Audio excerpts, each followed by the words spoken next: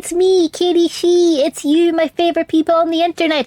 Hello, hello, hello. Hello, dear Geek Place. Congratulations on being first. Hello, moderator Dave. Hello, everyone. How are we doing today? Let me head across to the gaming room. Whoosh. This is just a cute, cozy visual novel. No triggers to be aware of as far as I'm aware. Not expecting anything dark or edgy from this one. Just standard Christmassy coziness. Let's give it a go.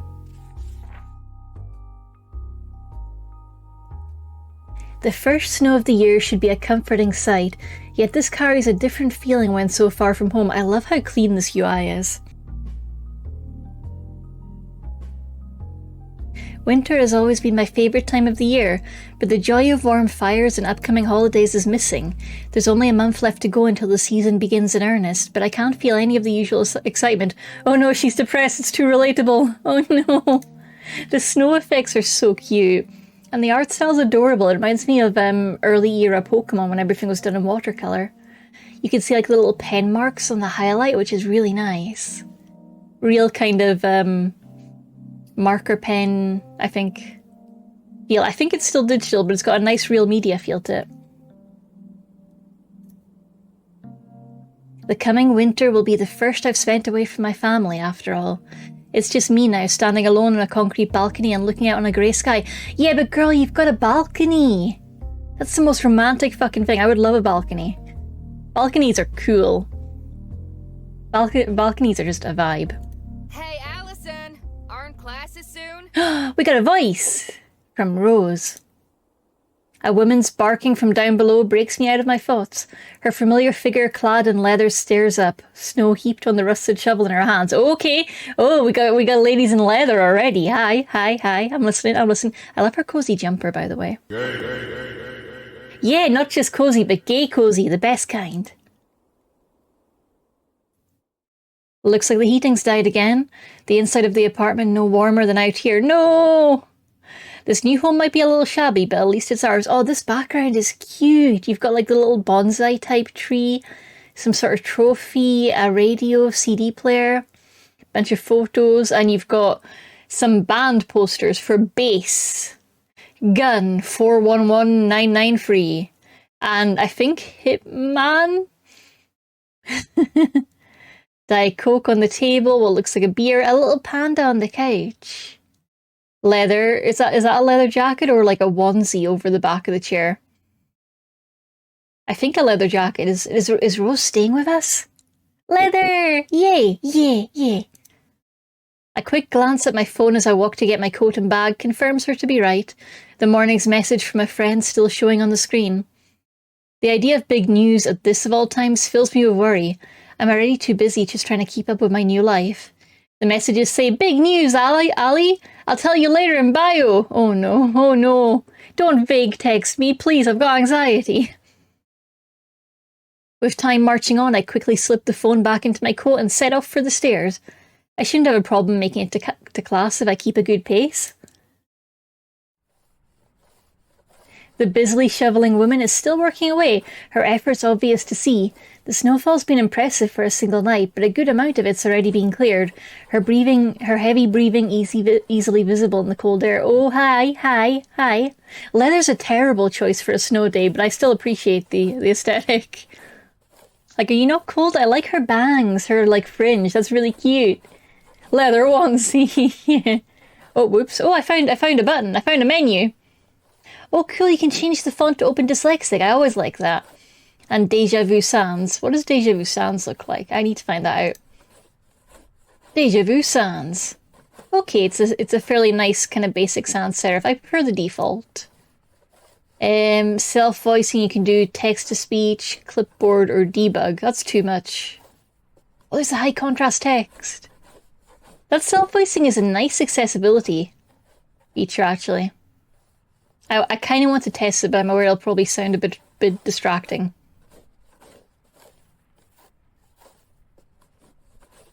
Okay, it's just a little accessibility. No, I like the accessibility features. I'm a nerd. Little motorbike, a car with a very smooshed bonnet, another car, what looks like a for sale sign over here, and some sort of poster over here for, well, looks culty to me. There is more waterproof than a jumper, to be fair. That's true. I did put on a coat, though. Keeping a brisk pace as much to get to my classes on time as it is to try and warm myself up, I try to wave a quick goodbye. It's obvious she won't let me go without giving her 2 cents, though, as she puts her shovel against the wall and takes a good stretch. Big stretch! I love her ear piercings. Morning, Rose. Working hard already? Oh, okay, they both sound cute. They both sound adorable. Hey, someone's gotta do it. Not like those useless lumps will. Oh gosh, she sounds hot. Rose jerks her head towards the apartments. She's not really wrong, but her usual tactlessness is on full display. Oh no, she's gay and has no tact. She's my type. Oh no. Oh no. Oh no, she's relatable. You all bundled up? Looks like winter's coming early going by the paper. I'll be fine, don't worry. Just take it easy on the way there, right? No, I might fall into a ditch and need rescued. Oh no. I will. A weak smile is her response as I start off down the road. She knows that I'm right. This is hardly the first exchange we've had like this. Every other morning, Rose comes up with something or another to definitely not be concerned about. Oh, I love her, I love her, I love her. I don't mind, though. That kindness is one of her better traits. Her other traits are shit. The weather's been getting steadily colder for a while now. The few workers braving the morning chill are slowly making their way down to the bus station for work, those staying behind grumbling as they shovel snow from the roofs of their cars and their driveways. There aren't many students down this way as I walk, however. Student accommodation filled up fast, and the nearby apartments were all rented out soon after that. Thank goodness a family friend offering to let me live with them. Is Rose a family friend? Helpful as Rose may be, there's still some sense of being a foreigner. It's only been 2 months since I moved in and started classes at college. My circle of high school friends and boisterous family home, turning overnight to a cramped apartment shared between Rose and I. Oh, a cramped apartment. Yeah, I'm really digging the nice slow zoom into the background. It's really cool. I'm loving the nice I think it's watercolor. It's either watercolor or a nice Copic marker pen, I think. I can't quite identify the medium, but it's nice. It looks soft and melty and I want to put it in my mouth. Yeah, that's true. That's true about the snow overlay. It's a kind of a shame there's no way to turn that off, though. I think that would be a neat accessibility feature. Turn off the snow. We'd kind of ruin the vibe a little bit, though. And it's... actually, they've actually layered it so that the text is always on top in front of the snow, so it's not really an issue for reading. Oh, that's clever. We like that. We like that. Okay, but how many beds? Exactly! As the school buildings come into view, I join the tired masses staggering through the gates and towards their classes. That's an unintentional rhyme. Okay, don't put backgrounds in my mouth, but they look tasty. I want to chew them. They look very soft. The snow looks like marshmallow. Much as I might worry, I know I'm not alone. I'm sure many of the students around me right now are going through exactly the same thing. Yeah, girl, you gotta reach out and talk to people, make friends. School is great for that. It's a closed environment. It's only now that I realise I haven't had my usual morning coffee back at the apartment to wake myself up. Girl, I noticed you didn't have breakfast. I noticed. I was trying not to judge you with my outside words, but my inside words were definitely judging you. With little time before biology class starts, I'll have to content myself with a quick can of soda from the vending machine. This is why everywhere should have little hot coffee vending machines like they do in Japan. Heading over to the Union Building on the way to class, the morning chill's driven away by the usual gaggle of those sitting on the stairs and blocking the entrance. Oh no, sorry, I misread that. The morning chill has driven away the usual gaggle of those people sitting on the stairs and blocking the entrance, so they're not there. The stairs are clear. Rubbing my hands together to summon some warmth, I head on in. Drink! With the heating being cranked right up, you could almost forget it's winter outside. My relief doesn't last long, however. I like the little reflections on the floor. And the comfy chairs. My heart nearly stops as a deafening clatter comes from ahead. A couple walking arm in arm skirt around the edge of the room. doing their best to not draw the attention of a blonde woman nearby. She grumbles loudly before delivering another kick to the poor abused vending machine in front of her. Oh, more hot girls! I hate situations like these.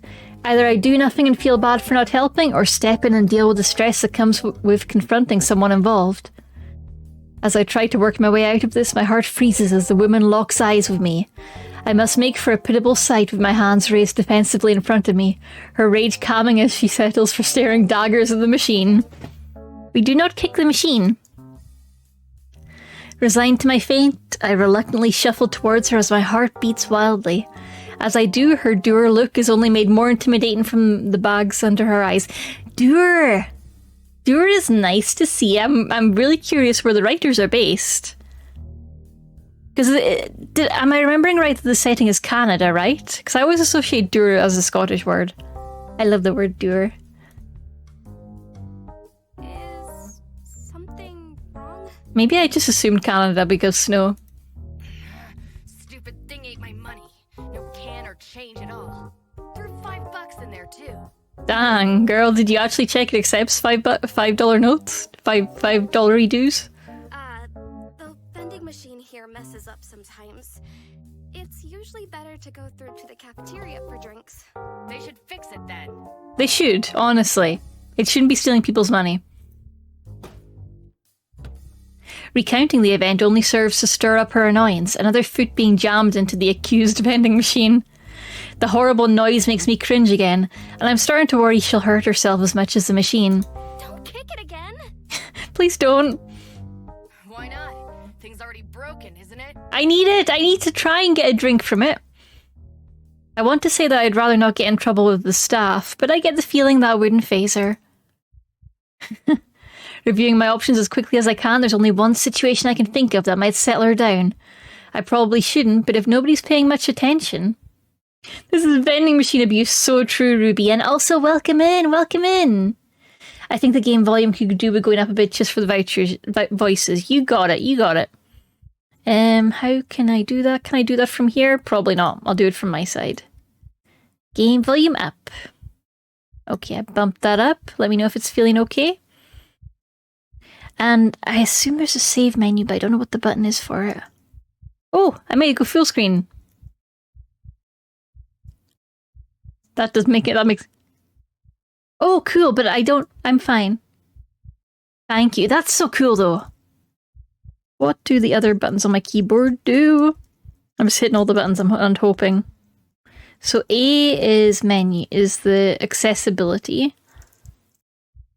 G, oh, G is screenshot. Oh, no. G is making the... Oh, H makes the things disappear. Okay, I'm learning. Oh, L does the chat log. I'm learning. Riley, hello. Good to see you, Riley. If there's an apology for you in my clips because I'm sorry for calling you a bad girl. You could never be a bad girl in your life. You're the best girl. You're the best of girls. I'm so sorry. Oh, dang, your egg is super low, dear Geek Place.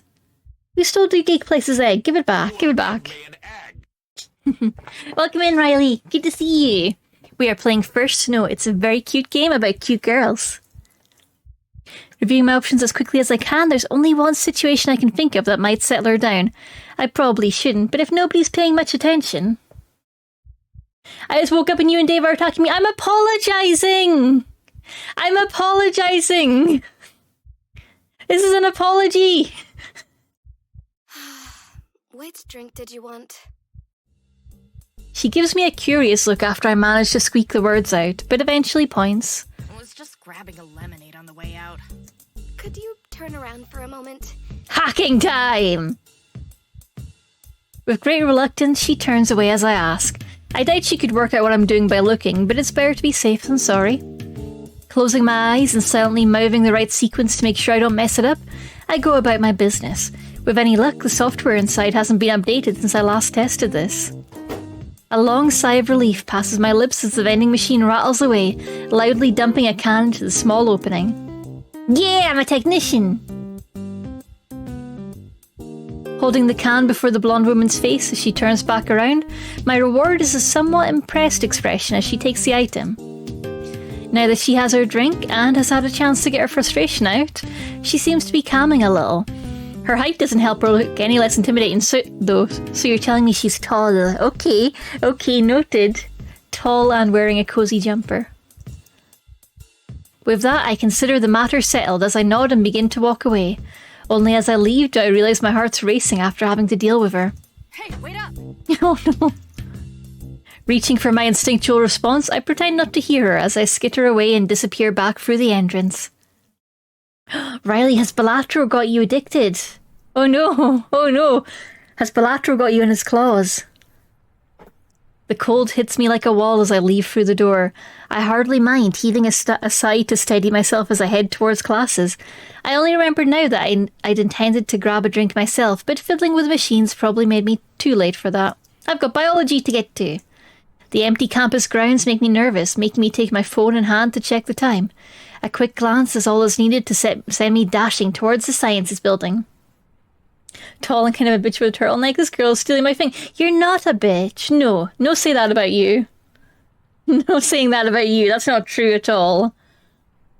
Also, Riley tall? I missed that part of the Riley lore. Riley tall. Tall Riley. Tall. Tall girl. Pretty. Tall pretty lady.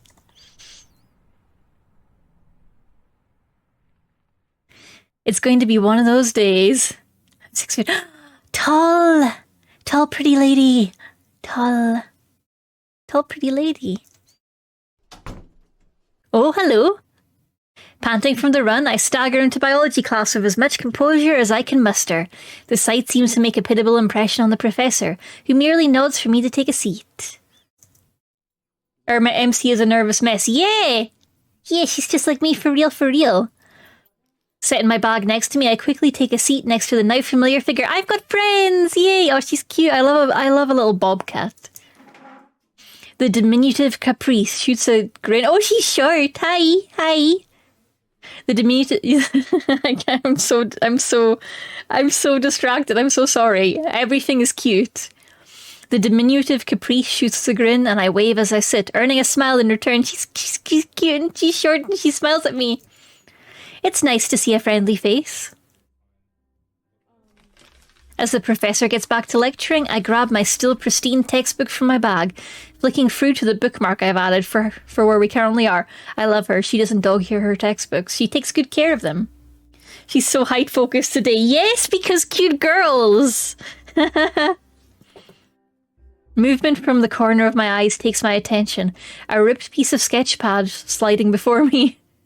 And yeah, I'm so height focused. I need to know how much taller or shorter they are than me, so I know where I'm at if they decide to pin me against a wall. It's very important data. Her writing is surrounded by various doodles and scribbles already on the page. I should pay attention to the class, but it isn't that easy to wave Caprice off. And the note says, "Oh no, your perfect attendance record. What happened?" And it's got little anime doodles, including a ghost ferret, I think. A question mark. And I think somebody else, me maybe, somebody's doing finger guns. I don't think it's Caprice. Pew pew, finger guns. She's bi. It's confirmed. Finger guns got a mention. Then again, this is largely reviewing what we covered in high school right now. It probably wouldn't hurt to chat with her a bit.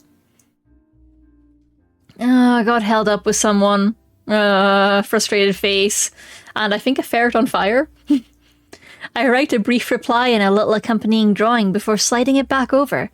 A quick look to the professor, making sure the coast is clear as he drones on. This is throwing me a little because, like, in UK universities, I don't think the professor really gives a shit if you're chatting or passing notes. I think they kind of leave that behind in secondary school. So, like, our college is different, or is this just a very proper college where the students are paying actual attention? Because it feels foreign to me. Look at these students actually caring about their classes. In America, it kind of depends on the professor. That makes sense. Thank you, Riley. Caprice's reply on the page is passed back. As the page is passed back, it makes me grimace. I should have expected that. got held up with someone and she turned my angry face into a happy face, put little hearts over my dying on fire ferret, and did a little emoji of her face, I think. Like if it's a big lecture class, they will never notice. Yeah. If it's a smaller class, they may not care, but they may get distracted or find it insulting. That makes sense, because this does look like quite a small classroom. Thank you, Riley. I almost replied before noticing the professor casting a knowing glance my way as he continues his teaching. He knew what we were doing, didn't he? Most likely they won't actually give a shit. Yeah, I feel like passing notes is pretty chill as far as the disruption scale goes. This is a small community college. Oh, I see, thank you. Thinking better of it, I tuck the page beneath my textbook and start listening properly. I don't need to look at Caprice to know her reaction.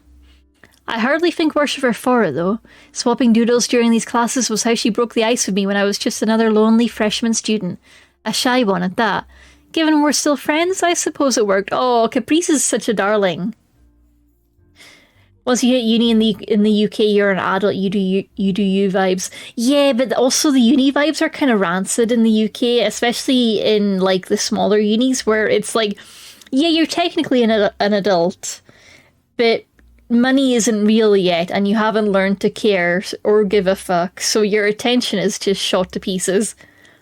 All the stories I hear from UK uni just sound like it's a nightmare place to try and learn.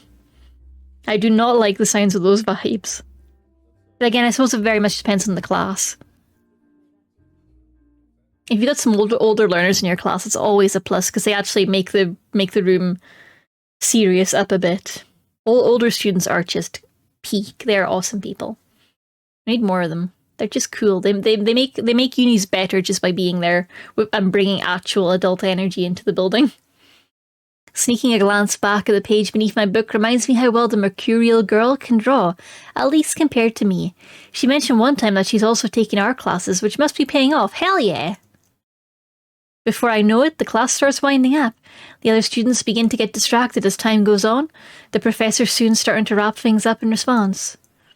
No sooner do the words come from his mouth that the class is over does the loud clatter of people packing books and pens into their bags and backpacks begin. Caprice wastes no time in talking as the two of us do the same. She's so cute! Look at her little grumpy face. She's adorable! I was worried you were sick today, Allie. Oh. It was only a couple of minutes. For you, that's a lot. I had a crisis, a vending machine crisis. She has a point. It's likely I was more concerned about this than the teacher. After near-perfect attendance through high school, though, the last thing I want is to set up a bad expectation from the staff here. That sounds so stressful. Setting that aside, I'm not sure the professor really likes us passing notes to each other in class. Oh, don't worry about him. He's cool. We've talked. Well, if you're sure, I do like seeing your drawings. She's like, I chatted with the professor. He passes the vibe check. That also feels very high school and not college. In my experience of class runs over time in college, people will just start to leave unless they're really into the lecture. Huh. See, that feels incredibly rude to me. Like you stay until you're dismissed, but that's my secondary school, kind of my high school ingrained thing. I would be afraid to leave. Aw, and I like seeing yours. I'm glad you're here today, actually. I've been thinking, and I need your help with something. Actually, that's really unfair of me to say, because if you're doing like a college, a community college or a university, you've got other classes that you need to get to, so it makes sense you need to just quietly make your way out. That was unfair of me, sorry. That wasn't thinking of the circumstances. Riley says, well, a lot of the time they've got another class like 15 minutes later across campus. Yeah, that was my bad. I wasn't thinking that they absolutely had other places to go. We're making an art club. Art club! But there's already an art... Wait, why is there a we there? How am I part of this? Welcome to the scheme. You're a founding member, of course. New art club, get wrapped up in Caprice's enthusiasm achievement. Why do I get the feeling Caprice has been mulling this over in her head for ages? Plans seem to be in motion for her, and I'm not sure what choice I have left in this. This is giving like anime vibes of we need 6 members before the club will be approved. Le France, oui oui. Oh no. I've had lots of times where people would just raise their hands and say, "Hey, professor, class is over. We gotta go." That's such a polite way of doing it. I love that. That's very sweet. That's so polite. I'm left to mull things over as I take my coat from the back of my seat and slip it on, the two of us taking our bags and joining the others heading out into the hallway. Hi Frankie, you woofing? I haven't even considered joining a club, let alone starting one up with all the work that would entail. Woof woof. Ah woo. I think that might be the pizza. I can help, but I have my schoolwork to concentrate on, you know? Getting a scholarship wasn't easy and I'd rather not waste it. Alright, you were majoring in chemistry, weren't you? Frankie, you're being a very good pizza alarm. He's a good boy. I give a nod, albeit a slightly guilty one. Not that I dare have told my family, but I only picked chemistry because I happened to be good at it. Like most things in life, I just went with the default option for me. At least Caprice seems to have moved on from me being a part of this. I have enough going in my life between moving to a new home and studying for college. To think about spending times in clubs and things. He's excited, he is! I'm surprised you're taking biology classes, to be honest. Aren't you more into art? Hey, biology can be useful for art. Really useful. It's hard to pick a favourite, but right now bio is just entry-level stuff. It's so boring, right? I talked to the professor though, and we're getting into some marine life chapters soon. That seems very specific. Yeah! It's the most interesting part! I gotta focus hard when we get there. I plan on making it my major. Oh, she loves the marine life! So even a free spirit like Caprice has something she's working towards.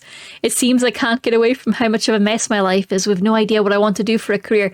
Dang, Allison, be kinder to yourself, okay? There's no rush to figure these things out. Fish, exactly.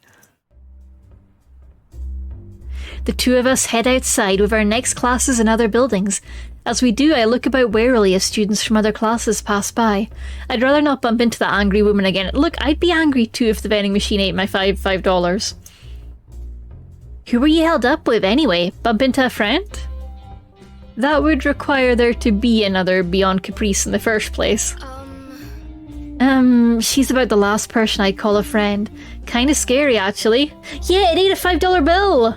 I'd be raging! She absolutely was justified. All she wanted was a lemonade! Justice for angry girl. She might have been asking out of small talk before, but now I have her full interest. With reluctance, I think back to the event. Not sure if you'd know her. Tall, blonde, green eyes, very sharp look with high boots. Kinda pretty. Hee hee, kinda pretty. Now that I've time to think it through, she was quite beautiful. In more than her body too, I liked her sense of fashion. Oh yeah. I think I know who you're talking about actually. You do? Yep, our other founding member. Yay! She hasn't dropped the idea of me joining at all, and I want her of all people to be part of this. My reaction to the news apparently shows on my face. If we're thinking of the same person, I've seen her around and I've heard some things. She floats around the art department a lot, so the other art club tried to grab her. She didn't even pretend to consider it, just told them to get lost. Which means she's still free. If she already rejected one club, why would she join another? Exactly. Because it's led by me, of course. I just sigh. I gotta get to my next class. Being late for one today is already too much. Resigned to my fate, I wave goodbye and start to head off.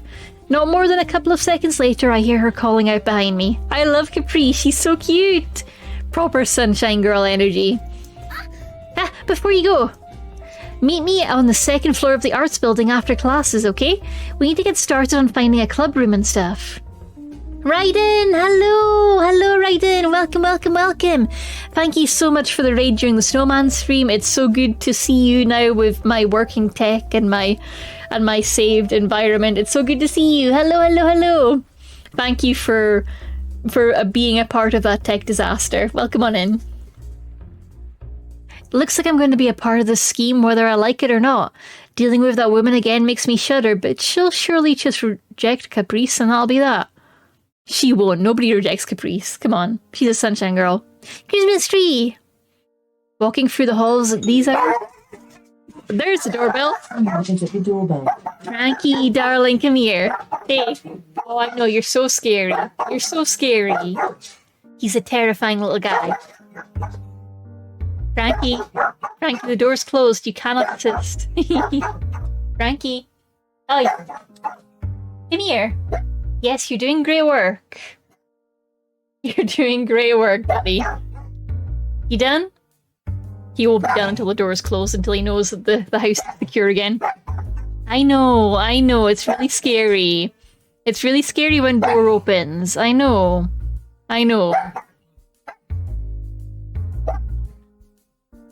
He's a little guy. He has to protect me. Anyone could be coming in the door. Oh, we've got a moment of silence. Oh, has peace returned upon the land, Mr. Franklin? Come here. Good boy. He's looking at me like I'm busy. I am busy protecting. He's a big, strong man. He's protecting his household. That's so true, Riley. Come here. No? Okay, you've got to stand guard a little longer. Alright, that's fair. But when you come back, you're getting a cuddle, okay? What a good boy. Walking through the halls at these hours is a wholly different experience to the normal hustle and bustle. Where students gossiped in the hallways, organised dates, and hurried between classes with arms full of overpriced textbooks, there's now a sweet silence. All to be seen at this hour is an odd straggler, thinking more about dinner than schoolwork. Well, them and the Christmas decorations. I get the feeling that the arts and humanities staff take some enjoyment out of getting ready for the occasion. Much like the school itself, the decorations look a bit ragged and are probably hauled out every year for decades. We've little to do until Caprice shows up, exploring the arts building and peering into this classroom, or that winds up passing the time. Heading up the stairs, I take my time strolling through the hallways. Everything is bathed in the orange of the sunset. That's so pretty, look at that art! My area is very windy and rainy. The wind's been hitting us hard, but we're doing okay. Dear Geek Place is getting hit pretty hard by the thunder and lightning earlier, and so far, so good. No thunder or lightning here. But the wind's been fierce.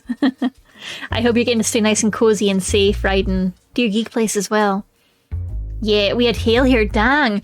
I don't think we've had hail here, though it has been pissing rain all day. I've been feeling really sorry for all the people out doing the mail delivery today. This art is so pretty with the Christmas decorations and the light reflections. Heading up the stairs, I take my time strolling through the hallways. Everything is bathed in the orange of the sunset, the quiet of the halls giving the building a serene atmosphere. It's calming after the day's events. It isn't until a good few minutes pass that I find the first thing of much interest, a single room with the door left open. It's still windy and kind of rainy here, but I think it's calmer than this morning was. Good, it's getting there. In that case, I expect it's travelling north, so it's probably going to hit me soon. I will expect thunderbolts and lightning. Very, very frightening. Welcome back, Riley. With curiosity getting the better of me, I stroll up the hallway and gingerly step inside. At least I can close the door for them. With only a handful of chairs actually set against tables, I'd think the room unused if not for the paints, papers and sketchbooks strewed on top of the cupboards. If Caprice wanted a club room, this would be as good as any. Oh, pretty. As I peer about, the sight of one particular canvas amongst it all catches my attention. The painting of a woman standing in water sits drying on the easel, the painter's utensils still lying about. Stepping up to look at it, I'm surprised by how old-fashioned it is. Like the kind of oil painting that would be drawn a century or so ago. Every brushstroke and line has depth to it, the painter's every movement clearly visible. I find myself struck by its beauty, time slipping me by as I stare. I see a painting of a pretty lady and I'm just like, ooh, pretty lady. I stare now. Her soft-looking skin and flowing locks of hair are enough to make me wistfully sigh, her face telling of her free spirit. It's beautiful.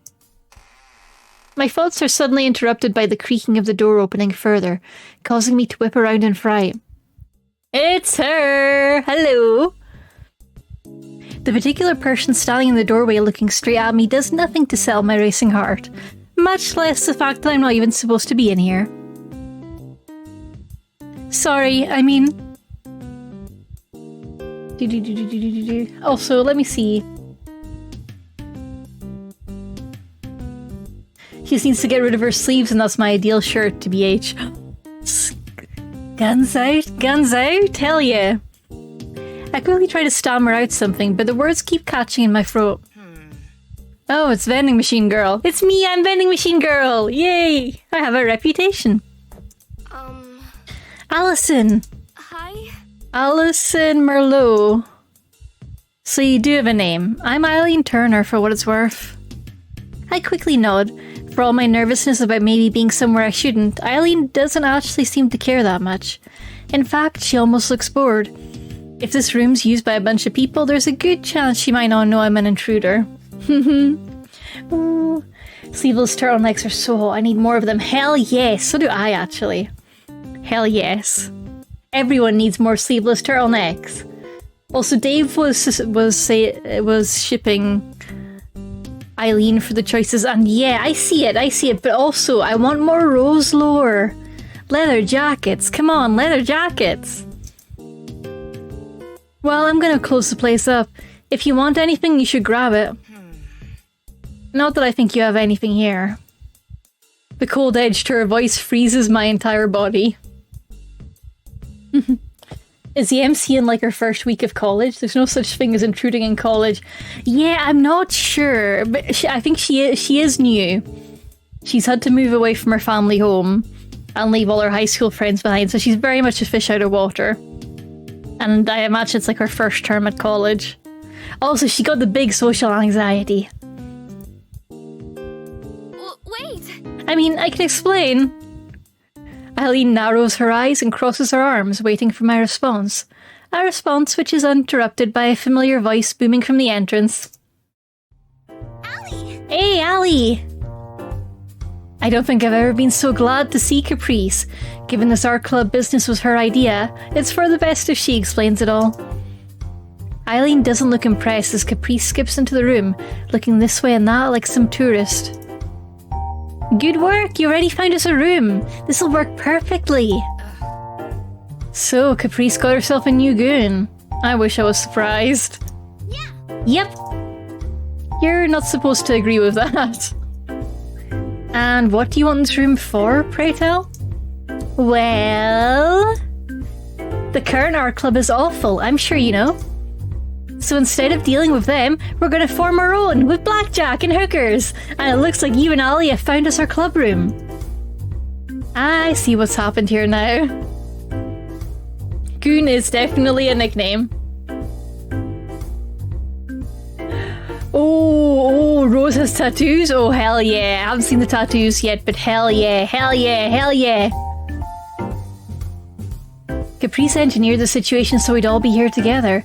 This isn't a very subtle scheme, but that's all the more reason for her to have come up with it. I try my best to backpedal in a way that doesn't upset either of them. I just thought we'd draw a bit. Didn't mean to intrude. Oh no, it's fine. Don't apologize. Don't apologize. It's great news. I got permission to use this room to practice my painting, not for some dumb club. Cool. Sorry, but it's 2 against 1. Majority rule. I didn't say anything about a club. Well, too bad. This is a dictatorship. Eileen stands her ground, staring down her opponent as I try my best to stay well out of their argument. Her resolve doesn't last long, though. Realizing the futility of it, she eventually heaves a sigh at Caprice's antics. I can't say I wholly blame her. Caprice is just the strongest in this room. She's powerful. I just want to work in peace. That isn't much to ask. But I'm going. I'm not going to get anything more done today anyway. Oh no. Scarf! Scarf! Scarf! She's a Hufflepuff! Eileen turns to me after picking up her coat from her desk and pulling her scarf around her, rather pointedly being finished with Caprice. Bye. See you around, I guess. No, Riley, you haven't put your foot in your mouth at all. Don't be silly. Riley, it's totally fine. It's totally fine. You have done nothing wrong ever. Come back here this instant, so I can tell you that you're a good girl. No, Riley, you've done nothing wrong. Seriously. Seriously. Yeah.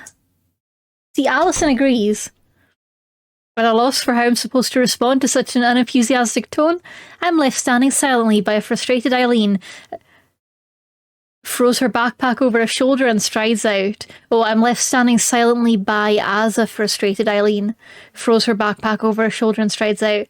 I'm being silly. Don't be silly. Don't be mean about yourself. You're lovely. You can be silly, but don't be mean to yourself, okay? Silliness, yes. Mean, no. No bully. No bully. Caprice just smiles and shrugs as she looks back to me. The argument they just had moments ago flowing off her like water on a duck's back. Quack, quack. Honk, honk. Well, that's how it is. I gotta find my needles so I can find my cool studded mask I made. Yes! Go find them. Have fun. I was thinking about, like, sewing earlier. I keep ending up on the battle jackets Reddit. I don't have a battle jacket, but I keep ending up on the Reddit and being like, this information I will collate it in my brain for no reason at all. Definitely not because I want a battle jacket. I feel like I just got dragged into something. I didn't really think that'd work, but it was worth a try. She's not listening to me at all. Am I really just an instrument to try and win this argument between them? No, I can't think that. Caprice is forceful, but she means well. If this did end up being a club, I'd probably enjoy it. Caprice certainly wouldn't make it dull, and I think if Eileen got to know me, she'd be nicer to me, but I don't want to risk Eileen getting more annoyed with me. It feels like I've been left to hunker down in a foxhole in no man's land, and all I can do right now is hold my helmet on tight. Wow, girl, that anxiety metaphor is something. As the orange of the sunset starts to wane outside, it becomes obvious that nothing more is going to get done today, just as Eileen said. Take care. I'd better head home. It's getting late. See you tomorrow? Catch you later. See ya! If you ever want to draw, feel free to drop by the new club room. Precisely none of what Eileen said penetrated, did it? Nope. I just give a weak smile as I wave and take my bag, idly wondering if Rose will be cooking something for dinner or bringing home takeout. It's something more heartening to think about than today's efforts anyway. Poor Allison's had a day. Mostly because she just keeps beating herself up for no reason. Like, you helped someone out with their vending machine problem. It's cool, you can relax, Allison, it's fine. As I collapse onto the couch and settle in, the deafening sound of silence rushes in. The odd passing car from the street below the apartment only highlights the quiet of the room. Plucking my phone from my pocket after dropping my bag on the cushion beside me, I take a quick note of the time. I guess Rose got stuck in traffic. Bird! An annoying train of thought starts up once again as I put it away. One that's crept up to me on me occasionally, ever since moving out, just waiting for when nothing's around to distract me. Oh no, she's alone with her thoughts, oh no. I can cope with the schoolwork easily enough, it's mostly just review right now. People like Caprice might be a handful, but they do liven up the day's routine. It's a fair distance to campus from here, but the walk helps keep me fit. The silence, now that I can't deal with. Grabbing the remote and flicking on the television at least provides some background noise, but it's no replacement for the sounds of home. Girl, you need headphones. And a good playlist. There's no mother busying herself over the cooking pot to welcome me home and ask how my day was. No excitable older brothers fighting about this silly thing or that. No father for me to happily seek him home from work. Phone your mum, girl. Phone her. Use the telephone. In your hand. It's just me now. My fingers roll over the screen in thought as it brings up the lock screen, mindlessly tracing out the cracks in the bottom corner. I could easily call them right now. Do it! My mum and dad both made it clear I could ring any time at all. But as I stare at the screen, a deep apathy strikes me. Before college, I'd thought that with my friends and my family and old friends just a phone call away, nothing would feel all that different. She did listen. Maybe I just couldn't admit to myself how big a change this would really be. Admitting defeat, the phone ends up on the couch beside me as I watch television. Girl. Girl, you need a hug and some therapy. It's okay to phone them. You're not bothering people. Girl. The news is interesting today, so at least there's some distraction from all of this. Just when I thought I'd finally found a friend or two in college, it ends up being a mess. Why do people have to be so complicated? Girl, nothing went wrong today. Everything went well. Girl. We gotta do some reframing exercises. As the door behind me opens, I close my thoughts on the subject. There's no point in mulling things over any further.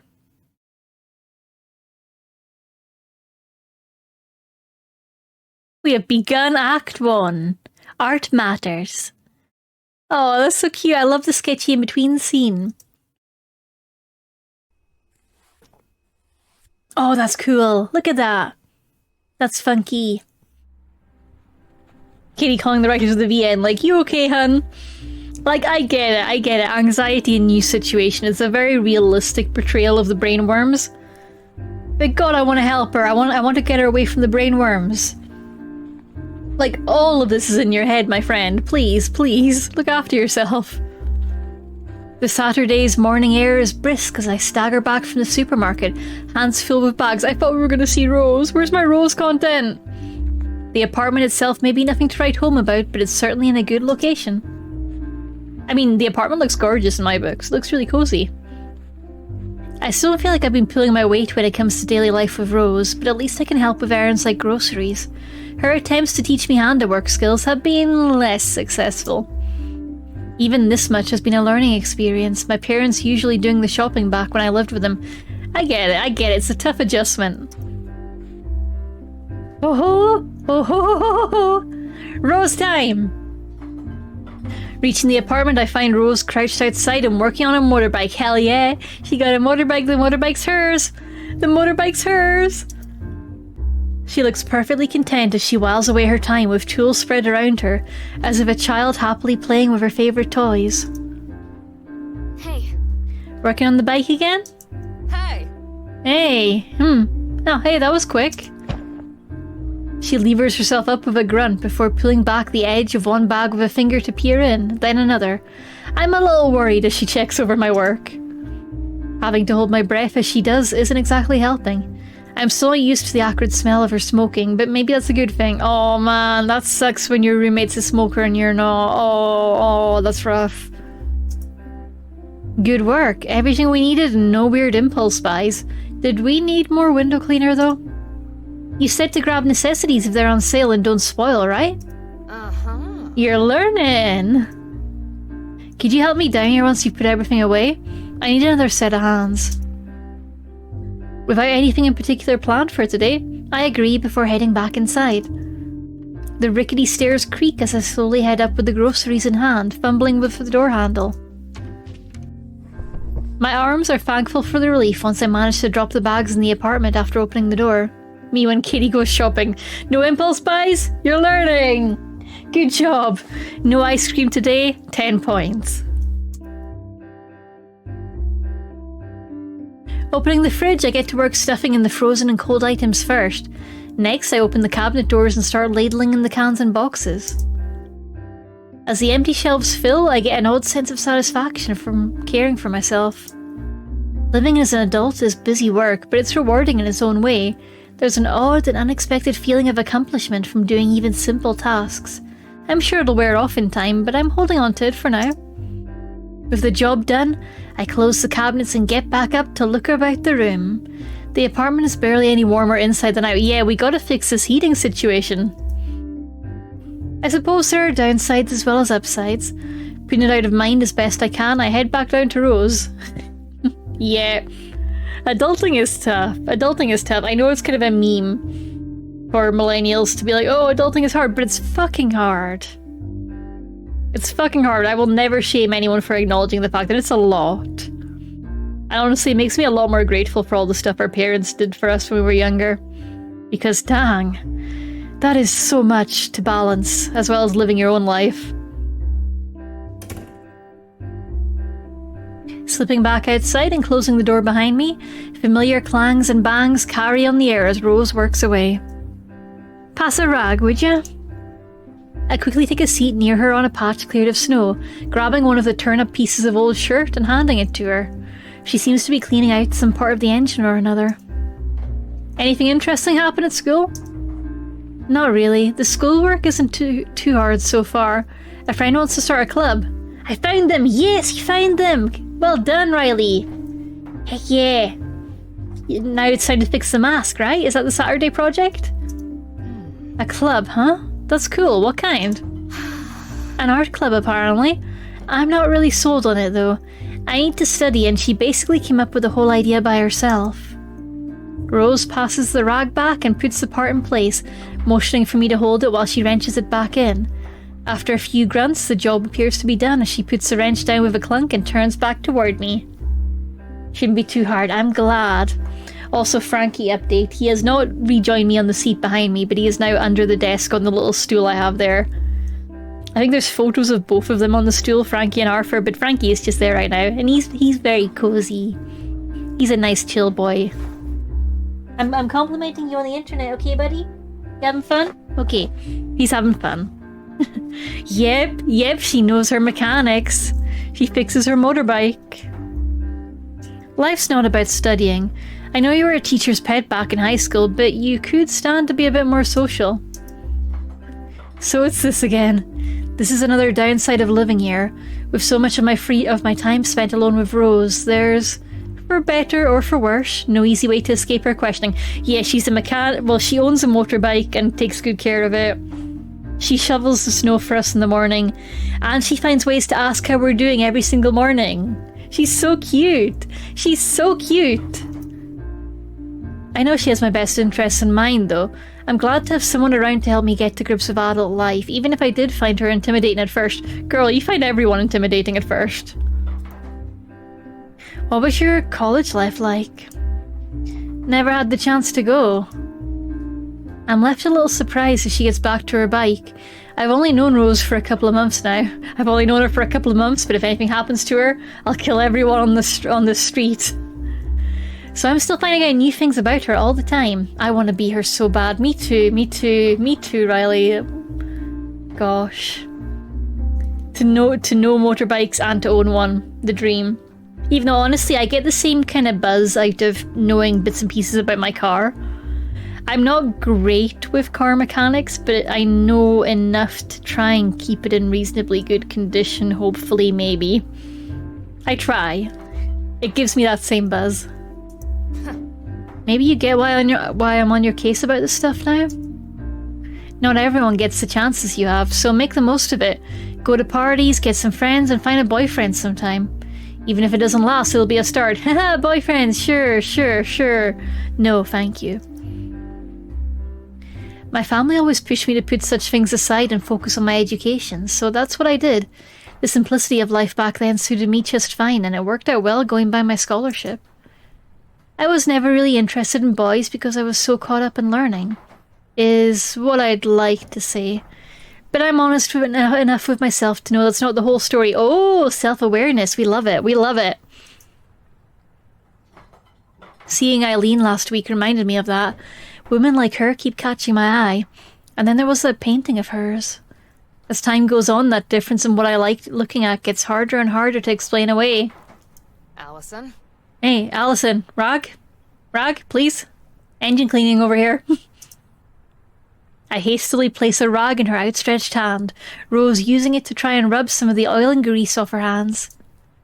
I'm sure she wouldn't mind if I'm not straight, if that's truly the case. While I'd like to talk with her about it, I can never seem to find the right time. Allison, girl. She's out here in the snow fixing a motorbike. She shovels the snow every morning. She's wearing a leather jacket. Girl. The signs are there. Me looking at Rose like, oh wow, I bet she's super homophobic. Sure. Let's be honest. In the real world, Rose's jacket would be covered in like pride stuff. You just know it would. You know, I think it's probably like plain because it's more practical for actually motorbiking. But there's a version of that jacket that's just covered in pins, like a certain cat girl's jacket here. Hee. Huh? Yeah, I was just thinking how life is complicated. Whatever you say. Sure is. Hey, you bought that ice cream I asked for while you were out? Question mark? It's in the freezer now, why? How about we have some? They're sharing ice cream! In my mind, she made that jacket herself. Ooh! Ooh, you think she's good with leather work? Oh, I like this lore. How about we have some? Could use a treat after working all morning on this thing. She had strange ideas about what makes a good dessert in the cold of winter. Oh god, I want ice cream right now. I need a jacket that I can put pins and patches on. Yeah, I need more leather jackets. I need more. I was checking in, I've got like an aviator style one, but it must be like faux leather because it's starting to peel, and I'm like, no! I may need to make an investment soon in a decent jacket. That reminds me, I have a biker jacket that's crying out for colourful pins. Do it, do it, do it! I really want to get myself a nice jacket. I like denim more for putting pins in because putting pins in leather feels a bit wrong sometimes. Like I am piercing the flesh. But leather is just so nice. Leather's so nice. So smooth, so shiny. I need to find a nice vintage leather jacket. A nice broken in one. As the two of us start packing up, another peaceful day rolls by. Also, Dear Geek Place, I think I've seen that biker jacket on you and it looks amazing. Either that or it was a different similar jacket, but I remember you having a leather jacket look that was awesome. Piercing the flesh. I'm sold. Fair. Honestly, I should have taken that as a positive. As the two of us start packing up, another peaceful day rolls by. Doop doop doop doop doop. I've been watching Cal play Hatful Boyfriend for so much that I keep expecting the little Hatful Boyfriend tunes. Doodle-doo, doodle-doo. A loud yawn from Rose emanates from the couch, the droning of the television briefly overshadowed. The only other sound is the coffee pot boiling away from the kitchen, punctuated by the occasional passing car. Only half awake and still acting on autopilot, I lazily wipe the sleep from my eyes as I stagger towards the door. The smell of Rose's toast wafts invitingly through the air, making me envious of her later start time for work. What is her job? What is her job? I let out a loud yawn before I can stifle it, causing Rose to look over from the couch. Aha! There she is! Let's heckin' go! Let's heckin' go! Guns are out! Guns are out! Oh, I feel you on having to swap and change stuff that doesn't fit Dear Geek Place. It's a nightmare. Wishing you very many nice jackets in your future. Wow, you look like hell. I love her. I love her. I love her. Sorry, like, Eileen is cute, but come on. Come on, tank top and tattoos. Tank top and tattoos. Arms, arms, arms. Thank you. Hi, good morning. Stay up too late playing on your phone or something? Doesn't look like you got an hour of sleep. Oh god, she's just like me for real. While Rose is less than tactful about this, it's true that I shouldn't be so tired. I'm usually a morning person, okay, can't relate. But right now I can barely even remember where I put my phone. Arms, arms, arms. Rose picks herself up from the couch as she finishes her breakfast, brushing toast crumbs off of her as she starts towards the kitchen. I dig what they did there. Do you guys see how when she was behind sitting on the couch, it kind of cut off her art? That was cool. They kind of layered it in a way that I don't know how they did that, but that was neat. What engine is this running? I thought this was RenP, but it's not giving the usual RenP vibes to me. The interface looks too different. The accessibility features are very swish for a RenP game. So I think it's in a different engine, but what engine? Yes, it's that time in every playthrough where Katie goes, what engine do this? What engine do? What make go vroom? Just the neighbours being loud again. I'm surprised you didn't hear them. I may say that, but it's hardly any real shock. She sleeps like a log, which I've always been jealous about. Also, thank you for the stretch redeem earlier, dear Geek Place. I forgot to say thank you. Also, chat, stay hydrated. I should say that and actually say like I'm going to right now. I just go stay hydrated and then I do the thing. I'm a problem. Look, look, look. Rose puts down the plate in her hand, giving the matter more thought than I'd intended. The ones above us, right? Man, I'm sick of them. I'll go have a talk to him later today and get him to knock it off. Making a racket during the day is one thing, but the night's another. Visual novels are so hard on my throat. Oh no, oh no. You don't have to do that. They might be quiet from now on anyway. She looks surprisingly disappointed at my attempts to wave off her concern. You have to stand up for yourself sometimes, Allison. Waiting for things to blow over ain't always gonna work. I wind up rubbing my neck and avoid outright answering. Oh, she's doing the little anime neck rub.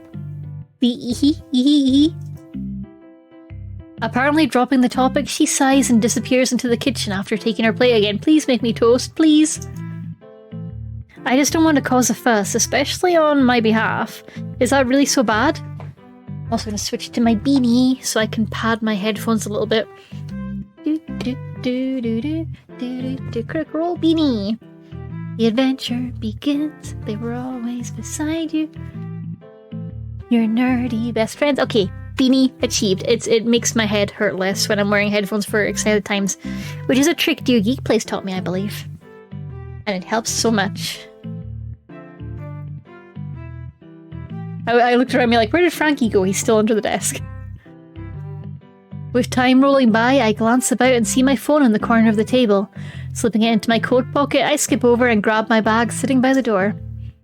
As I stretch a bit to try and wake myself up before facing the cold outside, Rose calls out from behind me.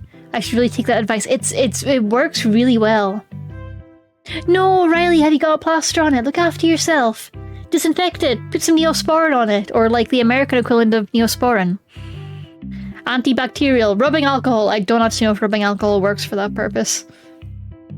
Look after yourself. Plaster time. Or, it's Band-Aid. Band-Aid. My brain was like, it's not a plaster in the US. It's got another name. It's like a brand. My brain was just going, it's the thing that anime characters have on their cheeks sometimes. If I was doing an anime character portrait generator, what would it be called? Band-Aid! There we go. The brain got there. I should really take that advice, Lol, says Dookie Place. Yeah, honestly, it helps a lot especially for the longer streams. It makes a big difference. I did not realize the crown of my head was so sensitive, but apparently, yes, it is weak. It is weak. Dear Geek Place says I managed to injure myself at work by accidentally gouging my own hand while tying a mail sack. Oh, that sounds really nasty. Thimbles in it. Thimbles are... I wish I knew how to use them properly. They seem like a good idea, but I always look at them and go, that's too complicated for my brain. I'm silly sometimes. Oh, it's just a little cover on your thumb. No, I do know how to use them. But last time I was sewing, I completely forgot. I was just like, how do I use it? Oh, I don't know. The brain's gone. Thimbles go on fingers don't get stabbed. Yeah, I should have remembered that, but last time I didn't. I was just like, that looks too complicated for me today. My sewing kit didn't come with any, sadly. Riley! Does Riley have a phone? We need to get Riley a better sewing kit. Hang on, I'm writing that down. Sewing kit, Riley. Sewing kit. Anytime anyone with a phone says, I don't have a thing, my brain goes, run!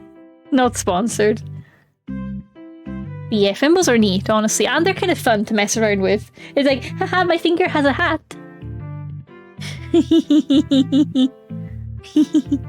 Thimbles for Riley 2024, yes! Exactly, thimbles for Riley. As I stretch a bit to try and wake myself up before facing the cold outside, Rose calls out from behind me. Turning to see her, shows a fistful of crumpled dollar bills in her hand thrust out towards me. Here, go buy yourself an espresso or something on the way. Oh! She's buying me things!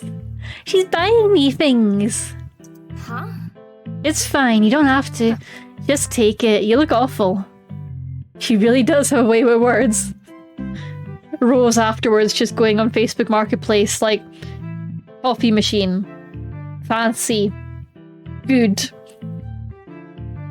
Nespresso. I reluctantly take the cash and slip it into my pocket, thanking Rose as I leave. I do want... Coffee tangent. Hang on. Let me zoom in.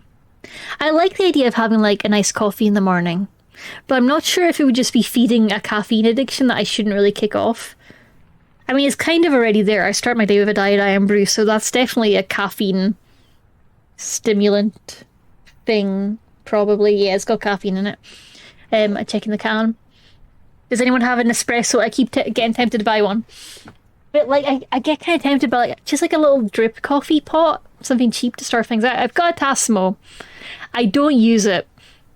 It's a pain to clean.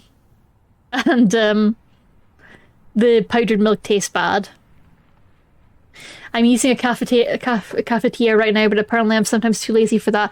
I would see if you've got a friend who drinks Nespresso and try it. The people that I know who use Nespressos really rave about them. Usually like proper coffee people rave about them. Like Sea-Dog VA is kind of a coffee snob and he's always going on about his one. So it seems to be popular in that crowd.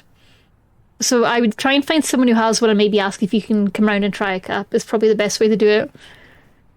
I think it's the best of the instant like coffee machines in the UK, but it is also hella expensive. Also, because you're in the city geek place, you do have the option of getting like freshly ground beans from like a nice local coffee shop, which has problems still in you need to like use a cafetiere or use a drip coffee pot to actually drink it, but it might feel a little better, I don't know.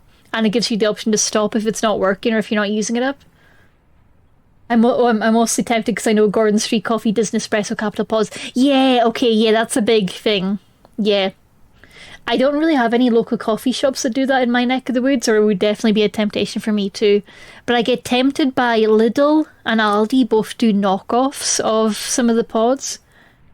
And I think it's only Nespresso. It might be Dolce Gusto. And that's always kind of tempting for a decent, cheap pod coffee, you know? Nowhere, as far as I know, does cheap Tassimo pods, which is a shame. And the Tassimo machine is kind of the cheapest and is a good starter machine. But tends to really... The cups are never big enough. I don't know what it is with Tassimo. They can't make a decently sized drink. And all their models are like this. I've tried multiple models and they all just make tiny cups of coffee. I think when I'm traveling, the Travelodge uses a knockoff machine that I think is styled off the Dolce Gusto. And it's okay. It's okay, so that means there's definitely the like generic, but it's not a branded one, it's a knockoff. I don't actually know what machine it is. I just take the pods with me from my hotel room and leave them in the office and hope someone knows what they're for. I'm like, here's some pods I didn't drink, have them. What machine are they for? The Travelodge machine. I don't know what I'm doing. Deletes Tassimo pods with your email. Look, Tassimo know what they're about. Tassimo know what they're about. They are not trying to be the upmarket brand. They are trying to be the affordable brand. And they do it well. Like, they're like, hey, we'll partner with Costa. You can get affordable Costas, but it's not... My main issue is I don't like powdered milk. That's my main issue. My second issue is that the cups of coffee are never scaldingly hot enough for me. My third issue is I'm lazy and don't like to clean the machines regularly, even though it is kind of soothing to pump a lot of water through it and it goes brrrr, and eventually clean happens. They do it well. See how she flip-flops now? Sell it. Look, I said they do affordable well. I say with my Tassimo machine in the dog room with far too many pods I haven't drunk. I don't know. I also like have the brain worms though, where even if it's like a Costa Express machine, it never tastes as good as going into an actual Costa. Like, just the machine Costas don't taste right, and I don't know why. Brain broke. Please fix. I do find it very soothing to... Shut up. Shut up.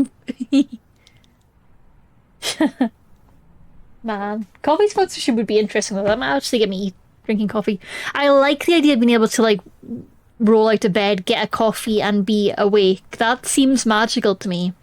Because right now I roll out of bed and I have my iron brew and I'm still groggy until like 1 in the afternoon and everything feels miserable and I feel lazy and like a mess. So the idea of being able to fix that with a nice little coffee drink does appeal. Next time you're down here, we should go to Gordon Street. Yes, yes. Are they only in your city? Because they're familiar. They're familiar, but it's probably... I bet it's familiar from hearing you talk about it, honestly. I don't know if have I ever actually been in it? Oh, their bags are fancy. Oh. They've got a coffee called a Grinch. A Grinch before coffee. Sorry, I'm easily distracted by nice liquid treats. Who am I saying sorry to? I don't know. Coffee pods. Yeah, I mean, like, if you enjoy their Glasgow roast, then the Nespresso machine does seem like a winner there, because you can just get your Gordon Street coffees. That does seem cool. I think you are, Katie. I don't remember what I just said, but yes. I'm silly. Edinburgh too. Yeah, yeah.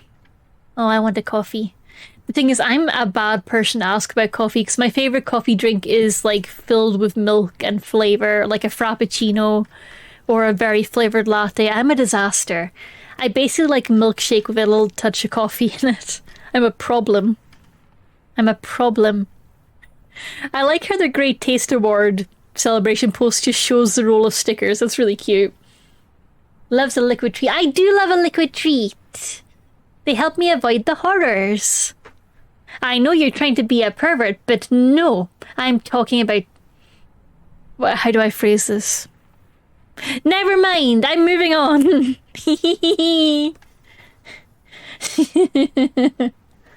Hazelnut latte is my fave. Yes, hazelnut latte. Hazelnut latte. Yes, I'm a basic bitch and I love a good caramel latte. Solve the caramel if I'm feeling fancy. I'm always being a pervert. It's fine. That's not... That doesn't kind of say mean things about yourself, so I'll let it slide.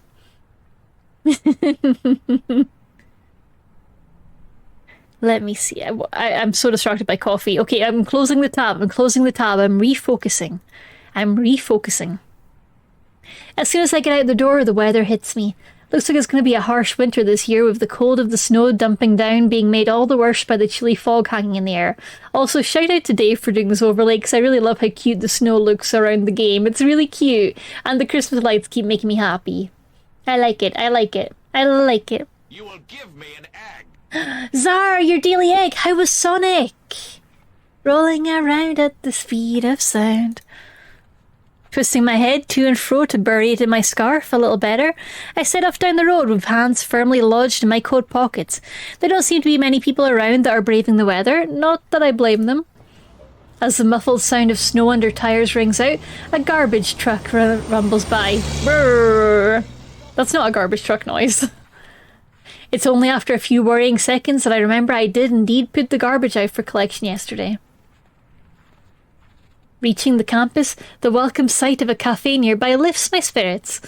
I've overheard students mention the coffee here is good and it's conveniently right next to campus. Ooh, ooh.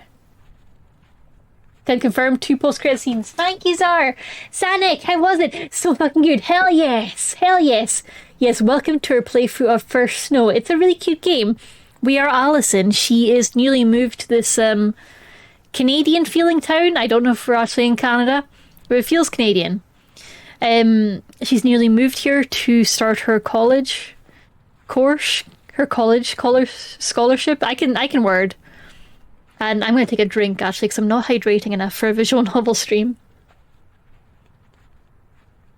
It takes so much effort to do all these words with my mouth. So yes, we are Allison. We are newly moved to this university town, city, not sure. Canadian feeling. It's sticky and tastes like maple. I licked it. I licked it. You fixed it, Riley! Congratulations! Riley's been sewing. Well done. So we are Allison, we have big social anxiety, and we've left our family and all our high school friends to take up a scholarship at this college that's quite far away from home.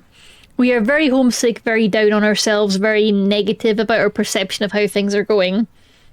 We really need therapy, but we're not going to get that.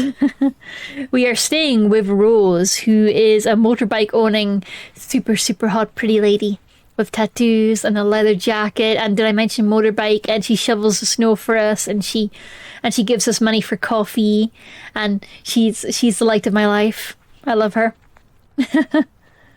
And we also have Caprice, who is an adorable sunshine girl who reached out to become our friend in class and is slowly trying to like introduce us to more people, and she's delightful and I love her and she's done nothing wrong. Riley says, we were talking about what a good girl you are yesterday. We were, and I clipped it so that Riley could see it because it was meant to be an apology. But then I accidentally flustered Riley, so this apology is not working out as intended. I'm sorry. We've also met Eileen, who is so tall and has a resting bitch face and a very angry temperament, and I love her too. Fun fact, I love everyone. It's me. And she is tall and has the softest looking boobs I've ever seen in my life. Sorry, wait, what? I shouldn't have said that out loud, but I did. She likes to wear cozy jumpers. And I distracted myself thinking, I mean, really, that sums it up. She's a sweetie. Everyone's good. Yeah, we did indeed talk about Zara sending you trans memes of like, I'm not trans, but wow, look at this relatable meme. Distracted by boobs, understandable. It happens. I did see, I was watching One Topics, one of their trans meme videos last night, and they talked about like how trans girls are like, trans men are always like, why isn't my chat flat like cis people? And then it just was posting photos of Markiplier, who has the most curvaceous Danmei booba I've ever seen in my life. Holy shit. I did not know Markiplier's booba looked like that. Oh my goodness. That threw me for a loop. He's got them Danmei titties. I'm gonna link the video because I have to now. Everyone's just combing through it to find the Markiplier boobs. But yeah, Markiplier has... Oh my gosh, he's pretty. Markiplier is just such a fun energy. The soft hair, the booba, giving me all the feelings. Let me find the video.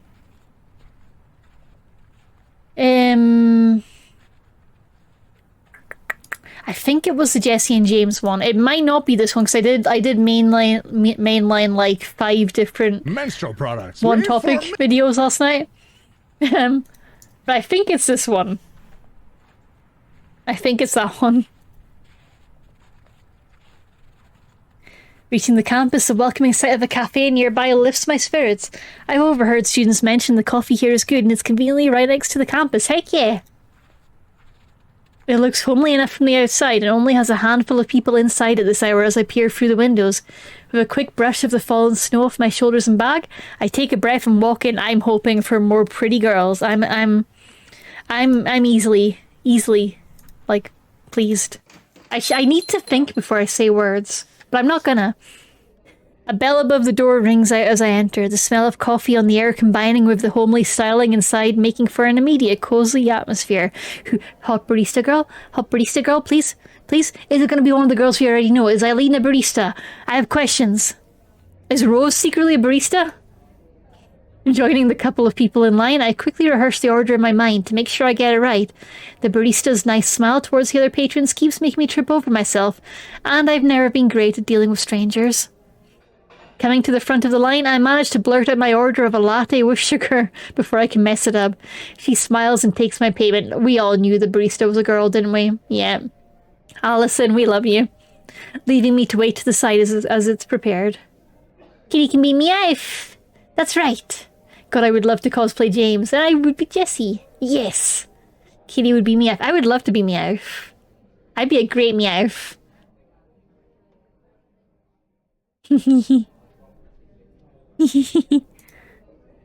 I briefly consider having it here, given how relaxing the cafe is. It looks really cute, but also you should tell them if you're going to eat in. That's before I notice Caprice loudly chatting with the tall man sitting across from her. Is that the professor? No, can't be. I'm surprised I didn't notice him. I must really be out of it. Can't believe someone in this game is potentially straight. Shocking behaviour. As the cute barista slides the coffee cup towards me, I decide I better leave the two in peace and drink outside. Cute. Before I can, Caprice catches sight of me and begins excitedly waving her hand in the air. Allie! Allie! Hey, Allie! Over here! Allie! Oh.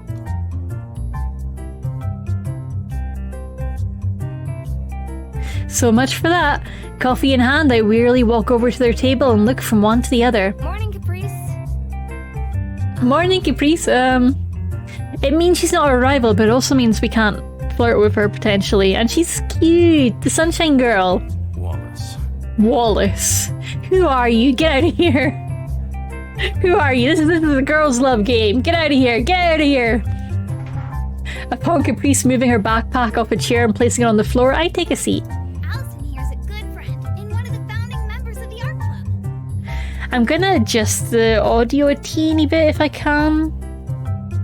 Because the audio's kind of quiet in this bit.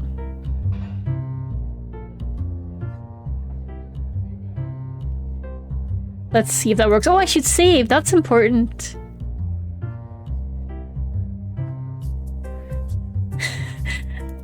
The new art club. Oh god, is he an art critic? Oh no. Oh, is he in the rival art club? Wait, what if one art club is the girls love art club and the other art club is the boys love art club? I could support that. This is Caprice's rodeo, so I'm content to let her deal with the club as she wants to at this point. It takes me a moment to realise she referred to me as a good friend in particular.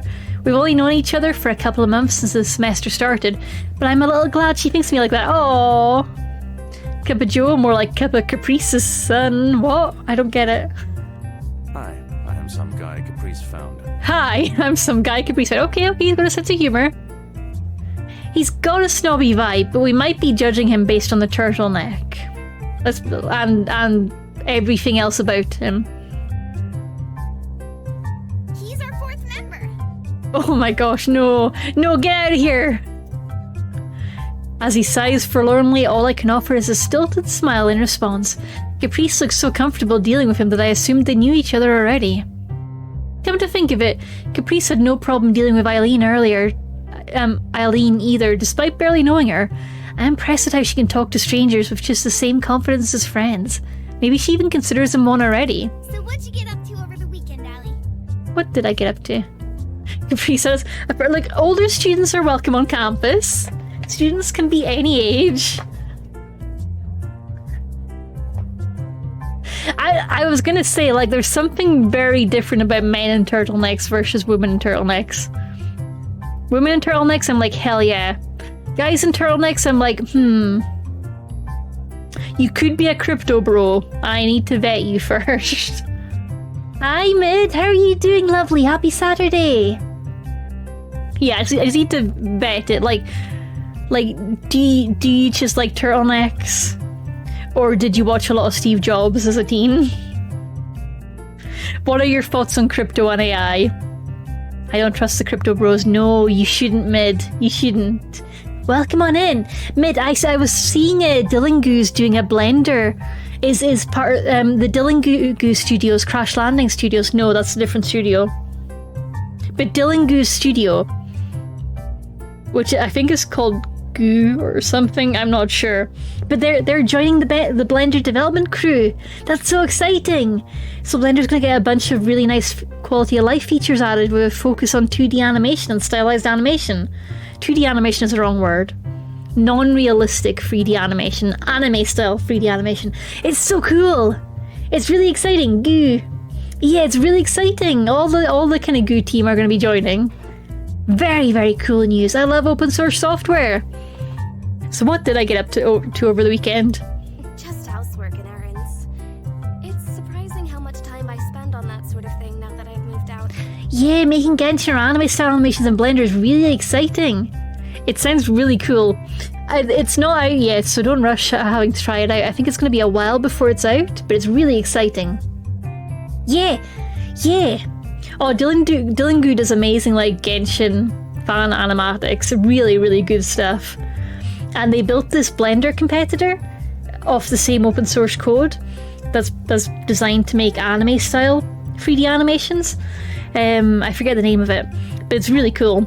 And they're still updating it. It's still going strong, but there was a change in Blender in this latest version that meant that they're having trouble updating it to the new version of Blender. One of the core pieces of software is no longer available. Kind of a really unfortunate, messy situation. But now they're working with the Blender team as part of the core team, so they get to fold these features into the core software. Really exciting. Blender Goo, that's the name of it. Blender Goo, I think. Or Goo Engine? Goo Engine might be the name of it. Oh god, Dylan Goo and Controller Ruby would have been so good. I take it they didn't get it, because that would have been amazing. That would have been so good. Like, their style's incredible. I get what you mean. Thankfully, I split the work with my roommates. Ah, okay, they had copyright issues, now it's Goo Engine. That makes sense, because there's been a whole amount of open source controversy, like WordPress, which I use a lot. All my sites are based on WordPress, but the WordPress.org is the open source one, .com is commercial, and they've done a weird change to their terminology, which means that other sites running WordPress.org or giving services to WordPress can no longer use WordPress in their name.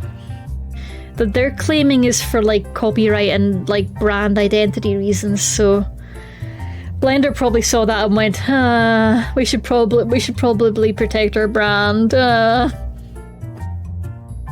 He pitched to get Ruby, but he didn't get it? Oh. WordPress, man. It's such a mess right now. It's such a mess. I'm still running it, but yeah. I would like ideally to switch to Astro, which is what the nice people who do the Fu Joshi's Guide to Web Development use. They recommend that a lot, and it looks really cool. But realistically, switching systems is a bad idea for my free time. Like, it's good, but it's also terrible. It's such a nightmare to make to streamline. Like, I'm needing to streamline it on cackerelnation.com, but it's so much work to try and make it work efficiently. It's great when it hits that point, but it takes so much extra effort to get it working smoothly and efficiently and fast. Yep. Advertisement! Shop.cackerelnation.com. That's a website that I have where you can buy things. Wait. Lanjan!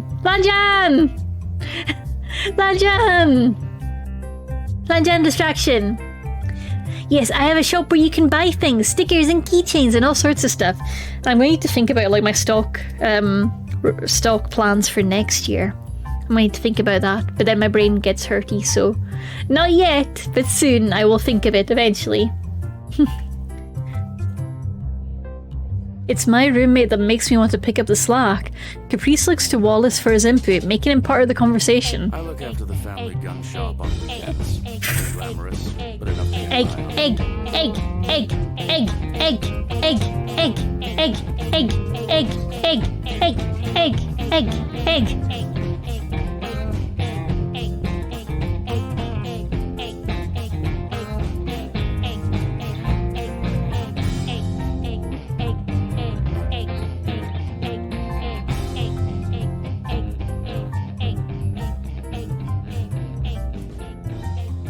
Dave says we will have a merch page in the January update. That's news to me.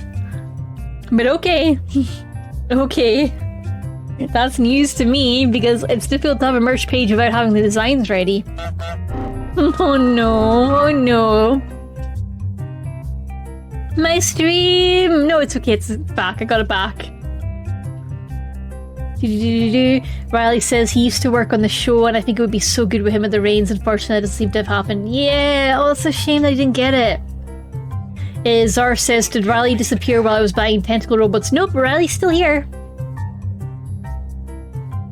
You'll have all the merch you already have sitting on your desk, but I've not put it on the website. It's not sitting on my desk, it's in the merch cubby. It's I would not just leave it strewn around the desk. Yes, your daily egg. Yeah. Oh, I'm sorry, your internet went down. I'm glad it's back up. I did for a little bit. My internet crashed. Oh, okay. Thank you for the head pats. Thank you, Mid. Tentacle robots? Yes, tell me more. Tell me more about tentacle robots. Is this, are you, warhammering? I assume warhammering, because we were doing yesterday. It was fun. Tentacle robots. Everyone in chat perks up. Everyone's doing the eye emoji. Because Wallace is on screen, we don't care about Wallace. I look after the family gun shop on weekends. Nothing glamorous, but enough to get by on. Nobody asked Wallace. Candice did in fact ask Caprice, sorry. Caprice continues on chatting, mostly with him. Wallace quietly nods along, adding a yeah or I see as needed. I get the distinct feeling he's being talked at more than being talked to. I kind of feel like Caprice is just collecting all the introverts. Oh, VA roles! Mid, that sounds really cool. That's really exciting. Where are you posting it? Where will you be posting? Because I don't use X much these days, but if you let me know when, and especially if we're streaming, feel free to drop the link, and I can signal boost that. That sounds really cool. Casting call. Oh, hell yeah. Yeah, says Zar. Epic scale squid robots as well as epic scale giant spider bots that also have tentacles. Hell yeah. I'll be on Blue Sky as well. Excellent. Mid, I didn't realise you were on Blue Sky. I probably already follow you. I hope I already follow you, but if not, I need to fix that immediately. I didn't think you'd come over. Did you tamer Riley? Says Zar says to Riley, gonna try to place. Oh yes, the laser hair removal. That sounds so cool. That sounds really cool. Just checking, I'm following Mid on Blue Sky. Today on Katie's tabs. Do you guys want to know what my current tab count is? I can give you a rough ballpark. At last count it was 147 tabs across 7 windows. That's so cool, Zar! Mid, what's your Blue Sky details? Drop them in the chat.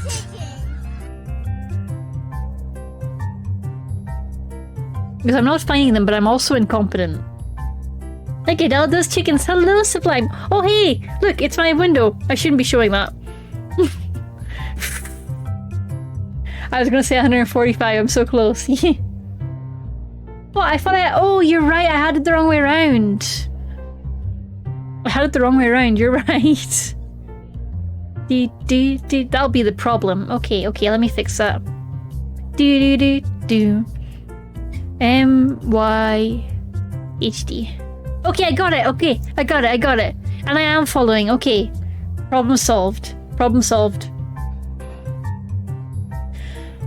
That's so cool, Zara, that they offer that. That's so neat. Spelling is so hard, especially when I'm on stream.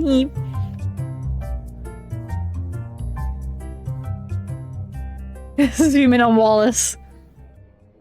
Now that we're both sitting across from each other, I can fully appreciate how much of a bear the man is, cutting more of a foreboding figure thanks to his beard. He's a bear, you say? Oh, Sublime, what happened? Is Jessica okay? I hope she's feeling alright. I'm sorry that happened. Wait, have you managed to reschedule it for a different time? You didn't delay stream, don't worry. First Snow is really cute, Mid. It's really cute. I can already feel myself shrinking in response. Allison, girl, chill. He's just a guy in a turtleneck. For want to not stare at him, I turn to the coffee steaming away before him. A flat black with the lid taken off to let it cool faster. I can taste how bitter it is just by looking at it. Oh no, he likes black coffee. I always look for trans-friendly beauty hair places because I want to support them and they're more likely to be high quality. Yep. I walked out of a hairdresser once because I went in and they were saying just horrible stuff. It was when a trans person was in some big UK TV thing. I can't remember what it was now. It might have been Eurovision or like Strictly Come Dancing or Dancing with the Stars or something like that. But I was waiting for my appointment and she was just saying weird, vaguely transphobic stuff, and I just got up and left, and I've never done that in my life. But I'm proud of myself for doing it then. I'm proud of myself for that. Mildly surprised I didn't get charged for it, honestly. Because I'd already pre-booked the appointment. Yeah, I didn't want to give her business. And I didn't just leave. I did say, hey, I'm not comfortable with the way you're talking about this person. I forget who it was, but their name was well known at the time. I'm like, yeah, I just don't think that's a nice way to talk about them, and just left. Thank you. It felt absolutely mortifying, but you know, that's very much a first world problem. I'm glad it didn't stop me doing it. I need to do that. Thankfully, I don't really need to do it. Because it's a very rare situation that I run into, but it's a skill I want to keep building so I can do it when necessary. I know in one of my earlier office jobs, there were a couple of people in the break room who would delight in saying just the most rancid, edgy stuff. And this wasn't teens, this was like late 40s, 50s men who would just delight in saying the foulest stuff about whatever was on the TV. And at the time I did try and speak up, but I was a lot quieter about speaking up at the time, and it didn't really go anywhere because, I mean, he's talking about full volume in a break room. There's some managerial support. It was very much a guys will be guys kind of break room culture. But I'm very glad with my current workplace I don't have to worry about that. It's very nice not to have to worry about that when I'm just wanting to have my fucking lunch. Thanks so much for the catch-up. No, thank you. It seems like a head cold. Oh, that's rough. I don't know if I could be so brave. It was honestly pretty easy once I actually set my mind to doing it. And I think it can help if you kind of combine it with, okay, like this is going to be a little tough, but it will mean I get to skip the awkward new hairdresser chatting to the hairdresser, trying to make awkward conversation bits. So I'm like, okay, it's got benefits, you know? I get to not be in a room with people I do not like, supporting a business I do not want, having awkward social interactions. Why is my thread fucking using shotgun rolls on me? Oh no, Riley! But it's surprisingly easy when it's a new hairdresser. My stream keeps crashing for the life of you saying what she said they were talking about. I didn't say any specifics, Riley. It was just there was a very prominent trans person in UK media at the time, I think due to a reality TV show or current world events or something, and they were just being nasty, and I just went, you know what? Nah. This new hairdresser? Nah. Yeah. And as for the break room, it was just edgelord bullshit stuff at the old workplace break room. It wasn't just transphobia, it was homophobia, it was blatant racism, it was sexism against women. It was very much just, we're a bunch of middle-aged white boys, and we're gonna see what we can get away with. Yeah. Yeah. Yeah, it was very much just anything. Kill them with hammers. Nah, that'd be too quick.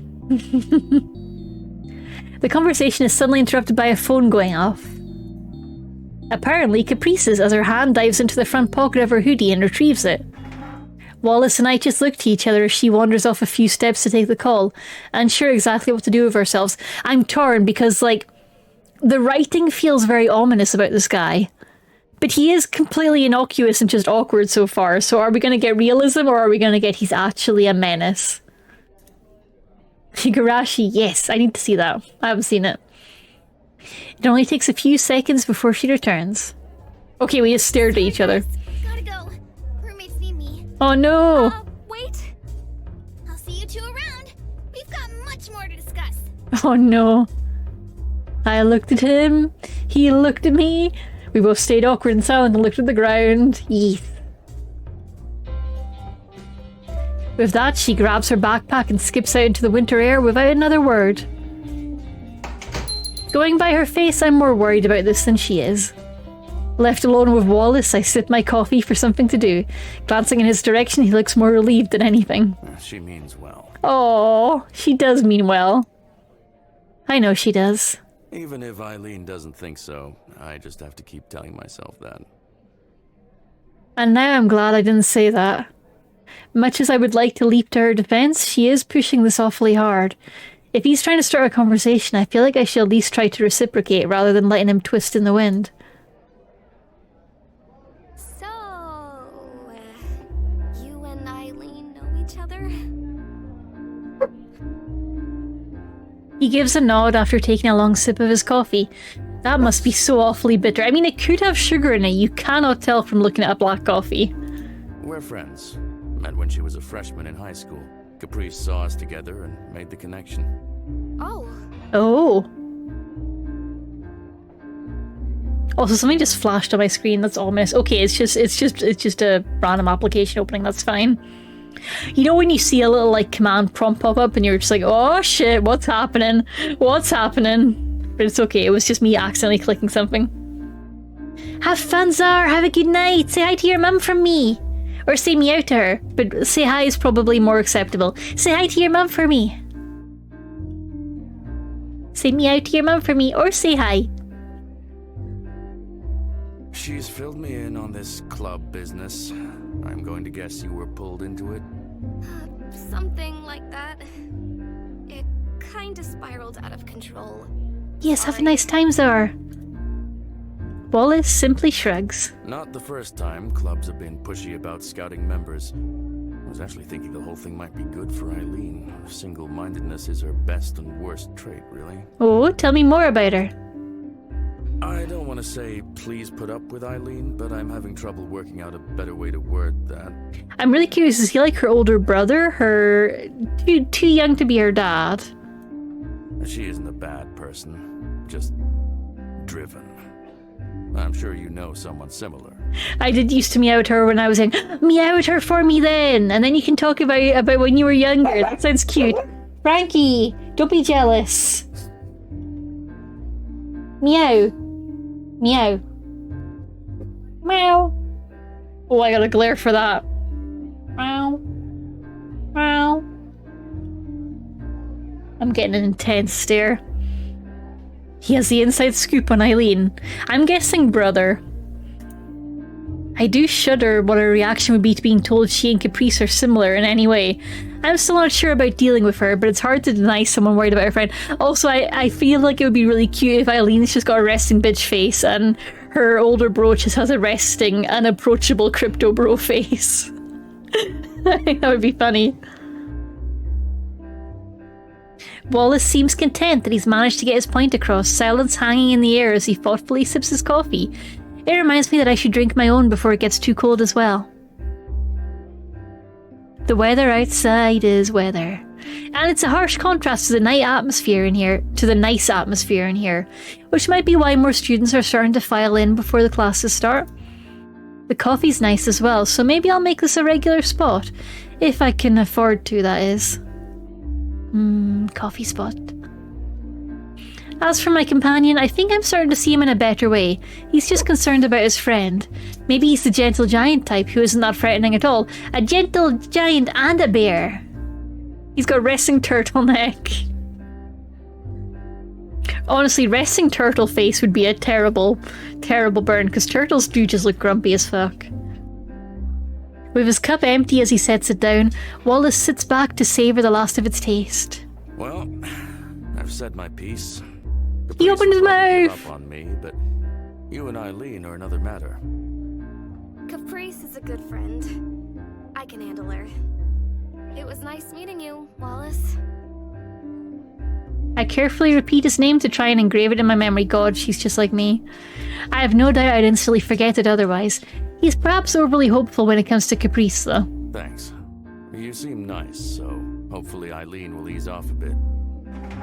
He levers himself off the chair with a grunt, taking a glance outside before grabbing his scarf and hat once more. Good luck with class. He looks much more chill with a turtleneck covered. Just cover that turtleneck, man, and you look good to go. Thanks. You too. That looks cozy now. With that, he leaves the cafe while sliding past someone coming in, staggering through the terrible weather outside as he goes. With my next class so soon, I'd better finish this coffee off quickly. With that in mind, I concentrate on taking as big gulps as I can without looking unsightly. Girl, stop worrying about how you look. Drink your coffee. It's funny how one thing leads to another, though. It feels like a snowball's begun to start rolling, meeting new and interesting people since I started here. It might have taken a couple of months, but maybe I will manage to find some new friends. End of Act 2? Ooh, pretty. A library? A library! With the weather turning worse and worse as the week went on, the library seemed as good a place as any to spend some time before having lunch. Unfortunately, it looks like I wasn't the only one who had that idea. I wish there was a nice big, like, fancy library that I could go to and just chill and, like, read and write and focus in.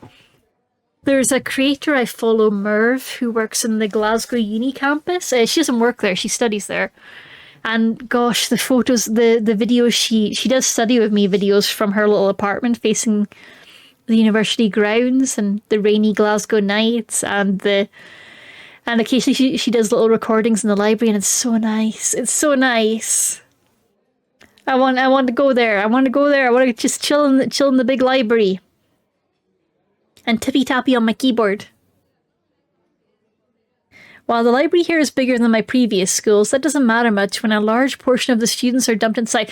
Actually, why am I complaining? I'm in a room surrounded by books. Come on, Katie. Come on, a library is what you make it. Make your own library, Katie. Job done. Okay, you've done it. Congratulations. Library. I've got a reading nook.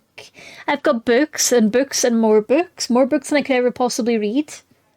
I've got my reading nook now that I set up. I've got my comfy computer chair. I've got my own library. Ha ha ha! I win! I'm living the Beauty and the Beast dream. I've got my own library. That's also a study and also a streaming room and also my home office. But I have my own library. Dreams come true. Where was I? While the library here is bigger than my previous schools, that doesn't matter much when a large portion of the students are dumped inside. While my first choice would have been using one of the computers, that's obviously out of the question. Girl, don't use the school computers. Don't do that. Worried about looking like a dork as I looked her about. Stop worrying about how you're perceived. I start walking slowly through the library. Thankfully, no one pays me as much attention nobody pays me much attention while I glance from side to side for an empty table or desk. Hi, Frankie. The reading nook is mine now, Mother. Okay, Frankie. The students who are actually studying seem to be outnumbered by those gossiping with friends or catching up on sleep. It's only in a far corner of the room that I catch a familiar face, albeit not necessarily a welcome one. Eileen? Eileen! Eileen sits hunched over a thick textbook, occasionally scribbling into a small notebook beside it as her fingers stop every so often on one important part or another. It's hard to tell if she's annoyed or just studying hard. I kind of miss studying, you know? I miss having stuff to study. But then if I was actually studying, I'd be miserable. Brain enjoys the idea of studying, and not the actual act. I consider leaving Eileen to her studying and braving the weather outside before she rubs her temples and looks mournfully down at her notebook. The pose is all too familiar for any student. I feel a little bad for her, given the vending machine problems and how she wound up with Caprice stuck to her. She doesn't seem to have very good luck. She might not be the friendliest person, but if I could help her a bit. With Wallace's words weighing on my mind, I grimace and accept my fate as I begin walking to the otherwise empty table. He looks up and catches my eyes as I come near, so I guess I'm committed to this now. Afternoon. Afternoon! Ad break and 30. You got it, I was seeing it. My existence has been noted.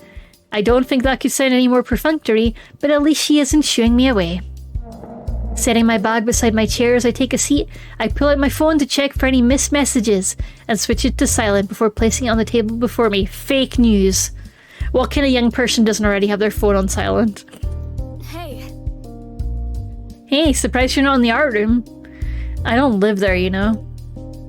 Wouldn't it be more private than here, though?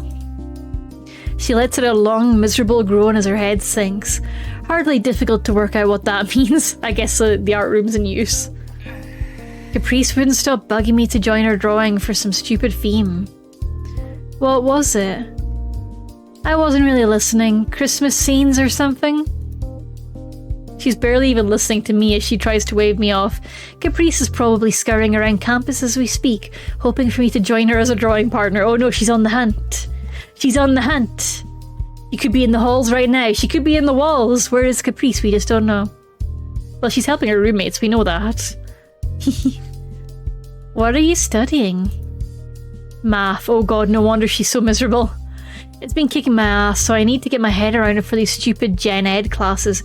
General education. Okay. Mid says, I kind of know the feeling of just wanting to be left alone to paint. Not that I'm a painter, but in other areas. So I can definitely relate to this character. I feel that, yeah. Yeah, I definitely need my alone time. I'm getting a little better. I'm doing a bit more like parallel play where I'll be able to do stuff in the same room as other people. Other people, Dave. Really, it's me. I don't leave the house too much. But yeah, I do need my introvert time occasionally. Also, it looks like she's got bags under her eyes. Oh no, poor Eileen. Also, stay hydrated, chat, okay? And take your meds if you need to. I take mine because it's around dinner time here in the UK. Oh gosh, that's fizzy. Stay hydrated, and thank you for the honk, Sublime, and the hydrate. That's what I'm doing right now.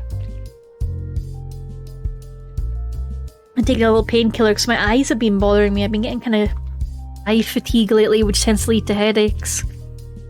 I think it's just because it's the end of the year and work's a bit hectic right now, but I'm trying to be mindful and take lots of eye breaks and leave the screen on the stream breaks. Try and rest the eyes, because resting the eyes is important.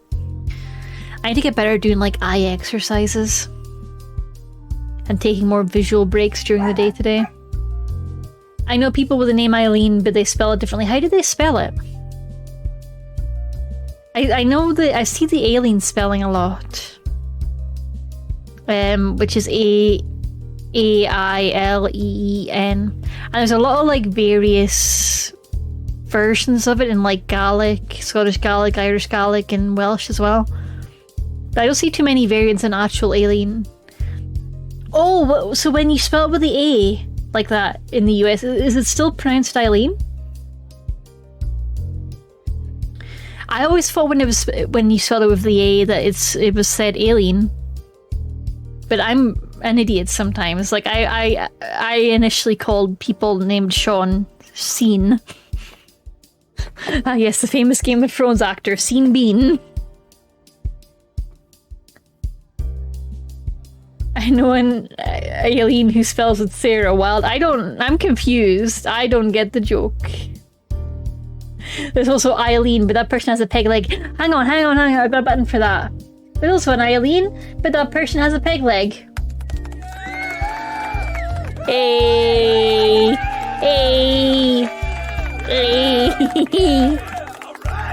Alright! Good joke.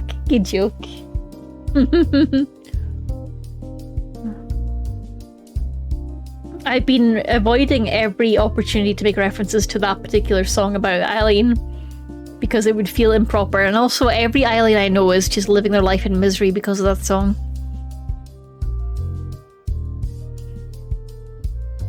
And one day it will come to me too. There'll be a popular song about Katie's and then I'll have to suffer as well. We need a VTuber version of Game of Thrones. No, please, let's not. I don't want to die. I'm too young to die.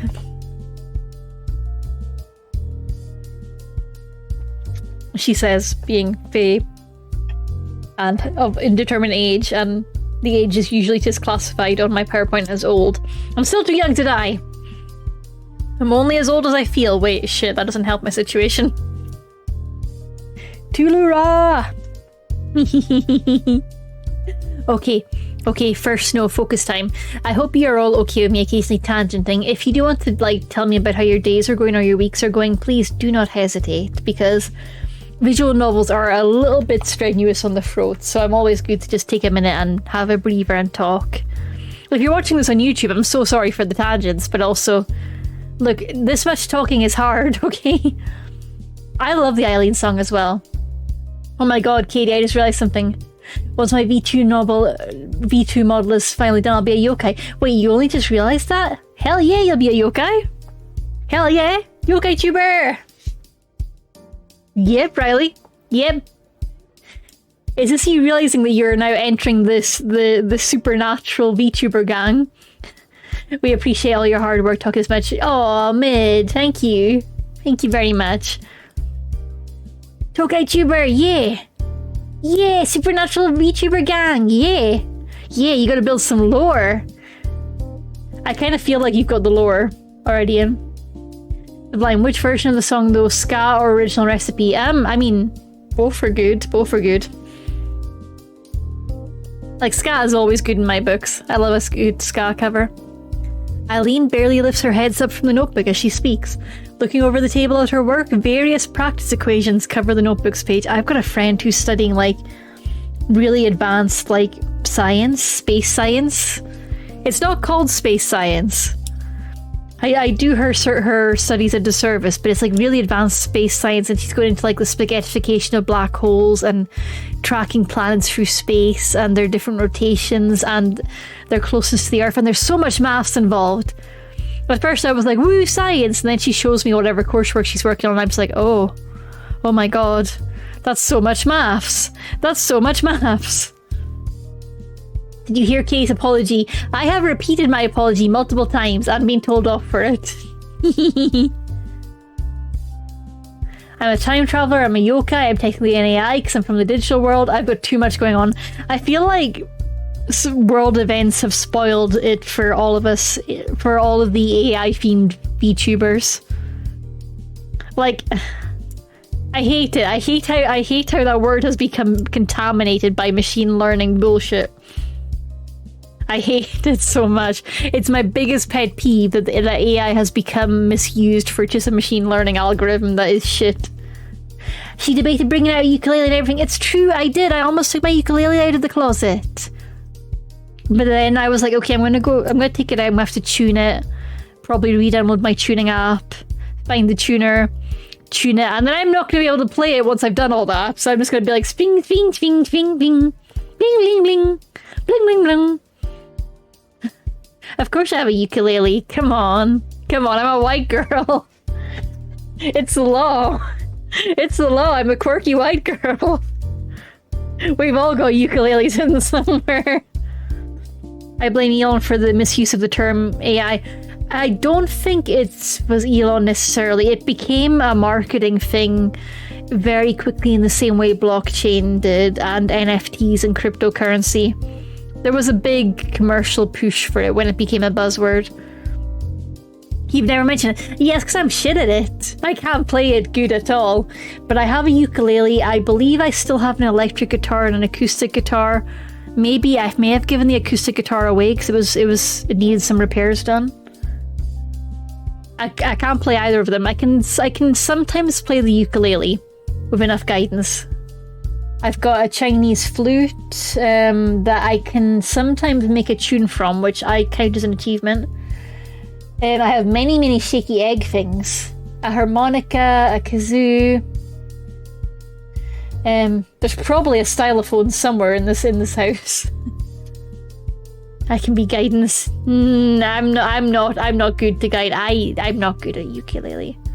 There's a person who's a fantastic kazoo magician. Mid, no flatter, Mid. You're too sweet, Mid. Sublime says, I have bagpipes, a Chinese violin, a theremin, and a keyboard. I get so tempted to try and learn the bagpipe. I'm not sure I've got the lung capacity for it, but God, it looks so fun. Just all the huffing and the puffing and the marching and the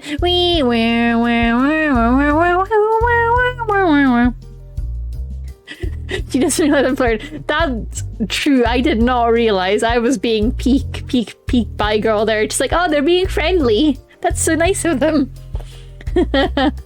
Oh my goodness. A Chinese violin. Oh, tell me more about the violin. What is a Chinese violin? I played the viola in school, and I still have a soft spot for the viola, even though I was pretty damn terrible at it. I also played the glockenspiel, and I mentioned that last time. I love the glockenspiel, and I was really tempted to put one on my throne, but it's kind of a pain to practice at home because it doesn't... Repeating notes on it and practicing them doesn't go well. I was reading it on Reddit. Apparently they were like, you should get a xylophone. I was like, I should get a xylophone. Harmonica, guitar in the loft. Yeah. I'm afraid to practice it. But but if you don't practice it, then nothing will happen. You've got a theremin though? Dang, that's cool. I don't have a keyboard, but I dearly want one. I dearly want a keyboard. Oh, an Urhu! I know Urhus, yeah. I might be mispronouncing it, but I know Urhus. Yeah. I know Urhus and I know Guchins. Am I saying that right? I think I'm saying Guchin right. I'm probably bastardizing it. That's so cool! Sublime, why'd you pick that up? That's really nice. Urhu mentioned! It means 2 strings. Yes, because is 2 in Chinese. If you are Laner, you are the second Lan brother. Lan Yan mentioned. You're pronouncing Urhu mostly correctly. Thank you. My Chinese is a fucking mess. I can pull it off if I'm focusing, but only if I've actually heard the word a few times, and that one I haven't. I can say Diji though, which is the name of my Chinese flute. And I can say a bunch of names like Zhuyang, Lanjian, Weiying. What names are these, you ask? Do not get me started. You can pull it off anytime you like. I brought on my first trip to China, then that one broke. Oh, I'm sorry that broke. But you got another one. You should definitely practice it though, that sounds really cool. Eileen barely lifts her head up from the notebook as she speaks. Looking over the table at her work, various practice equations cover the notebook's page. I have to admit, I do admire Eileen's drive. I keep wibbly wobbling on whether it's Aileen or Eileen. I'm sticking with Eileen. I do admire Eileen's drive. I was just going to pass some time in the library reading, but seeing her work away has made me feel a little guilty. She's studying so hard. 2 decades later, I found one in a thrift store, and the guy gave it to me for free because I knew what it was.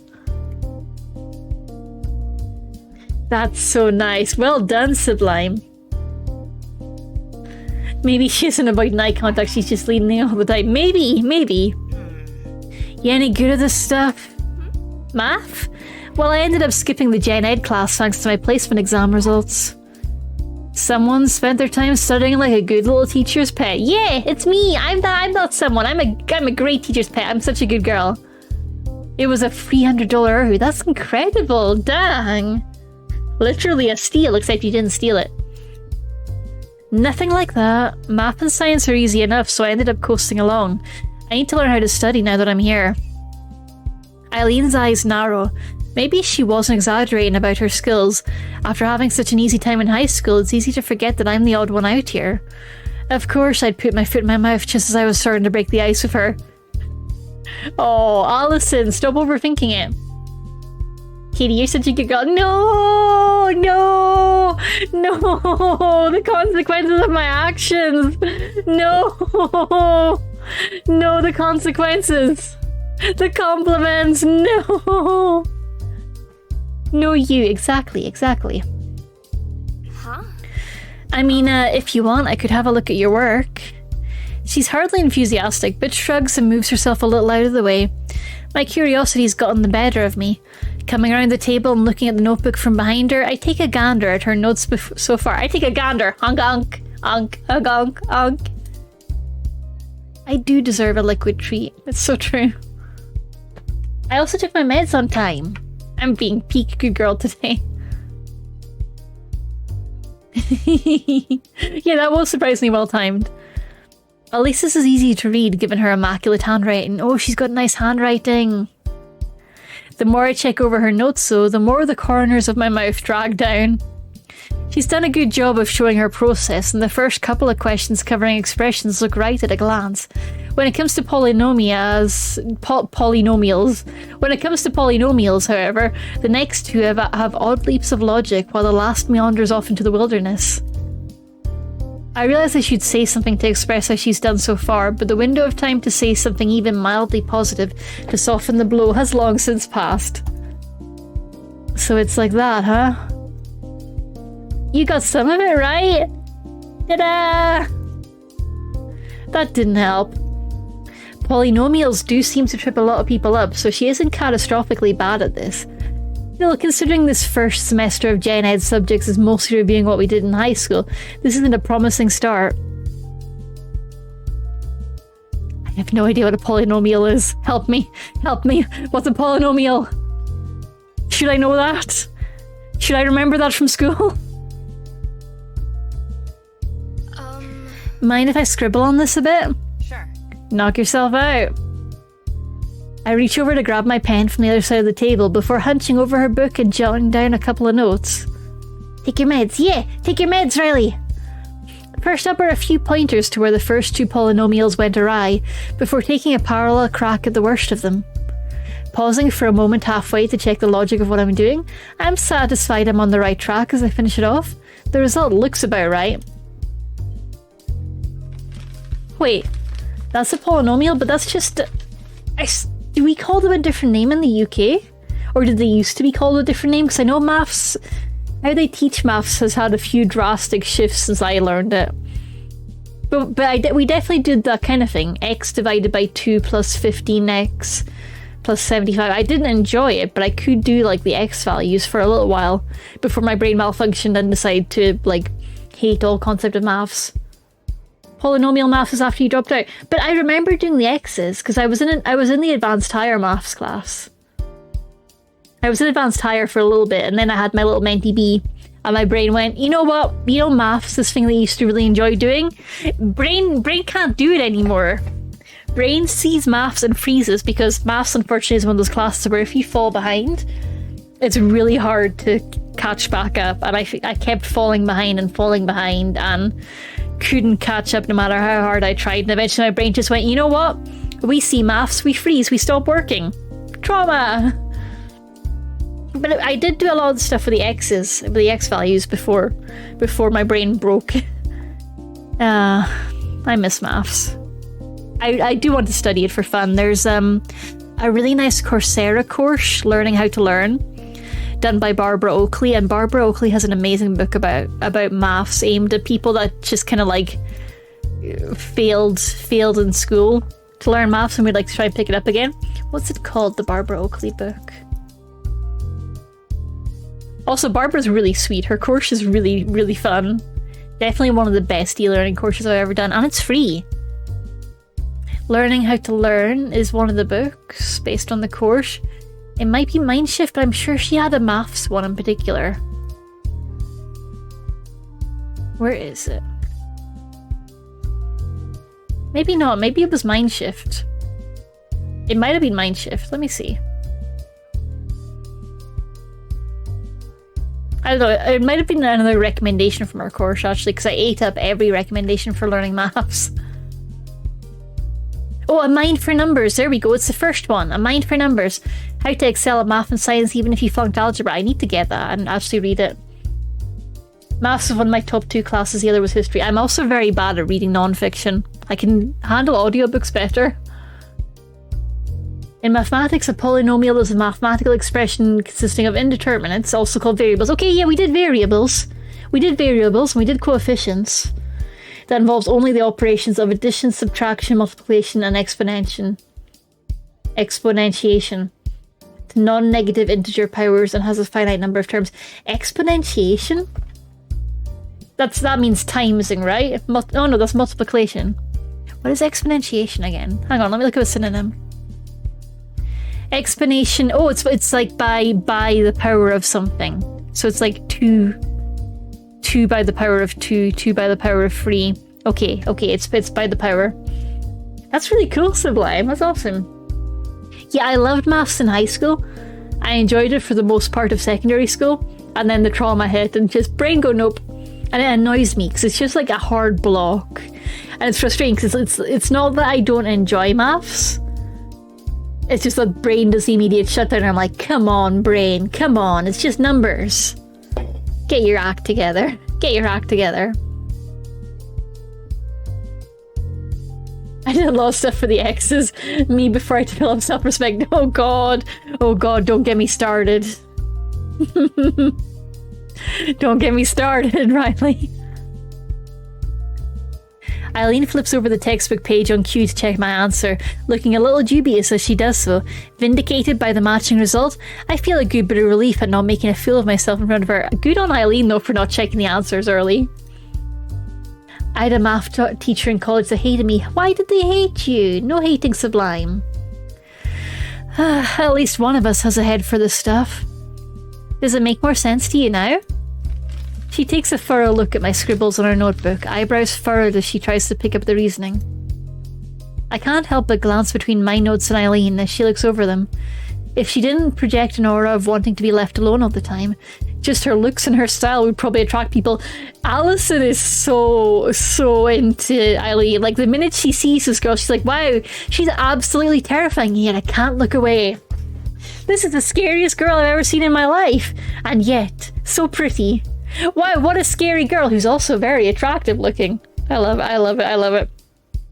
And poor Eileen is doing nothing wrong except having a resting bitch face and being annoyed that the machine took her $5. Hehe. I think so. You don't sound too sure. This is about as confident as I ever get with math, so don't worry. I'll have to repay you sometime. You'll have to repay me? Oh no, how? However could you repay me? Taking that as confirmation that my job is done, I return to my seat as Eileen leans back in the chair. Eileen leans. It's nothing really. You should ask your professor though if you're not confident doing polynomials. Needing to ask them doesn't mean that I want to. I think in my school it was just called like equations and variables. Polynomial's cool though. Cool word. Sublime says I had a substitute for the first half of the semester. On the day she came to class, I wrote I lost the game on the whiteboard before anyone got to the classroom. She thought I was saying her being there was game over. She did not accept my explanation. Oh, that's just tragic. That's just tragic. Oh no. Oh no. And also, god damn it, Sublime. Everyone here just lost the game. God damn it. That's tragic though. Wait, I missed that little bit of text. Let me check the log. Needing to ask them doesn't mean that I want to. Given how frank she is, I guess this must be a matter of pride rather than shyness. Maybe that's where her stubbornness comes from. Why are you wasting your time here with me anyway? Don't you have some friends to do friend things with? Ha! Joke's on you! I've got no friends. And the sub loved me. Subs. I only really know you and Caprice. Met Wallace the other day, actually. But that brat was trying to drag him into the club too. Wallace may think it might be a good experience for her, but Eileen's disdain for Caprice is going to be hard to overcome. Hearing my phone vibrating on the table, I quickly pick it up to see who's messaged me. I force myself to keep a poker face as the name comes into view. She must have given up on art out of loneliness if Eileen's avoiding her and I'm here. I'm not terribly hungry, but I should at least get a sandwich or something from the cafeteria before classes begin. Big news, Ali. Tell you later in bio. Hey, want to grab something in the cafeteria? Okay, so the big news was just that she started an art club. We know that now. Oh, she's the little ferret. It's her icon on the phone. Checked in the games and free acts, which means we're in the nearly end of the second act, I think. He had us get extra credit by looking at blocks of cheese in supermarkets. That sounds fun. That sounds fun. What were you learning from the blocks of cheese? Quickly typing in an agreement to meet there, I lock the phone once more. Hey. I might go grab lunch. Wanna come? Sorry, already ate. Thanks for the offer, though. She's trying her best, Eileen. She's trying. She's already back to concentrating on her textbook as she mumbles a reply. It's probably for the best anyway. Girl is so autism-coded. I'm headcanoning it. Oh, there's a post-credit scene. Giving a quiet farewell, I grab my bag and put my phone back inside. As I pull it over my shoulder, though, Eileen looks up. By the way, I don't blame you for any of the stuff Caprice is pushing. You seem alright. There's SFW content in this? Are you sure? Because the Steam version usually doesn't like that.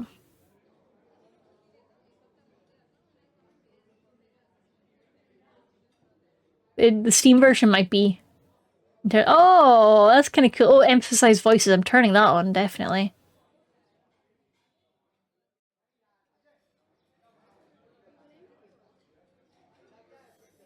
I don't see it. Did I just get tricked? Possibly. So I'm alright. Perhaps I should accept that as praise coming from her. Oh, it's gone so quiet now. What does it mean? Glad for our meeting having been somewhat successful, I wave goodbye and head out towards the cafeteria. Okay, we got sound again. Looks like it's an optional patch. Okay, that makes sense, yeah. Yeah, Steam's usually a bit funny about including that off the bat. The cafeteria is a little less full than the library. The stocks of food behind the counter are already running low on all the usual student favourites. With the line for food moving quickly, I managed to grab the last set of sandwiches and move on. You took the last sandwiches? They ran out of sandwiches? Scanning about, I noticed Caprice sipping her juice, an empty tray before her. She sure eats fast. Glad for the company either way, I walk over and take a seat at her table. Hi! Hey Ali, long time no see.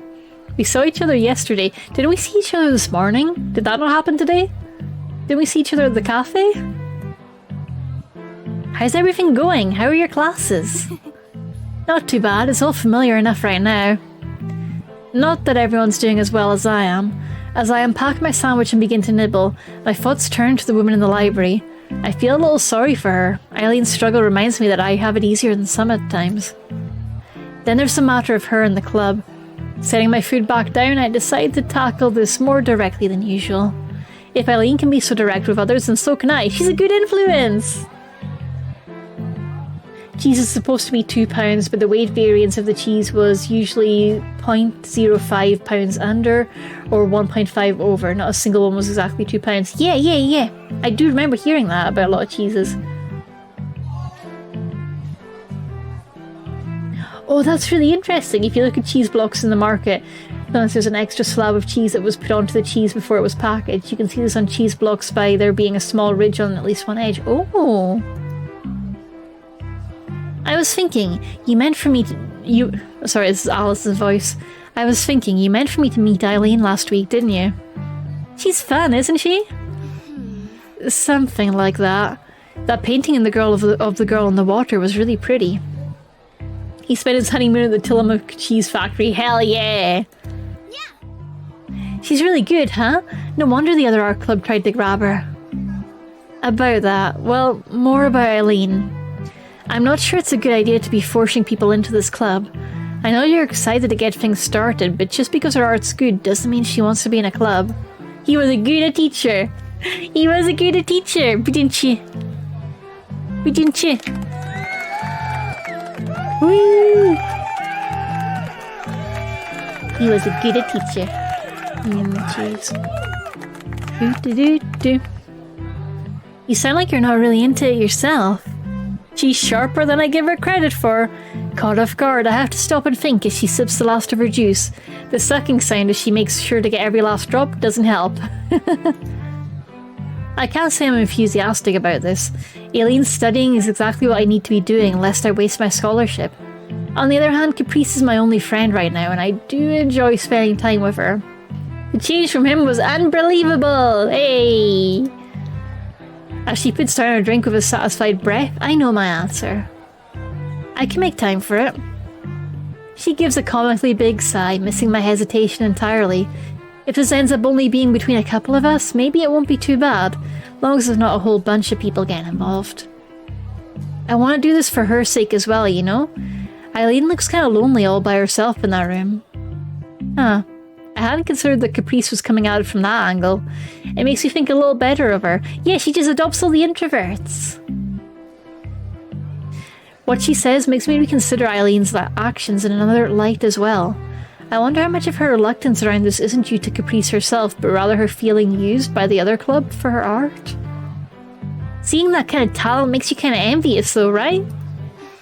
Well, I just drew a bit in high school for fun. I don't think I could ever manage something beautiful like that.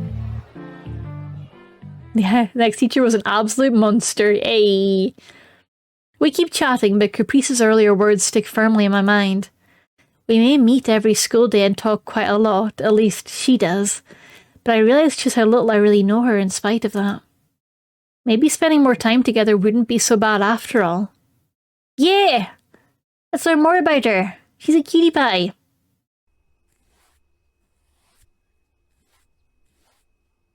Oh, we're out in the hall. With time on my hands, thanks to the last class of the week finally being over, some quiet sketching would be a nice way to unwind. With that in mind, I make my way up to the art room. Making my way. Studying would be the proper thing to do, but I'm just too burned out. Not that this stubborn cold helps either. The time skips are throwing me a little. I don't feel like they're as well telegraphed as I would like. Like, I think we're in a new day now because she's got a cold now. But also I'm silly. Oh, good luck with the housework, dear Geek Place. While most classes are winding down, the professors are aware that the looming holidays are a big distraction. Others have tried ramping up the workload to try and cover everything in their semester plans. I might be keeping up, but plenty of people aren't. With my bag tucked under my arm, I give a sigh as I stagger along the snowy path to the arts building. It would be nice to feel like I'm doing more than treading water, in class and socially. Allison, girl, you put too much on your plate. Stepping into the arts building with its strung-up decorations reminds me to look on the bright side. It's already the middle of November. Wait, it's not even December yet? It's not even December? So not long until Christmas and being back with my family. I'll be thankful to be back with them, even if the rest of the holiday period is a wash. Also, this game is called First Snow, right? But it's been snowing since day one. I managed to angle around a chatting group of friends blocking the hallway and start up the stairs without bothering them. Another small success.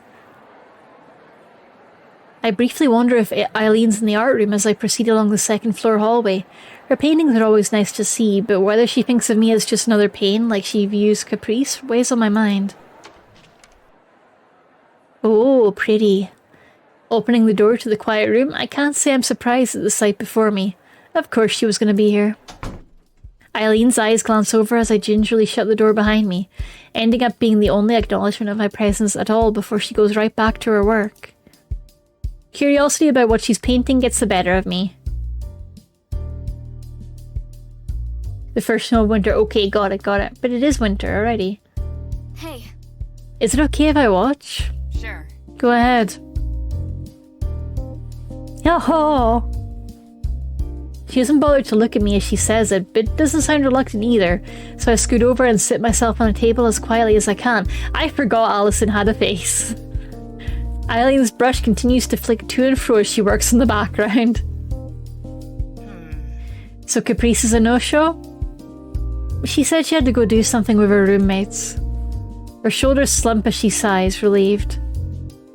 Do you really hate her that much? Believe me, if I hated her, you'd know. I'm just glad to have some quiet.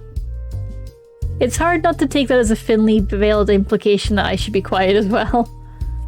Wallace might not be wrong that Eileen means well, but that doesn't make her any easier to talk to. Something on your mind? You're really good at this. It'd feel weird to say I've been talking about Eileen behind her back. What I said is true though. I'm impressed she can carry on a conversation while working, and I like how her painting's turning out. Thanks. Been doing it for a while. What's the bad joke, Sublime? Tell us. As a hobby? If everything works out, hopefully as a career. Artist or teacher, aiming for the latter. That does explain her persistence of working away to get better. Wanting to be a teacher, though, she gives me the feeling of a drill sergeant more than an art tutor. Damn, Allison, dang! Tube's out. Tube paint. Not the train. I went to a club last night. They played the twist, so I did the twist. They played jump, so I jumped. Then they played... I don't think I can read that on Twitch. That's a bad joke, but a good joke. That's a good bad joke. Eileen gets up and places her supplies on the sill beside her, opening the cupboard and fiddling around a bit. Before long, she emerges with a new tube of crimson paint in hand. Rather than get back to painting after closing the door, though, she instead turns to me. So what about you? Huh? What? Sorry? What are you doing once you escape this place? I don't really know. I'm still trying to figure that out. I feel like I failed the test as I trail off, but Eileen doesn't seem worried. You're still young, and there's a good few courses to look into here. Just try your hand at whatever comes up until something grabs you. There are plenty of worse ways to spend your time in college. You're smart too, so you've got that going for you. I awkwardly smile at the praise. I've never been good at knowing how to handle compliments. Girl, same. She may say that, but the fact Eileen's so set on a career, yet only seems to be around my age, rubs in my lack of direction. I'm still patting myself on the back for managing groceries.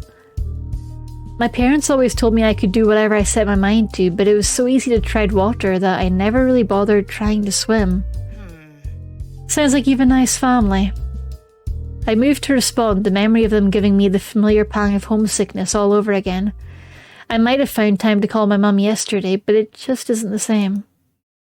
You okay? Yeah, I miss them. Well, everyone here's going through the same thing. You as well? I miss my sister, yeah. She's probably fine, but that doesn't make it easier. Mum and Dad, too? To be honest, things have been easier between me and my folks since I moved out. Huh. It's hard to imagine being on such bad terms with family that moving away was better. The best thing about Christmas will be the chance to see them again, but Eileen doesn't seem particularly fussed about it all. Leaving me to ponder, Eileen goes back to her painting. I get the feeling she wouldn't be this gracious to Caprice, so she seems to think a little better of me at least. She's let me an ear.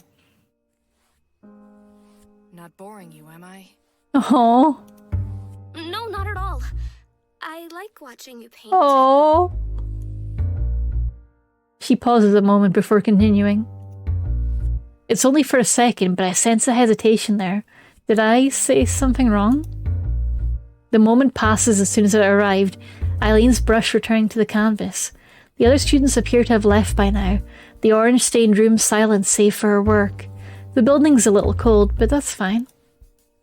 As the minutes roll by, I end up watching her for a while as I swing my legs. I almost forget I came here to actually draw, but that doesn't matter.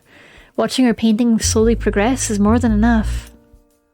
Every so often she mixes up a dab of this paint and that on the wooden palette beside her. The side of a hip is traced out, the light bouncing off a waist shaded, or a flowing strand of hair detailed with a fine tip. Bye-bye, slime. I can't help but admire her ability to set a goal and stay true to it, knowing exactly what she's working toward at this stage of her life. If only I had an ounce of the ambition Eileen has. I might go to a cafe nearby to grab a coffee. I'll be back in a bit.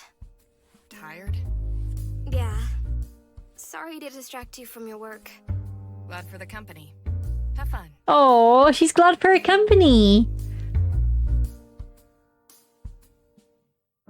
With that, I hop off the table and start towards the door. Ask her if she needs a coffee too.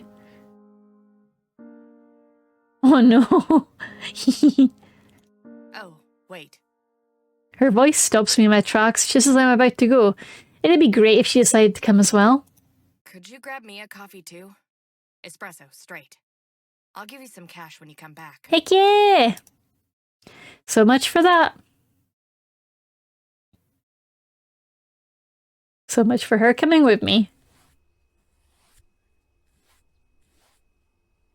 Cafeteria! The cafeteria hums away as students talk amongst themselves, the rooms having mostly filled up by now. The thought briefly passes my mind that winter must be great for business, given this being the closest place for cheap food during bad weather. Some smears on the edge of the plate are all that remain of the mostly cooked pasta served today, what's left of my accompanying soda bubbling away while I pass some time browsing this site and that. As I read, a shadow suddenly looms over the other side of the table. Looking up from my phone reveals a very familiar figure. Eileen peers down as she stands at the opposite side of the table, a large plate of food steaming away in her hand. The fresh pasta sauce is strong enough to smell from here. This must be another day, I guess. Allison's in her monologue. She said straight. Is it a sign? Maybe she was trying to tell me she's straight. I should stop. Oh, no, maybe. No, maybe. Yes, maybe. Oh, no. Yes, maybe. No. I think we're in a new day. Okay if I sit here? Hi. Hi. Yeah, sure. I quickly sit my phone down as she takes a seat and arranges her tray on the table, happy that she'd choose to sit with me. I glance around to see if anyone's with her and makes me realise why she probably chose to sit here. The cafeteria is practically full and this is simply the nearest table with space available. About to take her first gulp of food, Eileen's fork halts midair before saying something. Your cold doing any better? She remembered that we weren't feeling well! Yeah, clearing up now. Like, Eileen is so autistic coded, and I love that. Like, she's clearly got out a list of things that she needs to remember to talk to people about. Like, make time to see Allison, ask her if cold better, eat pasta. Good to hear. With that, she starts on her pasta and salad. As I take my phone to browse some more and Eileen calmly eats the average at best cafeteria food, it feels as though there's no need to chat just to fill the air. That silence between us is becoming more comfortable. That is before I get a message. Can't make dinner, work sucks, from Rose. Flicking away at the browser app, I take a quick look. You were getting groceries yesterday, right? Anything in the fridge? Seconds tick by as I wait for a response, a sense of concern starting to take over. Rose! Rose, hello! Hello! Rose! Sorry. Rose! Work needs me, see you later. All I can do is sigh and slump down in my seat as I lay my phone on the table. Eileen looks at me in puzzlement, her fork hovering near her mouth. You got some bad news? Roommate forgot to do groceries. We're out of food. Can't you just grab a burger on the way home? That would be the plan if I wasn't nearly through my allowance. I just look away and groan, not up to outright saying that I'm broke. It's that bad, huh? At first glance, she shrugs off as she goes back to eating, but she seems to actually be in awe after watching her for a bit. Eventually, after finishing her food, she speaks up. I guess I was cooking some extra anyway. You can come over for dinner if you want. It's within walking distance. The suggestion's enough to make me bolt up right in an instant. Her house! Her house! Invited to her house! What, to your place?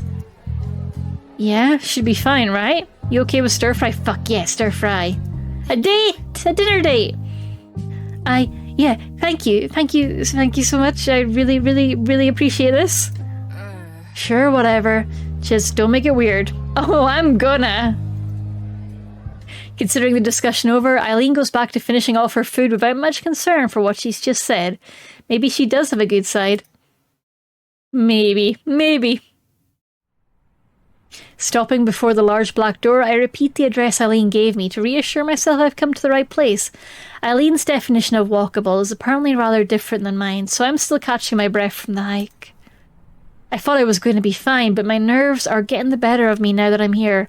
I'm going into a near stranger's home after all, and it'll just be the two of us, and probably her brother Wallace. That's my headcanon. They're brothers. Well, he's brother, she's sister. In school, we just happened to be around each other, but this is entirely different. Glancing down the hall to make sure no one's watching me awkwardly lighter around, I take a moment to appreciate how nice her apartment building is. It's a nice area and everything inside is immaculate. Even the hallway carries a slight scent of cleaning products. Bleach. Delicious. Out of excuses to stall any longer, I take a breath and gingerly press the doorbell, its muffled chime ringing out from behind the door. I run my hands through my hair one more time to make sure I look presentable as footsteps come to the door. The plain wooden door swings open, answered by Wallace! I knew it! Not Eileen. Brother! Hey. Oh, evening.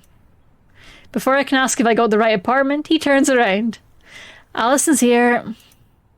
Wallace jerks his head around for me to follow. I obediently do so, still too confused to get a word out. Eileen didn't mention he would be here. I don't know how I feel about it. Maybe I should be relieved it's not just the two of us? Oh, dang! Fancy apartment! Dang! Dang, this is one of them TV apartments. It's got like the fucking island. It's got a raised kitchen area that I would trip on and die. Why is it raised? That's unnecessary. I don't like it. This is my husband. Dun, dun, dun. I think they're trying to fake us out with that, but no, that dude is so brother. He's a brother. Barely noticing the thud of the door closing behind me, I take a quick glance around her apartment as I put my coat on the counter. Why are you putting your coat on the counter, girl? Use a coat hook. Use a coat rack. The first striking thing is how clean it is, with everything put neatly in its place. The second striking thing is the creepy photo of the lady in black hair staring directly over Wallace's shoulder. And the uncomfortable egg chair. Then again, aside from a few paintings on the walls that are possibly her own, there's not much clutter around to clean up. The television, quite a decent size for a student, sits on a cable news channel. Riveting as the economic situation report is, it's barely audible over the clacking rice cooker coming from the kitchen. Hell yeah, rice cooker! And you can see it in the background, there it is! It looks big as well, it's a fancy rice cooker. Expensive rice cooker. As Wallace and I stride in, Eileen comes to her feet after having been on the couch. She lazily covers a deep yawn with her hand as she does. Hi. So you managed to find the place. Welcome to my home, I guess. I introduced you to this guy as well, but it seems you two already know each other. Wallace and I exchange a brief glance. Just had a coffee together once. While I did find his size intimidating at first, he seems a bit of a gentle giant figure now that I'm around him more. Looks like this wasn't going to be a dinner just for me and Eileen then. Taking one last glance about, the inside of her place is as nice as the outside. From the meticulous cleanliness to the trendy furniture, her home looks more suited to a design magazine than a student's living area. Your apartment's really nice. Thanks. I like to try and keep things organised. Yeah. Especially when visitors are over. Eileen glares daggers at Wallace, but he doesn't pay any heed. The two seem to have a good handle on each other. Moving on, Wallace, just watch TV or something while we get dinner sorted. Can do. Thanks again for letting me have dinner with you. Don't get too comfortable, I'm gonna make you work for your food. Eileen motions for me to come over with her, but the gesture was unnecessary given her commanding tone.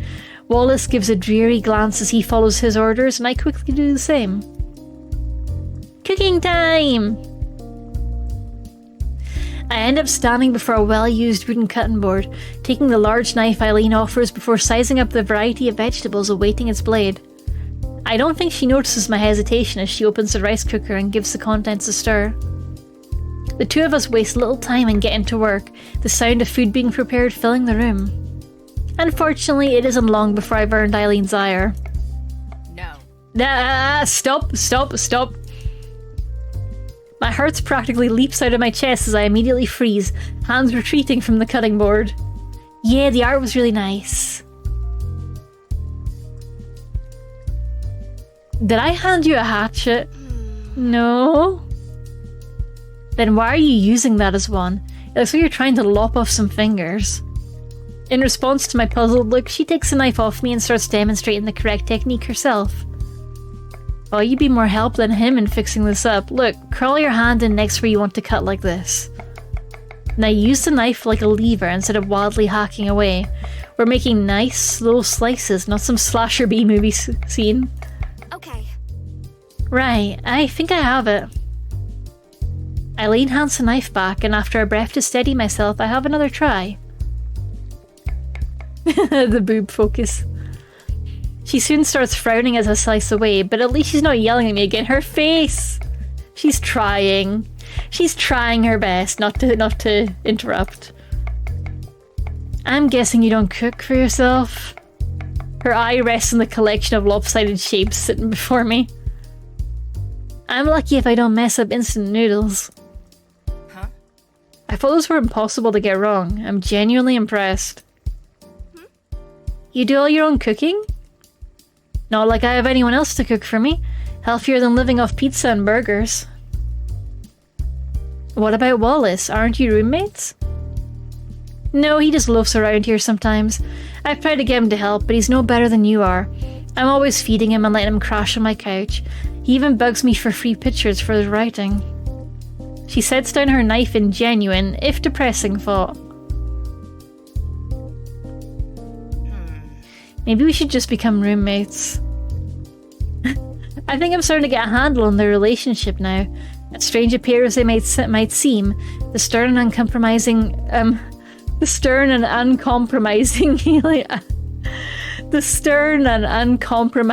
Eileen and gentle giant Wallace seem like they're a compatible couple. Yep. I'm surprised you're not. I thought you might be together. Nope, just friends. So much for that. She waves away the idea so easily it must have come up before. In fact, back at the cafe, Wallace seemed quick to clarify that too. Wallace's voice pipes up from behind us. You know, it's not often Eileen invites someone else over for dinner. Oh. I don't invite anyone over for dinner. You just show up most of the time. Including now, actually. I've had to put up with him like this since high school. I guess no one else would. Objection! I'm the one who puts up with you. I'm the one currently holding a knife. Objection withdrawn. With that, he goes back to quietly watching television. I'm starting to get how Eileen deals with others in general now. She simply has no filter when it comes to stating what she believes to be true. Dave says it us. What, Eileen and Allison? Or Eileen and Wallace? That can be a problem just as much as shyness, though. Thinking back to when we met, the only reason I didn't write the episode with her off is Caprice and Wallace nudging me afterwards. But here she is, looking after her friend and providing me with a meal. It took a while, but I'm glad I met her in the end. Perhaps that's why it's a little worrisome that she lives alone like this. You normally do all this without anyone to help? You don't need to say that like it's a bad thing. There's all sorts in the world, some are better with people than others. Living alone suits me and I can afford it. You know Caprice though, don't you? So you're not completely alone beside Wallace? Maybe I shouldn't have said that. Tell me, how did you and Caprice meet? We were sitting at the same table for a biology lecture and she started passing me notes during class out of the blue. Once we started talking afterwards, she didn't really stop. Allison and Eileen cooking, yeah, that is very us-coded, me being useless. And Eileen being competent. That's the way it usually goes with her. Once you get caught in her orbit, she doesn't let you go. Caprice isn't that bad. She's a sweet person. She's just high energy. She gives a non-committal grunt before getting on with her cooking. I do wish she'd give her that chance. Caprice only means the best for her. Moving away from that, could you grab the plates and glasses? These shouldn't take long to fry. Root beer, please! No. Water is healthier. Allison, please save me from this woman. All I can do is give a weak smile. Much as I'd like to give him what he asks for, following Eileen's orders would probably be for the best. With all of us well and truly full, we sit around the table and savour the meal we've had. It's the best food I've had in a while since it was neither takeout nor cooked by Rose. Having sent a text message to her for a pickup, all that's left is to run down the clock as the evening wears on. Oh, is she going to pick me up on her motorcycle? Looking around the apartment, I point to one of the paintings on the wall. Did you paint all of these? Yeah, really need to find something else to put up there though. Huh? But why? They're really good. I appreciate the thought. All of them have dumb little mistakes though. Just needed something to make the walls less bare when I moved in and never got around to replacing them. You like painting people in particular, don't you? Just into portraits and figures. Modern art's all well and good, but I started with figure drawing and ended up attached to it. Bodies are pretty fascinating when you think about them. Really think about them, that is. I spent days just sitting here sketching, trying to work out how the muscles fit together, how lighting interacts with the skin and all that. The way she rattles off her thoughts with such feeling gives away how much she cares about the subject. I can't say I take it quite as seriously as she does, but I can see where she's coming from. Interested in this stuff, Allison? Me? I just drew a little in high school. Passing the time, that kind of thing. Nothing wrong with that. I sketch on my tablet and Eileen gives pointers sometimes. You like painting people? Haha, funny coincidence. I'm a people. Hehe. Maybe I should throw you to the wolves and tell Caprice you like doing art as well. You wouldn't. I'm thinking about it. I can't help but giggle a bit at the two of them. Yet even as they do, there's a small pang of envy there. I can empathise with Eileen keeping her group of friends small, but I do wish I were closer to her. In more ways than one, she's who I wish I could be. Oh, she wants to be her! The familiar sound of a motorbike's horn can be faintly heard from outside, bringing an end to both my thoughts and this little outing. That for you? Giving a nod, I get up from my chair and collect my coat from Eileen's helpful hand, quickly throwing it over myself. Thank you. Thanks for tonight, it was nice. Not wanting to keep Rose waiting, I wave Wallace goodbye as I take my leave, with Eileen coming along to see me out the door. Got everything with you? I quickly pat around my pockets to make sure. Phone, purse, keys, they all seem to be there. All good. I'll see you then. I'll see you If you then. want to come around again, feel free. I keep forgetting some of the lines are voiced. If I'm not too much trouble, that'd be nice. Aww. I do a poor job of hiding my happiness at the offer. My reply, just a little bit too quick to sound natural. You're no trouble. It honestly does me good to see you a bit more upbeat. Oh, she care about us. I tilt my head a little at the odd idea. You just seemed kind of skittish before, but now you're all sunshine and rainbows. It suits Grumpy egg sunshine, let's go! Sorry. I'm a bit shy. Not to mention a bit homesick. Being able to talk with friends outside of school was a nice change, not to mention having a homemade meal. Even if it didn't help that much, it did take my mind off things. Eventually, as my mind slowly manages to get back into gear, I muster the words to say what I want to tell her as I get past being so flustered. Oh? If you don't mind me being around for dinner, maybe being together in a club wouldn't be so bad. Oh! She hesitates for a good few moments, making me doubt myself as I offer the suggestion as carefully as possible. She knows I like her as a person, so hopefully she can look past her previous experiences, right? Just as I begin to think I've overstepped the mark, she gives an almost comically long sigh. The horn sounds again in the distance, the silence reigns, but my feet stay plastered as she comes to an answer. Fine. Tell Caprice she can have her dumb club. Yay! Thank you. Just don't make me regret it. With an enthusiastic nod and a wave, I start off down the hallway once more, Eileen disappearing into her apartment as I look back. Even as I walk down the hallway, my steps somehow feel lighter than they did as I entered. Being around others usually makes me exhausted, but right now I feel more comfortable than ever.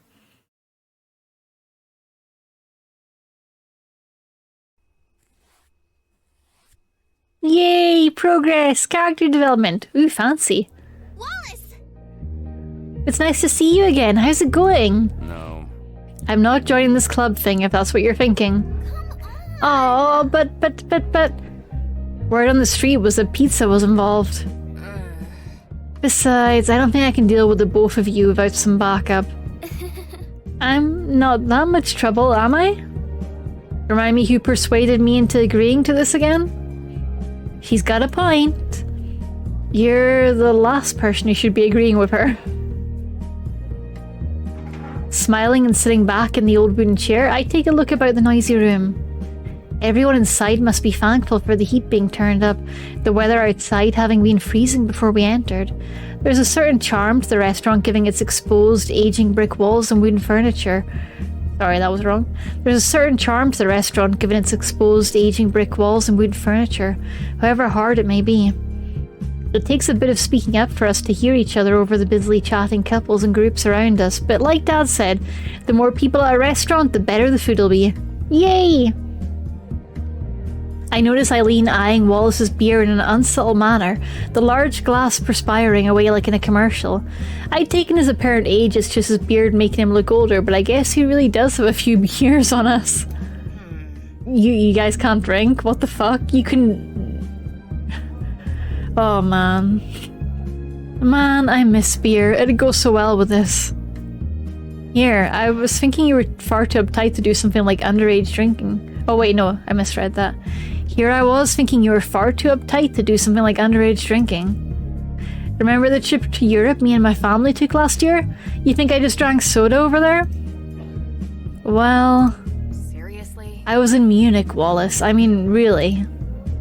Caprice and I can only smile at her little lecture. Don't be sad, Eileen. It's only a couple more years. A couple more years? And you can drink all you want. God, I'm so confused. Eileen is a couple more years away from 21? What the fuck? What the fuck is happening? No. Are you telling me she's not in her mid to late 20s?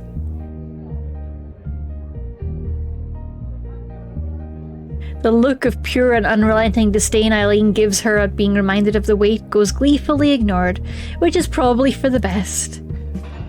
Pizza! Okay, I thought that was a chat redeem. The way it slid down, I'm just like, oh cool, Dave's added a new pizza redeem. Because we had pizza today. I was like, yay, pizza redeem! Pizza, pizza, pizza, pizza, pizza, pizza. Our chatter is interrupted by the arrival of a waiter, a weedy young man clad in a plain red and black uniform.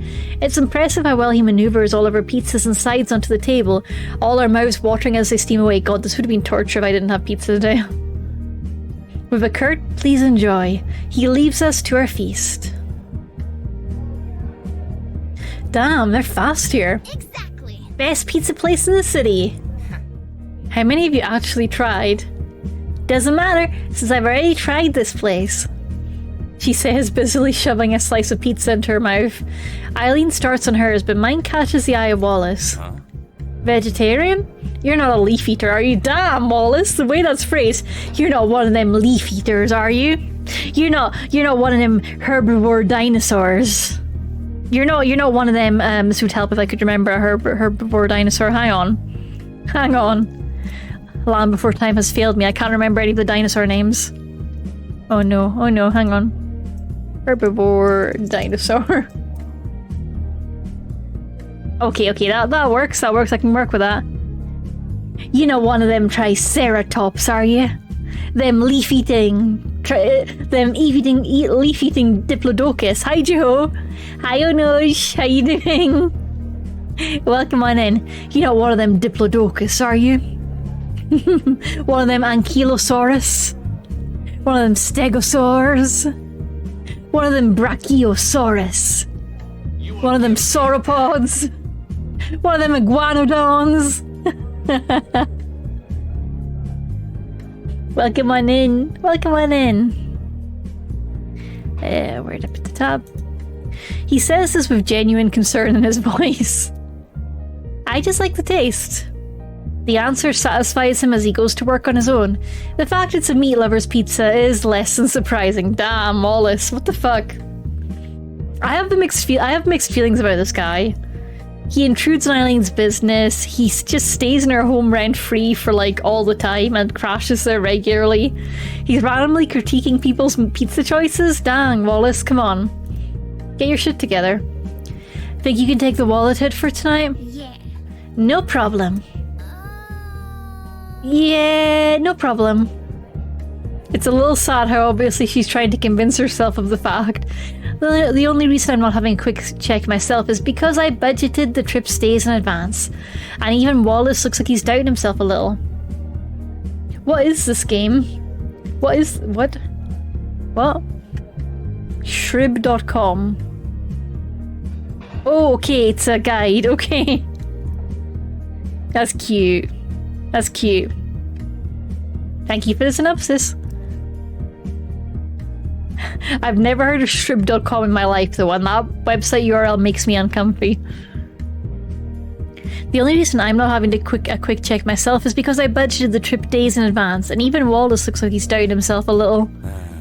Such is life of a struggling college student. Sure is. I really need to get a job. You don't have one either?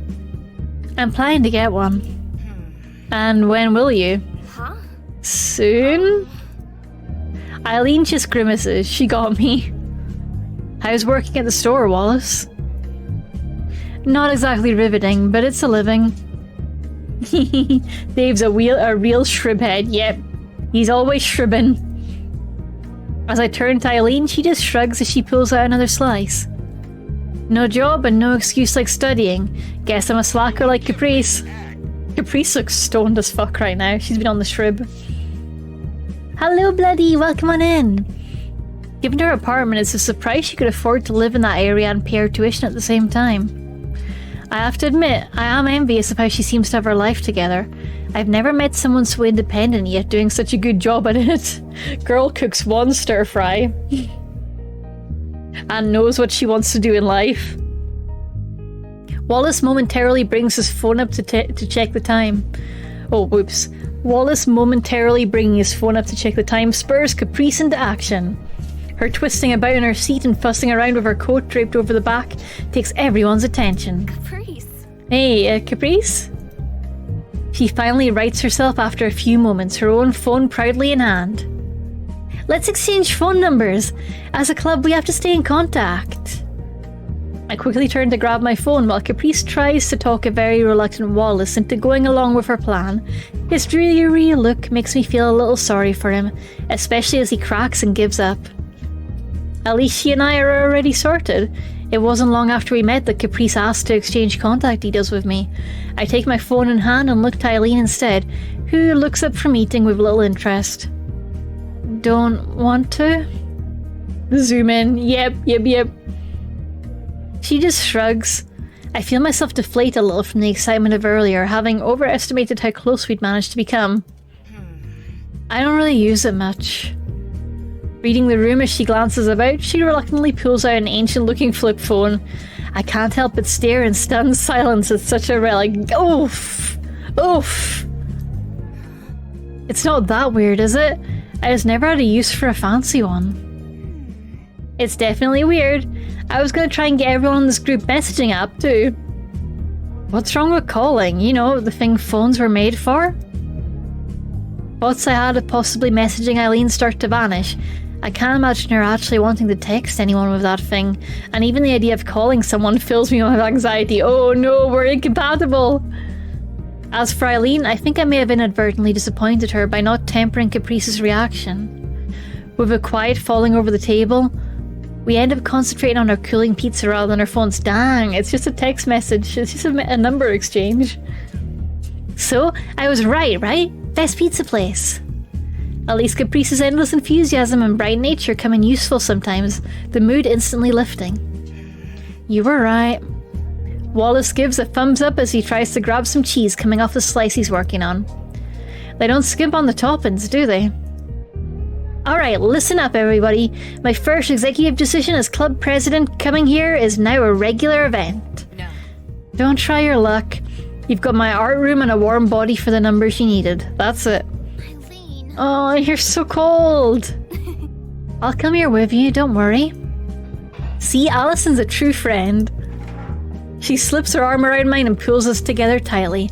Not knowing how I should react, I end up nervously smiling while feeling myself flushing from the contact. She's just like, girls. I guess I'm just happy to hear her call me a friend. Sure, that's all it is. At least you got Caprice with you as company during the day, for better or worse. Come on, Eileen, you're not jealous, are you? You and I hang out at the club all the time now, too. Are you trying to make me reconsider it? Caprice satisfies herself with pouting as she takes a big bite from her pizza.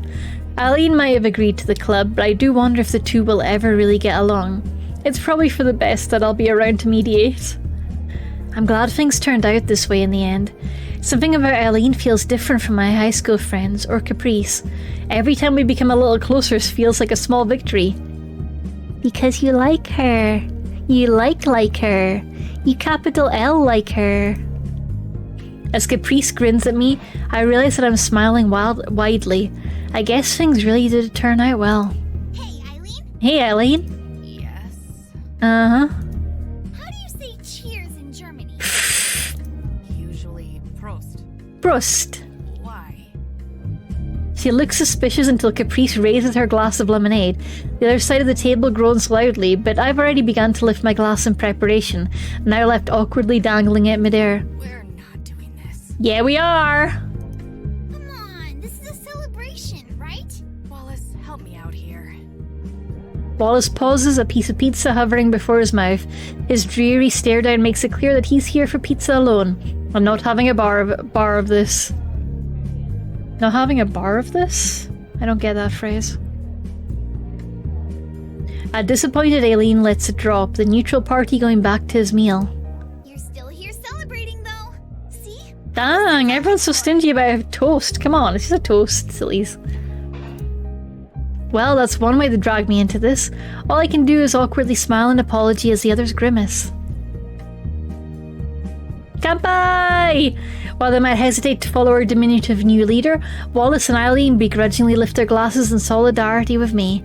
Even if her enthusiasm might not be matched, there is some sense of camaraderie between us all.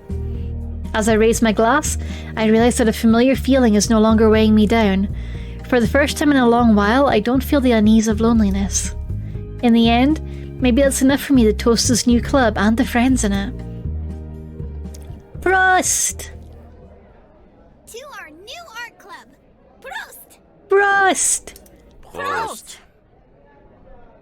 Aww. Act 2, Falling Snow. Burbs! She looks so cute with her hair so messy. Motorbike noises. Woof, woof, woof. Alright, everyone out. Caprice and I step out onto the busy sidewalk per Eileen's orders, the chatty girl leaning through the passenger door as Eileen tries to get the car going again. Giving a long stretch to help my stiff back, I do my best to keep out of the way. I mean, Allison, you could also help. After news of Eileen owning a car leaked out, Caprice's mind immediately set about organising the art club's first outing. Inspiration for our art, she called it, but it was obviously an excuse to hang out. Hello, Ali! Welcome on in! Welcome on in! I wave my paw at you too. Welcome. With things having gone this awry, I feel a little bad for going along with the idea despite Eileen's reluctance. Oh no, they're stranded in the snow! It's the romance cliché. Their investigations apparently coming to nothing, Caprice rights herself as the car falls silent. Rick, welcome on in! Welcome on in, Rick! My internet's been terrible, but I don't stress it, Ali. Don't stress it, just make yourself warm and cozy, and I hope things settle down for you soon. Eileen closes the door behind her with some force before plodding around to us, frustration written all over her face. I mean, yeah, I'd be frustrated too if my car broke down. I should know it happens. Looks like the engine won't idle at all. Serves me right for buying second hand. Know why it's not working? No. No idea. She looks a little sheepish for not having the answer on hand, but I can't say I blame her. You know who could fix this? A certain hot motorbiking lady. As the two of us mull over our options, we become distracted by Caprice and her wide grin. He has a plan cooked up already, for better or worse. Though, should you motorbike in snowy weather? Like, Rose owns her motorbike and she's working on it in the winter, so I assume it's got, like, snow tires? I know nothing, because in the UK, motorbikes basically, once it gets icy, they're in the garage for the winter, and they come back out when the ice thaws. But I imagine Rose has got a plan. I imagine she's got funky fun tires. Some force, we refuse to specify how much some. E equals MC something. Caprice. Caprice, what are you smiling about now? I've got this! Just stay right here, I gotta make a call. Oh no. Does Caprice know Rose? I wouldn't surprise me. Catch you later. Catch you later. Eileen and I grimace at each other in unison, but Caprice bounces off down the street before either of us can object. Getting the phone from her pocket as she walks, she flits between the people around her while unbothered by the ice on the sidewalk. I wish that were me. I wish that were me. I wish I could be unbothered by ice. Also, is Wallace still in the car? Like, he's gotta be here, right? He is part of the club. Where's Wallace? Is he in the boot? She knows a guy who knows a guy who knows a girl whose name is Rose. The background hum of people chatting and cars passing by takes over once again as we find ourselves at loose ends.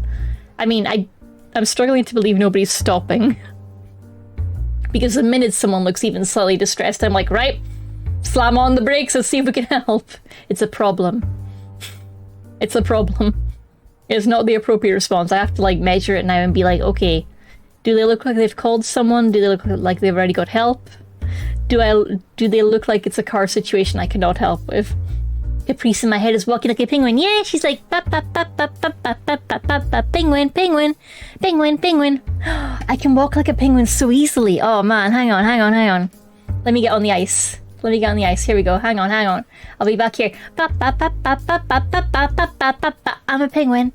My feet aren't moving too much, but there we go. Penguin. This is about the same pace I am on ice, honestly. I'm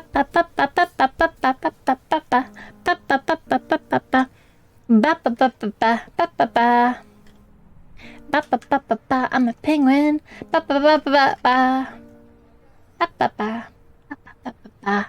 Oh no! I die! Oh no! Somebody stop traffic, please! No! I can hear an oncoming train! Oh no! The penguin walk failed me! It's okay. I'm just gonna hold on to this car. Okay. I've got the headlight. Oh my bones. Oh my old bones. Oh my bones. Why is this car so big compared to me? What's going on with the perspective? Okay, I'm back. Okay. Yeah, train. We're in like Canada. They might have those like street trains. Trams, as they are more commonly known by the peasants. Street trains. A monorail for a non-mono road. Just a random train. I did actually prefer the idea of just a random train, like choo-choo. Got places to be, get out of my way. Okay, I'm done being a penguin. Not like we could go anywhere else anyway. You're not gonna try and stop her?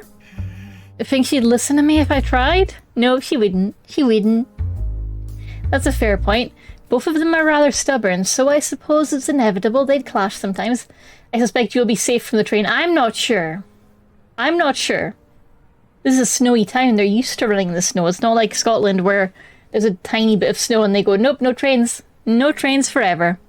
Say goodbye to public transport. No public transport for you. What's that? You want a replacement bus? Ha ha ha ha! Try it. Have fun. Choo choo. Choo choo.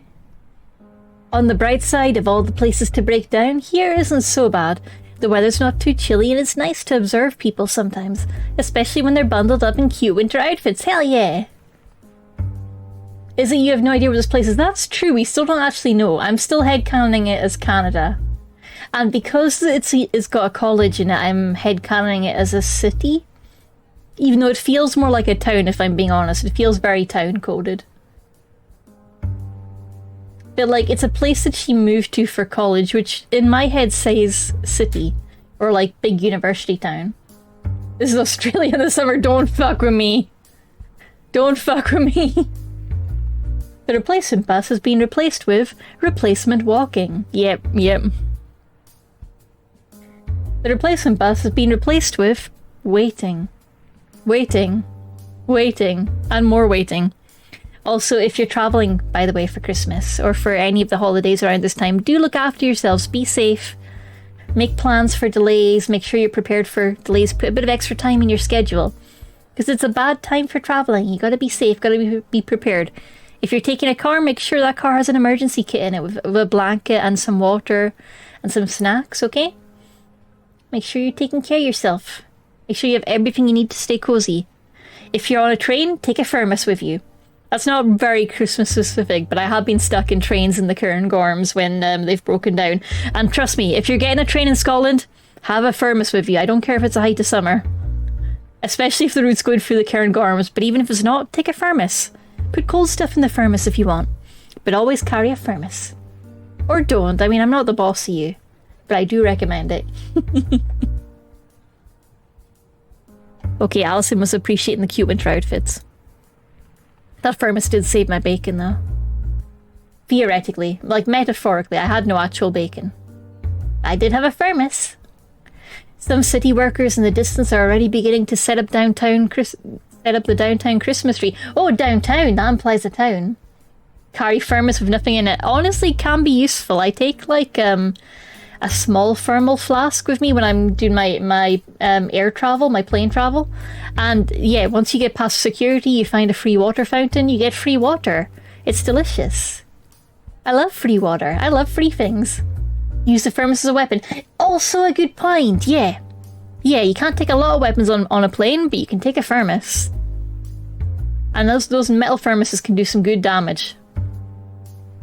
Some city workers in the distance are already beginning to set up the downtown Christmas tree, providing some entertainment for the people walking by as they struggle with the unwieldy thing. It's okay, they're professionals.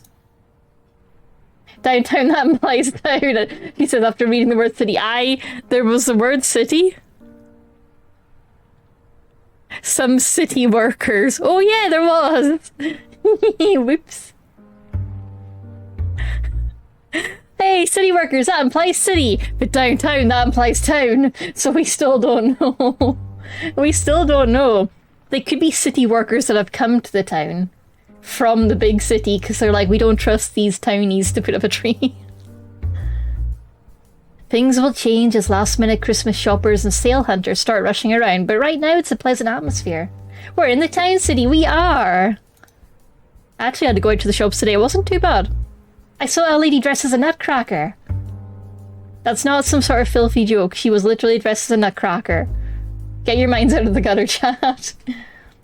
Turning back to Eileen, she doesn't seem as content to patiently pass the time people watching as I am. Content to patiently pass the time people watching. That's a tongue twister.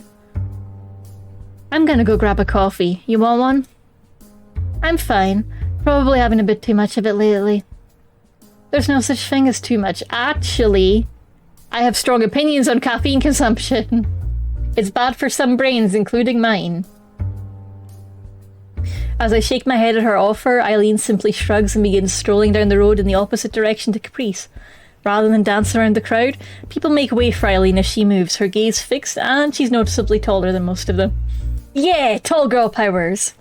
Dave's had to deal with me. I read an internet post once from, like, Tumblr. I read it a couple of weeks back from people going, like, yeah, I was surviving entirely on Monster through my school years, and it was the only way I passed my exams, and that's how I learned I was vitamin B deficient. So my brain has latched onto that, being like, maybe I'm tired all the time because I'm vitamin D? Vitamin B. I need to be careful what I'm saying. Vitamin D. Jesus Christ, Katie. Maybe I'm vitamin B deficient. And the only solution to that is Monster, because Tumblr told me. Like, no, Katie. No, you don't just throw things at a problem that might not exist. Merry Christmas to some, Merry Christmas Eve to others, and joy to all. Yes, Emo Biscuit, hello, welcome, and happy holidays. Joy to the world. Need some company while making perler bead magnets for my neighbours. Oh, that's so cool. Your neighbours are lucky. Welcome on in. Welcome on in. I hope you're having a nice, cozy evening. We're looking at pretty girls and hoping to smooch them. With little to do now but watch the car, I huff into my gloved hands a couple of times to try and warm them. At least the aquarium should be warmer if we ever manage to finish the trip there. Oh, they were going to the aquarium! Fish building! Fun fact, if you add styrofoam foam in Molotov, the fire will stick more. That makes sense, yeah, because it's like melted plastic. Melted plastic is vicious. Let's not do that, though. We're not Molotoving things, are we? Did I miss a protest? Who are we Molotoving? I am the lucky one for having neighbours who watch my dog for free. Yes, I've offered to pay multiple times. Honestly, Emo, I wish my neighbours would ask me to dog sit for them. I want to look after free dogs for a little bit. I want people to pay, to like, not even pay me money, but just give me a nice card or a souvenir or some, like, or a quiet house for a minute just to go look after a dog. That's a dream to me. Nobody ever asked me to be their dog sitter. Well, actually, my parents do. One people asks me to be their dog sitter. And it's my parents. Nah, I just do it for the love of the game. That's fair. That's fair. Tampons also make excellent bottle stoppers. That's fair. Though, depending where you... Like, are you getting your bottles in bulk without tops? I guess you probably are if you're in it professionally. I want to go to the aquarium. Oh! Phone noise. Just as I'm about to settle in and watch the passing crowds, the phone in my pocket begins to vibrate and ring. Not sure who it could be, I quickly grab for it. I love her little kitty keychain. That's Katie Core. Oh, it's Dad. Oh god, it's Dad. Oh god, family. Without a second thought, I swipe my finger on the screen to pick up the call. Also, girl, you gotta get that phone replaced. For Molotovs, my dear. Yeah, I know, but like, when you're making Molotovs, I thought you would just use an existing bottle. So like, if you're using an existing bottle of like vodka or water or whatever, then you just use the cap that came with it. Have you lost the cap? Or does it need a special cap because of the contents? Do the contents require a different cap? Does normal capping not work? I shouldn't be asking these questions on Twitch. I'm not sure you guys can answer that. You mean I can't just put my Smirnoff top back on the Smirnoff bottle? Hi. Hi, Dad. Hi. Hey, sweetie. It's good to hear your voice again. How are things? No, that's not how. Okay. Okay, that's fair. I don't... It would be more worrying if I did know. The closest I've come to a Molotov is in The Last of Us when you can throw them at zombies. Oh, of course, for the flames. Yeah, that makes sense. That does make sense. That makes so much sense. Yeah, I should have figured that one out. Whoopsie. I've only seen them in video games. Maybe we'll do a workshop later. You can't say that. I'm gonna get banned. Also, if you want... Yeah. You get a bag of flour and... Oh, wait, so is flour very flammable? Because in my head it would just make a very wet moosh. That smells slightly like failed baking. Hey sweetie, it's good to hear your voice again. How are things? The sound of the crowds fade away as I listen to him, a comfortable warmth coming over me as I feel insulated from their gazes and focused on the conversation. Things are good, I guess. I haven't caught you at a bad time, have I? I could call you back later. Girl, it's your dad. Ask him car stuff. Dads love that. Flour's hella flammable. I didn't know that. Flour's been the cause of many an accident. I did not know that. That's good to know. No, just out with friends. He gives his usual weird laugh, sounding more like air moving through closed teeth than a normal full-bellied chuckle. What would that sound like? Haha. It's like a reverse Jimmy Carr where it's going out for your teeth instead of his like choked goose noise.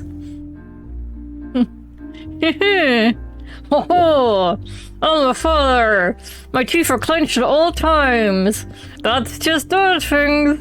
Oh no, I hate doing that. He gives his usual weird laugh, sounding more like air moving through closed teeth than a normal full-bellied chuckle. It never fails to make me smile all the time, though. What's that about? Just a relief to hear that. We've all been worried about you finding new friends after such a big change. What with changing schools and moving out. Thinking to the people I've met in school, I guess I really have. Caprice pulled me into her orbit, Wallace seems nice and caring for all of his intimidating size, and then there's Eileen. They might be a bit odd, but they're all caring in their own ways. Like, I know our girl's obsessed with height, but with the amount they focus on Wallace's intimidating size, I wish they'd let him be a little bit chunkier. Let him be big.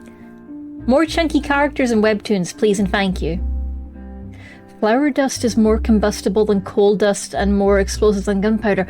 What the heck? But I use that for baking. And my baking's never caught fire. Mostly. Is that what... Are the eggs magic? Are the eggs insulating the flour from fire? They're not, don't worry, I know that much. But I bet the eggs are helping, because eggs are peak. Dang. Eggs are goated. You need to avoid catching on fire, cover yourself in eggs, see what happens. You might still catch fire, but at least then you'll have nice cooked egg. Magic eggs, yeah. It's funny how art seems to have drawn us all together, each in a different way.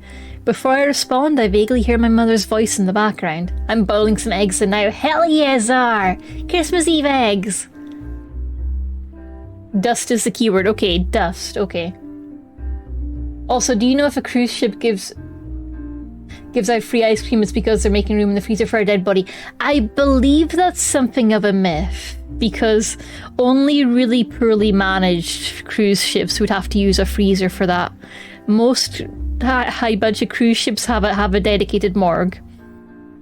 So if the cruise ship is giving out free ice cream and you suspect they're doing it to hide a body, you might want to rethink your cruise ship choices. Ask a Mortician on YouTube has excellent videos about all the different cruise ship incidents that have happened. And I feel like that's what she would say about the situation, that if your morgue's not ready, what are you playing at? Because a commercial freezer is not designed for bodies. And even with the best will in the world and people going, it's close enough, it's not. It's not. It has happened. Don't get me wrong. You're very much correct. It has happened, but it's not correct. It's not what should be happening. Also, I don't know if they gave out free ice cream. Did they give out free ice cream? Is that from the real story? Your mother said to ask if things are going okay at home. Everything's good. Rose has been a big help with everything. That's vastly understating things. If it weren't for her, I don't know how I would have coped. Not just for the constant housework and errands, but also for being far away from everyone and everything I knew before. Rose is MVP. I might still have my ups and downs, but the last thing I want to do is stress them out over me. Girl, speak to your parents. Come on, communicate. Yeah, international regulations in most places require cruise ships to have morgues now. It did happen in the past. Yeah.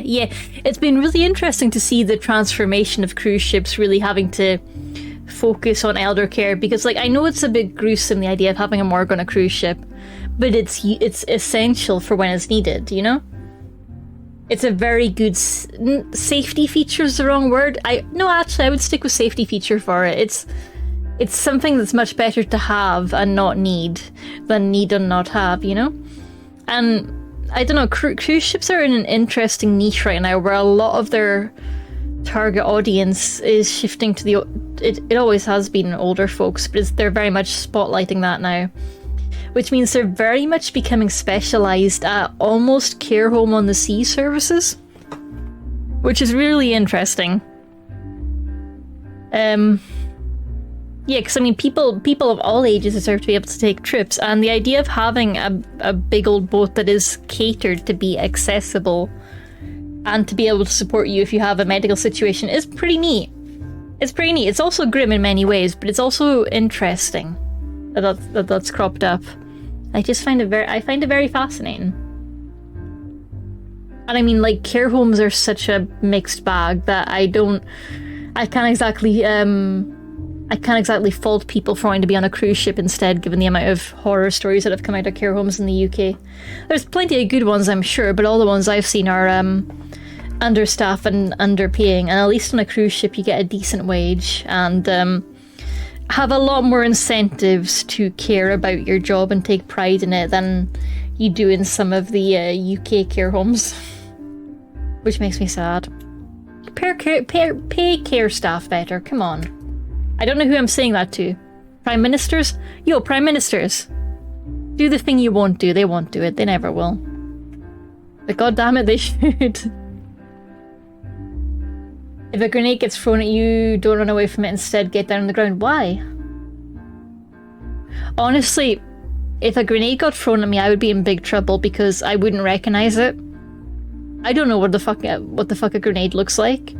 There was an interesting article in the BBC News about there's a lot of kids in India, I believe, who unfortunately are getting quite badly maimed or killed sometimes because in the Indian provinces, grenades and like handmade bombs are usually covered in jute rope, Jute. So they look like balls, they look like toys, and kids are picking them up and taking them home. And it's going about as well as you might imagine. I agree! Merry Christmas! So, and I know in my heart of hearts, I would be that fool who sees a suspicious round object and goes, Ball! Ball! I would be that, because I do not have the life experience to be like, that's a grenade! And it would be a problem. Which is why I'm very glad to live in a country that has very few unexploded munitions about, touch wood. Touch wood, please Please don't make that a life situation I need to face. I don't want to have to deal with identifying a grenade. That's not a life skill I want. That's good to hear. Hopefully it'll take a bit of stress off a certain someone. Tell Rose hello for us if you remember. Sure thing. Can do. How's everyone back home? Your brothers are a pain in the ass like always, for one. Right on cue, one of them loudly complains in the background. As you can tell. How's Lucy? Same as always, she's sleeping in the other room. I hear my mother's voice again in the background. Ah, right, she knocked a mug off the counter the other day. Your mum gave her a good scolding. Lucy's a cat, okay, I get it now. I think she's acting out without you around. I was like, dang, okay, is Lucy doing alright? She's just sleeping the day away, is she alright?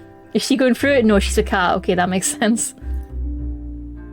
I can't help but laugh imagining it, my mum exasperated with my cat. Anyway, we're getting by. It ain't the same without you, though. In a whispered voice, he continues. It's hard to get a moment's peace around here. Make sure to give your mother a call sometime, okay? I'll call her, don't worry. Dang, Cajun, okay, thank you. That is good life advice. And also terrifying, but good life advice. Honestly, I mean, if a grenade is being thrown out near me, I'm fucked. Because, like, I'm not gonna have the wherewithal to remember to duck. I do not have the learned experience to overcome that freeze response. I know myself, I know my body, I'm freezing. I know my body, it is not breaking out of that freeze response unless it knows what it's doing. I'm also becoming bi, hopefully, Dad, yep. Oh, I'm also getting by, a joke, okay, yeah. Hi, Dad, yeah, I'm getting by as well, haha, wink wonk, finger guns. Pew pew. I'll call her, don't worry. Atta girl. Anything worrying you? On your mind? No, things are good. She do always be freezing. We have blankets everywhere. It's true, I do have blankets everywhere. Also, good pun. I realise my mistake the moment I answer, having spoken just a little too quickly to make it seem natural. My mind starts to replay embarrassing situations I've been in, the constant concerns and worries of living alone, the loneliness. Dad's calming voice cuts through, interrupting my spiralling thoughts. I better let you get back to your friends. I hope I'm not keeping you away. It's fine. I'm just happy to hear you again. We miss you too. Christmas around here will be a lot warmer once you're back for the holidays. We're gonna miss you at Nana's this year. You're going to Nana's without her? Dude. Come on, surely the trip to Nana's could wait. Come on. That's just bad planning. Maybe she didn't want to go to Nana's. Maybe this was deliberate. Maybe Nana's always pinching her cheeks and she's like, no, this year my cheeks will go unpinched. I really can't wait to see all of you again. I'll be looking forward to it too. I love you, Allison. Fake dad conversation, because every dad I know would be like, okay, what flight are you getting on? Have you got everything booked? You definitely got your tickets? Have you got them printed out? Have you got them in a little folder? Have you got emergency money? Have you got a taxi to pick you up?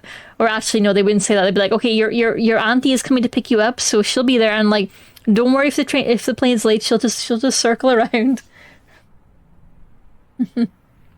Grenades are not that hard to identify. I mean, if I can take the time to see the words printed on it, I'm probably having a bad time. This year, my cheeks will go unpinched. Don't quote that, because it won't be true. It will not be true. Random discussions about grenades. Merry Christmas. Are they baubles in the tree or are they grenades? I wouldn't know. They're both balls. I'll be looking forward to it too. I love you, Allison. Take care. I love you too, Dad. Bye-bye. Bye-bye-bye. That's me. I'm bye. A few seconds pass before the familiar beeping of the ended call tone rings in my ear. I just couldn't bring myself to do it. Finger guns. I'm not gonna answer because everyone who knows Dave knows the answer already. Putting away the phone, I feel like I should be happy to have spoken to my family again. That couldn't be any further from what I feel, though. The horrible lump in my throat only gets worse as I stare down glumly at the dirty snow on the sidewalk. Aww. My head hurts. The taste of my mother's food, my old bedroom, all the friends I left behind when I went to this college, my cat, they all come flooding back. Oh, it's just homesickness. I've dealt with this before and more than once. The fact that it'll pass doesn't help right now, though.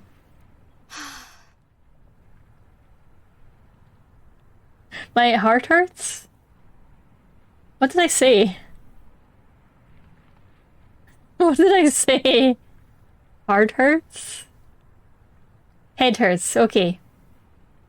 Okay, heart hurt, I see. Yeah, okay, that's a good correction. I was like, I wouldn't say heart hurts and not realize it. But saying head instead of heart, that makes sense. That does sound like me. Noticing Eileen through the crowd, coffee cup in hand as she sips away, I take a long breath and try to steady myself. I don't want to look weird in front of her, getting all sulky in the middle of the street. That was quick.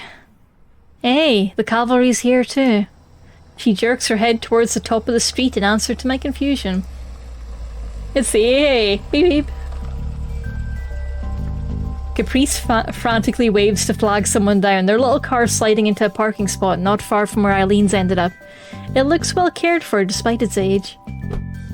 Oh, is that Caprice's mum? They've got the same smile. All Eileen and I can do is stare as the driver opens the door and steps out. I'm more than a little surprised when I recognise her as being another student from college. Okay. Are they webcomic people? Are they webtoons? Hello Fig, welcome. She looks to be about our age despite her ladylike appearance, her tall figure dressed in a smart trench coat and scarf. Yeah, she's the only one dressed appropriately for this weather. It's quite a fashionable look and hardly who I expected to arrive. Caprice knows everyone. As Caprice excitedly chats to her, I feel myself shrinking behind Eileen a little out of shyness. She looks much more apathetic about the whole affair, simply taking a long sip of her coffee. Getting on Eileen's good side made me forget how unsociable she could be. That's just her resting face, leave her alone. Ta-da! Ta-da! Mechanic right nearby! Find a mechanic right nearby, as she just said. I feel a little sheepish for assuming the worst of her little mission.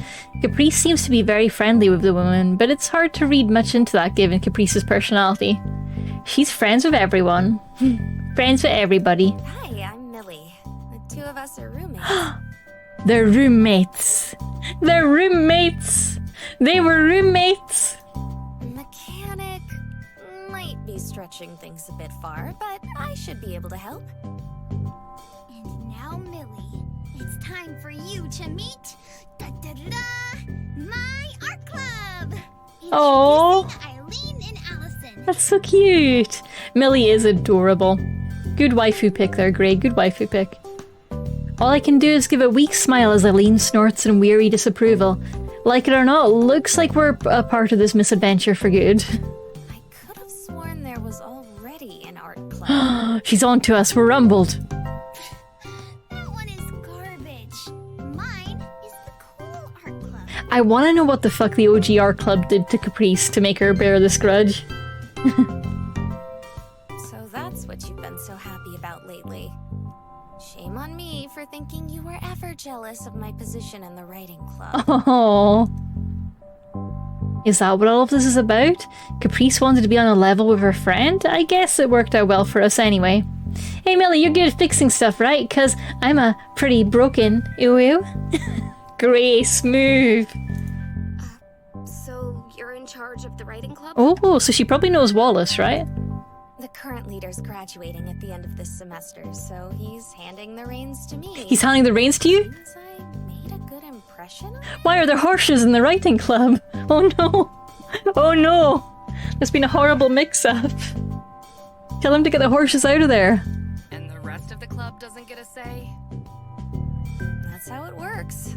I like to call it a stable line of succession. Stables again! This writing club is so confused. Oh no! Oh no! Yeah, I think they have confused a writing club and a writing club. This is a horrible confusion. Nobody's gonna be happy by the end of this.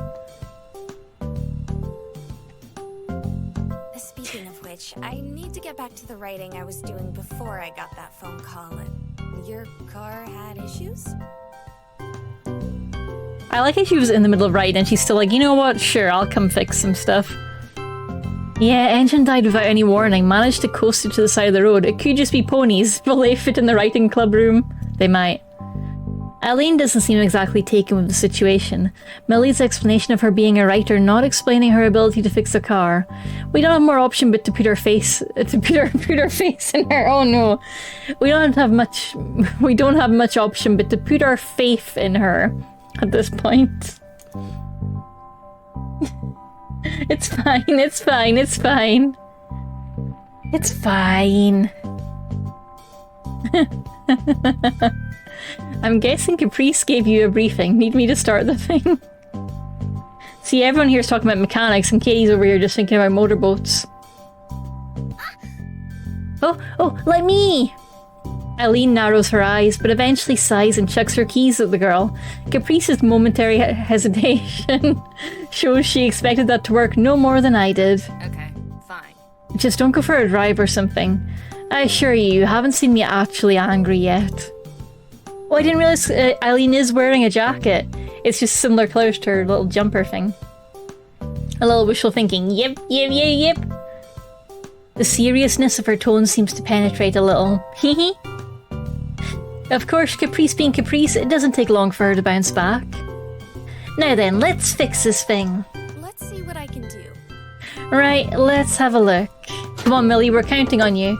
The cranberry sauce is done. Oh, nice, dear Geek Place. What's next? Now do you get to rest? Do you get to relax and put your feet up and catch up on Critical Role? Soon. Soon it will be time. Soon sauce is done. Soon sauce is done. Soon sauce is done. Soon sauce is done. Now to eat a food. Yes, what are you having? She gives us a confident smile before popping the hood, Caprice taking on the job of her assistant. To Millie's credit, she looks like a natural as she quickly moves this and that around to peer inside. If you don't need us, we'll just go for a short walk, alright? Eileen's like, I don't want to see people poking my car. That'll hurt my soul. Yeah. Got it. I hate watching people work on my car. I'm like, no, that's my baby. That's my baby. Get your hands out of its guts. The meaning of we becomes clear as Eileen puts a hand around my shoulder to direct me. The two of us walking off beside each other and leaving the two to their work. I still don't know where Wallace is. Katie, is it Christmas today or tomorrow in the UK? Tomorrow. Though tomorrow is Christmas Day in the UK. We do the 25th for Christmas celebrations. So I was getting messages from a friend in Poland because Christmas Eve is their big celebration day. And I'm very jealous. They've had food. They're having a grand time. Dang. Europeans just doing it right. Just doing it right. My Polish friend was like, Merry Christmas. Yeah, so was mine. She messaged me like, Merry Christmas. And I'm like, have you been drinking? Yeah, me too. That's my baby. Get your hands out of her guts. Look, I that's how I feel. Also, every time I hang around a garage for too long, they start asking me to do garagey things. I apparently have a very, what's the right word? I probably have the face of someone you can just give a task to, because I end up in a garage and they're just like, do you want to like help us attach this headlight? And I'm just like, I'm paying you for that. But okay, sure. And of course I don't say the second part out loud, so I'm just like, okay, sure, and that's part of the problem. My mum grew up in Germany and my gran always did Xmas the day before too. Oh, we should have had your mum come round today. For early Christmas. But anyway, the girls are out on a walk together. Hey Catgirl, could you just reassemble this engine block? Honestly, and I would follow orders. I would do it. I would do it, because I'm just like, okay, I mean, thank you for your confidence in me. It feels a little weird to have Eileen's arm around my back and holding my shoulder as we walk side by side. Even if it's to guide me, she takes a long while to get go. A long while to let go, even. She's holding my shoulders. She's holding my shoulders. Thank you for the hydrate. I will drink liquid. Could I? No. Will I try anyway? Yes. Yeah, my general attitude is as long as you're willing to give me clear instructions, I will do I need to... I can't say that. I will do pretty much anything, but only in a certain specific context, Chad. I can't redeem myself from this. I can't redeem myself from this, and Dave has cottoned on. No. No. Anyway, cute girls walking in snow. You sure you're alright leaving them alone? Not at all. Not like I can do anything to actually help, though. All I can do is awkwardly laugh it off. I don't have the first clue on even day-to-day maintenance for a car after all, so maybe just staying out of the supposed mechanic's way might be for the best. I wish it snows in Louisiana. Oh, that would be nice. Probably a disaster for global warming, but nice. At least it broke the ice a bit, as I was still feeling a little unsure when I'm alone with her. Don't break the ice! That's a lake! I can never seem to get a read on Eileen. Every time we talk, I end up getting caught in her pace. Even now, I'm not sure why she pulled me away to walk with her. Eileen is absolutely the queer girl stereotype of just... I keep hanging out with this girl, I think we're dating, and everyone in chat, everyone in the thread is like, have you actually asked to date her? No, but we've been hanging out lots, so she gets it, right? Have you said that you're interested in her? We're hanging out lots, we're dating. No, that's not quite true. She must have noticed me being depressed earlier, even if she isn't saying anything about it. Given how she also invited me over for dinner when I was hungry, it seems she really does care for me despite her stoic exterior. Girls caring for girls! As she drops her empty coffee cup into a bin as we pass, I realise it's going to be up to me to raise the subject. She said bin, not trash can. UK? Question mark? Question mark Britain? Britain? Cold mud sounds dreadful. So you saw me earlier, huh? You did look a bit bummed when you got off the phone. Didn't want to bring it up if you didn't, though. I love her. She left me no choice. Sorry. I miss talking to my family after so long. Sorry for being so flustered about it. Nothing to be sorry for, it's only natural. Huh? So you're homesick, huh? What side of the road have they been driving on? It's unclear. I don't think we've seen a car in motion. The car that was parked just now was on the right-hand side of the road. But if you have a breakdown in the UK, it makes sense to park on the right because then oncoming traffic can see you very easily. Sometimes, I don't know. It's difficult. If your car is breaking down, you park wherever the fuck you can. Basically. And ideally you park off the road, so it might just be that was the only parking space available. Sometimes.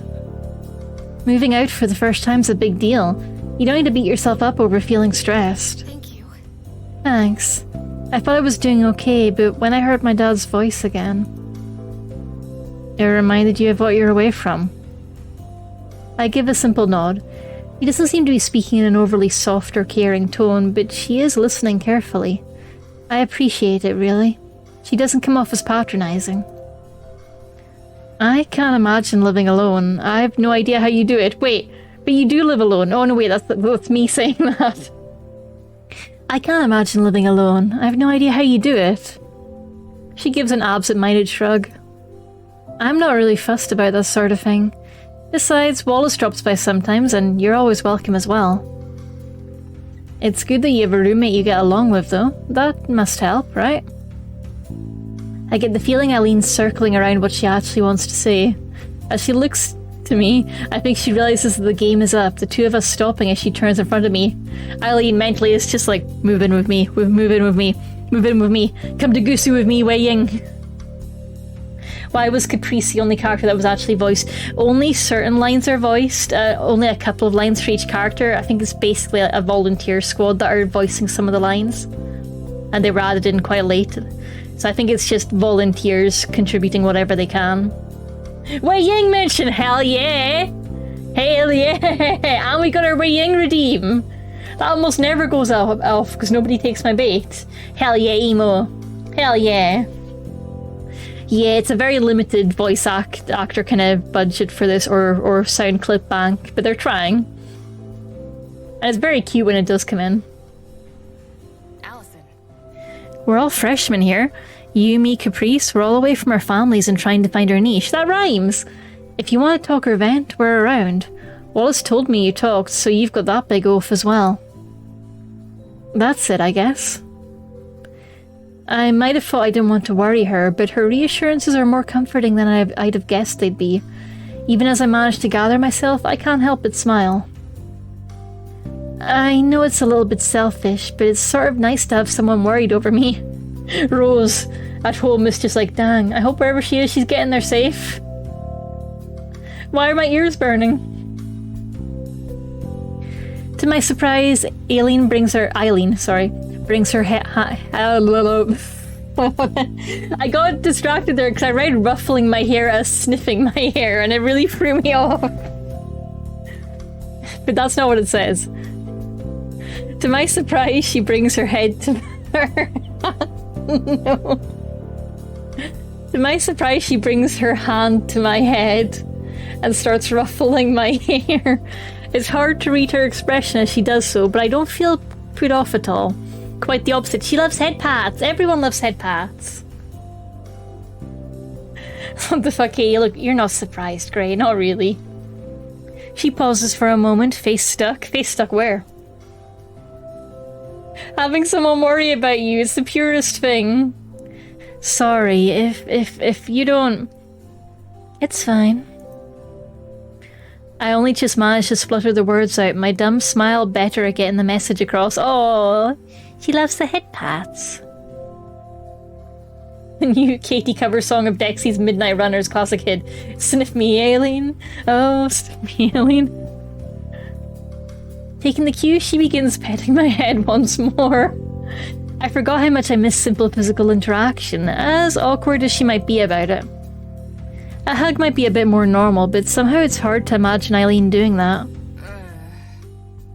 It's not a secret I'm not great at this kind of thing. Just keep what I said in mind, alright? I will. Everyone's here to help me. I'll remember that. Removing her hand, Eileen and I start heading back towards the car side by side. It's easy for someone who's outgoing to comfort another, but it feels somehow more sincere for a loner like Eileen. She's making an extra effort for my sake. Somehow I feel a little warmer than I did before as we walk back. Maybe the weather's improved, but I doubt that's it. I guess you've had experience living alone, haven't you? Huh? Me? Just moved out for college, same as you. So we're in just the same situation, yet Eileen has everything so together that she can offer me help like this. Moreover, she's known so the entire time. I just sigh in defeat. Allison has never met an introvert in her life. That's true, Czar. Like, you can pretty much guarantee with the anxious catgirl community that somebody's worrying about you at all times. Probably me. Nah, no, I'm joking. I trust Czar to take care of himself, and to be looking after himself and taking good care. So no worrying for Czar. Maybe worrying sometimes. Sometimes when you're like on your way out to the cinema or the bus and like, better get there safe. Better get there safe. That's important. But yeah, anxiety gang. Anxiety gang. Anxiety gang! We've got superpowers, the superpower of worrying. College has really driven home how everyone's different. Sure has. Oh no, that sure has felt a little bittersweet. Sure has. Definitely feeling real different right now. Sure wishing I wasn't the only non-straight girl in this car. Oh, Eileen. A little worrying as a treat. Yeah, as a treat. A little worrying. The reason for the dreariness in her voice becomes apparent as I follow her gaze. Caprice is happily bouncing out of the car and shutting the door as we stroll up. Everyone sure is different. Hey! Hey guys! Hey guys, it's me, a girl, Caprice. Remember to like and subscribe.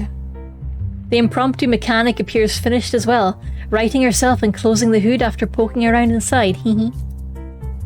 She absent-mindedly wipes the sweat off her forehead, leaving some grease on her face before realising her error. Oh, she's cute! Look at that little grease smudge. Follow her gaze. Ayy. Whoops. Well, it's fixed for now. Looks like the fuse went. Nothing major. Her little, like, greasy hand. Also, girls wearing a white jacket. That is courage. That is courage. You're not going to be able to take that jacket off unless you really go and wash your hands thoroughly. Looks like the fuse went. Nothing major. I've done what I can out here, but it needs a proper fix back at a shop. It'll get you going, though. Eileen's impressed look is shared by me. Being so handy is a good trait to have, and she did come all the way here just to help us. Eileen's internal monologue is just like rival lesbian, another queer girl in my neighbourhood. Woof, woof, woof, woof. Hot girl with grease after doing mechanical work. Eileen meets Rose and has a heart attack. I'm impressed. You fixed cars before? I was about to recommend taking it to my dad's auto shop, actually. Sure. Your dad's shop is as good as any other. I'll sort something out this afternoon. This is where I'd shake your hand and thanks, but you know. Millie gives a self-deprecating smile in response.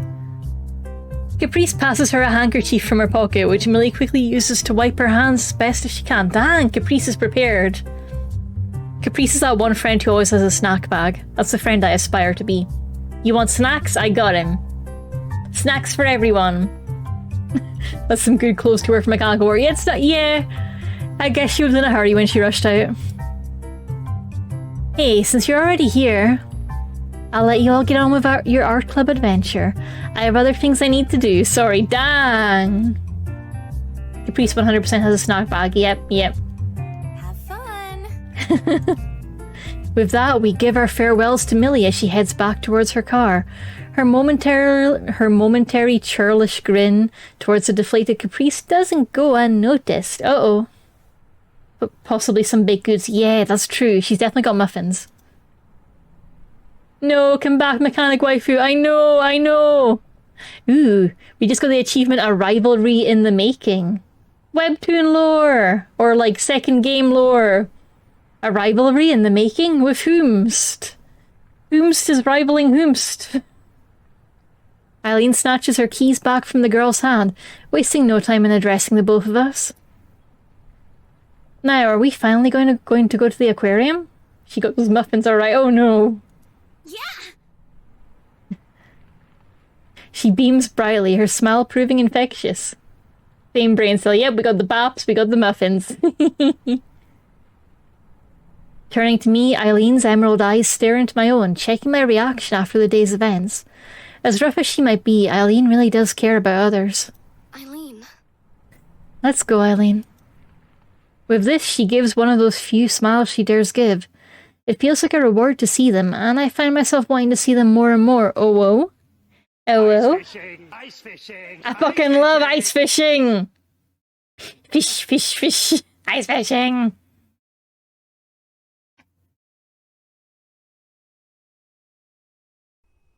Oh, scene change. Oh, we're back at school. What about my aquarium? I briefly wonder who's in the art room as I proceed along the second floor hallway. Well, less wonder or more hope. Okay, we've skipped forward in time again. Time skip. Yes, get your daily egg to your geek place. Get that protein. Caprice will be there, I've little doubt of that, but I'm starting to enjoy being around Eileen. Hey!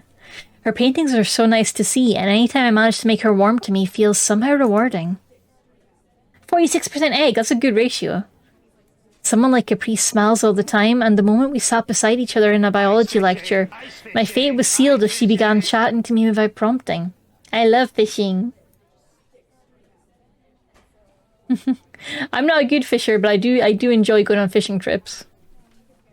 While I don't mind that at all, finding her bubbly attitude uplifting if a little overbearing, there's little about her that she keeps to herself. I do enjoy fishing minigames, though. Fishing minigames are peak. When Eileen gives praise or even just smiles, it feels genuinely earned. I think that's the difference. No fish for me, thanks. Totally fair, totally fair. It's not for everyone. The minigames though. Good. Ads incoming, thank you. I will, I can read this before the ads go. Upon reaching the door and opening it, the otherwise empty room is filled with the greetings of a certain loud girl. It's Caprice! Sitting at the table with a sketchbook in front of her, she takes a brief break from her work. Oh, is that another painting by Eileen in the background? Ooh. She's painting Dr. Ratio from Honkai Star Rail. Hey. Hey, you look cheerful as usual. I'm super ready for today's art club meeting. If anyone wants to donate to the Trevor Project as part of the 12 Days of Christmas that Zara has been doing alongside Stubbs and other friends of the stream, the link is tilt.fyi blah blah blah blah. Or, you know, for people that didn't quite understand my Scottish accent, tilt.fyi/V, that's Victor, Lima. Actually, that doesn't help because it's lowercase and uppercase. The link is in the chat. I'm going to flex my phonetics anyway, though. Victor, Lima, Charlie, Tango, Golf, Lima, Romeo, Echo, Oscar, Bravo. Ta-da! The call center life never leaves me. I also need to wrap presents and paint my nails tonight, but for now, food. Oh, I need to do my nails too. Good reminder. Wrapping your presents so you're living dangerously, right on the edge. We got these little Good job. Thank you for the good job. It's under my hat. Hidden. Oh no, wait, that wasn't it. Good job's not a head pat. Why did I get them confused? We got these nice little gift bags off Amazon. You just put a present in it and you tie it up, and boom, job done. And it's really satisfying. It's probably not like the height of etiquette, but I like it. I like it. It probably looks scruffy or cheesy to some people, but I like it a lot. I don't need to wrap any presents because I'm by myself tomorrow. Aww. You get to give yourself presents, right, Zara? Give yourself all the gifts because you deserve them. I'm super ready for today's art club meeting. She pumps her fist as I walk in, earning a sincere if weary smile. I feel a little bad for my first reaction upon entering being disappointment, given her earnest sense of friendship with me. Yeah, like she's really invested in being your friend, Allison. I've given myself a lot of gifts, as you should. You deserve them. Shrugging it off, I pile my books onto another table and take a couple of pencils from the side of the table, which Caprice has commandeered. Allison just shrugging things off, that's character development. A glance at the sketchbook Caprice has been sketching and makes me stop my tracks. That looks pretty nice, that's good. I have to look up at her and back down again just to confirm that it was done by the same person. Her casual doodles were cute, but she has real talent for this stuff now that I see her more serious work. Yeah! Girlie got skills. A new experience, Zara. Full freedom. You get to do whatever you want to do. No pressure, no social obligations. If you want to wake up late, you can wake up late. If you want to stay up late the night before, you can. If you want to just like chill in your house all day, you've got the full power to do that. A good freedom. A very, very lovely freedom. I never really questioned how much Caprice has practiced her art now that I think of it. I'm left a little chastened for underestimating how much effort she puts into this hobby. Yeah! Cat! Motivated to try a bit harder myself, I take a seat and open one of my notebooks. Flipping to a mostly empty page, I ponder for a moment before setting about sketching a cat. They were always my favourite subject to doodle. Really cute cat, Allison, but hey. Why is it possessed by Satan? Is that what her cat looks like at home? Is this what all cats look like to our girl? That cat is possessed. I mean, I should know. I've got red in my eyes too. I know a possessed cat when I see one. I know a Keiichi in disguise. See how it's hiding its belly? There could be a white belly under there and it's just hiding it in the shadows. We all worship Yule Cat. Yule Cat! Yule Cat! You'll regret it if you don't. That's normal for a cat. All hail Yule Cat! Yule Cat, Yule Cat, Yule Cat, Yule Cat, Yule Cat, Yule Cat, Yule Cat! Yule Cat! And that's a threat. You will cat. Like it or not, Yule Cat. I lose track of time as I start trying to get into it, trying to replicate Caprice's shading from memory. It's only when Caprice pipes up with another greeting that I take a break. Eileen strides through the doorway as I look up, giving a quick, perfunctory wave to the both of us.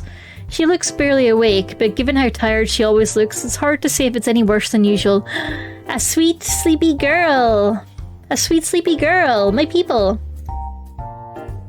As we exchange greetings and Caprice gets back to her sketching, Eileen's eyes follow my notebook. Without breaking stride, she turns on the ball of her high boots to take a detour from her easel and peer at my work. She wears high boots. She wears high boots, I wear sneakers. She's a painter and I'm here in the art club. We love Sweepy Girls, we do. Eileen's figure looms above as she stands in front of me. They're really hammering in this height difference, and I'm not complaining. I'm not complaining. Fingers pressed to the top of my sketchbook as she looks down. It conjures up feelings I haven't felt since middle school, as if I'm a student shrinking before her teacher. I haven't done this in a while, have you? Damn, Eileen! Damn, we love Sweepy Girls like cleaners. I imagine like the chim-timiny, chim-chiminy, chim-chim, true. But it's all ladies in like suits, and that's hot as fuck. Hell yeah. Sign me up. Sign me up for that. Caberon, yes. Sorry. Why are you apologizing? If you haven't, you haven't. You have the fundamentals right at least, which only comes with practice. I was going for sweet and sleepy combined bit. Think about this. Really cute female chimney sweeps. Dancing for your attention. Her fingertip skates back and forth on the paper, pointing out this and that. The musculature looks off, but that's the pain at the best time for animals. Try to draw from references instead of relying on what your mind thinks something looks like. I'm pretty sure she was referencing her memories of her cat, Eileen. Oh no. I was thinking maids. Also good! Battle maids!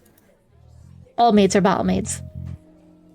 A weight feels as if it's been lifted from my shoulders.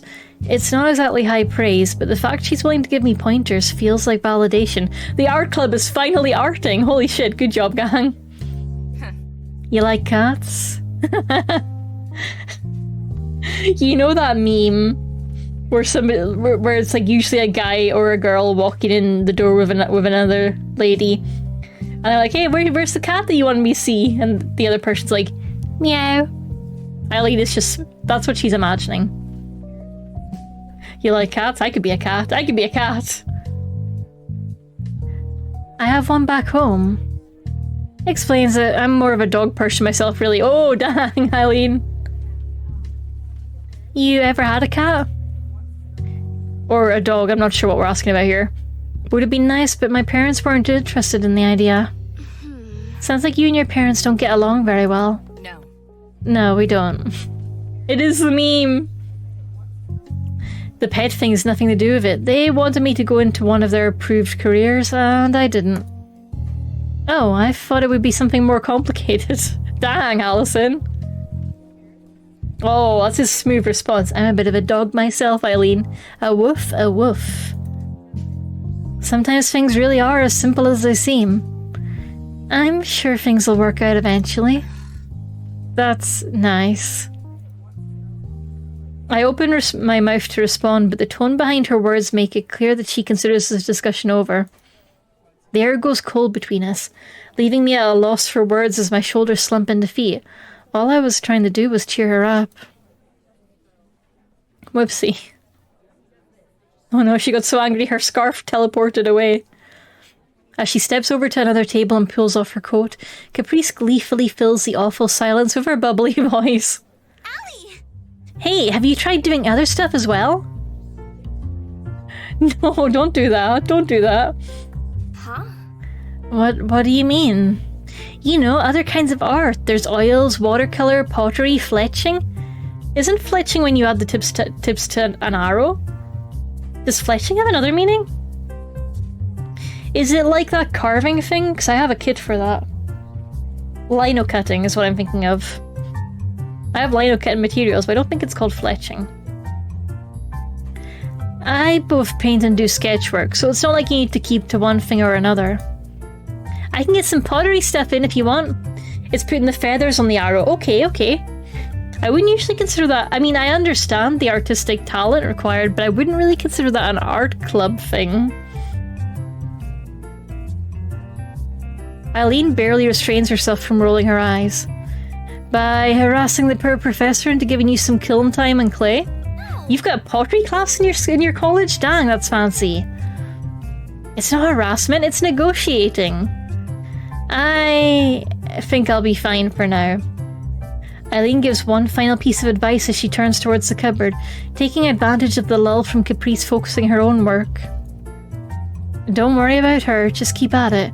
Practice might not make perfect, but it'll get you close.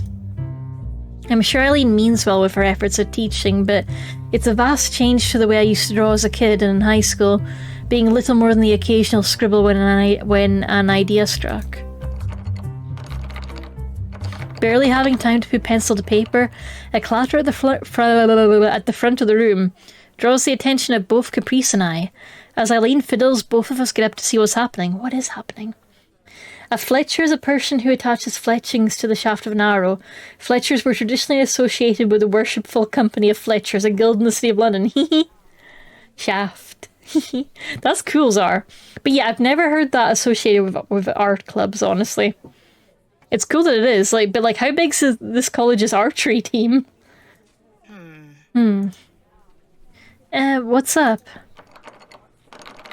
Standing at the old wooden cabinet at the front of the room, Eileen gives a couple more sharp tugs at the door with all her usual gentleness. That feels like a burn. Before turning to Caprice. The door to the cabinet's locked. Nah, they never lock it after class. She bounces over to Eileen and takes the handle in her grip, giving it several pulls at various creative angles in case it's jammed. After one last try, hard enough to have her feet slipping on the floor. Could you say that again? I didn't quite catch what you said. As they face off, I take a look at the cabinet between them. It's a type of lock I've tried before, and not particularly high-end.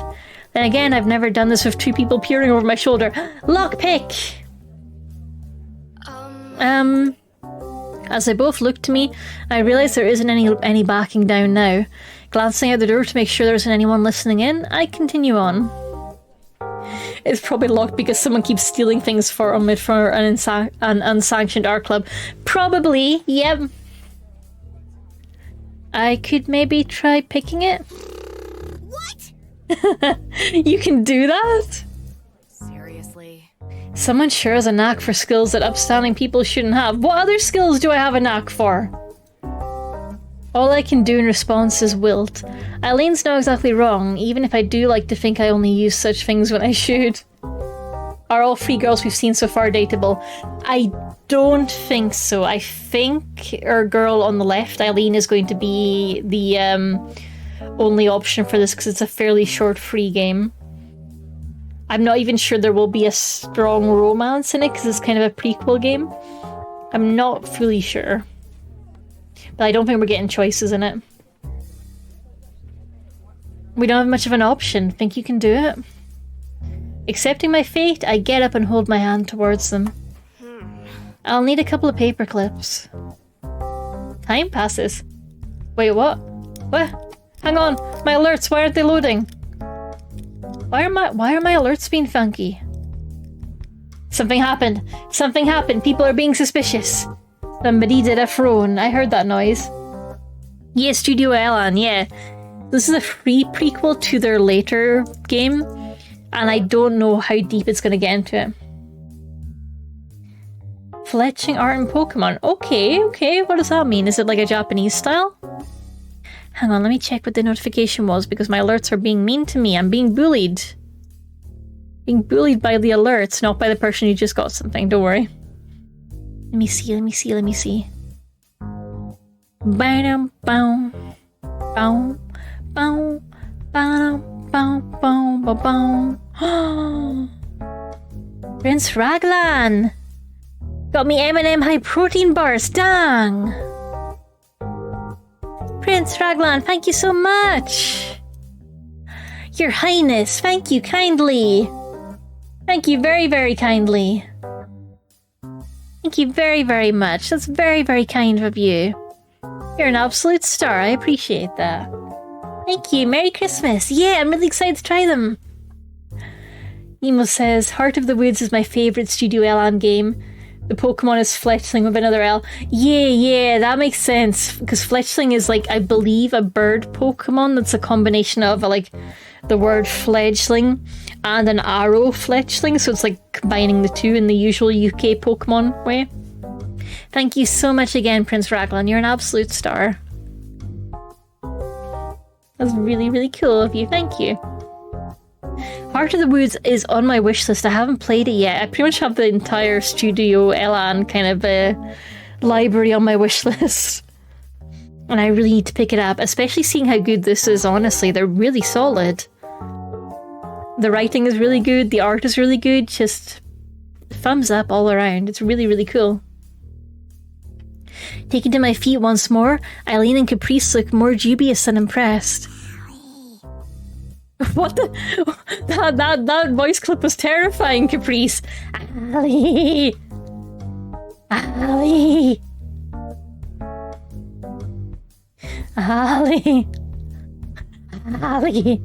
Well, did you get it? A little more confident than Caprice, her face having been plastered right beside the lock out of curiosity as I worked. I take a long breath and reach out to the handle, giving it a timid tug. Girl straight up telling someone in the art club to make arrows, I guess. I guess. Heart of the Woods is really choice light if it matters to you. Honestly, I'm fine with it. I wish there was a nice, easy way to kind of let people know up front. There probably is. It's probably mentioned in the description. But not choice light I'm down with, because I've got House of Fata Morgana on my to play pile, and that is really choice light. I'm not even sure there are any choices in it at all. So yeah, I'm down for it if the writing's good. I am down for it. The relief in this room is palpable as the old door creaks open, revealing shelf upon shelf of supplies. Awesome! I want to check that out too. Yeah, I've heard amazing things about Fata Morgana. Like, people always talk about it like it's a transcendental experience, and it sounds so good. I've got Digimon Survive to play as well, which is also, I think, quite choice light. IMO Caprice is one of those ADHDers who's got a million craft-based projects they have researched and maybe tried once and never again. That, honestly, that fits. Yeah, absolutely. Caprice gives a tight hug from behind in appreciation and excitement, leaving me to awkwardly laugh off the praise as Eileen starts taking her paint and brushes. As she rights herself and Caprice detaches herself from me, Eileen gives a couple of claps on the shoulder with her free hand. Oh, we're getting more pets from the girl! Just at me next time, Dave. I was feeling a little targeted, so I'm glad it's not just me.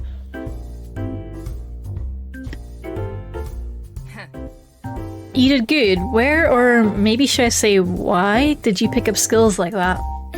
I just like learning things. Look, everyone has a learning to pick locks phase, okay? Everyone does it. Taking an interest in the conversation, Caprice leans back towards us. What kind of things? Other cool stuff like that? Just things. Schoolwork wasn't too hard, so instead of studying, I ended up teaching myself stuff like how to pick locks and tinker with different machines to keep myself occupied. The way she's just like, have you tried fletching? I made an arrow once. I have £1,000 worth of archery equipment in the corner of my room. God, don't... Stop afting me. I was doing some tidying yesterday night, which meant just having to face my roller derby kit. And the shame of not being actively skating in it right now. Having expensive gear sitting unused is painful. Are you aware of how sketchy that sounds? Oh. It's not about doing bad things, they're just puzzles. The point is working them out, not getting free stuff. When I put it that way, I guess it is pretty useless to learn. That's pretty funny to be saying right now. Oh, thanks for the reminder that I need to put more minis on eBay. Oh, Czar, if you're putting, like, I don't know, co-working, I don't know.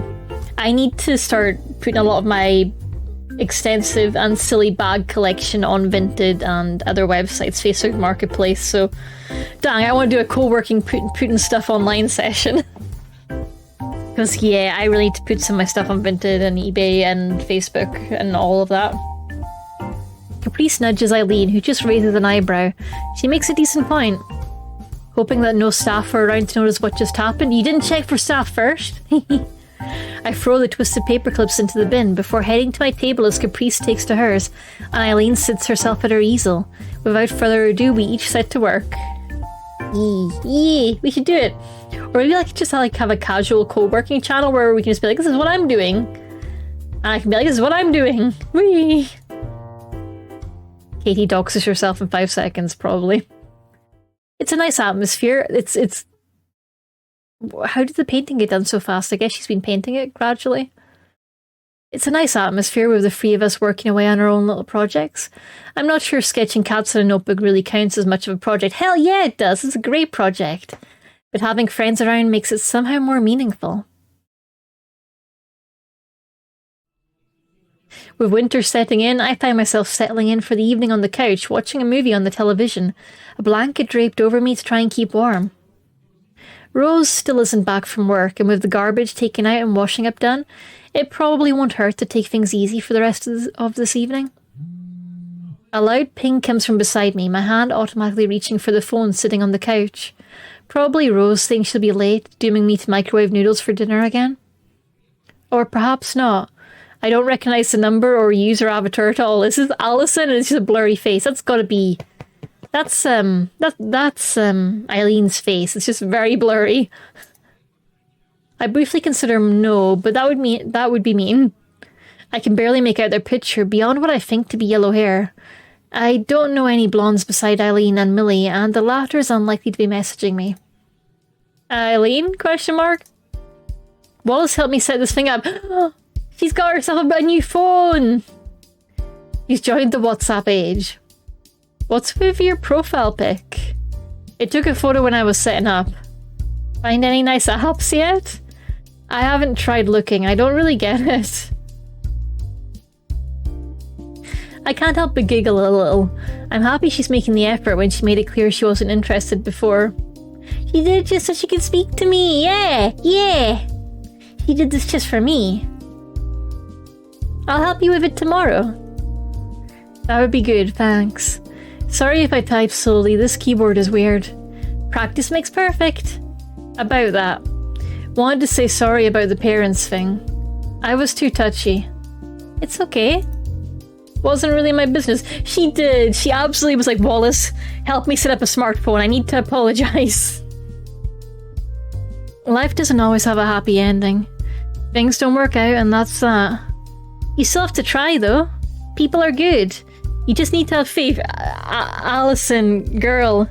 You gotta read the situation, girl. When something clearly terrible happened with her parents, you don't be like, people are ultimately good. No, girl. At least that's what I think. I don't get you at all. I think that goes both ways. Rose, jump scare! Uh-huh. I see. Taken completely unawares, I leap off the couch and spin around, barely keeping a hold of the phone in my hand. Oh! Wait, hi, when did you get here? Hi, hello?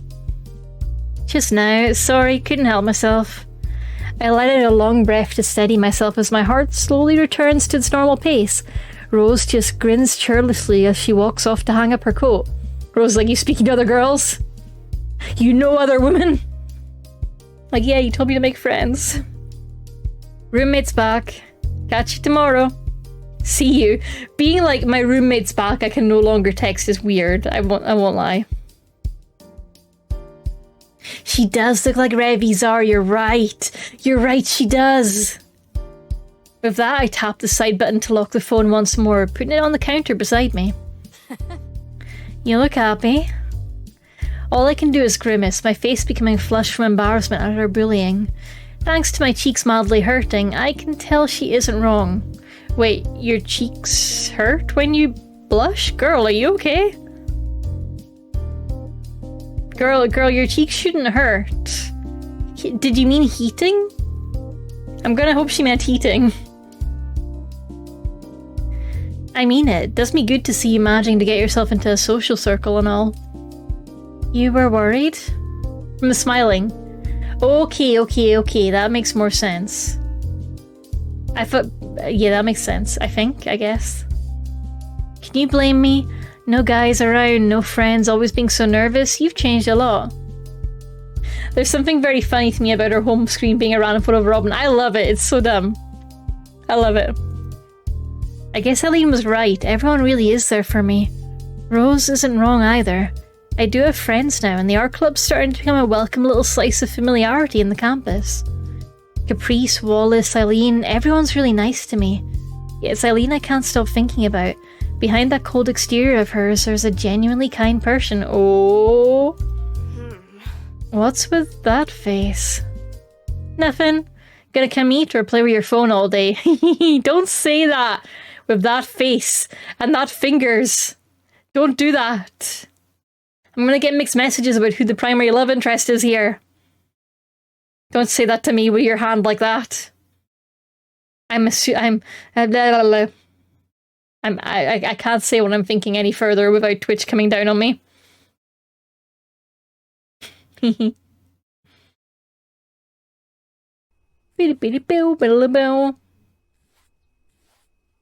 Christmas! The moose thing has wait, if that's a moose on the wall, does that mean Canada? Is that where the clues are all the time?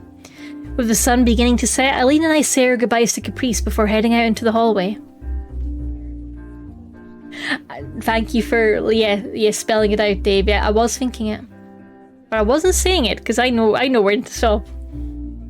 Sometimes, once in a blue moon.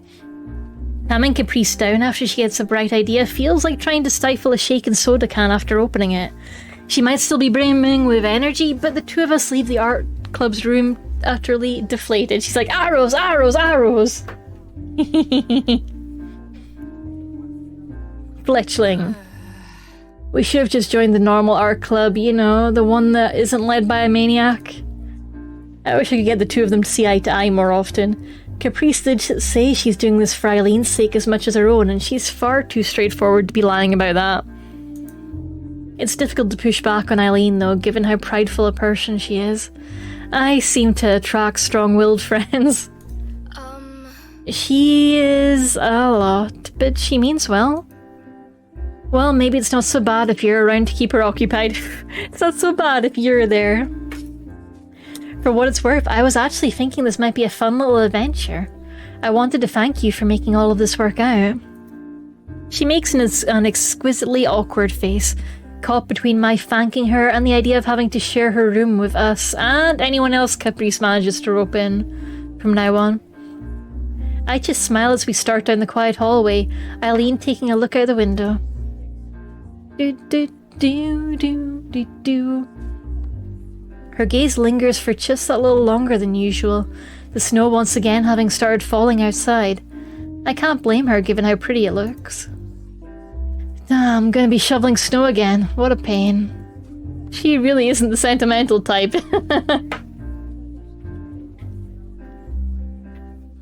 Huh? Did I say something wrong? I was just thinking, you don't seem to have a very romantic view of the world being an artist. Is there much good about winter? Being back with family, all the pretty snow around, people in cute jackets and coats, the holidays...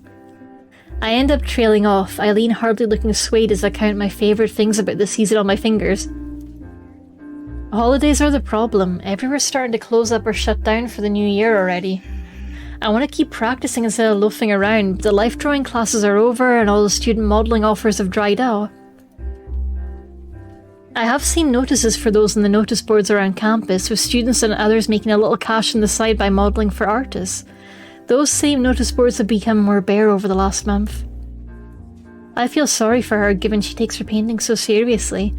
I was so caught up in wanting to be back with my family that I didn't think how it'd be for her, especially when she doesn't get along with hers. As we walk back along the hallway, I realise this might present an opportunity. A chance for me to help Eileen and be part of her painting instead of simply watching her from afar. Paint me like one of your French girls! I'm not completely sure about this, but my obvious scheming has already caught Eileen's eye. If it'd be helpful, I mean, maybe I could do it. Ew. At this, Eileen stops and turns to me. Should I not have suggested this? I have a theory that Allison doesn't quite know what the typical expectations are of artistic models. You just need me to stand around and be a model, right? There's not a lot to it. This would be live modeling, you know? I don't want to give you the wrong idea. The reminder does make me hesitate. I know there's nothing sexual about it, but I'd be standing without clothes on as she alone looked at me, analysing my whole body. Okay, phew, she gets it, she gets it.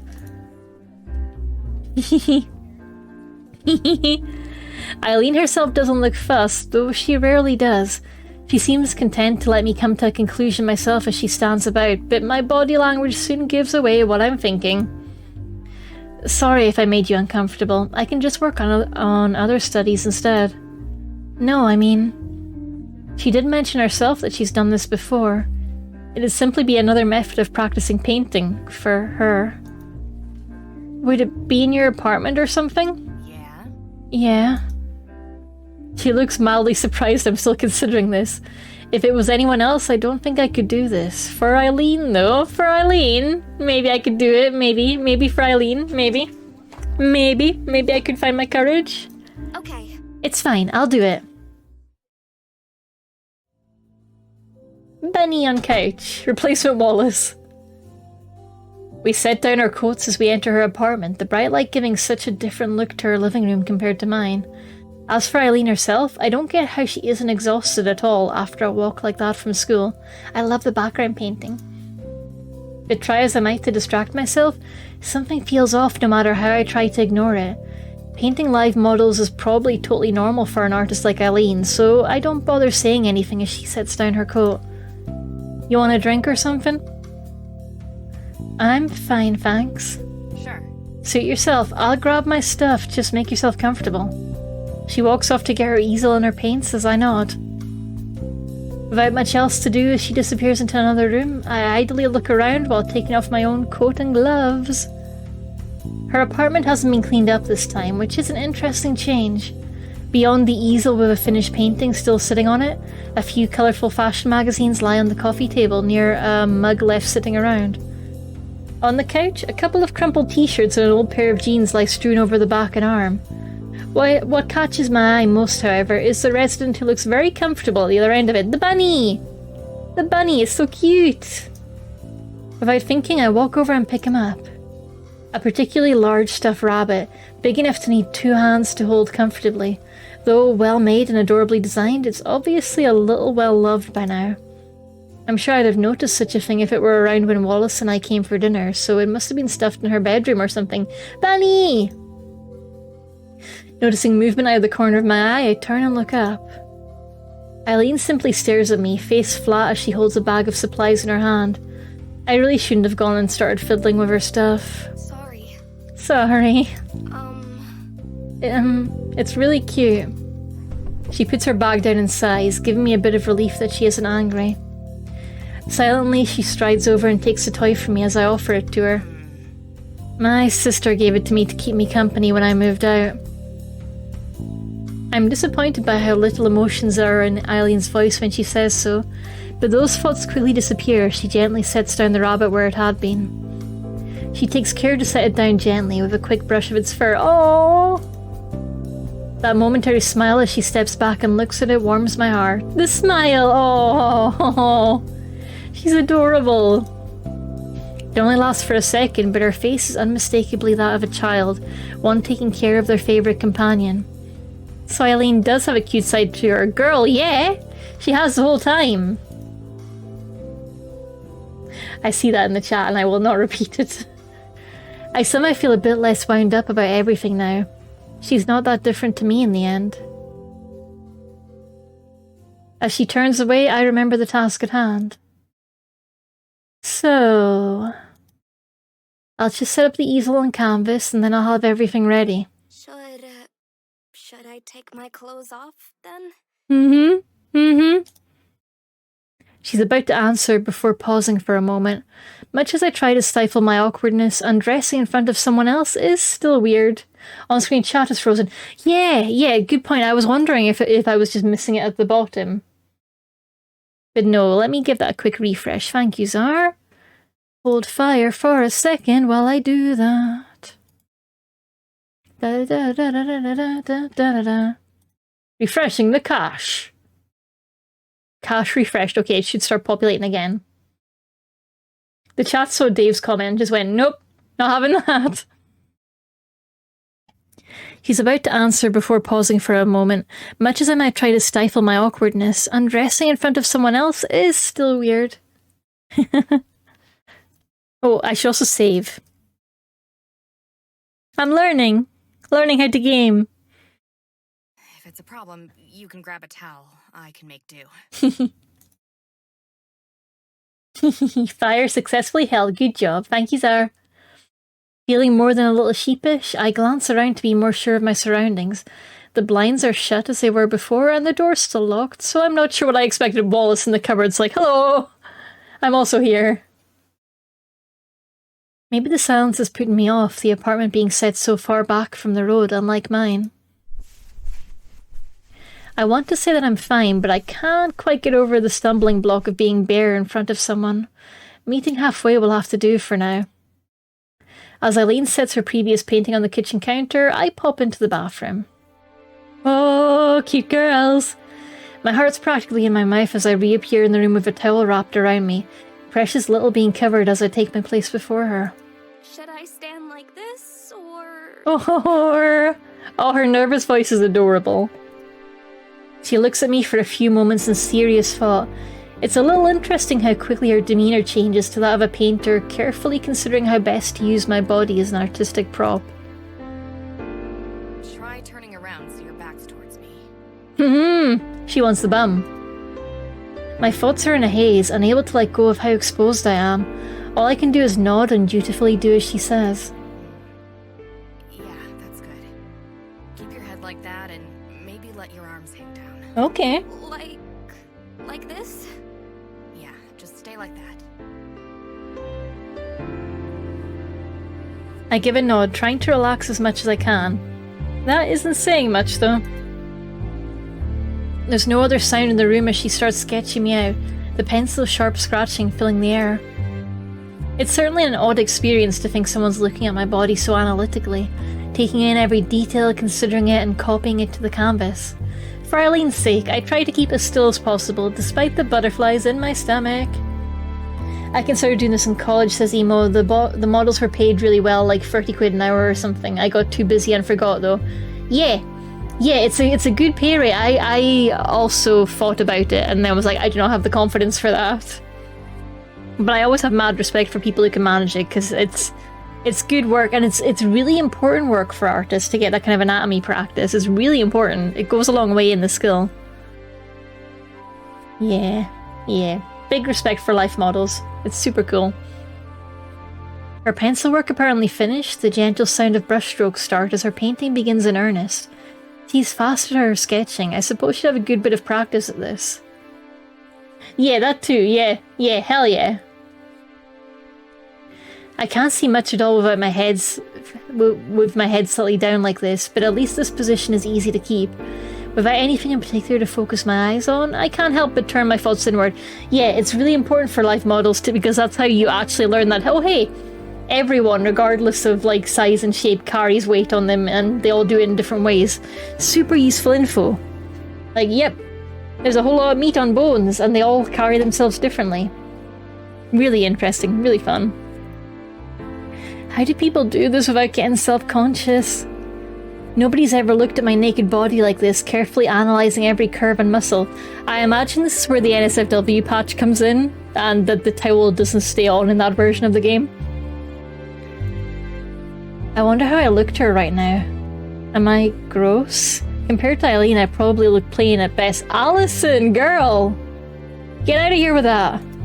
Hey, I know it's not easy, but can you try not to tense up so much? I glance back at Eileen.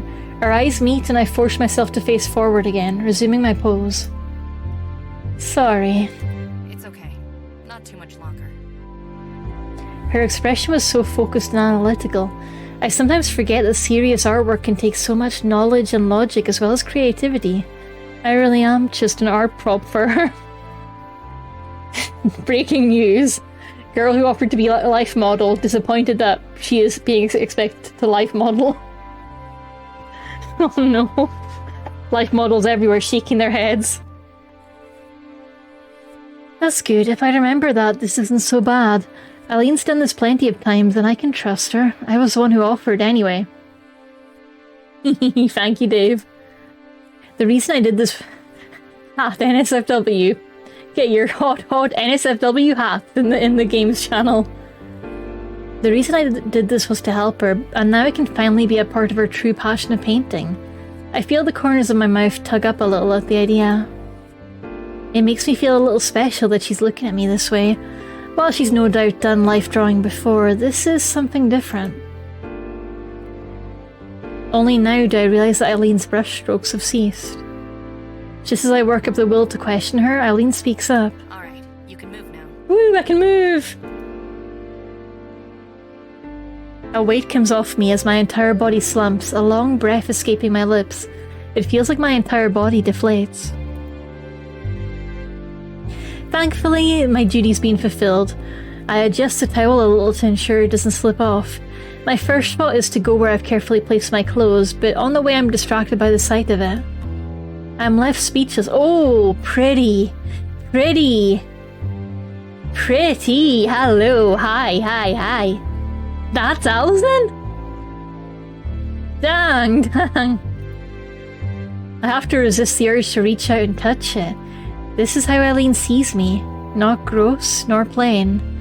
I feel my heart sting a little as my eyes move across the canvas, seeing through Eileen's eyes how she sees me. Oh, my heart. As I stand gazing at the painting, I feel a coat come over me, Eileen draping it over my shoulders.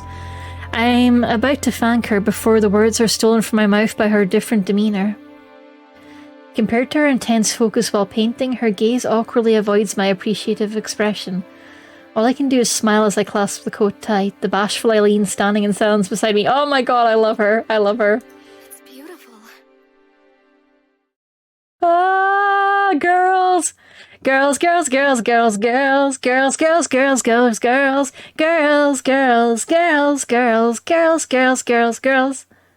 The streetlights lead us along as we walk along the snow-dusted street, their pinpricks of light piercing the evening's darkness.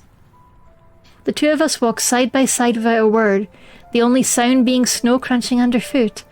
Far from the silence feeling oppressive, I'm rather glad that we don't need to fill the air with idle conversation. With our classes finished, I offered to repay her for the dinner she'd made for me. Hardly want to turn down a free meal, she readily accepted. It's not like that excuse to bring her over was a lie as such, or at least that's what I tell myself. In truth, I want to be closer to Eileen. As I throw furtive glances to her, I muse about how the times we're together feel different to when I'm with others, her earnest yet clumsy attempts to help me feeling all the more rewarding. I'm not sure, but I don't think these feelings are friendship anymore. Oh! You're lucky to live so close to the school. I still have no idea how you can hike all the way to your place every single day and not be exhausted. Yay! Yes! That's what happens when you don't wimp out of walking. Being fit has its advantages. Oh, she's fit, alright. While I stop myself from imagining how fit Eileen's body is, I'm reminded that she's seen my own body. I cringe in embarrassment as I remember modelling for her the other day, trying to shake off the feeling before she notices. Eventually we reach the now familiar apartment building, the two of us stopping for a moment. I'm a little surprised myself at how quickly I came to think of this place as home, the ill-maintained building feeling so foreboding at first. Please tell me they fixed the heating. Everything here is so different to home, right down to the streetlights we stand under. Gone were the modern white lights of downtown and the suburbs, replaced by dull orange lamps which occasionally flickered. Where are we? We'll never know. Well, here it is. I'm more than a little nervous about what she thinks of this new home after bringing her all the way here. Rather than judging me for it, she looks more to be carefully studying it. My nervous attempts to read her stoic gaze get me nowhere. Looks nice. So what's your roommate like anyway? Hot? She's hot? No sooner do the words leave her mouth than she jumps from a hand latching tightly onto her shoulder. Dang, okay. Rose displaying some dominance there. Oh, hi, what's happening here? I didn't even notice her in the darkness. She must have been having a smoke outside when she saw us. Hey! Hey, yo, how you doing? As we sit at the dinner table, Eileen's gaze has trouble staying on us. I know those eyes well. They're those of a tourist taking in everything around them while desperately trying to engrave it into their memory. Or perhaps in order to judge my living conditions.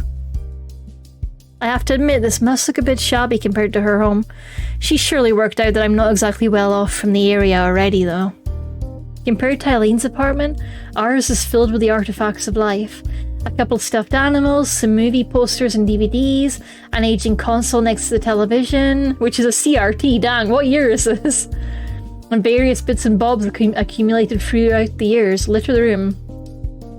We've got WhatsApp, but we're still on CRTs. Eileen's eyes pass over it all, but she stays unusually subdued. Maybe it's a retro console. Maybe they're going for the authentic feel. Perhaps the reason isn't the room itself, but the person sitting across from her. Huh? So this is where you live, huh? Sorry if it's a bit cold. The heating's having problems. You mean having problems as usual? Oh my god, Rose is a giant! There goes trying to put it on the front. I know it doesn't look great from the outside, but we try to keep the place nice to live in. Fixing leaks, giving the place a lick of paint, patching holes and all that. Gets Allison a crash course in handiwork too. It isn't much, but it's home. That's gotta count for something, right? It does. You've done a good job on making this place homely. You never told me you were this good at science and math, Allison. No wonder it seems so easy for you. She gestures towards the trophy on the side table and the certificate on the wall above it, being awards from competitions I won in high school. Huh? You never asked. Allison! What? Seriously? Allison, come on. I earn a playful clip over the head, Eileen snorting in amusement. She was good enough to get a science scholarship thanks to that brain of hers. Never been great at knowing how to respond to praise. I just hang my head. Dang, relatable. It feels a little embarrassing to be complimented in front of Eileen. Makes sense. She's got me out of a jam a few times now. She's a handy person to have around. I feel myself flower into a blush at the words, sinking lower into my chair as my face feels hot. I'm surprised how nice it feels despite being so awkward. A smile spreads on my face as my legs sway beneath the table with unexpected energy. It feels different when it comes from Eileen. Oh, I bet it does. Thanks for the food, by the way. Yeah. It's nothing. Nice to meet someone from Allison's side of the fence for a change, actually. I was starting to get worried that she didn't have any friends. I can only bring my hand to my face as Eileen raises an eyebrow in pointed interest. I do wish Rose wouldn't make such a big deal out of me being shy. Huh? Really? Not exactly the outgoing type, I guess.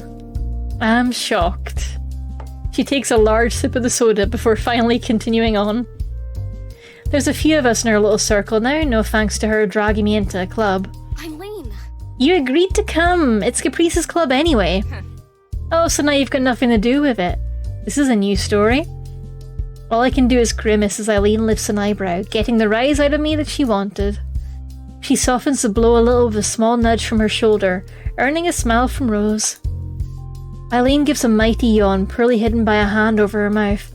I don't think I've seen her bother trying to hide one before.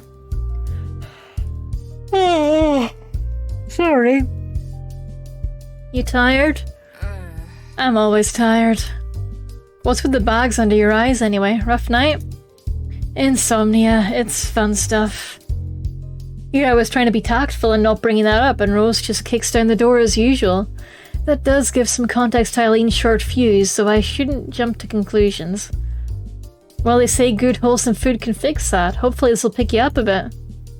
Nothing says homemade like burgers and fries, after all. As the two talk, I quietly begin on my food. I hadn't realised how empty I was, the fries disappearing into my mouth at a quick pace. Thank goodness for having a good metabolism. Dang, girl! Someone's hungry. I look up quizzically at her, drawing a raised eyebrow. It's only now I realise my cheeks are as full as a chipmunk's. Good to see you two get along well. Rose takes a hold of my shoulder and gives it a playful shake, my head bobbing to and fro as I try to avoid choking on the fry on its way down. Absolutely. Eileen really does need someone to help her get a good night's sleep. Allison's fine. Quiet as a mouse and quiet as a mouse. And manages to put up with my crap. Considering how much she takes care of chores and errands, I can't really complain. You mean considering how nice of a person I am, right? That too. The three of us munch away at our food, the quiet sound of cars outside and prattling from the television providing what little noise there is to be heard. It seems like Eileen is starting to settle, which is a relief. It took me a while myself when I first met Rose. I'm surprised you two can keep your figures eating this kind of stuff. You don't have it often, do you? Rose and I share a quick glance. No. No, not at all. Not often, just special events. There we go, falling afoul of Eileen's judgment. Dang! She just get a rice cooker, buy rice in bulk, grab some vegetable packets, throw them together. Easy, cheap, healthier than takeout. Where's the protein in that? Come on. I have to admit, it was nice when I dated a guy who could cook. I hate the fact that Rose dated a guy. I don't like this. Give her back. Give her back. Huh? Having her around doesn't make things too awkward when you bring guys over. You learn to be quiet. Holy shit, Rose! Rose! I guess you would. I frown at the both of them. I don't want to hear about this. If you didn't know already, that means I've been doing a good job. Rose's comment only causes my frown to deepen. I can feel myself blushing just from the topic of conversation, which just embarrasses me more. Besides, if you ever get a boyfriend, you're gonna have to learn too if you want to bring him around here. No! No, don't do this to her! Don't do this! Don't do this, Rose! I won't be doing anything like that! Rose laughs, and even Eileen looks amused. I sulk, hating that the attention's been centered on me now. I especially don't want this kind of conversation around Eileen. Thankfully, Rose seems content with her teasing. So what's your story? You're a friend of Allison's, right? Turned out that way. Just another student at the community college, majoring in art. The artsy type, huh? Going for the big bucks then. Thanks. I'm sure you'll find something, hopefully not involving burgers and fries. Rose, dang! Food directly in mouth, Rose. Chill, chill, chill. Eileen's limits are clearly being tested, being less tolerant of being poked at than I am. Hopefully Rose realises it. You seem like the artsy type yourself. What's with all the ink? Eileen motions to Rose's left side while brandishing a french fry, the tattoo on her upper arm only made more noticeable by her tank top. Looks cool. Looks cool. Seriously? Uh-huh. Expect it to be my life story or something? That was my first. Oh yeah. Wait, no, forget what I said. I'm in the Yakuza and they gave me these as my initiation. Are we in Japan? Who knows anymore? Oh! Nothing says Yakuza like a biker in Middle America. We're in Middle America! Confirmed! We're in Middle America! Wherever the fuck that is. I don't know, Ohio? Oh, is Ohio in the middle? As Rose's chest heaves with light-hearted laughter, I find myself smiling as well. I'm glad the two get along, though a little part of me wishes I could be like Eileen. It took me months to warm up to Rose, yet Eileen gets on with others so smoothly. That's just because you're scared of everyone, Allison. Standing out in front of the apartment once more, we say our goodbyes for real this time. Even if she pointedly refused. What am I doing? Even if she pointedly refused Rose's later offer of transport, at least she'll be going home on a full stomach. Girl, you didn't take your car? Where does your car live? It's an odd atmosphere. It's time to say our goodbyes, especially given the night's chill having set in, but neither of us quite want to say the words. When you said you had a roommate, that's the last kind of person I expected you to be shacked up with. What? What does that mean? Rose is nice. Once you get to know her, she's a family friend. So I guess you could say I got this apartment through connections. Uh-oh. Eileen's not really wrong, though. Ever since starting at community college, I've gone from having a couple of very alike friends at high school to an increasing menagerie of odd characters. The way Eileen looks as she gazes off at the building catches me off guard. It's hardly the comfortable existence she seems to have. Rose and I pretty much eking out a living with what scraps we get, but she looks so wistful. You really have a nice thing going, don't you? Do I? Yeah, I guess so. If you ever want to visit again, you're definitely welcome. This is so awkward. She gives an amused snort and a smile. I'll have to take you up on that sometime. Moments tick by as the two of us stand out on the sidewalk, neither quite knowing what to say next. I want her to stay around some more to talk to, but I know it's already getting late. Idly thinking over our dinner together for something to talk with her about, one particular part of the conversation keeps sticking out. Replaying it in my head, I can feel my face going red before I can cover it with my hands. What's wrong? I can't believe Rose was talking about that kind of stuff, even though you just met her. Sorry about that. That's alright. I'm the one who brought it up. That's right. You're just as bad. Take that! I give her shoulder a firm tap. Aww! Immediately feeling conscious of the gesture, I pull away from her and look elsewhere, fuming away in my embarrassment. Oh!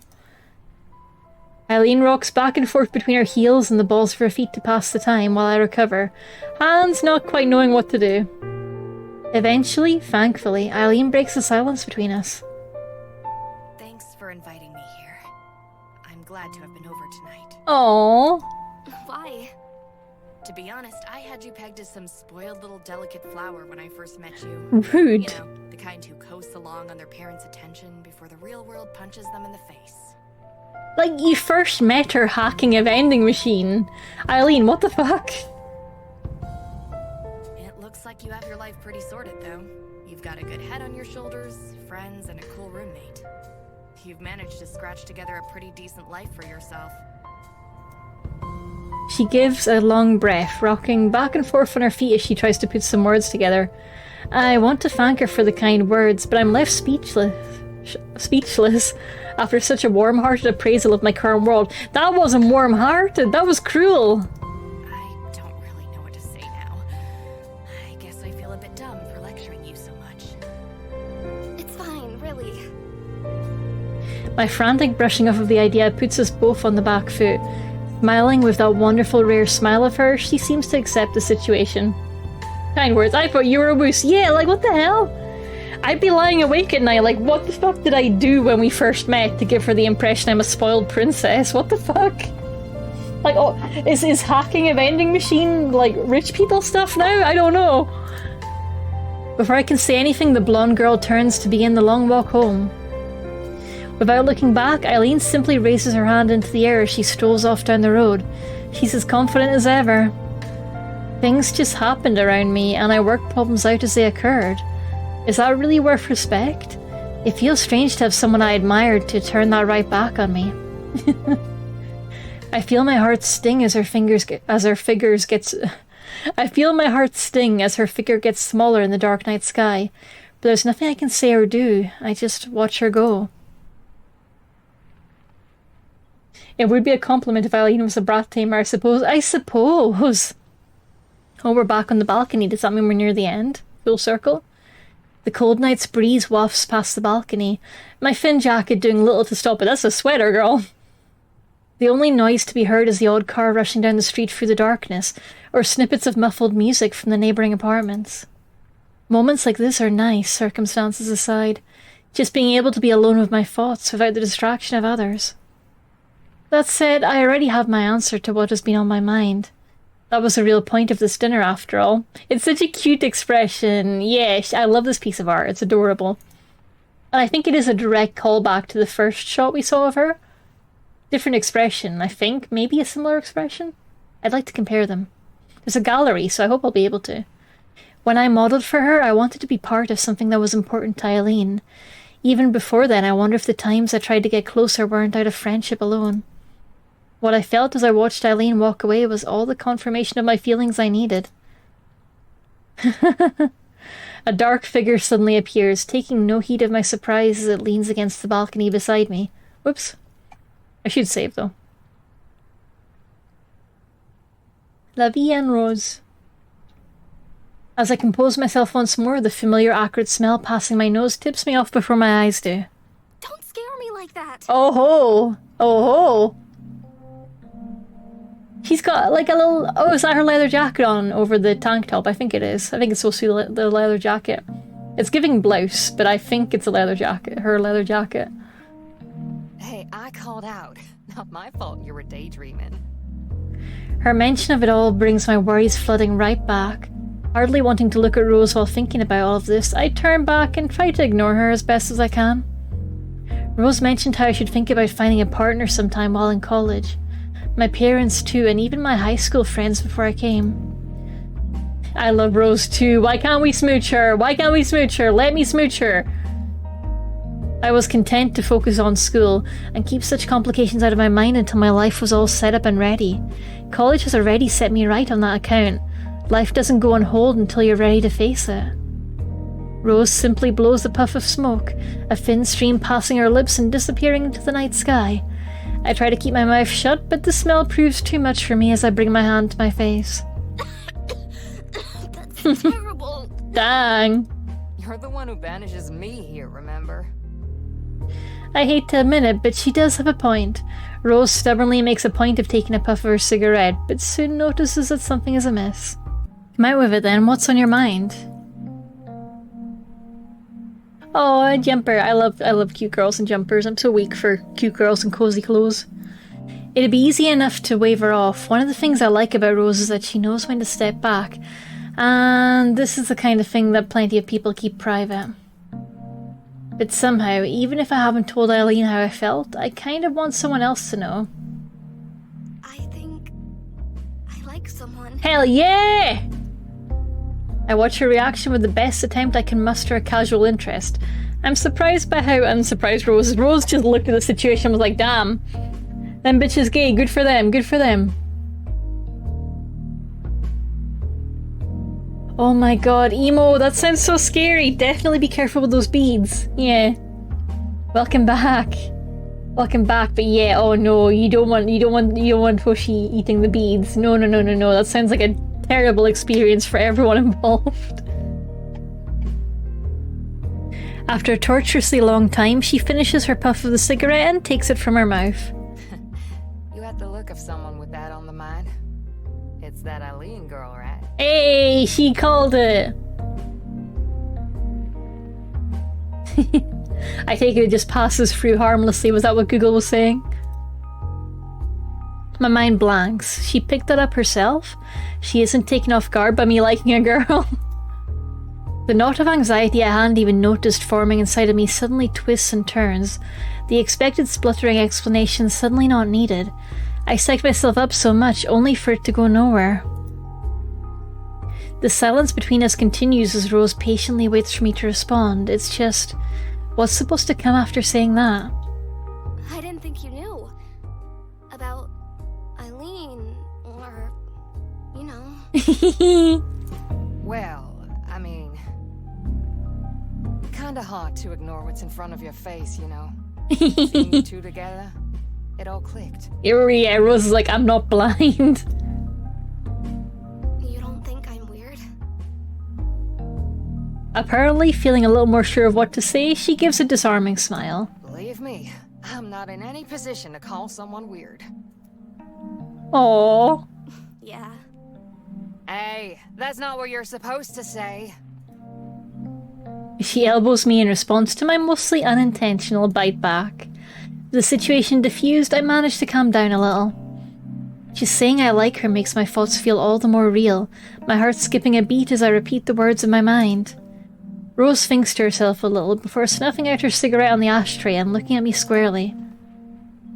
Sorry, I shouldn't be so flippant when you're all worked up. Aww. I get that coming out can be hard. Rose. For what it's worth, I really appreciate that you trust me so much. The warm smile on her face proves infectious, all tension from the air fading away. I hardly mind now that I've managed to unwind a little. I get the feeling she's stumbling through this herself. Minutes go by with only the passing of cars beneath us for noise, both of us savouring the peacefulness of the winter's night. At loose ends, I lean against the balcony railing and finally break the silence. What should I do? Oh, girl. I don't think that's something I can decide for you. Just remember that you're still young. So you don't think it'll work out? I'm not saying that. Just take it easy, alright? Relationships are a pain in the ass. Oh, she's doing her best. This isn't what I hoped Rose would say at all, but that doesn't mean she's wrong. I thought love was supposed to feel all happy and warm, but I feel more nervous than anything else. Nope, anxiety all the way down. Good night, dear Geek Place. Sleep well. Merry Christmas when it comes, okay? Welcome to relationships. Falling for someone is easy. It's what comes next that's hard.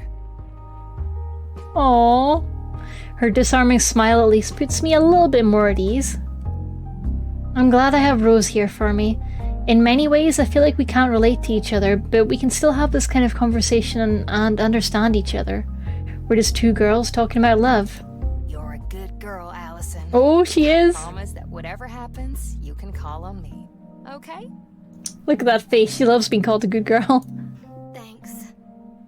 But, you know, if things do work out, you're still gonna have to learn how to be quiet for my sake if you bring her around. Hey.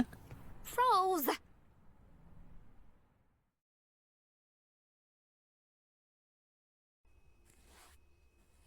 Traffic going. Glasgow, are we in Glasgow? While I'd had my doubts, the city workers managed to get the Christmas tree in the city's main square finished, just on schedule for the first day of December. Its oversized tinsel and baubles gleam happily in the morning's light, proudly announcing the coming holiday. Dave, do you have any idea how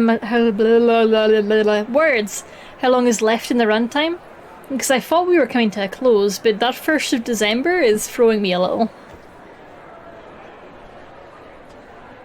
Like, are we going to keep going all the way till Christmas? Is there a while still to go?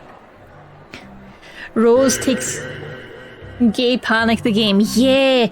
How do we keep playing those games? It's not even me that's panicking this time. It is now the 1st of December. Rose takes my pause in the middle of the city square as an excuse for a break, setting down her bags as I look up at the huge tree before us. This is the city tree. Big old tree. It's got like a crane and shit lifting it. Look at all those cable wheel things. And weird traffic cones with the tops missing. What's happening there? It's not the tree that's most interesting so much as the crowd around us, said no introvert ever. Everyone walks to and fro just a little faster than normal walking speed, hurrying from shop to shop while hardly even glancing at the Christmas tree looming over everything. Sinister tree, pause! Yeah, we got those. Oh no, I bumped the mic. I'm so sorry, microphone. Slight pause while I drink my mulled wine, because if I don't, it'll get cold. And that would make me sad.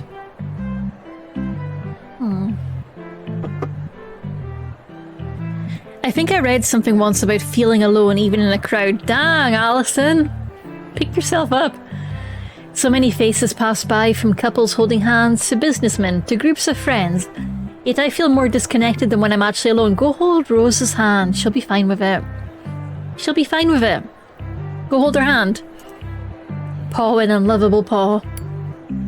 The clicking of a lighter next to me reminds me of my companion, the cigarette now perched in the corner of her mouth and glowing brightly. Shame we couldn't park closer. Downtown's pretty crazy these days, ain't it? Maybe we should put up our own Christmas tree.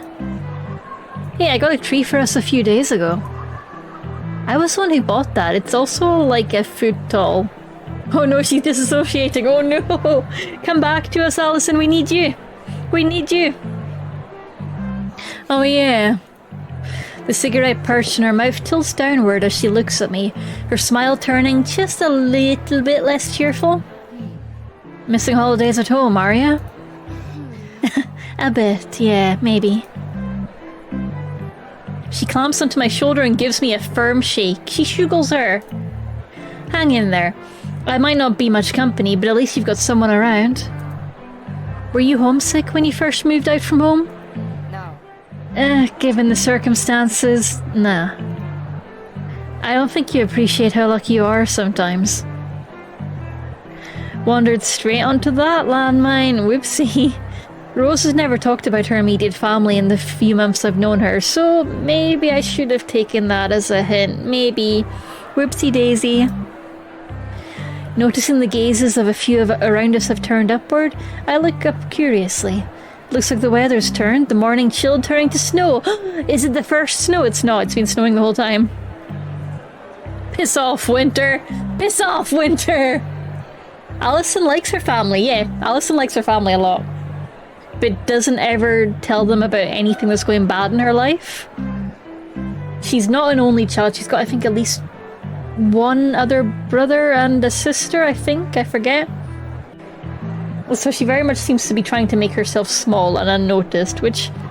don't do that to yourself, girl. Your parents like to hear what you've been up to. If your parents care about you, they'll care about you in the good and bad in the good and bad times, you know? Piss off, winter! With a dissatisfied puff, she puts out her cigarette on a nearby bin lid before flicking it in with a practice motion. Pew pew! Taking our bags up once more, we continue to slog back to the bike. You biked here in this weather? Damn!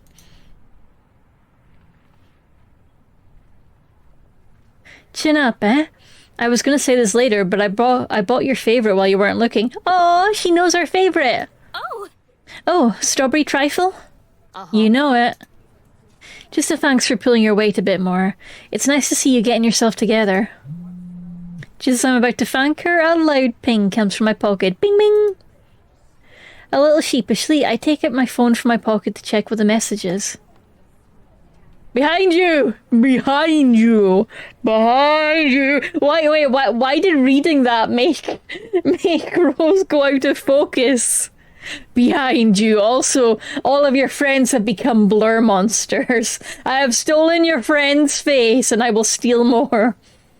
I've done it before and I will do it again. Confused, I stop walking and turn about. Is she just hiding by that tree? Eileen holds her hands high as she slowly walks up the street, slipping her phone into her pocket as she arrives. I'm happy to see her, but something makes me hesitate. And that something is something Rose picks up on, going by her smug-ass grin. I know full well I've fallen for Eileen. My stomach tying itself into knots at the sight of her makes me realise that asking her out now will have to come sooner rather than later. If she's even interested in girls, that is. She is. Trust me, girl, she is. My gaydar is pinging yes, yes, yes, you idiot, yes. Trying to put my worries out of my mind as best I can. I do my best to act normal. You've been getting some use out of that phone. Morning. Starting to see the appeal of these things, yeah. Morning, Rose. Sup. Sup, I'm so cool, I'm Rose. Just out for a walk. The apartment gets stifling after a while. I'm not interrupting anything, am I? When she puts it like that, she sounds far older than she should. In fact, given she didn't own a smartphone, likes simple walks alone, and spends her day painting, I'm starting to doubt the girl I fell for is really my own age. Yay! Age gaps! Let's go!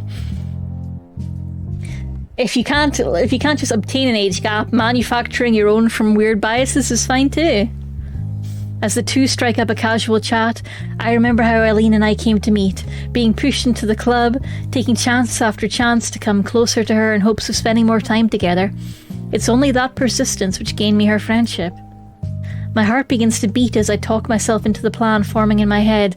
Pushing myself got me this far. Perhaps if I could take one more step. Mental age gap. Yep, it's all imaginary. But it's still fun, if that's what you need. Hey, Rose, can I leave these with you? She hesitates at the change of plans. The words blurted out before I can stop myself. Sure. Sure. I'll see you later. If you need a pickup, just call me. Before I can so much as thank her, Rose quickly starts the work of strapping the shopping bags to her bike. It'll probably be easier to get everything home without me in the back anyway. I thought they were in front of her apartment, but apparently we're still in the town. Now we know. Have fun solo motorbiking. Eileen and I give her our goodbyes. Eileen and I give her... I see it's a typo. Eileen and I give our goodbyes to her as we walk on, Rose waving us off. As we go, I think I see a small grin on her face. I guess she worked it out. Yeah, of course she did, Allison. Once again, we're alone with each other. Let's be alone together. My stomach twists and turns as I desperately try to find some small talk to fill the air with. Not that Eileen looks fussed about it at all. Mulled wine, sippy sippy.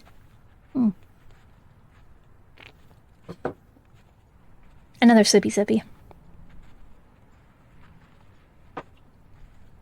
Buried in thought, I barely register us moving through the old wrought iron gates. And into the city park. Oh, we're back here again! Head path central.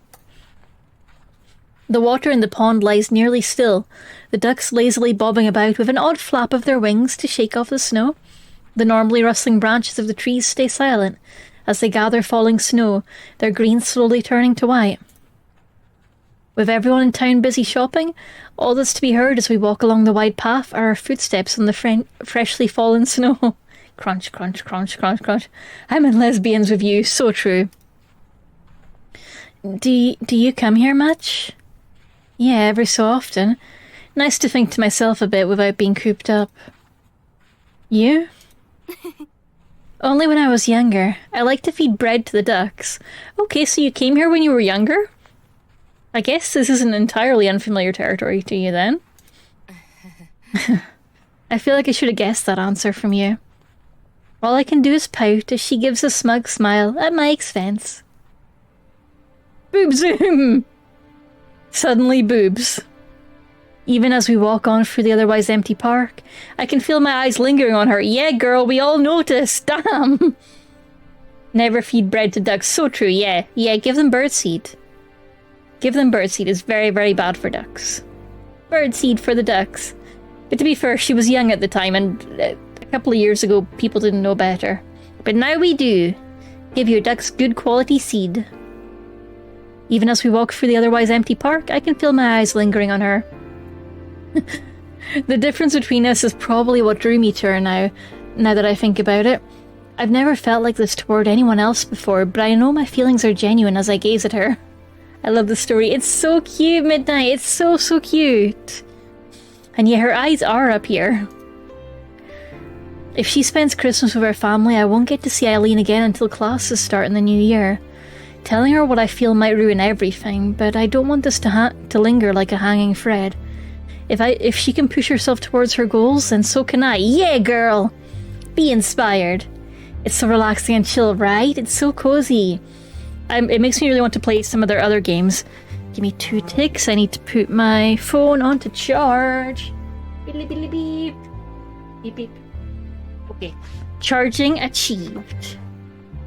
If she goes home, how will I gaze at her? Choop choo. Gays. How indeed, how indeed. As I come to a stop, the ceasing of my footsteps on the crushed snow makes Eileen turn towards me.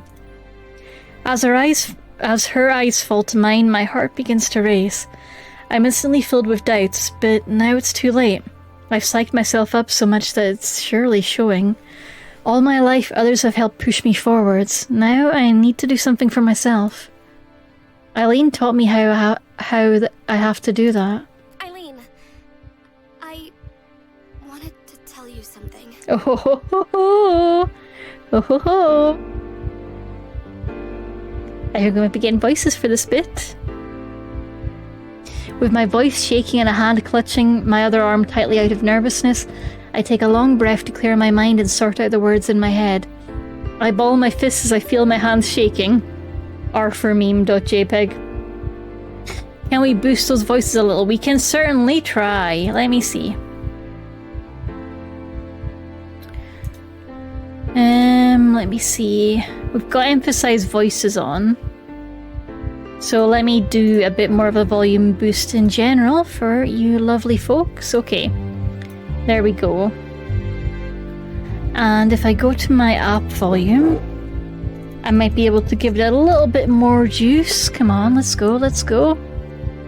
Okay, it's already maxed out there. Ambience and sound effects are maxed. App mixer is maxed. My personal mixer is maxed. I think that's probably the best I can do just now, but if it's still quiet, let me know. I can get a little bit funky and try a few weird things. Okay? Music is good, but voices could be being a bit louder. Yeah. I bumped it up a little. Let me know if it's still not feeling right, okay? Maybe dip the music. Okay, that I can do. Oh gosh, that now I can hear that heart thumping sound effect. Oh boy. And I might as well save the game.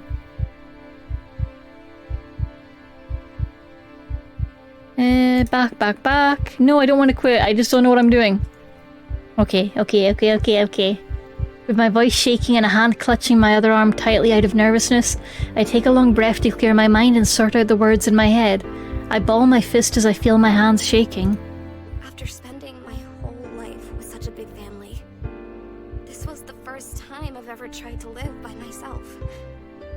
I was really lonely at first, and didn't really know what was going on. How's that doing? Can I get an audio check? A little higher, a little lower, is that working? Still quiet. Okay, I'm gonna do something a little bit different and bump it up here. Which should, I think, bump up the output for you guys. If I'm doing this right. Just monitoring it for a second. Okay, that should be a little louder.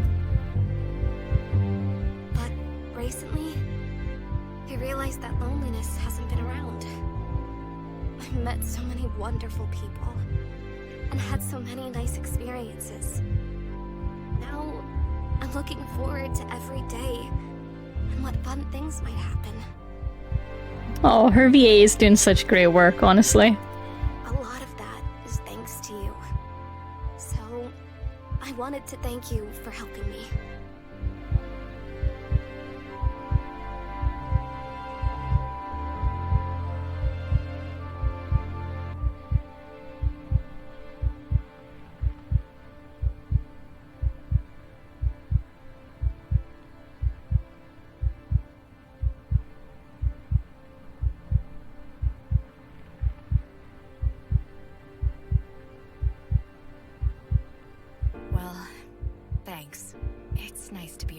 Like that.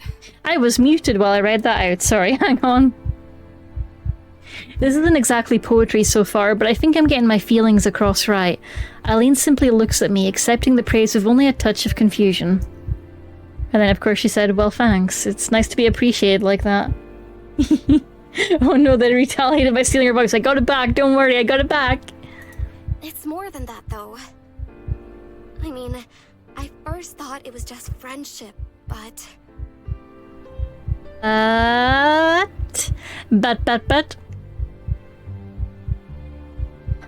why can't I be more confident than this?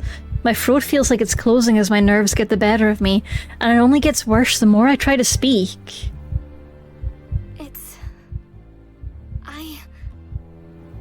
I'm so busy reading Eileen's expression that I lose track of what I'm saying. I try desperately to force something out, but no words come to me. Looking at her face, though, I don't think the rest needs to be said. Oh, look at her little blushy! Blushy! I think we've hit a good balance now. Thank you. And apologies for folks watching on YouTube that it's taken us this long. I should have sorted this out earlier. My bad, I'm sorry. We look at each other silently, the winter snow falling between us. She looks gentle somehow. Oh, are we gonna kiss? I hope we're gonna kiss. We're getting close. Suddenly, ambushed by a duck. Stepping forward, she looks down at my blushing face. From here, I can see the faint red in her cheeks clearly. I can't think of anything else, just that gentle, calm face that I've never seen her wear before. After a moment's hesitation, Eileen brings her hands forward, grasping my shoulders delicately. Oh, yeah, boy!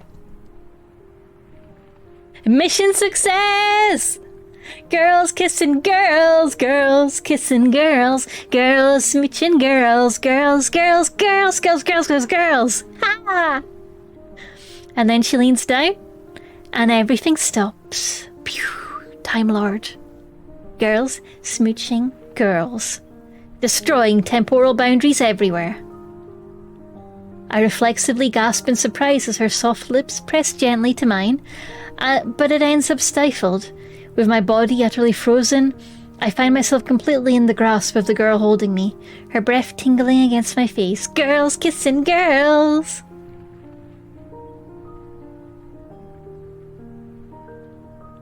The sounds, the smells, everything beyond Eileen and I falls from my consciousness. All that's left is this wonderful warm feeling flowing through my entire body. Minutes, seconds, I have no idea how much time passes. I just know I don't want it to stop. And on every episode of Burner's Watch, I would have watched the hell out of that. Eventually, sadly, Eileen's lips part from mine. Burner's Watch was one of my favourite TV shows. I wanted that watch so badly. So badly. I still do, honestly. I still think if I had to choose a superpower, it would be basically the Burner's Watch ability. Being able to get everything done without time passing sounds amazing. Being able to sleep extra long sounds amazing. I want that. Straightening herself as she steps back, Eileen takes a long, shuddering breath as I stare dumbstruck at her wildly blushing face. The feeling of her lips pressed to mine replays endlessly in my confused mind, clouding everything else. I'm waiting for Allison to be like, do you think she likes girls? Oh my god, what if she doesn't? Eileen, you... Yep. Stop it, girl! Her eyes are up there! Time stop powerful, but consider mind controller shapeshifting. I am not far enough on the trans spectrum to feel the strong pull of those, but wings on the other hand. I'm definitely far enough on the furry spectrum to be like, fuck yeah, wings!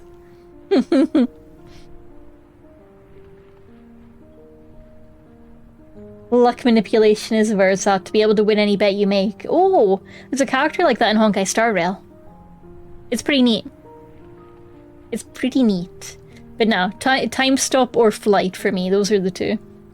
And I know flight is practically a bit of a minefield because you've got airspace and planes. I don't care. I want big old wings, okay? The air between us falls quiet. Eileen left waiting for a reply as I stand in a silent daze. Simple shock is one part of it, but far from all. Eileen is not only interested in women, but also in me. I feel like my heart could burst from the relief. Oh, thank God, we're not getting that. Do you think she likes girls plot? I love it. She's like, yep, that's definitely a sign that she's into women. Fuck yeah, fuck yeah. Your issue is not planes that are high up. Your issue are bugs and birds smacking you in the face. Birds, I think I could dodge. Territorial birds would be a problem though, like seagulls. Bugs, that's what goggles are for, it's fine. I'll wear a whole mask if I need to. Oh, 2 seconds. I had to sneeze. Merry Christmas. Merry Crisis. My parents phoned to check in on Christmas Day for their usual family call, and my lovely cat sibling, my sister, was on the phone, and she just goes, Merry Crisis, and I go, Merry Crisis, and I hear my mum and dad just go, what? And I go, Merry Crisis, again, because I'm an idiot.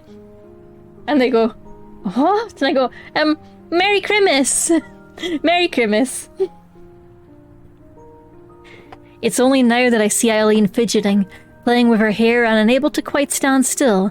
I wonder how long that's been going on, and notice, oh, she fiddles with her hair! She fiddles with her hair! It makes me realise she's as unfamiliar at the situation as I am. Neither of us knows what we're supposed to do or say right now. Here I was trying to explain my feelings when Eileen rushes ahead and does something brash like that. Overcome with my own flood of emotions and confusions, it's Eileen who ends up having to reluctantly move things forward. Did I see the Trails in the Sky remake and trailer? I did not. I did not pop that in either the Katie Reacts or the stuff that was mentioned on stream for me if you're on the Discord. Will you, Static? 'Cause that sounds fun. He's descended from a fallen angel, so wings are on the cards. Fuck yeah, flying in any TTRPG is amazing.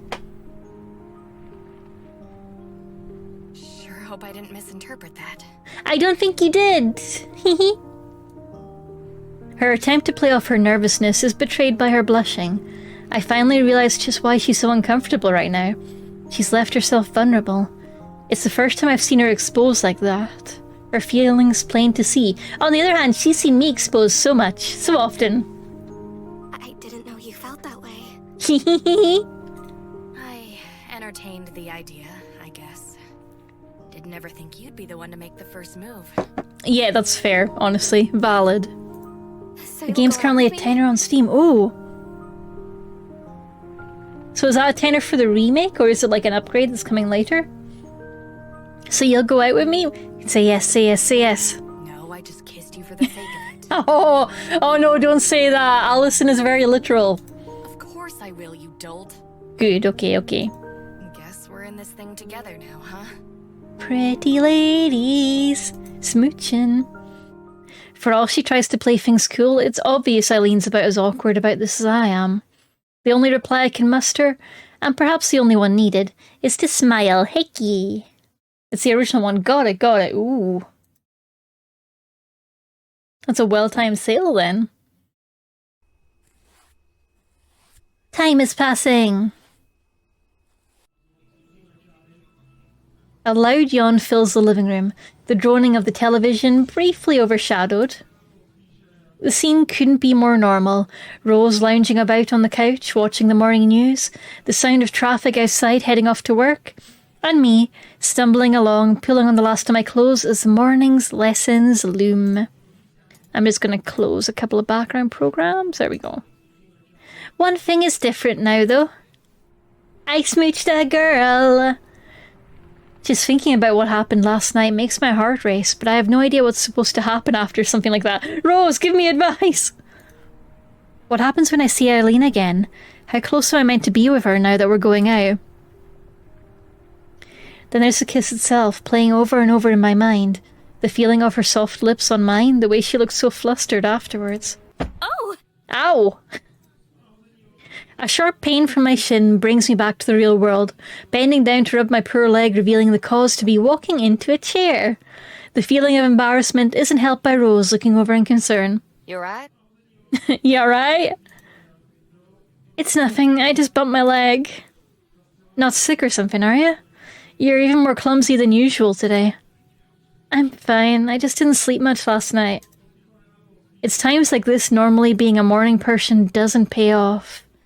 I shrug off her concern as best I can, distracting myself by throwing on my clothes to prepare for the chill outside. Just take it easy, alright? The ice is bad enough out there already. Okay. I will. Product. At supermarket. Yep, he's lovesick. The walk down the road towards campus does me good, giving time for my mind to settle and get back to the daily routine. Not everything is quite the same, though. My footsteps feel light, and what's typically an arduous walk feels unusually easy. Bouncy, bouncy, bounce. I'm not quite dancing in the streets, but the day feels just a little brighter than usual. It's nice. The snowfall's been getting heavier now that it's December. I pass a few people standing outside buildings while looking mournfully at their roofs, plotting how to dislodge the snow piled on top. The traffic's also slowed to a crawl, rolling by carefully. Okay, stupid question, because I don't live in a country that generally sees a lot of heavy lying snow. Why are they in such a hurry to get off the roof? Is it because they're like mostly flat roofs and it'll just stay there? Because in the UK generally with angled roofs you just kind of wait for the sun to come up and it should melt it and the rest will slide down. So I don't think I've ever really had the urge to clear my roof, but now I'm curious. Should I be? Should I be? No, I should not be. I should not be getting on a ladder in a snowy day. But should I be thinking about it? Ads for Christmas sales on television are in full swing by now, which reminds me that I should get my shopping done when I have some free time. I think I can scrape together enough money to buy a little something for everyone in the family. Yeah, Static, that's totally fine. On you go. Then there's Christmas cards from my new friends here, not to mention organising a trip home for the break. Christmas is meant to be relaxing, but it feels like there's so much to organise for it. Weight of snow and flat roof bad, I think. That makes sense. That makes sense. Got it. Thank you, Zara. Coming up to the campus, I try to focus my thoughts back onto school for the time being. Thankfully, the paths here are better cleared, if nothing else. As students file in past the gate, my heart skips a beat as I recognise a particular blonde girl. There she is! She looks back and notices me as I skip up to meet her, her usual tired expression unwavering. I've never met someone so far away from a morning person. Oh, sun and moon dynamics! Hi. Morning. Allison. Hey, Allison. With that, the both of us begin to walk in side by side. Thank you, Static. Zara says, yeah, wait, and with a flat roof, when it melts, you have a pool leaking into your house. God, okay, yeah, that sounds scary. Flat roofs in general just seem like a lot of hassle. All thoughts of schoolwork leave my mind as I try to stop myself glancing at Eileen. Furtively,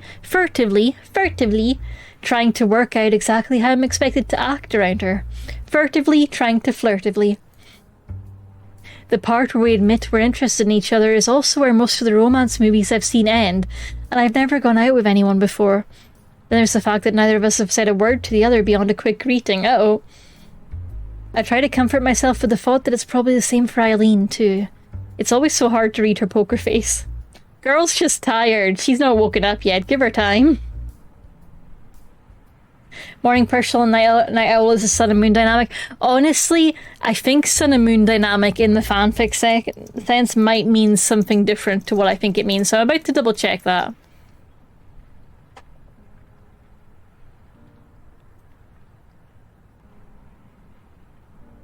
Okay, no, look, it looks like it is what I was seeing, which is like the moon character is usually like quiet, serious, and reflective. And the other character is kind of like upbeat, cheerful, the sunshine boy or sunshine girl. So I feel like, yeah, morning person versus night owl works well for that dynamic, where you've got the more serious person who's up into the late hours. It works for me. I don't think it's required by any means. But I feel like they tie in nicely, having the moon character be the night owl and the sun character be the morning lark, as it's called. Yeah. I was checking, they're like, did I misunderstand sun and moon dynamics? I did wonder if it was like an age gap thing, which is usually like April, November, or April, June, April, May, I don't know. But I hoped it was like either sunshine and grumpy pairing, which I love, or just like sun and moon symbology, because I like that as well when they just kind of associate each other with the symbols. Manic dream pixie girl, yee. Night and day duo TV tropes, it's a good way of putting it. But yeah, I just love opposites attract. It just appeals so much. Opposites attract is very good. Thank you for the story so far, Dave. I kind of want to see the update in case it's just like, we kissed. I have to check. Oh my god, yeah, it is just that. Admitting it to Rose, we took her plunge, and in trying to admit her feelings, she kissed us. We switched the girl, our first partner. Oh god, what do we do? Hell yeah, we kissed. I love it. Same brain cell. Ah, good grief, it's cold today. She's not thinking at all about yesterday, is she? She is. She's internally full gay panic. With a long breath, it feels like all my restlessness leaves me. Eileen's relaxed attitude makes me feel embarrassed for getting so worked up after seeing her again. Girl, no, don't be embarrassed. How are you so confident about this? You know, us going out and everything? I'm just really good at faking it. Oh no, don't say that. Hanging my head, I give up on ever trying to read her. The grin Eileen gives makes me feel better about today in an instant. Her normally cold demeanour, if just for a moment, is pierced by that sincere smile that peeks through. A smile which soon evaporates, collapsing into something else entirely. Is something wrong?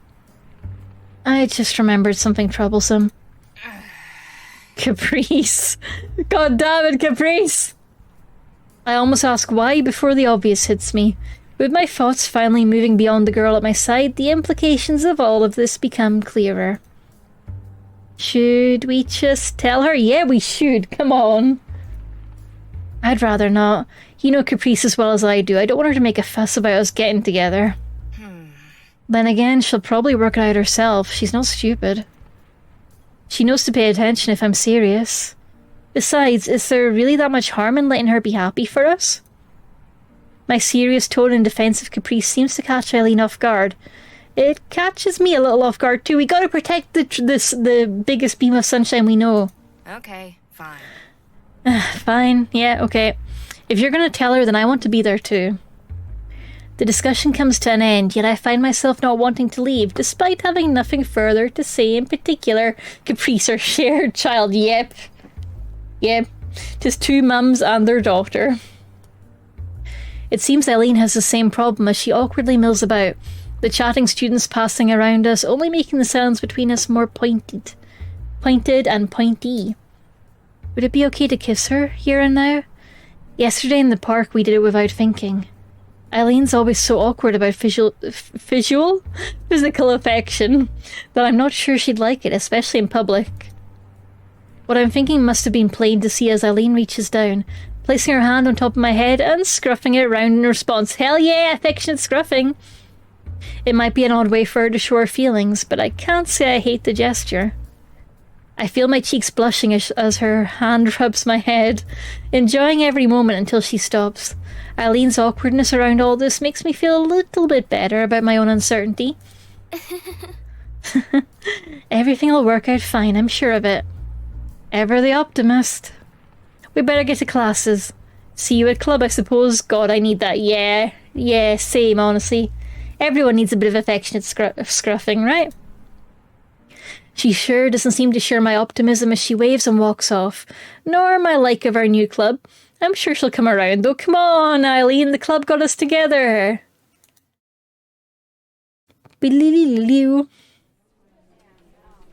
With the afternoon wearing on, I trudge up the familiar route to the second floor of the arts building. The sound of raised voices come from up ahead, easily audible in the otherwise dead silent hallways. Uh-oh.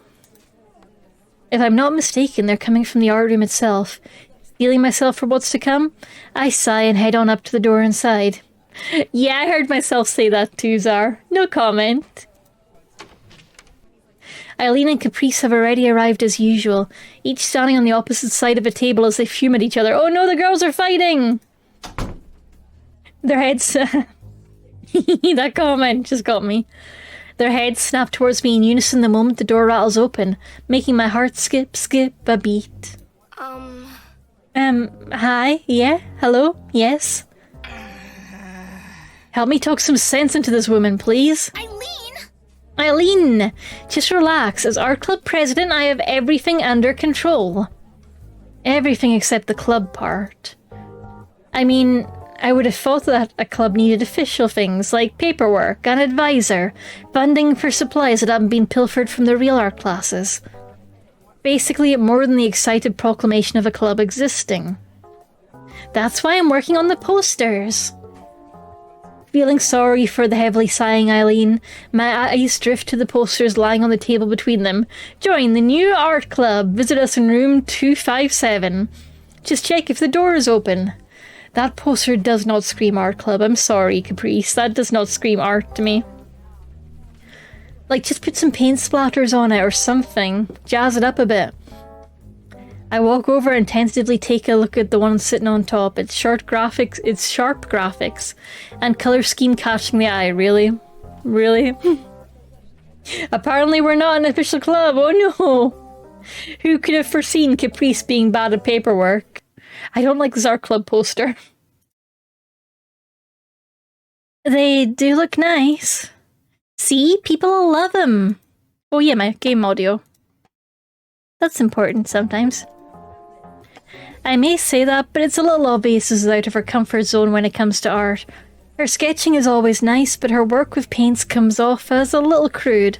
Still, trying new things is something to be praised. Caprice. Caprice. Think about this logically. It's nearly Christmas, all the students are going to be on break soon. Even if they weren't, nobody would be looking for a club to join around now anyway. I don't know if that's necessarily true. People change all the time. I wouldn't exactly say that. No! No, I love the Czar Club. Czar Club, best club. Don't worry, I love the Czar Club. Right, okay, everyone hug Czar in the chat, okay? Hugs for Czar. Czar has been hugged 3 times by the chat. There we go. Caprice is quick on the draw as she leans over and latches onto my shoulder, beaming a smug look of victory at her opponent. Victory! I feel like I've been reduced to a useful prop in an argument, but Caprice isn't wrong. I love Caprice's smug face. It's so good. It's so good. It must have a cooldown, I guess, Dave. Give it a second. Eileen looks physically pained as she groans in frustration. She did walk right into that one. In what can only be interpreted as a visual sign of giving up, she shakes her head and starts to walk away, retreating to the cabinet to grab her things. It looks like posters will be the accomplishment of today as far as the club goes. Ladies, invest in a photocopier, come on. I suppose it doesn't hurt to try and draw in some more members. Yeah. Hopefully we can get him soon, too. I want to have another club outing, and the more the merrier. Pizza, pizza, pizza. And, like I declared, we're gonna make the pizza place a regular thing for the club. Hell yeah, pizza, pizza, pizza. Sure thing. I'm up for it. Eileen looks drearily at the traitor to her cause, but knows her goose is cooked as she hangs her head. I swear she looks more tired than usual. I love the thing they do where they change the focus. I just think that's really neat. I like that a lot. Then it's settled. Caprice goes back to fussing over her posters, brushing off some specks of dust that have settled on the paint. I do love that this club is a dictatorship. Look, every school club I've ever known has secretly been a dictatorship, sometimes not so secretly. There is one person who keeps the club afloat. One singular person. And the club survival is reliant on them. Taking advantage of the distraction, I look to Eileen. She grimaces as I pointedly flick my eyes back to her companion, plainly hoping to leave this for another day by her reaction. Reluctantly, Eileen sets her paints down and plods back over like a child accepting their bitter medicine. In hindsight, perhaps she was trying to use her painting as an excuse to not deal with this. Caprice is one of my few friends, however. I'd feel bad hiding this from her. Even if we tried to, she'd just poke and poke until one of us eventually spilled the beans. What's up with you two? There we go. Caprice, there's something we need to tell you. To make this absolutely clear, this does not leave the room. Do you understand? Caprice, I'm pregnant. Eileen's gregante. I'm picante. I'm pregnant. She's pregnant. Yes, ma'am! Oh, she's so cute. I love her. I'll bet. Eileen and I have started... I mean, it just happened recently, but... We've started trying to conceive. Hello, Raiden. Welcome on in. Hello, hello, hello. We're going out. We're going out. Goodbye. Closing the door. I feel Eileen take my hand in hers. I worry for a second about the sweatiness of my palm, but feeling her hand closed around mine settles my nerves. I never realised how warm someone else's hand could feel. Hand in lovable hand! I'm good, Raiden. Merry Christmas! Happy holidays! How are you doing? I hope you're having a nice chill Friday. As her fingers tighten, I realise something else. Eileen's settling herself just as much as me. Like, dating? So you guys are both... Lesbianans? Lesbianans? Lesbianans? Lesbianans? Yeah. Ooh. Ooh, what's the gift that you got, Raiden? Tell me. What did you get? I want to know. I guess that Caprice wouldn't go too wild turns out to be true, with even her surprise feeling a little exaggerated for effect. She's like, oh, ooh, oh, you guys are gay, wow, I'm shocked, oh my gosh, you like each other, wow, OMG, who could have guessed, oh my goodness, wow, OMG, did I mention I'm shocked? I'm shooketh, oh my gosh. You got the cage fighter leather jacket that Vi wears in Arcane. Oh, that's fucking cool. I love that. I love that so much. That's amazing, Raiden. Oh, that's so good. Oh, Zar, have you still got Arcane on your watch list? I want to hear Zar's Arcane thoughts soon. That's so cool, Raiden. Congrats, congrats, congrats. Well then, aren't you glad you can do art together all the time now? Oh, please do. I look forward to seeing it, Raiden. Yay! Girls loving girls and doing art. Look, we don't need any help. Much less help from you. Oh god. Eileen. But it's alright. I appreciate what you've done. Just don't go too crazy helping things along. Yes, bump it up, bump it up, bump it up the lists are. Bump it up. Promise. Sounds like things are lively in here. Oh hey, Wallace is still alive. Our gazes snap towards the doorway, Wallace strolling in with an expression more bored than in the least bit surprised. Eileen's hand lets go of mine, but the warmth remains as I reflexively feel my hand with the other to recount the sensation. Oh, Raiden, do it, do it, do it! Watch it, enjoy it, have fun! I'm glad Eileen is a more collected person than I am, calmly playing off the interruption. Just as she's about to greet him, though, Millie slides around his large figure and into the room. Millie, you're here! It's Millie! Our mechanic friend. You're looking cheerful today. We just finished our own club work, so we thought we'd pop by. Wallace is in the writing club with Millie. He responds to my surprised look with a shrug, clearly trying to avoid setting off Caprice. Only for now. Oh no. Only until I graduate from this place. I'm not joining this club, no matter how many times you ask. I thought he was already part of the club, honestly. Whoopsie. You make it sound like being here is some horrible fate. I smile a little at Eileen, suddenly finding some pride in the art club. Now that someone's spoken against it, hell yeah! Protective, defensive girlfriend. Hello everyone, welcome to our coming out party, yep. It's like a gender reveal, except the gender is lesbianin. Lesbianin. Lesbivaban. Lesbimavim. Lesbibam. Mm-hmm. As for what I actually came here for, Haley was wanting us to join her for takeout. Ooh. Also, I love Millie's eyes. They're so lovely and like amber colored. They're pretty. Oh, right! Takeout! Lead the way! Millie gives us a polite wave goodbye as Caprice skips over to pick up her hoodie on the way out. Headcanoning those two as dating. Come on. Come on, let them smooch. Unfortunately for Caprice, Eileen doesn't let her go so easily. And your club? Yeah, what about the club you run, girly? Look what I found in the supply closet, it's my girlfriend! Also, Katie says, Raiden, you wanna know what's funny? After I ordered the jacket, right? It went straight out of stock, so I literally ordered the very last one they had. It was fated! It was meant to be! Congratulations! Heck yeah, that's awesome. Love that for you. Today's art club meeting is over. Good work, everyone. Good job, everyone. Club adjourned. With a thumbs up from Caprice, the two disappear out the door and head off down the hallway. The three of us are left to our own devices after they leave. While I think Wallace is a perfectly nice person, I'm still really not sure how to act around him. With Caprice no longer being the centre of attention, that familiar self-consciousness I have around strangers flares up once again. It seems I'm not alone in quite knowing what to say. Wallace and Eileen start doing a little more than awkwardly milling around. Given that they're good friends, it makes me think something is going on. Nom nom nom, daily egg. I've told her, Wallace.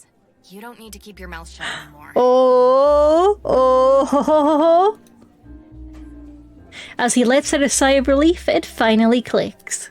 Wait, You knew about Eileen and I? Eileen, yes. Not you, though. He was her confidant. Going by the fact this didn't just become intensely awkward, I'm going to say things worked out. Hell yeah! Well, it's like, so you guys want to get out of here? Eileen takes my opposite shoulder and shakes me lightly. Seems so. Shuggle, shuggle, shuggle. Well, I'm happy for you too. Hope it works out. Thanks. Told you I'd find someone who could put up with me. That's not the kind of thing you should say about yourself. Is she wrong, though? Guess I'll get out of your way then. Just take things easy, okay? We will. Oh, good job, Wallace. We give each other our goodbyes before he leaves, his unmistakably large figure slowly disappearing down the orange-lit hallway. I hate that his one characteristic is just he big, when his sprite is very much just a normal guy. Let the big man be big. Make him bigger. Embiggen the Wallace, okay? And then there were two. Huh? I thought you didn't want to tell anyone. Wallace is different. He's known I like girls since we were in high school. Oh, backstory! He's known I like you for a while now, too. He's like me for real, for real. I feel myself blush. The thought that Eileen talked to Wallace about me like that makes me smile. Well, now that we're alone, got this whole school to ourselves, let's lock the doors. No, inappropriate use of school property. Suppose we better head home too, given the club meeting's over. Guess so, Iwu. I guess we should maybe walk home together, Iwu, even though our places are kind of in different directions, Iwu. It's an obvious invitation for us to leave together, but I find my feet stuck. I know I'll see her again tomorrow, but... What? Something on your mind? An appropriate but very hot use. True. Excellent point. Well made. I will reconsider my opinions. I don't really know how to phrase this, but what happens now? The expression she gives is one of genuine thought rather than judging me for being so lost.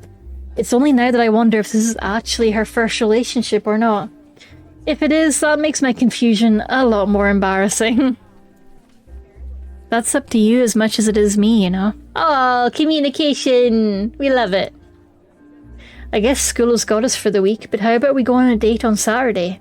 It'd be good to get some use out of the car for once. Oh! Yeah, that would be great. I mean, yes. Let us do that, indeed. I can drive us, so just give a heads up once you've worked something out. As I consider the prospect, I can see a little excitement from Eileen at the idea of going on her first date, though I doubt she's realised it herself. As silence settles into the room, I see my chance. Allison? Which? Oh, hand-holding. Taking Eileen's hand in mine and raising myself to my toes, I close my eyes and let my chin push forward. My heart feels like it stops for a fleeting moment, my lips gently pressing to Eileen's as our hands intertwine. As our lips part and I come back down, my heart makes up for lost time. Come to think of it, I guess it's the first time I've ever kissed somebody myself. I have to admit, the physical side of us being together is nice, even if it is awkward. I can't help but feel the sensation lingering despite the moment having passed, filling me with warmth. Even Eileen, so normally placid and stoic, looks flushed. The two of us end up standing around like complete dorks, the only sound being the trees rustling outside. It will never not be funny how much the writer is focused on height. I think you typoed there and you wrote funny when you meant hot. But yes, I agree. I've been wanting to do that since this morning. I swear you're getting bolder by the day. With a gentle smile, Eileen reaches over and rubs my hair. Head pats! Head pats! Even if I still don't quite know how to react when she does, I can feel my head leaning into it and a dumb grin spreading on my face. Oh, right. Hello, Lucille. Welcome on in. Welcome on in, Lucille. Boop, boop, boop, boop. Butts. Time passes, and now we're in the lunch hall again. With the day wearing on, I let out a badly hidden yawn as I leave the cafeteria. I clutch my bag tightly as I walk, both from the cold and try not to take up too much space given all the people milling around. I can't help but eavesdrop on the conversations around me as I walk, the building humming with activity. One conversation from the groups idling about catches my ear, the chatter between some girls about their plans to be with families again for the holiday. It makes me excited for Christmas all over again. As I push through the heavy door and step outside, I wonder if Eileen would be as eager. The fact she doesn't get on with her parents is a worry, but surely they can't be too bad if they're paying for her to live in such a place. Girl, why are you assuming they pay? I'm pretty sure Eileen sells her paintings for that place. For all I enjoy Christmas, it doesn't sound like Eileen has much reason to. A sudden vibration from my pocket grabs my attention, my hands instinctively diving in to pluck my phone out. She hasn't admitted it, but I think Eileen's enjoying playing with her new toy. Well, that's a sentence that could be taken out of context. Hey, I'm in the coffee shop if you want to meet. I quickly text her in agreement and hit send as I step off the stairs, dodging a student I nearly bumped into as I do. If only I had an extra set of eyes, I could use this while walking more easily. Heading toward the cafe, I muse on how normal things still feel. I'm happy for us being together, of course, yet life goes on. She enters my thoughts more and more these days, but schoolwork, chores around home, and the club don't stop. The club don't stop! The party don't stop! Out of context, how so, Katie? Please do explain. I will not. I will not elaborate. I refuse to elaborate. One thing has changed, though. I feel more sure of myself than ever. Knowing what my own feelings are is oddly liberating. Time passes. But only like 5 minutes because we're in the cafe now. Why did we use the clock transition for that? The rush of warmth as I step through the door makes my shoulders slump in relief. Thank goodness for the interior heating being cranked right up. Oh, she looks so short in her little chair. The chair makes her stumpy. It doesn't take long to notice Eileen sitting alone at the table with her coat and scarf in her lap, coolly staring out the window to pass the time. Walking up, I notice not one, but 2 coffees sitting on the table before her. She knows your coffee order! I mean, the cafe's on campus, so I'm pressing exit out. Hey. Hi, Eileen. Is someone else with you? Eileen's apathetic expression barely changes as she turns to see me sit before her. I'm a little disappointed, but I know her well enough by now to expect it. She's not the type to show her emotions easily. The second's for you. You helped me out earlier with life drawing, so I wanted to return the favour. It's fine, you don't need to repay me. So that debt was still lingering on her mind, huh? Now that she's bought it for me, though, I suppose I can't exactly say no. The coffee proves too hot as I bring it near my mouth, so I settle for blowing on it a bit. How's your day been? Good, I mean, normal, I guess. I might think everything's still normal, but my nerves around Eileen haven't quite settled yet. We've only been together a matter of days. I gingerly take a sip to calm myself down before continuing. Yes, that'll calm your nerves. Caffeine. Physics was kind of basic right now, but I think we're going to get some interesting stuff next year. So, what are you doing? Trying to stay awake mainly. What a day. Caprice? You're getting too good at this. I just awkwardly smile. As I do, my eyes drift to the side after noticing a sharply dressed familiar figure breeze into the cafe and up to the counter. Eileen follows my gaze, an eyebrow lifting. Yep, big mood, big mood. Oh, it's that mechanic girl. Eileen's really appalling with names. She's Millie. You should at least remember who fixed your car. Did you want to talk to her or something? You keep looking at her. Well, I don't want to annoy her. She might be busy. I barely know her anyway. Eileen looks at me a moment, unimpressed. I used every excuse in the book to not bother Millie too. Then again, I suppose that's the problem. Hey, Millie! Yoy, Millie! I shrink in my seat at Eileen's casual calling out across the cafe, taken completely off guard. Millie turns toward the source of her name, giving her usual calm smile upon recognizing us. See? It's not that hard. This is a good opportunity to know her better. Hell yeah! Millie takes her coffee as the barista slides it across the counter, before strolling over and daintily taking a seat at her table. Good afternoon, Allison. Eileen. Jumper! Afternoon. Welcome to Friday! That's today! Finally so. Oh, yes. Any plans for the weekend? Smooching! Eileen and I exchange a brief glance. Both of us are looking forward to plans we made for Saturday, but there's still the day after. Depends on the weather. I was thinking of heading out to the mountains with Wallace if it's not too bad. As Eileen takes a long drink of her coffee, the majestic mountain ranges and foothills around the city float to mind.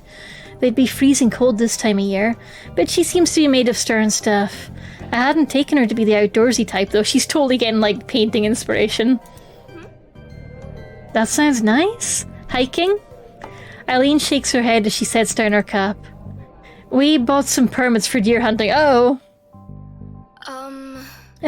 Deer hunting? As in killing them? Millie has a bowl. Can we unwrap her? Great question. I want to know the answer too. She stares at me for a moment before looking downward, trying to make sense of the words. It takes an awfully long time for her to formulate a response. Oh, well, we don't pet them. Wallace taught me how to shoot down at a range, and I take a loner whenever we head out. I see. So that's what Wallace gets up to outside the riding club. I did wonder about that. It's nice that they found a way to bond as friends, but to think of a big, proud deer lying dead on the grass. Hey, it's important for the local ecosystem, Allison. Chill. It's very necessary for the local environment. Oh no, Allison, come on. You do know how meat goes from an animal into a pretty little package at the supermarket, don't you? Of course I do, but I wouldn't want to personally involve myself at that level. Is that the point of a big day out for them? I have to admit I'm a little jealous of how they share this whole little world, but I don't think I could ever be a part of it. Millie reads the room quickly as I take another sip of my coffee. Allison. Any plans yourself, Allison? Please come to Scotland and shoot our deer. There's too many. Yeah. We don't really seem to have enough hunters up here to kind of control the population. It does seem to be becoming a increasing issue. And an issue that quickly has a body count. Nothing so exciting, just shopping for groceries. Sounds like my weekend plans. I'm one of the only roommates with a car, so it's easiest if I do the groceries myself. Ugh. Speaking of roommates, what are your thoughts on this new club of caprices? At first I thought it was just a diversion, but she really does want our club to work out. He's talked a lot about you two as well, actually. Eileen and I looked to each other in concern, Millie offering no further explanation beyond an indulgent smile. For all I tease her, I am sincerely glad to see Caprice so happy. She shines brightest when she has something to work on. It's nice to see Millie care so much. They strike me as caring for each other as more than roommates, almost sisters or such. They were almost sisters or such. They were almost like sisters, or something. While I still feel the familiar pang of homesickness from time to time, I'm finally seeing that sometimes family is more than who you grow up with. We all have people around to support us and help in whatever we set ourselves to doing. A ping from Millie's phone rings out, Eileen and I going silent as she hastily takes it from her coat pocket. The resigned frown spreading on her face shows that it's not good news. Noticing our concerned expressions, she moves soon to allay our worries. Sorry, I have to go. Affairs in my own club need attention. Sometimes I wonder why I do this to myself. Bye. I ask myself that question all the time. Take it easy, Millie. Take care. Take care in the snow, it's starting to pile up. Absolutely. I'll make sure to. See you around. The two of us wave her off, Millie quickly doubling back to fetch her still full cup and take it with her. A brief silence ensures between the two of us as we sip at our own coffees, the quiet chatter of other students and staff at the cafe providing background noise as we do. Sorry. Sorry for being so weird. About the hunting, I mean. I was shooting my mouth off. I was shooting my mouth off. Forgot you liked animals and that sort of thing. I didn't take you for liking the great outdoors. Being stuck indoors all the time is easy to do when focusing on painting, but it gets stifling after a while. It'd be nice to take a trip somewhere with Eileen, to the mountains or wherever. Seeing the places she likes to go and how it influences her art. Probably not to go hunting, though. Millie's nice. Keeping the writing club going sounds like a lot of work. See? Could never have had a nice chat if I hadn't called her over. Some days you just gotta get out there and do a murder. No comment. You could stand to be a bit more social, you know? You're a good person. You'd get on perfectly fine with most people. I'm flattered by what she's saying, but I'm not exactly sure how to put that into practice. Without a reply forthcoming, Eileen gives a flustered sigh. Allison, why do you think I joined this dumb club? When she mentions it like that, I realise I never did give her a compelling reason. Caprice and I just pushed it on her until she broke, or at least that's how I understood it. Me joining the art club because cute girls! I actually thought about joining the existing club for a while, back when they first offered. They seemed interested in me, and I was just some bewildered freshman who didn't know anything at that point. Over time, I realised they didn't give a damn about me. They just wanted my paintings and my skills. I was a trophy for their club, something to be shown off. That was when I gave up on them. So you joined this one because Caprice was better? No. No. She's the last person I'd do this for. I joined the club for you, Allison. You dummy. You just wanted to hang out while I did my thing. I liked that. There were no mental games and no need to worry about ulterior motives. I had someone to share my interests with, and that's all I really wanted. You just wanted to co-work. Worked out pretty well in the end. I got someone to share my love of painting with, and thought that maybe the club would help you open up a bit. She joined for my sake as well as her own. I awkwardly fiddle with my coffee cup, trying to think of how to reply as my cheeks flush. I don't know what to say. Well, I do. We need to get to class. Raising an eyebrow at the change of topic, I grab my phone and check the time.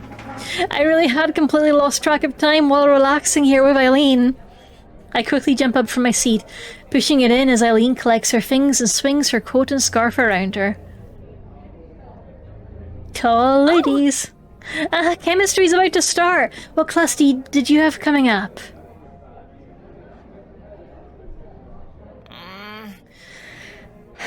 Math. All energy dissipates from the situation as I pat her shoulder in sympathy. Hang in there, Eileen. You can do it, Eileen. You can do it. We believe in you. Safari trip! We went to the safari! The elephant's mighty trumpeting sends a couple of children scurrying away with giggles of laughter. The animal is excited as the small crowd watching on the animal as excited about the small crowd watching on as they are of him. I thought she was going to say she didn't have a class coming up and just knew your schedule. Me too, that was what I was hoping for. Oh well. Stepping back from the enclosure and joining Eileen once more, the two of us carry on. Even as we bought our tickets, I wondered if coming here during the winter was such a good idea. It turned out to be better than I could have hoped. Tiger hot dogs! Icy penguin to go! I love the background signs. I've never been here with so few people around. Usually this is a complete madhouse. It's nice. It doesn't sound nice. It sounds like a cafeteria. Oh god.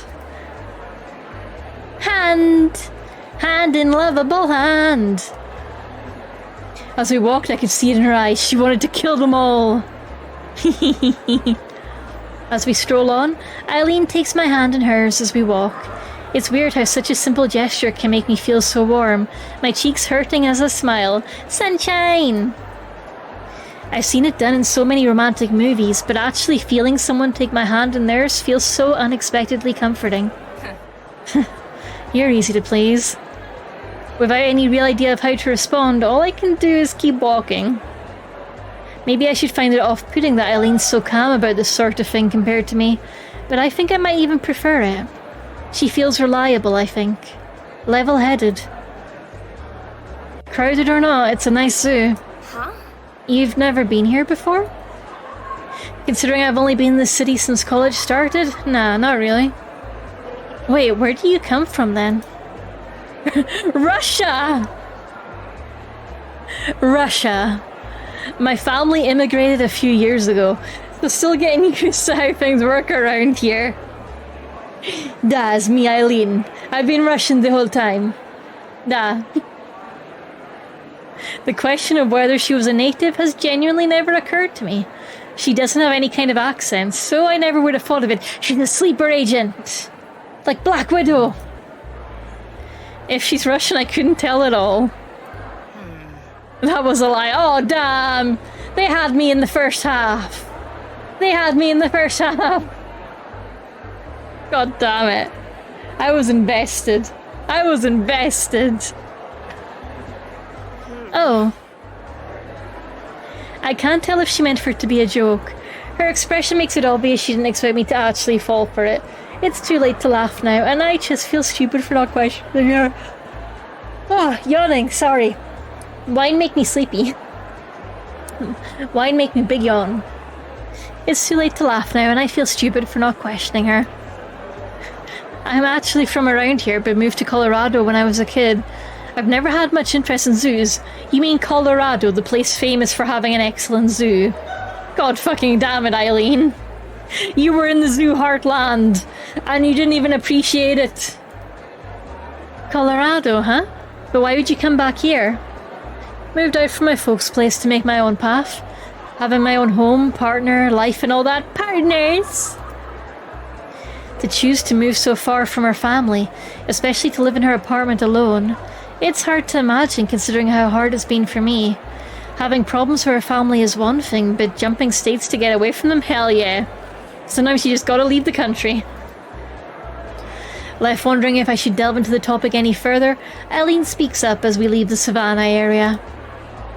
The few people around the zoo seem to be congregating around the eating area ahead, which is a good sign we should grab some lunch too. Wait, why would crowds be a good sign? Crowds mean nah, I'll have lunch later. You hungry? Just a bit. To be honest, I just need a rest. Eileen's pace is unrelenting, yet she looks fine despite how ragged I am. I don't really understand it. I'll go grab something then. Go grab a seat for us before they're all taken, would you? Crowd means it's good, I guess. I mean, in a zoo, it just means it's there. Captive audience and all that. Sure thing. Roger. Who's Roger? Caprice's speech patterns are rubbing off. Caprice's speech patterns are rubbing off on you. We both share a grimace at the idea before we part. Eileen headed for the hot food stall ahead, while I skipped down to one of the two unused tables on the outside of the seating area.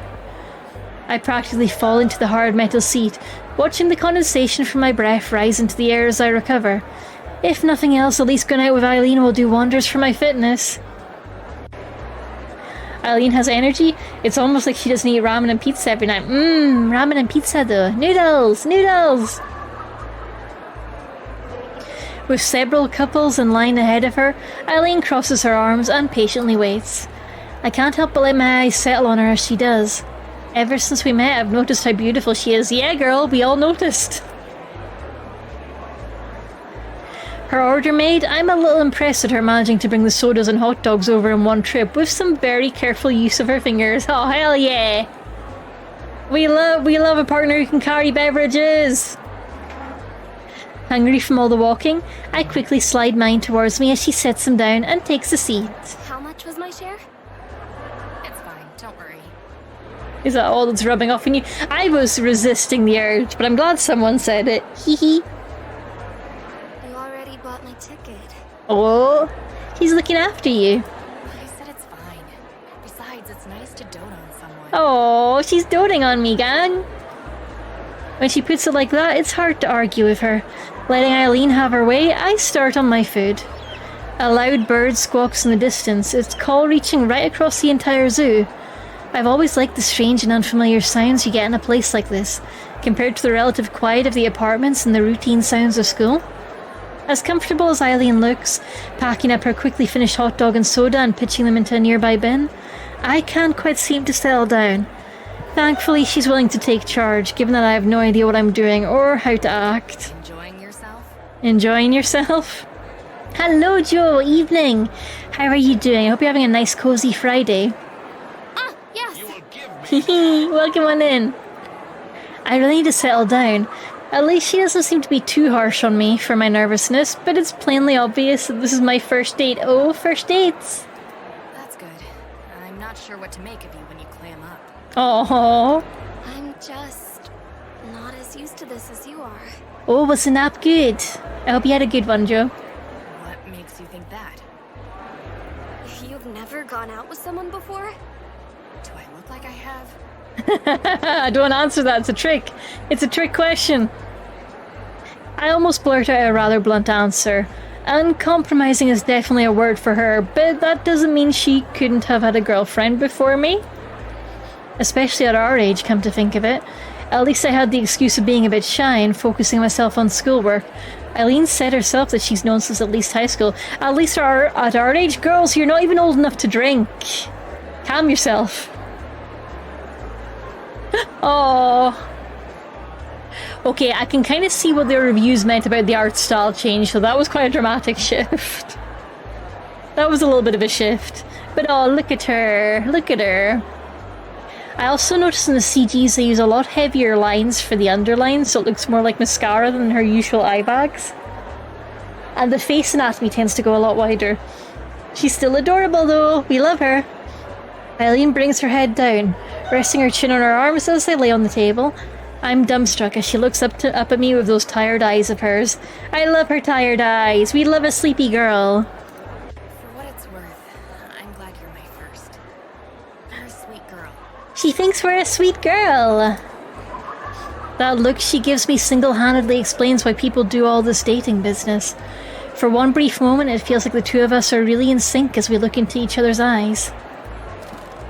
Barb! Barb! Barb! Barb! Barb! Barb! Barb! Barb! Barb! Barb! Barb! Barb! Barb! Barb! Barb! Barb! Barb! Barb! Barb! I wanna get it! I wanna get it! I'm gonna get it! I'm gonna get it! I'm gonna get it! I'm just gonna pet it. Don't worry. I'm just giving it a little pet. Just a little pet on the wing. Just a little gentle pet on the wing. Don't worry. Don't worry. Just stroking the wing. No other intentions. Don't worry. Just stroking the wing. Just giving it a little pet, okay? Okay? No other intentions. Burb. Burb, burb, burb, burb, burb. Okay, I dropped it. I was only petting it. I was only batting it with my paw. It's fine. Gosh. Overreaction. Dang. I'll at you in a minute. Only for a moment, though, before a small bird suddenly lands on the table between us. Its head darts this way and that, but it doesn't seem really shy about parking itself in front of Eileen's startled face. Well now, hello there. Hello, Barb! Get out the spray bottle. That's true. It's so cute. Oh, that's so cute. That's a fox sparrow. That's cute. I don't think we have them in the UK.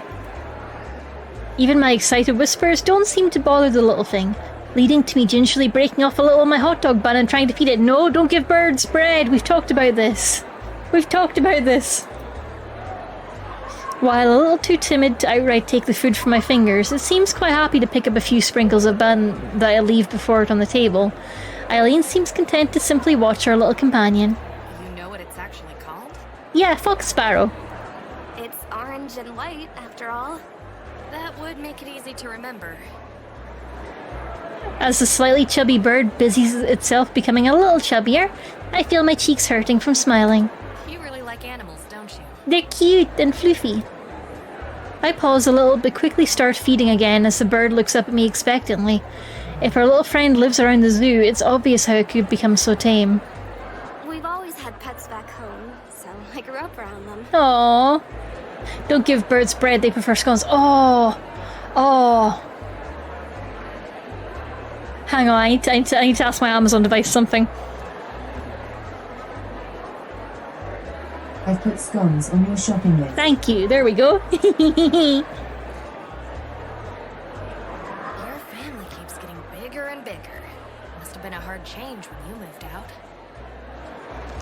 Having apparently had its fill, the bird spreads its wings and flies off at a surprising speed for its weight.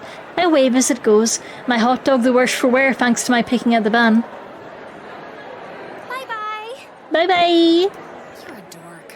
Oh, they're adorable! I laugh off her jab before returning to our conversation. It was hard when I left, yeah. I have a new family though. You, Caprice, Rose, and everyone else I've met at college. Yeah, a real family. Disappointingly, Eileen looks rather skeptical at the idea. Then again, she doesn't seem to get on that well with anyone beside Wallace and I. Hey look, family you don't have to get on with entirely. Family is complicated. I was always an optimist, I guess. Nothing wrong with that. Maybe some of it'll rub off on me. Chat, you know what to say. You know what to say. Eileen picks herself up from the table, giving a big stretch as she does. For a moment we just look at each other, simply appreciative of the fact that we're here together. Allison. Hey, Allison? Huh? Yeah? As she picks herself up a little off her chair in order to lean across the table, it becomes obvious what she's doing. Relaxed enough to let her get away with a quick peck, I close my eyes and lean forward in a little in anticipation, my heart beating just a little bit faster. A quick peck? She's become a burb! It's contagious, oh no! As the feeling of her tongue hits my cheek, my body suddenly freezes up as a shiver runs down my spine. I hear myself give a weird startled gasp before I reflexively fall back into my chair. Eileen looks rather nonplussed as she settles back into her own chair, her eyes studying me as she does. Oh! What was that? What? You just had mustard on your cheek. And I was maybe bullying you a little. Dang! Girls! Girls looking girls! I feel my face flower into a wild blush as I grimace at her, partly for her betrayal after my expectation of such an affectionate gesture, and partly for startling me so badly. Mlem! I don't quite know how to read Eileen's interested expression, and I don't care enough to ask as I sulk. I'm genuinely a teensy bit mad at her, but I don't think it's getting through. I'm still not used to the physical side of all of this. Yeah, exactly. Letting out an amused snort and picking herself up from her seat, Eileen dusts herself off and gets ready to go. That emote was such a good investment. She does. She's got the proper kitty mouth. Come on, Miss Pouty Lips. Let's get moving before the weather goes bad. Diddly-doo. As Eileen closes the door to her apartment, I let my coat drop to the floor as I collapse over the back of her couch in exhaustion. How this girl can keep such a pace up for a whole day is absolutely beyond me. Even now she doesn't seem too bothered, the only sign she's tired at all being some stretching after she takes off her scarf and coat. Haven't collapsed on me, have you? I want to see her without her sweater.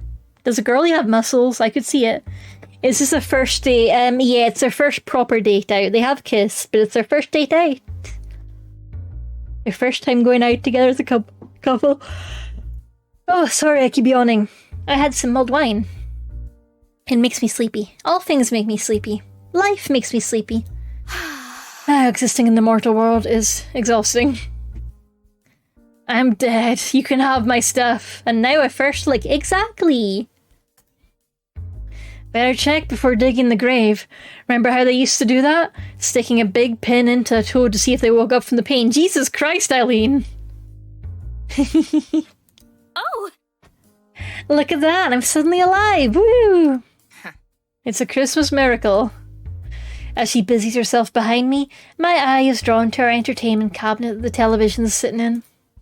With curiosity getting the better of me, and perhaps to distract my wandering mind, I walk around the couch and press at the right door to pop it open. I'm hardly surprised that the movies inside are all perfectly organised, but the genres she's collected are strange. You want a coffee or something while you rummage through my stuff? I'm not rummaging, I'm just... I try to think of another word to describe what I'm doing, but it doesn't take long to realise Eileen's right. Looking like a kid caught with her hand in the cookie jar as she walks back over, I try to change the topic. Do you really like westerns or something? They're all either that or documentaries. Sorry to disappoint. I just like westerns. Can't be a nice simple plot with a good guy drifting into a town, getting one over on the bad guy, and walking into the sunset. Nice landscapes, too. Sure. Right, that makes sense. Something feels off as we stand around in her apartment and chat, but it's hard to put my finger on it. The silences are just a little too long. The chatter nothing more than the small talk we've usually never needed. Here we are, the evening after a date, and filling in time milling about in her quiet apartment. Even the usual background noise of passing cars and busy tenants I hear around my home are nowhere to be heard. Just the two of us shuffling about alone. The thought of sharing a night with Eileen has passed my mind more than once, even if I'm trying to distract myself from it. Is it too early? Would she think I'm weird? I don't even know how you bring that up. Without any real reason to, I idly fiddle with Eileen's movie collection and read off the covers to seem occupied. You know, our date doesn't have to end now. As her words trail off, my heart freezes. Her stoic face only makes this worse, my brain freezing between bashfulness and shock at her being so blunt. We've only started dating, but the thought of sleeping together had passed my mind. Left spluttering about, I awkwardly turn away to hide my expression. Do you want to watch one of them together? Do what you want. I'm gonna go take a shower. Oh my god, she's gonna go take a shower! Right, I'll just get a drink. Didn't you ask for coffee? Did I imagine that? As she leaves, I wander over to the kitchen and grab a glass, pouring some orange juice for myself to try and refocus. My heart's still racing, the thought of what Eileen suggested is still playing on my mind. Who wants to bet that she comes back in just a towel? Like for like, it's only fair. Join her, and you can join our Discord. Boom bong. I wonder if I should really be letting Eileen take care of so much. She doesn't seem to mind at all, but that's not really the problem. Even now she suggested we do what I did want to try, and I just couldn't even bring myself to accept. I want to get closer to her, but it feels like everything's happening at her own pace. Then again, Eileen's not the only person in my life I've let dote on me while I go with the flow of others.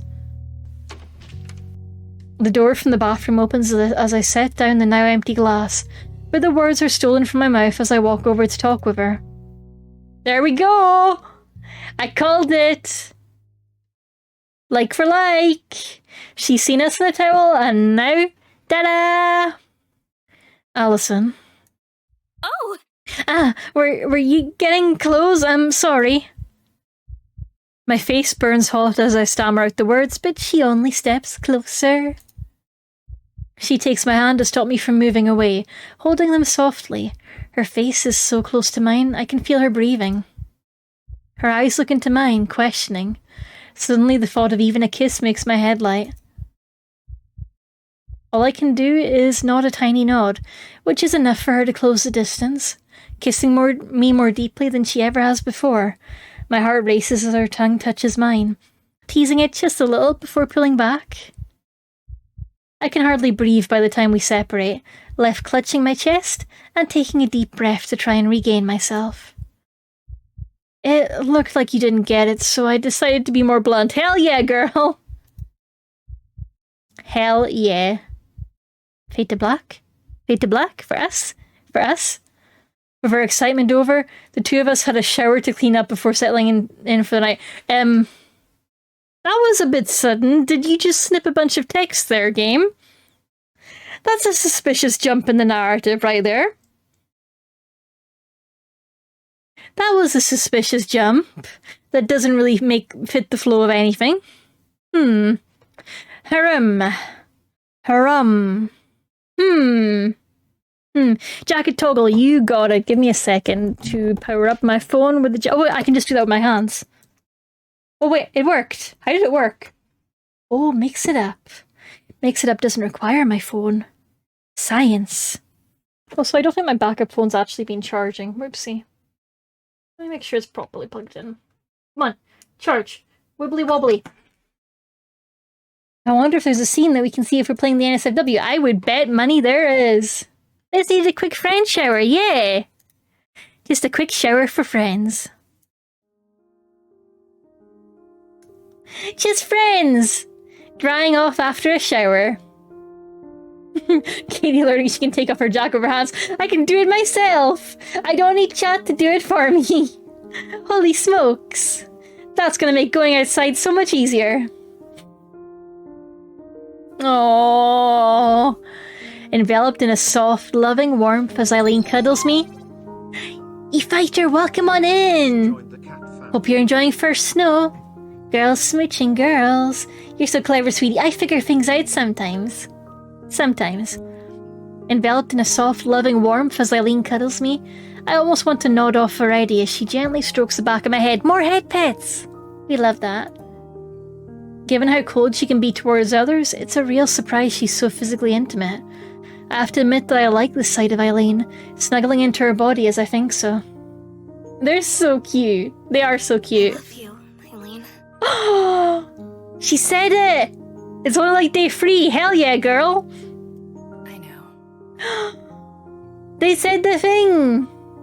The Star Wars thing. That's not what you're supposed to say. All right. I love you too. Oh. Even a few weeks ago, I never imagined I'd be sleeping with someone. Sleeping with someone. Just like girls do. Haha, don't hit me, Twitch.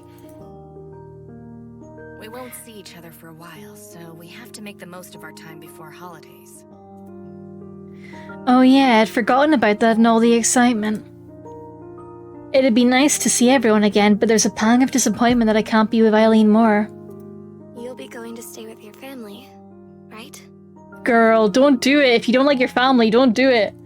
Fishnets toggle, thank you. Stretch! Time to cool off. Be a nice change of scenery. Thank you for the stretch. Okay, I'm stretching. Oh, big stretch. Ah, a big stretch. Thank you, E-Fighter. Thank you very much. Yeah, Colorado's not so bad, so it'll at least be a nice change of scenery. It'll be nice to see my sister again, too. You've got a sister? As Eileen thinks about her faraway family, I'm reminded of my own.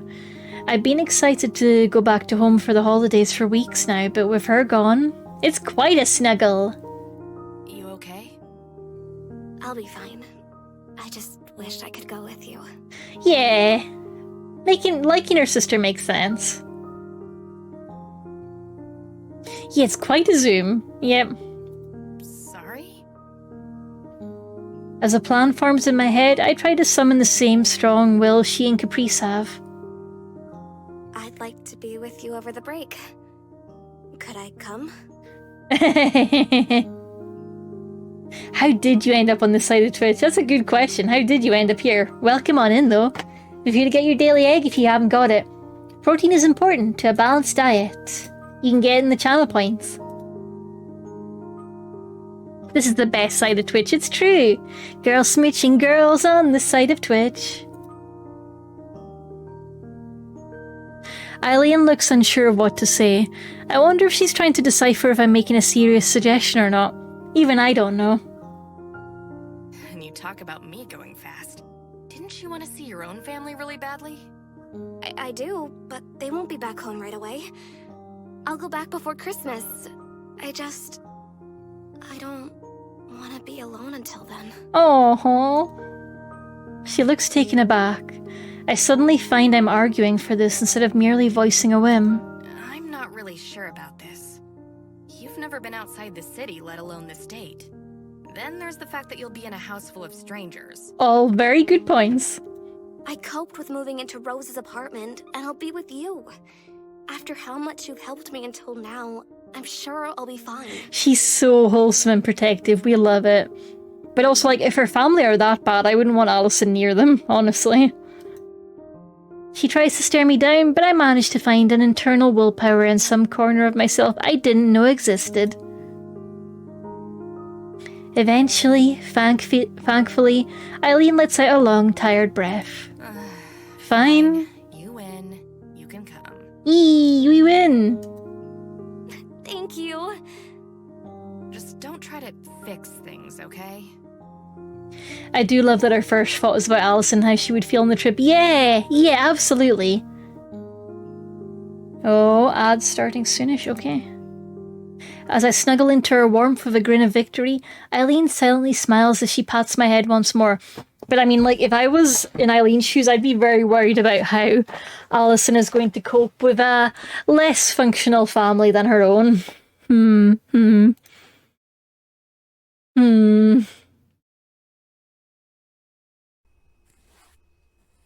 Head pats, thank you, Czar. Head pats, head pats, head pats. The classroom lies silent, save for the scratching of pencil against paper and the noise of a cat girl remembering to save her game. Semester's end. Okay, interesting. Thank you for the head pats, head pats, head pats, head pats.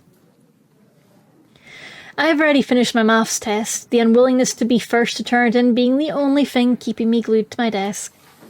I'm thankful for the chance to rest, though. Eileen's pace as we scooted around the zoo took all my effort to keep up with. And then there was the other business we got up to. The other business!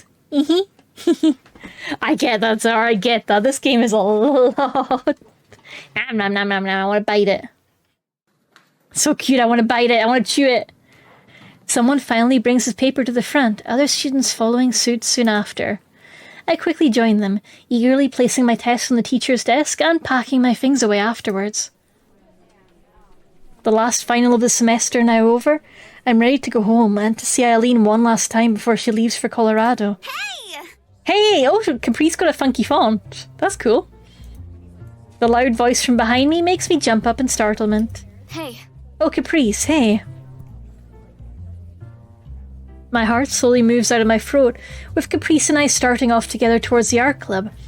I'd considered asking Eileen if we could walk back to her apartment together instead, but I couldn't leave without saying my goodbyes to Caprice and Wallace if I can find him. What brings you to my class anyway? Millie wasn't around, so I got lonely. Oh god, they have to be dating. Let them be dating. So I'm the second choice, huh? Well, at least I can be around for her. You two really are close, aren't you? Yep. We grew up together and now we even live together. Childhood friends. Millie and me and Haley. She's our other friend. We take good care of each other. Tell me more. Tell me more about how you take care of each other, please. There really are all kinds of relationships. It's so different from high school where everyone was neatly organised into friends, classmates or strangers, and we all just lived with our parents.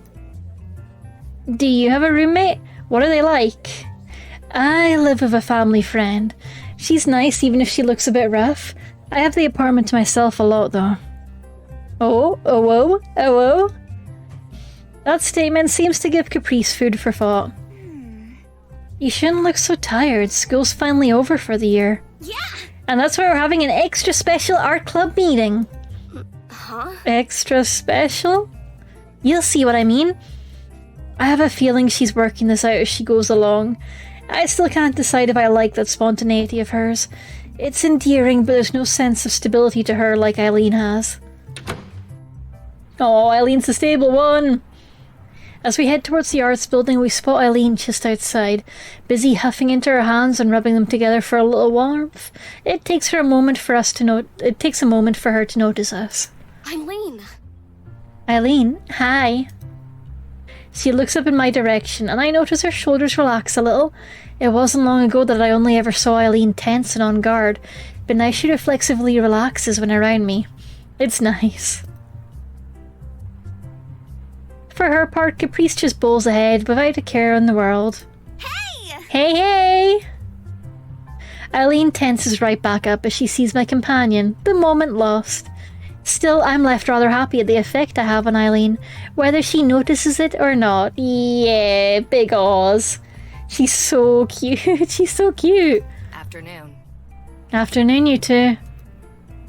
Caprice, why are you looking at me like that? Oh wait, sorry, that's Eileen.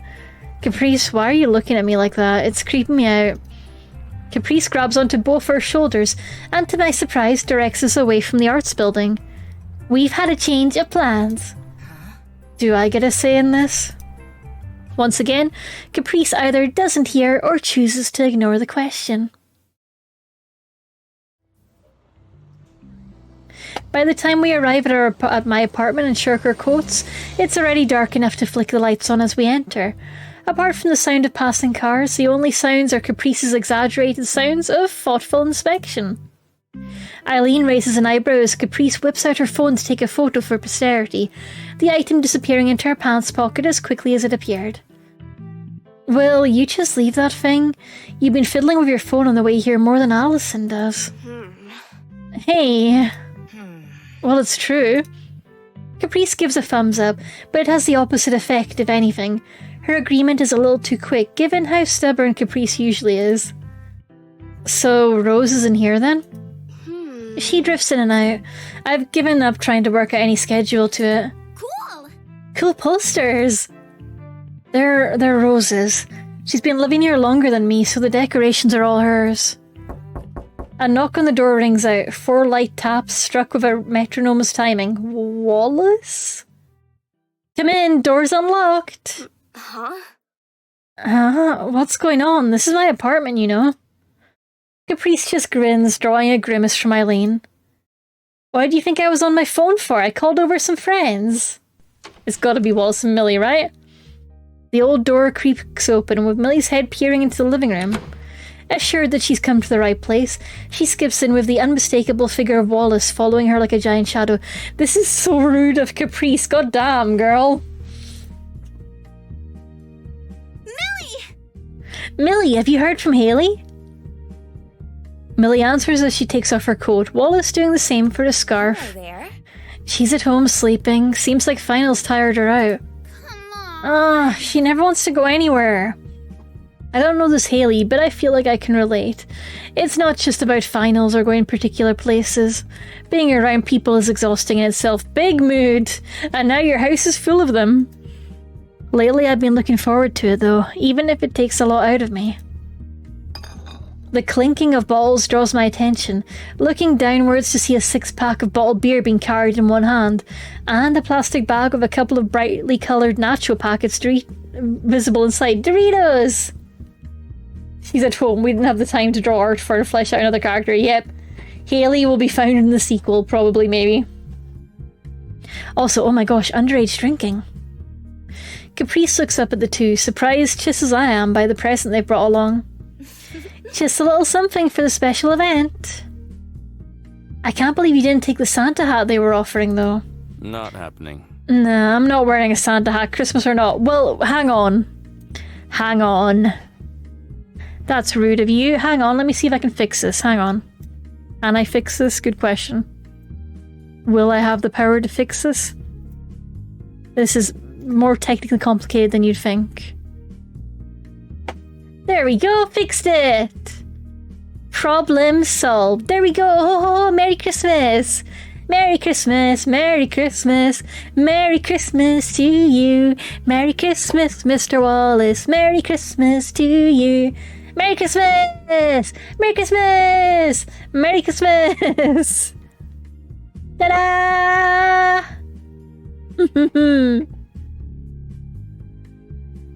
Why not? It would have suited you. Damn right it would have. He looks great in a Santa hat. Don't you start.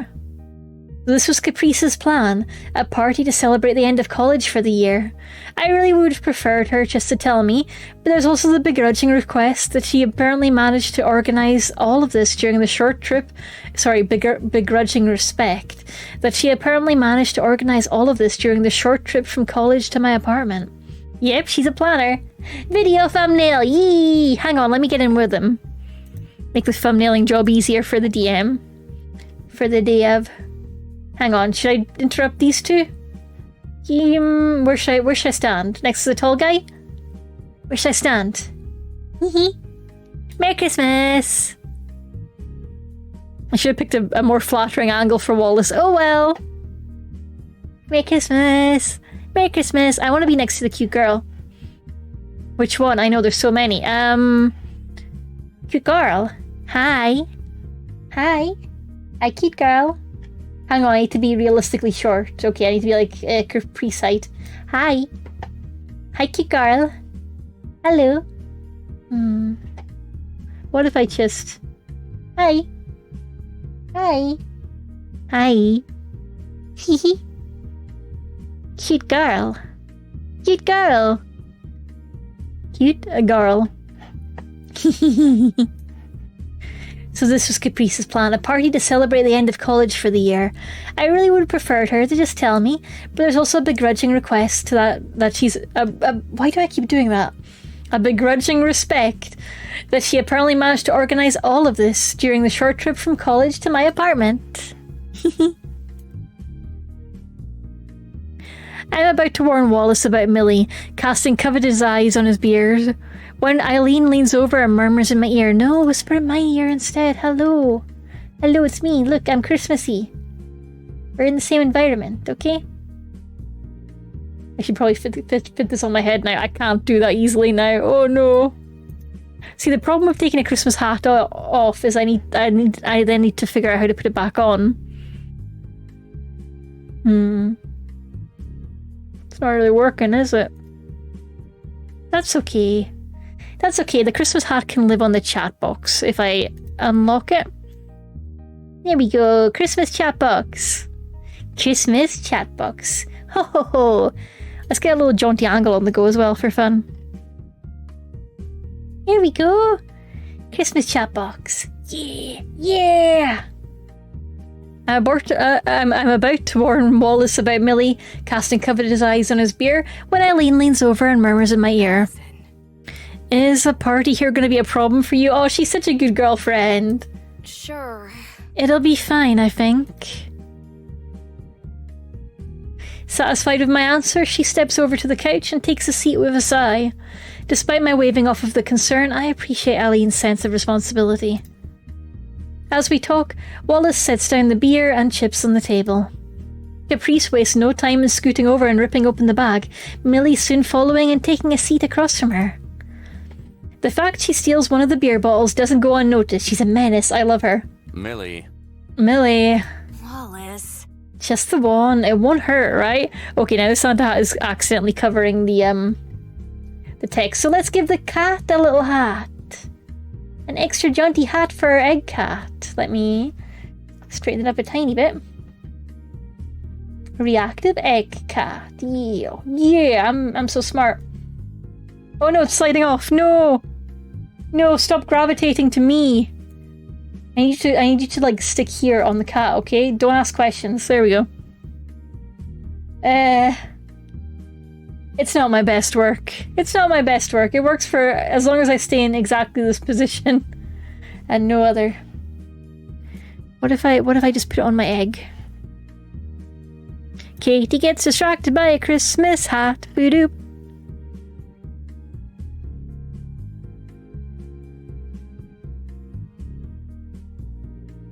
It's not working. It's not working. There we go. It lives there now. It lives there now. I've given up. There we go. It lives there. Just the one. It won't hurt, right? Hey! Hey, stop hogging the chips, Doritos. But I'm hungry. Wallace just sighs, defeated as the two bicker over the food.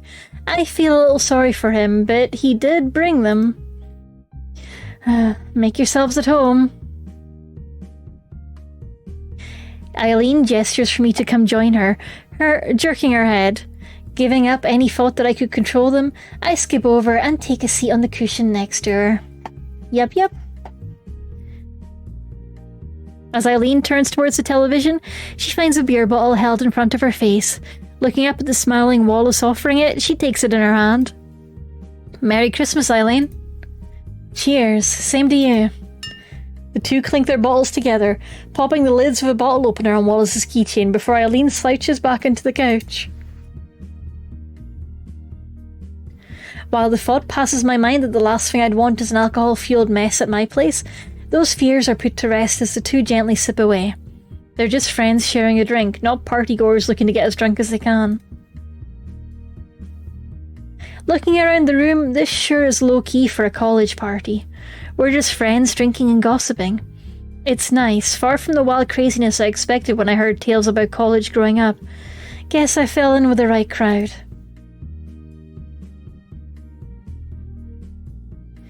What are you doing hanging out with us losers anyway, Millie? Writing club not doing anything special? No, not really. They're doing this and that, but most of them seem to have plans. The leader and his friends are graduating, so it's going to be up to me to keep the ship sailing. My kind of party, absolutely. A nice, cozy, chill one.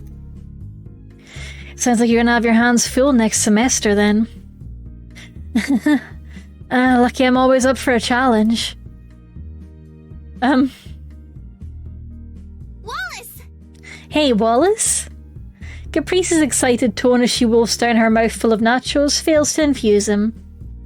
Remember what we talked about at the pizza place? I mean, about your club and all. No. Nope, not at all. No memory of that. But... No. Nope. Millie grins triumphantly at her friend's expense. I feel a little sorry for Wallace being caught in their rivalry. I'm the only one who notices the creak of the door, my attention wholly focused on it as I wonder who's arrived. Part of me worries that Caprice organised for more people to come, the girl now bickering with Millie. As the leather-clad woman steps in, everyone in the room suddenly drops into a dead silence as they stare back at her, the woman being just as dumbstruck. The woman. Hey. Hey, sup. I struggle to stifle a chuckle. Never seen Rose act so awkwardly before. Everyone, this is my roommate Rose. Rose, these are my friends from college. The clarification has the intended effect. Everyone relaxing as soon as the words are said. They're like, oh, right, we thought you were just getting robbed by a hot lady. Sure is some wild party you got going on here. Oh, yeah. Oh, actually. I'm left wondering what she's doing as she clicks her fingers and dives back for my coat. After a few minutes fishing about, she manages to pluck out my phone. After handing it to me to enter the unlock code, Rose stands back in the corner of the room and holds it up in both hands. I'm just gonna take a quick photo for the folks. Smile, guys. Aww. She's like, look! Allison's got friends now! Caprice and Millie need no further prompting, leaning towards each other as Caprice flashes a V and gives a toothy grin. I simply lean towards Eileen as she does the same. As we do, I idly note that this will be our first photo together, and she's just holding a beer. Whoopsie! Oh, look at them! Look at them! As Rose brings the camera steady, I can't stop myself from smiling. I spent so long stressed about being away from my family, but before I knew it, I found myself surrounded by a new one. We might all be a bit odd, but we get along. I found someone to hold dear and who cares for me. We're all in this together, celebrating life in my little slice of the city. I finally made a life that I can call my own. Thank you, everyone. Rose, Caprice, Wallace, even Millie. Oh, and especially Eileen.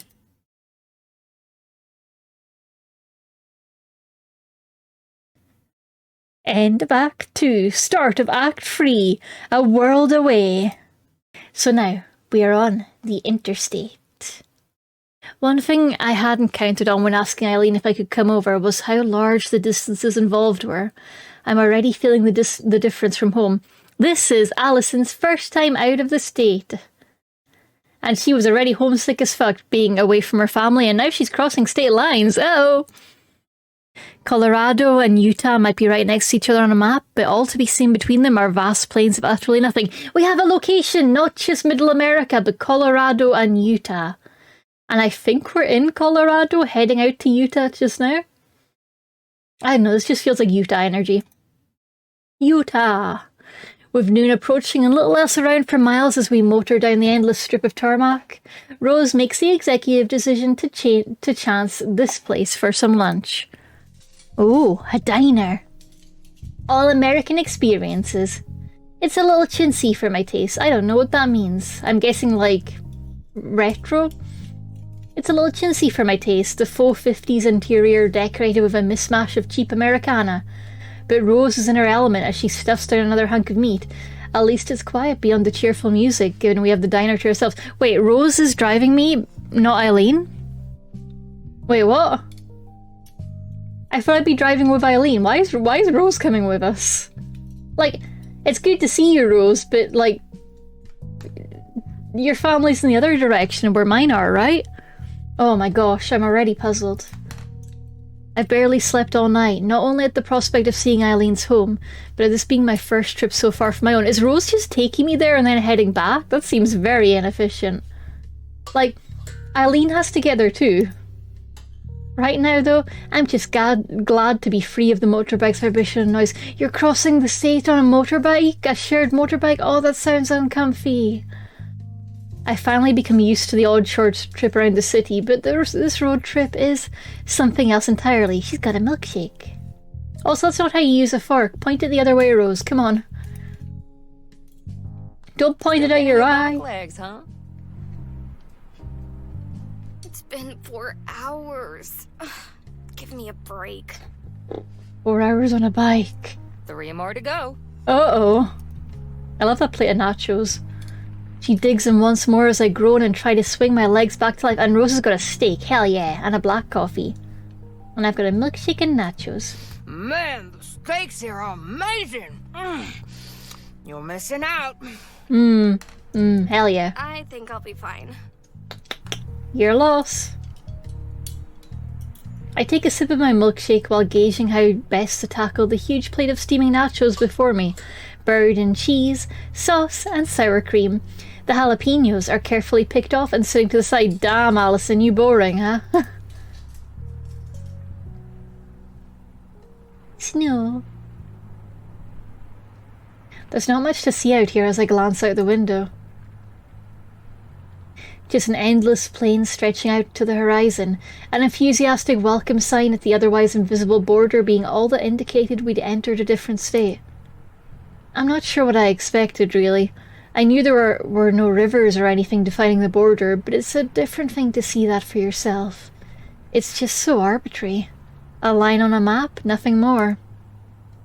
Far from being any sort of revelation, it just makes me feel rather silly about being so sheltered. This all probably barely registered to Eileen as she drove along the lonely highway. Why did she drive on her own? No, why? You could have had a nice long car ride. Ah! Don't like this, don't like this. Rose picks up her phone to check the address I gave her once again, forcing down the current chunk of steak she's eaten with a giant gulp. God, steak amazing. Still have a while to go, huh? If it's as close to the big city as you've said, we shouldn't have a problem finding the place. That doesn't make any sense. If it's close to the big city, why would it be easy to find? Big cities are difficult. Oh well. Am I nitpicking? She's never told you anything about her home? Her family? She has not. She mentioned her sister once. She does have a sister. Rose scratches the back of her head as she thinks. I don't mean to pry, but I still don't get why she'd come all the way from outside the state to live in Utah. Not that I have anything against the place, I do like it, but it's not exactly where I choose if I were her. Okay, so we are in Utah. Our college is in Utah. Okay, good to know. Maybe everyone's... No, that's wrong. I don't know much about Utah. But coming here just for a community college? That's the part that gets me. I'm not exactly an artist, but from what you've said, she could probably get a scholarship at a proper college. Sounds like she could probably afford tuition even without one. Rose looks to be Francers, but I have none. When she puts it that way, there are vast stretches of Eileen's past that are total black spots to me. She leaves me to stew a little as we eat our respective meals, piping up again as she chews. Remember when you asked me about my family a few weeks ago? And I blew you off? I feel like I should probably explain that. Okay, on you go.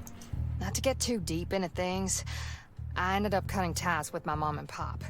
Given what my family was like, I wanted to have a clean break from them. Aww. I wish we could smooch Rose. Let us smooch Rose. Oh. I'm sorry for bringing it up. I've made peace with it, don't worry. My point is... Failing to remember, she starts circling her fork in the air. The point of all this was... Right, Eileen. I'm just saying that there might be a reason she's cagey about her personal life. Aww. I guess that makes sense. My nod earns a comforting grin. You're a good kid, Allison. I'm sure you'll do fine. I love Rose gently just trying to be like, Allison, some families are shit. In fact, you even taught me a little something. To be honest, I expected to be mothering you around when you first arrived to live with me. That you were some kid I already knew everything about, who I'd be left teaching adult life to. Yeah, I was kinda wrong there. But you've helped me so much. Aww. I couldn't have managed without you around. You've surprised me so much. You make me rethink how much I know about the world and other folks as an adult. I got a little arrogant without even realizing it, and you brought me down to earth. I thought adulthood was about knowing everything, but it's actually about admitting how much you don't know. I wanted to thank you for teaching me that. Aww. Satisfied with her explanation, Rose quickly gets back to her precious state. Adulthood is about knowing nothing, that's so true. Left in thought, I get back to my own food. I didn't realize I could have such an impact on another's life, let alone Rose's. I looked up to her so much that I forgot we're both just muddling through life together. Yep, that's adulting. Nobody knows what they're doing. Eileen's lived so much of her life in a solitary manner that maybe opening up to me isn't as easy. Maybe she doesn't want to, given her past experiences. Eileen aside, this trip's probably a good thing. It'll push you out of your own comfort zone. You've already grown in the time I've been bunking with you. Just hang in there, right? Did I skip a little bit there? I might have. Let me check. H? No. J? No. K? L? M? I swear L is the log. Yeah, L is view history. Why history no work? Okay, it doesn't work with the caps lock on. Okay. Eileen aside, this trip's probably a good thing. It'll push you out of your own comfort zone a little. Okay, we didn't miss anything. You've already grown in the time I've been bunking with you. Just hang in there, alright? Thanks. I will. Atta girl. Hey! Sharing a smile, we get back to our food. Nom nom nom nachos. Of all the people I might have ended up with as a roommate, someone like Rose was among the last I expected. Maybe she's just the sort of person who's best for me.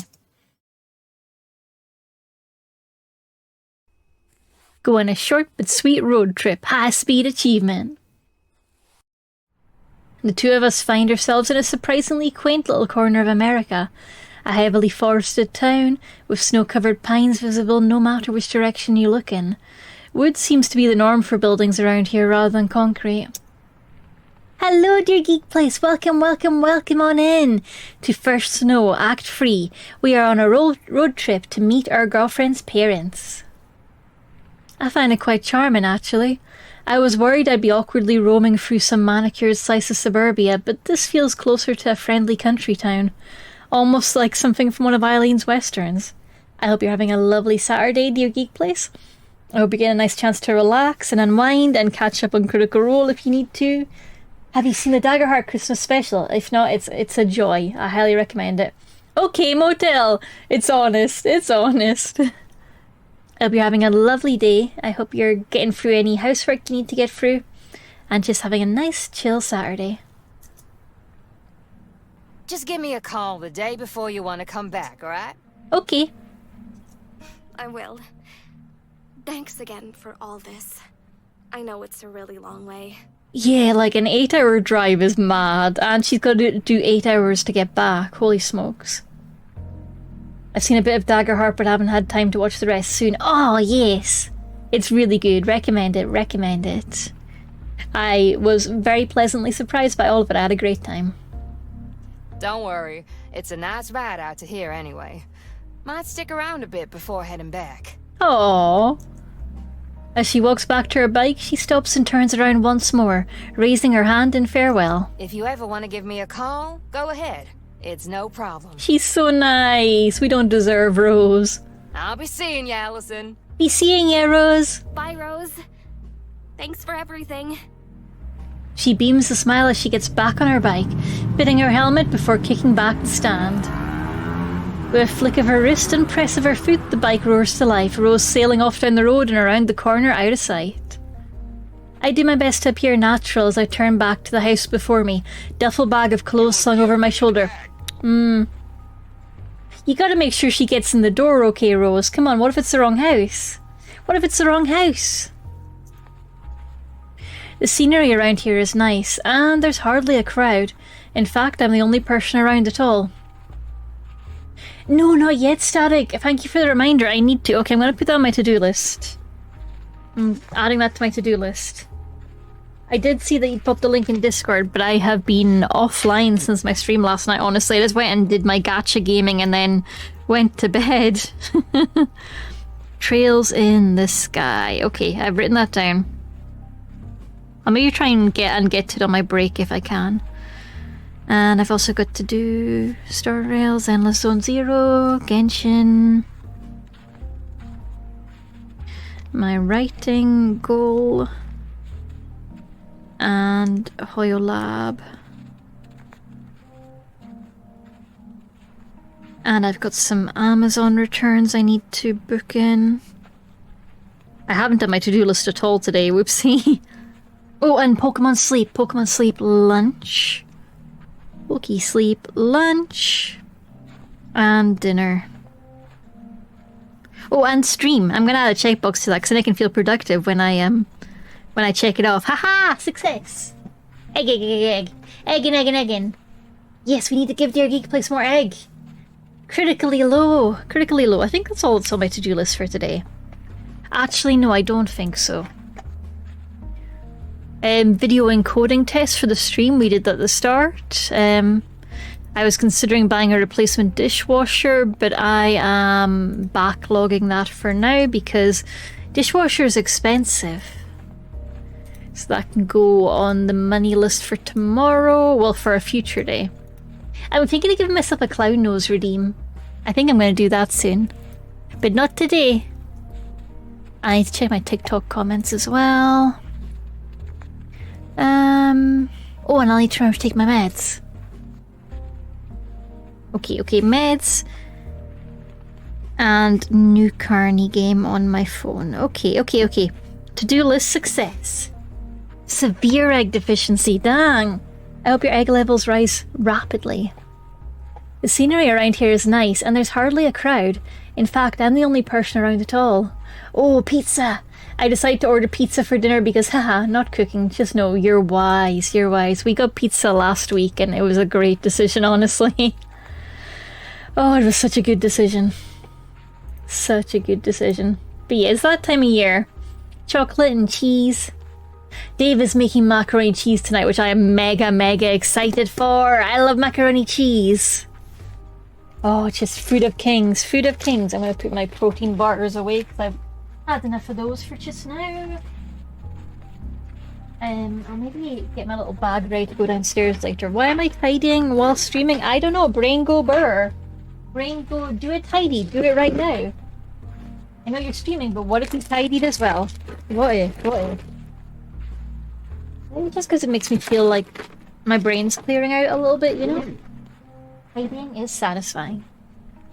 That's tomorrow's dinner with family. Oh yes, you're getting to see family tomorrow. I can't believe how quickly the new year is sneaking up. What are the bank holidays for this year? Bank holiday UK. UK bank holidays. 1st of January. Okay. I thought, okay, so it's Scotland only that gets the 2nd, right? Yeah, okay. So Scotland gets 1st and 2nd, but England only gets 1st. I need to decide if I'm going into work on the 2nd, because I would usually take it off. But I also feel a little bad, you know, working with a lot of English people, that I'm missing the first kind of kick-off day, you know? I always feel a bit about taking the 2nd off, because it makes me feel like I'm missing the start of the return to work, the goal setting, and everyone going, oh my god, what is time? Focus, cat girl, focus. I'm not good at that. Okay, so I've only got the 1st off as a bank holiday. Oh man, there's a whole Monday and Tuesday before that needs to be worked. Oh man! Oh man, 2 whole days before the day off. Oh man. Oh man. That's so many days. That's so much work. Okay, focusing now. The scenery around here is nice, and there's hardly a crowd. In fact, I'm the only person around here at all. Now that I get a good look at it, Eileen's house sure is big. My eyes slowly scan around as I slowly make my way down the front garden path, taking in every detail. I guess being outside the city would make bigger houses a little more affordable. Everything's bigger in, Colorado. With a gulp, I gingerly press the doorbell beside the solid oak door, quickly brushing my clothes with my hands afterwards to look as presentable as possible. I just heard that doorbell noise setting off the puppers. I'm so sorry, Frankie and Arthur. I'm so sorry, please forgive me. I can hear Frankie losing his mind. Someone is at the door! Someone is at the door! Even as muffled footsteps approach, I'm trying to flick a little snow from my hair. As Eileen opens the door, I'm greeted by a warm smile. That reflexive reaction at the sight of me makes me feel better already. I love her little smile, it's so soft. Soft girl, we love her. Fancy seeing you here. She's my girlfriend. That's my girlfriend right there. That's my girlfriend. That's my girlfriend. Dee-dee-lee-lee-lee. Hello. Mwah. Hang on. I'm not very good at this. Hang on, I'm new at this. Mwah. Mwah. This is the best I can do. Mwah. I'm trying, okay? Oh, the limitations of being 2-dimensional. They're so cruel. They're so cruel. I made it. In the end. I've been appreciating how much more voice acting Act 3 has so far. Enjoy the bike ride? Yeah, it was great. I don't think I managed to make that very convincing. Whoopsie. Looking at each other, I think we both realise we're just making small talk. She leans forward, the two of us sharing a momentary kiss before she nods at me to come in. Smooches!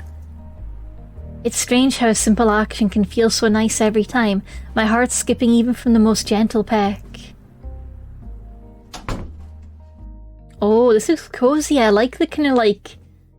I know beige houses get a lot of bad rap, and yeah, understandably so, but there's something kind of cozy about the beigeness here. I like it. I like a neutral colour palette. I like neutral when it's got a bit more personality than just white walls, I say. Acknowledging that most of my house is white walls because painting is effort. Painting is so much effort and I don't like doing it. But I like a nice neutral kind of colour palette. Your boomer is showing. Yeah, it is. I'm sorry. I also like having focus colours. And themes. I think I mentioned this before, but our living room is an Art Deco theatre theme. And I kind of want to make the office into a dark green, slightly forest-themed room. A little bit of a plant aesthetic. And the bedroom into a dark blue room. I don't really have a theme for that. I've got views of the bay, so I could maybe go a little bit oceanical. Yes, oceanical, that's a word, don't at me. Probably not though, because I'm not a very oceany person, neither is Dave. The sea would kill us both so fast. I don't know. I like themes, so themes make it easy to organise stuff. Dad, she's here! The sister! Oh my gosh, she's adorable! Look at her! She's a gremlin! Eileen's cut off by the sound of socked footsteps on carpet rapidly approaching. A small figure suddenly skips around the corner of the stairs and out into the entranceway, nearly barreling straight into Eileen before stopping herself. Oh my god, she's so cute! I didn't realise she was so young! With both of us taken by surprise, the small girl examines me. Likely around 10 by the looks of her, it's difficult not to see a little bit of Eileen in her face. They're like twins! Little and tall. Tall and small. Hello there. Hi! She quickly shuffles behind Eileen in response, her apprehensive face peering out from behind safety. Eileen just gives a sigh in response. Oh my gosh, her little blushy. Welcome to the family. Oh, Oh! Burb! Chicken, turkey, I don't know, but burb, that looks nice. And coleslaw, meh, not my cup of tea. And biscuits? I don't know what those are in the roll, in the bowl.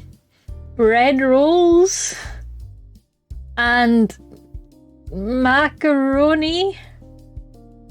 Question mark? And water. We are all drinking water this Christmas. Potato salad. Oh, that makes sense. Yeah. Potato salad makes sense. Nah, I'm not a fan of potato salad either. Biscuits make sense to me. This doesn't feel like how I picture an American Christmas dinner, though. Where's all the, like, sweet potatoes? And other types of potatoes, and like sauces and gravies and crackers and sweet potato pie. And like, I don't know much about anything. Oh, there we go. Oh no, it's just empty plates. Oh no. And the plates are all misshapen. Oh no. Who the heck serves coleslaw at Christmas dinner? Yeah, like coleslaw is something that gets brought to a barbecue, but like Christmas dinner? Huh, odd one. Is it an American thing? While I'm thankful for the luxurious dinner before me, it's a rather quick introduction to our family. I can't help but feel intimidated when surrounded by everyone at once. That's why you just sit the new person next to the drunkest person in the room. Like, right, Dad's gonna get sloshed, right? Just go vibe. You know, spending Christmas Day with family. Oh, yeah, you're right. It's not a Christmas dinner. But then why are we having a giant bird? I guess they're pre-Christmasing, pre-gaming Christmas. With her father already preparing dinner as Eileen let me in, and her mother arriving from work only soon after, it was unavoidable. That being the case, here we all are, gathered around one big table. Wait, did she say it was Christmas dinner, though? So it's chicken. Alright, okay, the smell of freshly cooked chicken wafts in the air, the skin still steaming away with an appetizing glint. The lines of plates down the centre of the table hardly lack for sides either, with potato salad, coleslaw, lettuce, and other greens. Wow.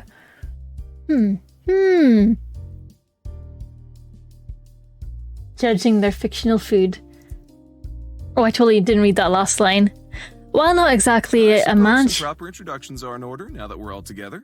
Shh, I'm busy. Well, not exactly a mansion. It's obvious Eileen's family lives very comfortably. I probably would be green with envy at how well off they are, if I wasn't being busy being so self-conscious about how to act in front of them. I suppose some proper introductions are in order now that we're all together, says Andrew. Andrew, your face. I'm Eileen's father, Andrew. And this is my lovely wife, Elizabeth. Oh, Elizabeth, the RBF runs in the family. A pleasure. And you would be Allison? Oh, yes. Allison Merlo. Merlo, haha, that's funny, that's what we're drinking. Ching ching. My nerves seem to amuse her father as he gives a reassuring smile. This isn't a job interview. You can relax. You say that, but you're dressed like a middle manager, my dude. This isn't a job interview, but I definitely work in management or IT. Right, yeah, sorry. I say that. I love a little shirt and, like, sweater vest combo. It's comfy as fuck. I let out a long breath to try and relax a little, though it doesn't really work. Well, now, let's dig in. I'm no chef, but it hopefully shouldn't give you food poisoning. I was going to say, why is Eileen's mum wearing a suit jacket to the table, but she is just in from work, I guess, so hey. Smiling politely at his attempt to lighten the mood, I start to ladle this and that from the large plates. My mouth's already watering at the prospect of so much wonderful smelling food. Rose might be many things, but she isn't a cook. Poor Rose, catching strays here.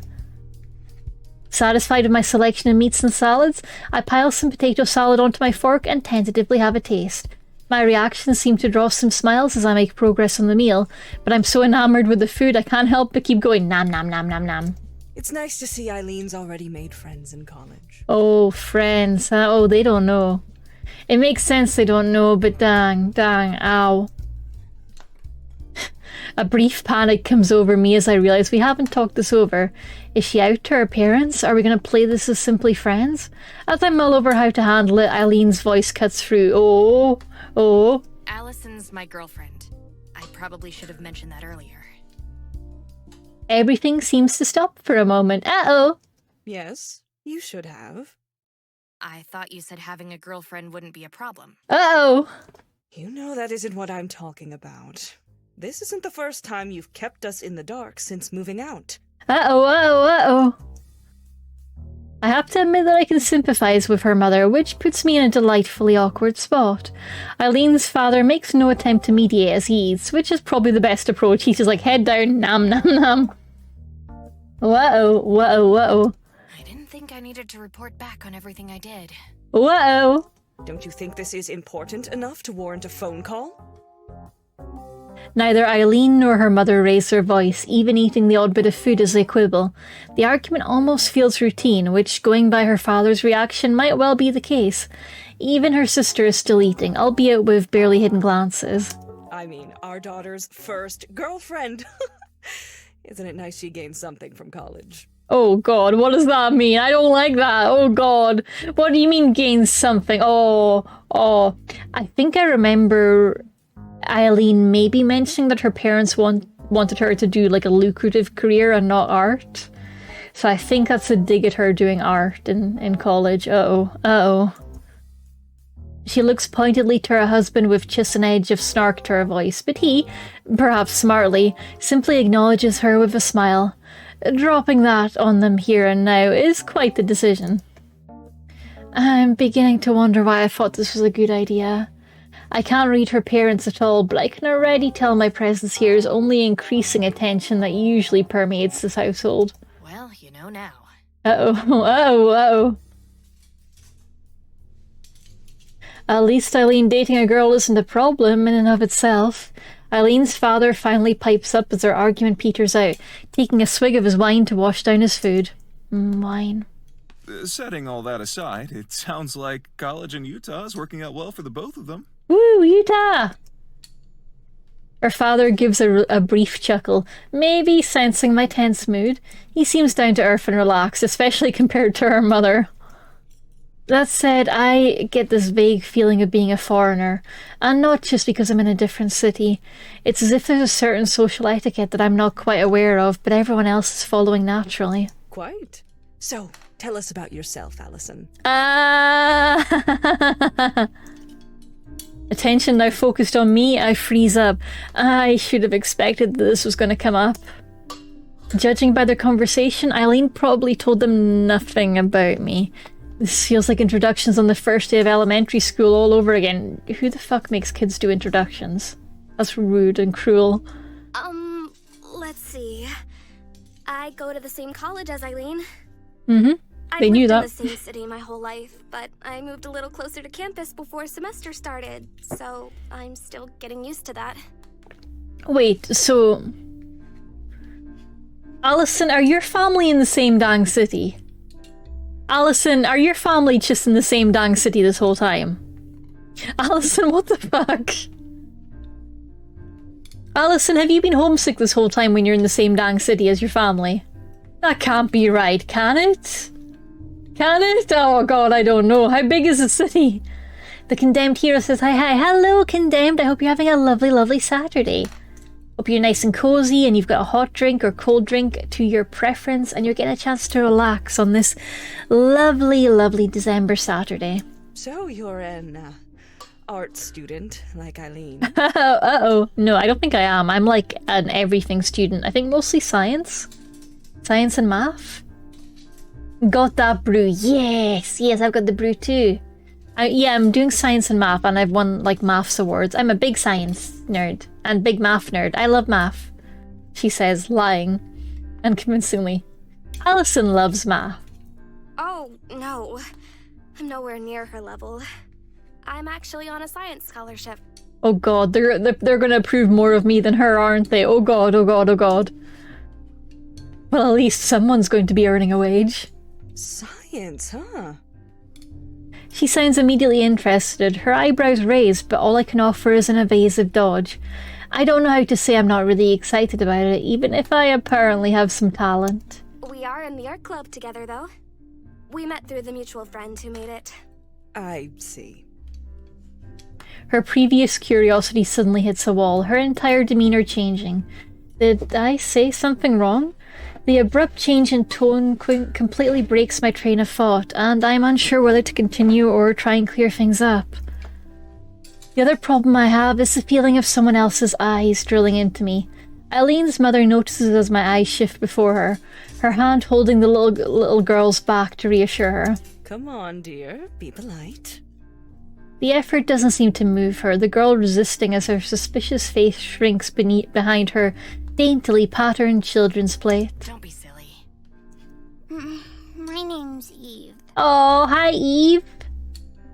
Nice to meet you, Eve. That's a lovely name. Everyone say hi to Eve. Hi, Eve. I keep smiling, but her pouting shows my charm offensive really isn't working out.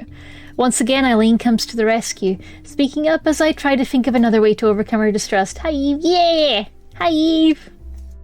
Are you going to be like this all night? Eve just huffs and starts shoveling food into her mouth.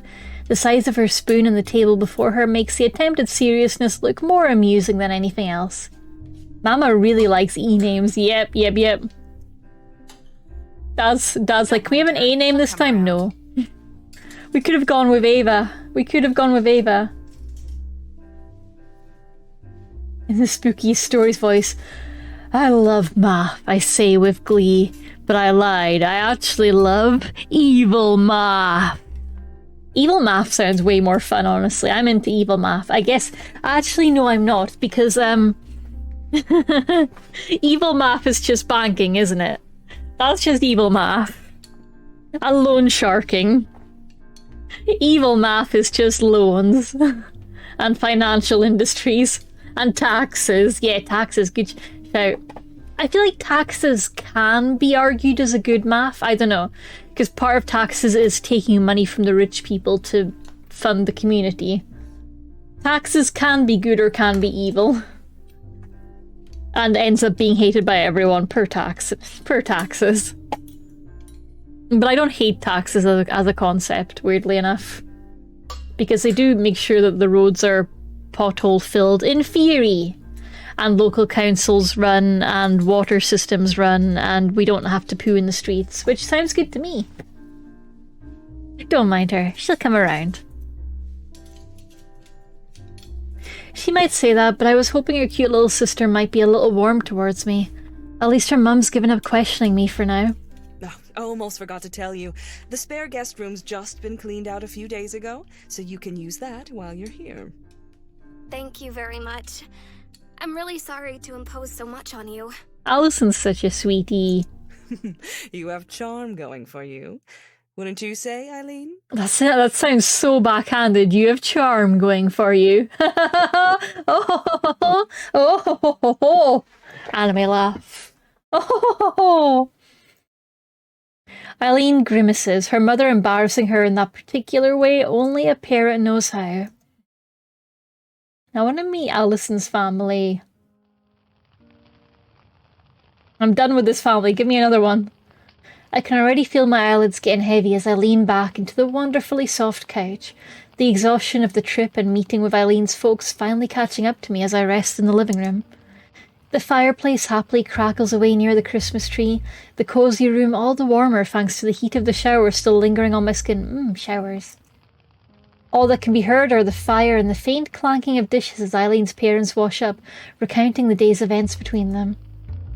I very nearly succumb to my doziness before Eileen walks in, pulling back her still slightly wet hair. Oh, look at her! She's wearing, like, pyjamas, ? I don't know, it's cute either way. The sight of her in pyjamas wakes me up a little, though I quickly try to move my gaze elsewhere. Dang! Well-timed horny jail. Very accurate, very accurate. Thank you, EE69. Thank you. You're not wrong. That gaze was very pointed of Allison's. But welcome on in. Hope you're having a lovely, lovely Saturday. Hope you're nice and cozy. I'm just gonna keep on staring at her booba until horny jail frees me. Yay, I'm free! She practically collapses onto the couch beside me, staring up at the ceiling for a while to collect herself. I catch myself staring at her, but if she minds, she doesn't show it. Oh, enjoy your pizza! What a day. That goes for both of us.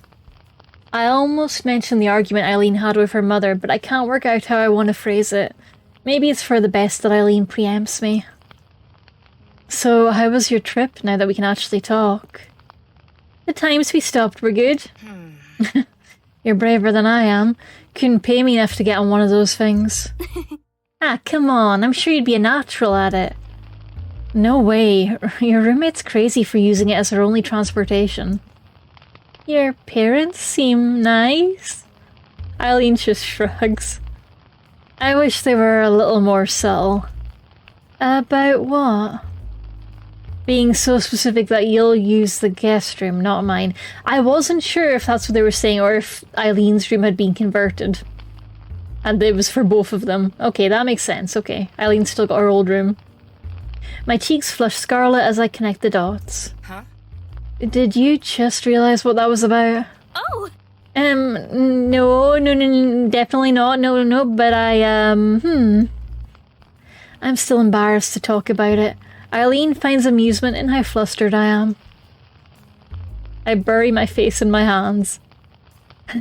Never change. If I'd lied and said we were just friends, I wonder if they would have been so adamant about the two of us not sharing a room. I peek at her from behind my hands. I don't really know what to say. I don't know enough about her parents to say anything here. Maybe that would have been better, huh? Her smile returns and she leans in toward me. I can feel my face go redder. My heat burning in my chest. My heart burning.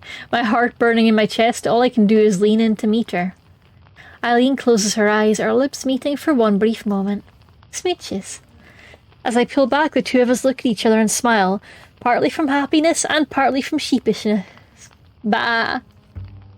It's gonna be a while before this comes naturally, I guess. As I watch her, though, Eileen's face slowly collapses into frustration. Hey, what's wrong? Everything's wrong! Oh my god! Eve, hi.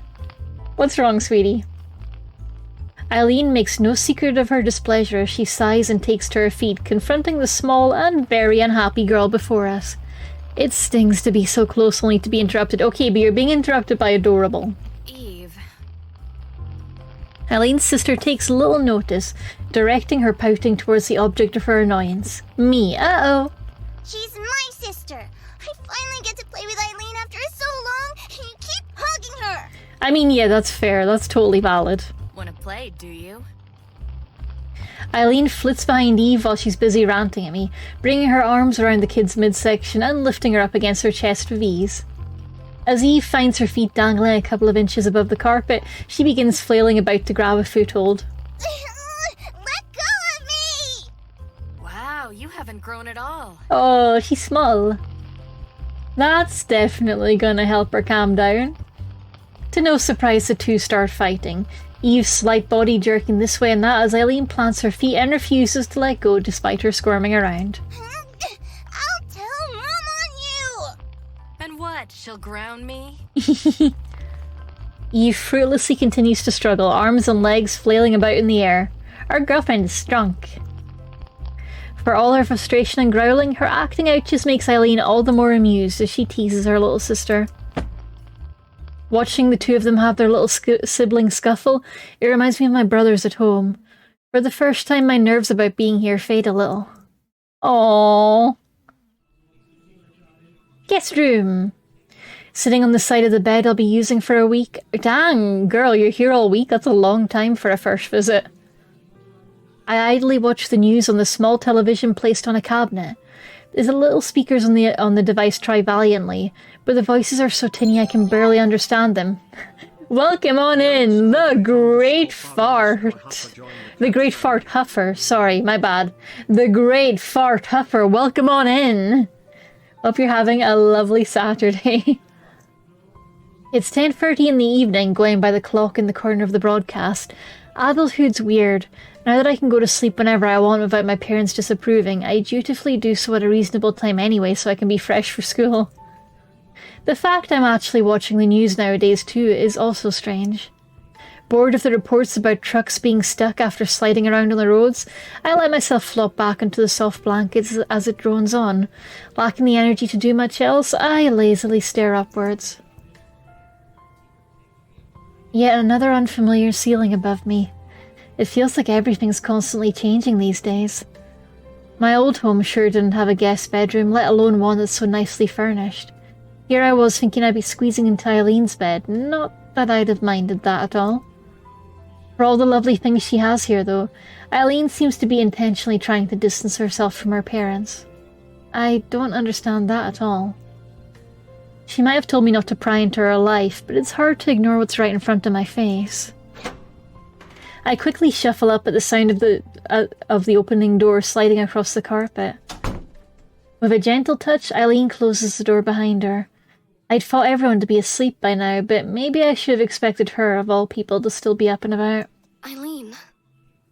She puts a finger over her lips as she turns back, before walking up, climbing onto the bed and facing me as I twist around. The two of us end up sitting in its center. Shouldn't you be sleeping? Same goes for you. She has me there. Far from the quiet, feeling awkward, I find myself smiling at our secret rendezvous.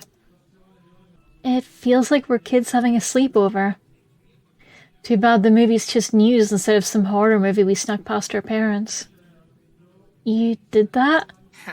Once. My friends were so freaked out we went back to the usual horrible romance stuff. There's nothing wrong with romance movies. Her face makes it abundantly clear that this is a difference of opinion that'll never be bridged. I have to admit there is one difference to back then too. Eileen's body is really hard to ignore when we're like this. Woo! Eileen's like, oh girl, what we're doing isn't for sleepovers, dang right. As much as I try to distract myself from the subject, she did sneak into my bedroom at night. Hee. What's wrong? Nothing, it's just, you're really pretty. Girls, girls, girls! It isn't often I catch her being bashful, but I think this might finally be one of those times. Oh, the blushy blushy! My moment of victory is brief, though, with Eileen's quick movement towards me taking me all the more off guard. Unable to make sense of the girl suddenly lunging at me, the both of us are sent falling backwards into the soft mattress. Oh, hi. It takes a couple of seconds to collect myself and work out what's happened. Time seeming to stop as I'm left staring upward at the pair of emerald eyes above me. Girls, girls, girls! Girls, girls, girls! I'm pinned, I think. A brief attempt to right myself ends in a little more than a couple of weak jerks, Eileen holding my arm to the thick sheets with her body weight. Silence reigns, my vision filled with her face looking downwards. I have no idea what to say as my heart beats wildly in my chest, yet she doesn't say a word. Eileen, what are you... What indeed? I missed you. Aww. How am I supposed to respond to that? Were her face any different, I'd think it's an invitation, but there's a sincerity there that takes me off guard. Cuddles! I wonder how often I've seen her face, or anyone's, from this close and for so long. I can't help but stare upwards, trying my best to read that face I so often can't. As I do, though, I realise something. She's doing exactly the same. Maybe she's scared of forcing me to do something I don't want, or afraid that we're getting too close too fast. Or maybe she's simply like I am, and used to being looked at this intently. Either way, she isn't leering at me, she's genuinely unsure what to do next. He's kissing your nose, nam, nam, nam, nam, nam, nam. Bite, got your nose, it's mine now. Whatever the reason, I can't help but smile a little. Oh my god, she's eating it! Did I say something wrong? I was just thinking how you're still the same as ever. What's that supposed to mean?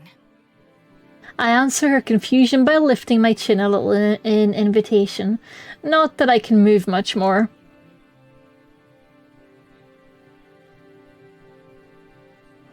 Oh, smooches. Girls, girls, girls. Without any further prompting needed, she presses her lips to mine with a satisfied sigh. It isn't long before our tongues move about, her breath tingling on my face. I squirm about roughly as the atmosphere gets heavier between us, Eileen easily keeping me down. It's a little exciting to be playing like this, and she shows no signs of letting up.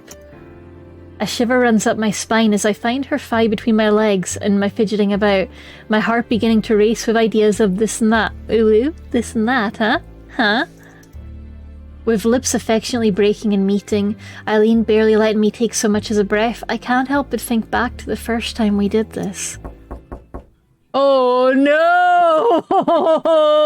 no! Several sharp thuds against the door ring out. I thought we were about to get another fade to black / SFW patch scene. Nope. Nope, denied. Denied. My entire body freezes, my heart nearly jumping out of my chest. The both of us freeze up as I break from our kissing to look over, hoping against hope that the door doesn't creak open. Uh-oh, uh-oh, uh-oh. It's getting late, Allison. Oh, why now of all times? I can only thank my lucky stars that we've been quiet, but being one door handle turn away from being seen like this is far too close for comfort. Right. Sorry, I'll go to bed soon. That was remarkably more natural than I thought I'd be able to pull off. Thank you. If you need anything, just ask. Sleep well. Dang. Thanks. Good night. As our footsteps go down the hallway, the both of us heave a great sigh. The mood's completely gone as both of us look to each other. I suppose this is one benefit of Eileen having her own apartment. Oh. I run my hands through my hair to settle myself down as Eileen sits back on the bed, wisely letting a few minutes go by before trying to slip out of my room. I also miss living alone. Well, that was annoying. See you tomorrow, I guess. Have a good sleep. With that, she slips off the bed, quietly shuffling across the room before pausing a moment before turning the handle. As I pick myself up to wish her a good night, she curtly turns back. To be honest, I think you look really pretty too. Oh, she's a heartbreaker. I don't manage to form a reply before she skitters out of the room. Then again, my scarlet cheeks probably did the job for me. I keep seeing those little, window lights outside the window and thinking it's like somebody peering in with big yellow eyes. Hello, it is I, the window monster.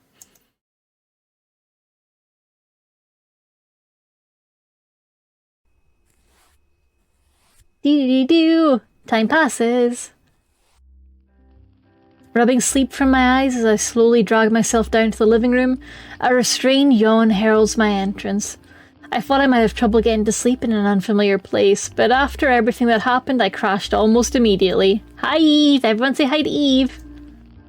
Looks like Eileen's family are early risers, noises from the kitchen presumably being from her parents, while the television blares away just ahead. The fire's crackling would make it quite a cosy scene, if it wasn't interspersed with cartoon voices. Eve sits on the couch as I glance down, already bundled up in her winter outfit like a puffy ball of clothing. Eagerly watching the morning cartoons, her legs swing away, she happily munches on a bowl of brightly coloured cereal. I can't help but smile, reminded of my own childhood. The show and the setting might be different, but the innocence is just the same. I forgot what this simple experience feels like. Aww. I take a seat beside the oversized hamster, Eve barely acknowledging my presence, before Eileen pops in from the kitchen and calls out to me. Looks like the coffee in her hand hasn't quite kicked in yet. Allison. Allison, want any food? There's toast and cereal if you want any. I don't usually eat breakfast, thanks though. Shrugging in response, the tired Eileen heads back out. That's weird though, Allison. Breakfast is important.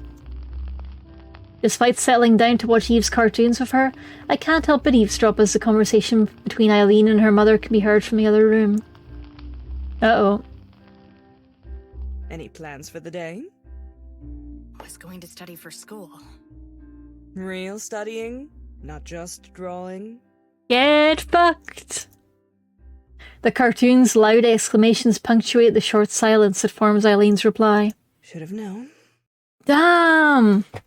Why are you like this? You're so rude, Elizabeth. I've seen your marks from high school. I just want you to do well. Maybe you can have Allison help. She seems to have a good head on her shoulders.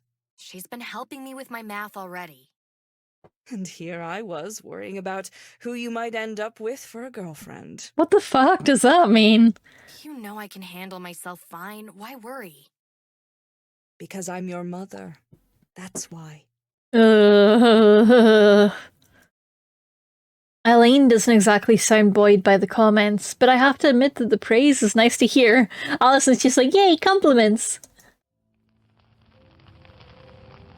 It's a bit sad to hear her mother doesn't approve of her. Oh, blah, blah, blah, blah. It's a bit sad to hear her mother doesn't approve of her pursuing art, though. I wonder how tempered this exchange is, thanks to them keeping things together since I'm around. Oh, morning, you two. Oh, that's so cute. I love the little hummed song. Going out, dear? Just swinging into town to grab paper and milk. Want to come along? Eve, Allison, we're heading out for a moment. Okay. We're going by your favorite shop, Eve. Oh, the dad's VA is nailing it. I'm coming, I'm coming! She drops her almost finished bowl onto the coffee table so hastily that it nearly spills, before skittering out the door with a faint pitter-patter on the carpet. God, it's amazing how much energy kids have. Eileen's parents give a short farewell as they escort Eve out, the girl racing out straight to the car. Ah, to be a child again, filled with excitement for the next car trip or television show. That was the life. Yep, Dad VA like, you girls have fun. Eve, you should come to the shops with us. Yay! With her family out the door, Eileen watches them drive off before heading over. I shift over a little as she drops onto the couch, setting her coffee down with somewhat more care than her sister's cereal. I give a loud stretch, but rather than being out of tiredness, it's more to calm myself as my heart starts beating in anticipation. We're finally alone. For real this time. Oh my gosh, oh my gosh. As I look over to Eileen, it's obvious that she has the same idea as she turns off the television. Wanna pick up where we left off last night? Look, you can't just say pairs disappear, clothes disappear. The shop is nearby. It could be a 10-minute trip for all we know. I want to, but isn't it kind of early for this? She has to think that one through. It'll wake us up. I'm not given a chance to respond as she presses her lips to mine. Not that I particularly wanted to argue the fact. This will likely be the last time we can share a few moments like this for a good while. They are American, that's fair. The snow makes a satisfying sound as I pat it down, each handful making the sphere before me that little bit larger. It's surprising how much physical work putting a snowman together is, but this is my first time making one this size. Standing out in the front lawn in the cold of early morning, I keep patiently patting away at my creation. Slowly but surely building a map. I've been wanting to make a snowman for a while now, but between moving, studying and hanging out with others, there just hasn't been much time. Do you want to build a snowman? While I might have wanted to keep lazing around with Eileen, her family probably won't take much longer to get back, and she wanted to keep practicing her art. If nothing else, at least we're both a bit more awake now. Did it just fade to black on us again? Cheeky.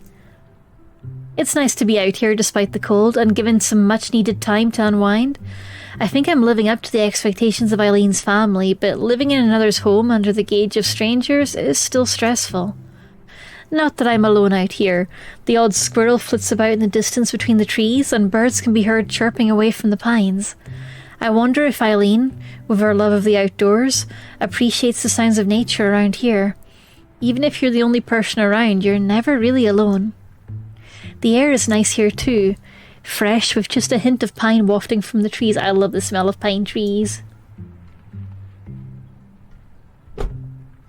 It's only when a car door clangs shut behind me that I realise I've become so distracted by my surroundings. When I was a kitten, I got some of those Crayola scented markers, scented pens, and my gosh, the pine tree one was my favourite. Same with like scratch and sniff books, which I never really see anymore. Are the kids still scratching and sniffing? But I never see those anymore. But yeah, pine, anything pine. I'm like, hell yeah, let me inhale that. Me with my face in the book like, trees! Trees! Clutching the marker like, I can smell the woods! Yeah, anyway, so that was my childhood. Her father makes idle mention of how little traffic they encountered as they pass into the house, with her mother guessing that the cars must be going in the direction of the city instead. Eve bounces out of the car after them before stopping to spy at what I'm up to. Oh, a snowman! Yep, never had the time to make one back home. You want to build one too? Yeah! Needing no further prompting, she enthusiastically rushes past me and crouches down, pushing together snow with her tiny gloved hands. Aww. The two of us start working away with her snowman slowly starting to take form next to mine. There's almost a therapeutic feel to it all, relaxing outside as I see the large snowman coming together with each little step. Even Eve seems to have quietened down, focusing wholly on her work. Maybe this is a bit what sculpture is like. It's satisfying to build something with my own hands and see an object form where there was nothing before. Looking over to Eve's snowman as I go, I'm impressed by how quickly she's managed to get something together, the slightly lopsided figure standing roughly equal to her height. Wow. You must have lots of practice. She's a snowmaking expert. She continues working away, making a bit of a show pounding snow into shape with both her hands, her entire upper body going into the effort. Eileen taught me how to make snowmen. Oh, hell yeah. There's a bit of hesitation still, as if reminding herself that she shouldn't talk too much to the stranger suddenly hanging around her sister. Hopefully the fun of sharing the experience might distract her. It sounds like you and Eileen are really close. I don't get to play with her much now that she's moved out. I miss her when she goes away, but Mom and Eileen always argue when she's home. That's rough, buddy. You could visit her back in Utah, maybe. I'm sure she'd like the company. Dad says we will, but he's always got work. Aww. I want to see her paintings. She was always making them before she went away. Her paintings are really pretty, aren't they? Like, Eileen's on WhatsApp now. She could just send the family the paintings. Yeah, but Mom said it's not a real job, so Eileen gets mad. Rightly so. What about Dad? It is a real job. Your mum's being a pain. Dad said he thinks the same, but that they shouldn't fight so much over it. Dang, oh man, even Dad's being rough about this. Oh. Sounds like they don't get along very well. Hey, can you make Eileen happier? That's a big ask, kiddo. It's Undead Commander, hello! Happy holidays, I hope you're having a lovely December and a fantastic cozy Saturday.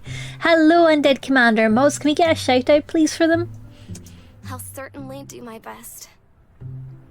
Satisfied with the best answer I can drum up, she goes back to work on her snowman, her little hands collecting some more snow to pat on. I might say that, but I don't really know where to begin now that I think about it. She's done a lot for me, but when I think back to when we've been together, all I've been able to do around her is watch as she draws and paints. Hey, the shout-out worked! Oh no, sorry, the shout-out didn't work. Our bot is having issues, sorry. But Undead Commander is an awesome skeleton streamer, and you should go hang out in their streams. It's really great fun. It's really great fun. And they've got some of the most fun redeems and little interactive screens. I love it. I'm having an amazing time, currently struggling to stay awake at work and have another 5.5 hours. Oh no, hang in there, hang in there. I'm sorry you're working today, that's really rough. I was complaining earlier about having to work Monday and Tuesday, but you've got it much tougher than me. Hang in there. Hang in there. And I hope the 5.5 hours fly for you. I'm just getting myself worried over her. As she said, Eileen's perfectly capable of looking after herself. It's not like she needs me to be happy. Trying to stop myself from dwelling, I focus on patting the head of my snowman some more to make it a bit less rectangular. Do you paint too? Not really. Not well. Not really. I just draw cute things. I got my 6 to 6 and it feels like it's trying so hard. That is brutal. Hang in there. Go easy on yourself. Have lots of little liquid treats. and take as much time to relax as you can. I hope it goes really, really quickly for you.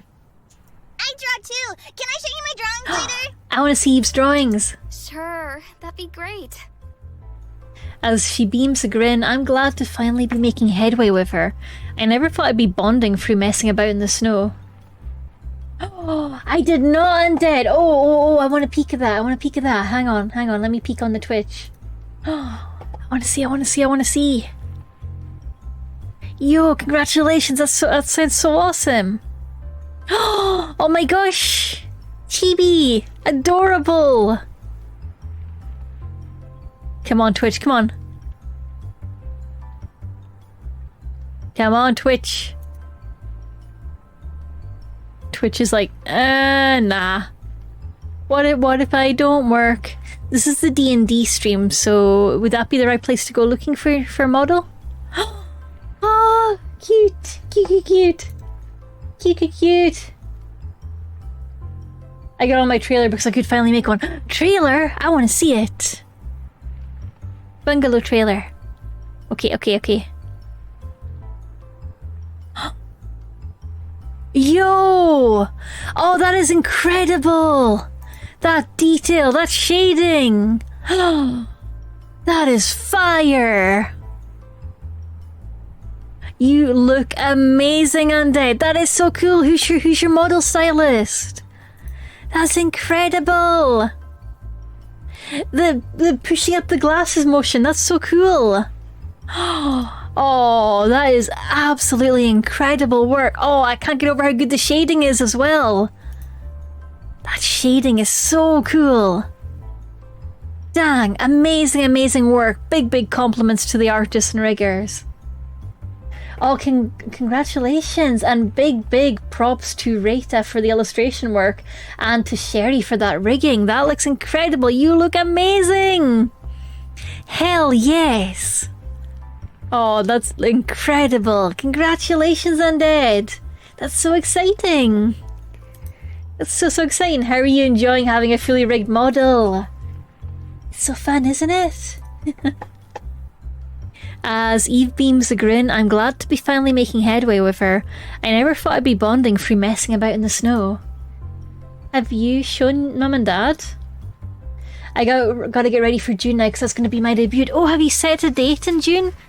Let me write that down. June debut. Oh, that's so cool. And Dad, Commander debut. Okay, I'm writing that down. Oh, that's going to be absolutely amazing. Party time. I've been fooling around with it and I don't know what I'm doing. Hey, I mean, any questions, let me know, but I reckon you probably know much more than you're letting on. I reckon you've got it. But yeah, it's fun. The secret is none of them do. Yeah, that's fair. We don't know what we're doing. We just hope and pray. And occasionally play with the special effects when we're feeling fancy. 18th of June, got it. Okay, I've written that down. Okay, and chat, hey, make sure you're tuning in for that debut on the 18th of June. I will be hyped for that. That's going to be incredible. Oh, very exciting. Love it for you. That's huge. But that's fair. None of us know what we're doing. We're just trying and hoping and praying. I do definitely have questions because I'm really green around the ears about it. Hey, you know where I am if you want to ask them. Hey, I'm not the best with VTube Studio, but I feel like I know my way around it reasonably well now, I guess.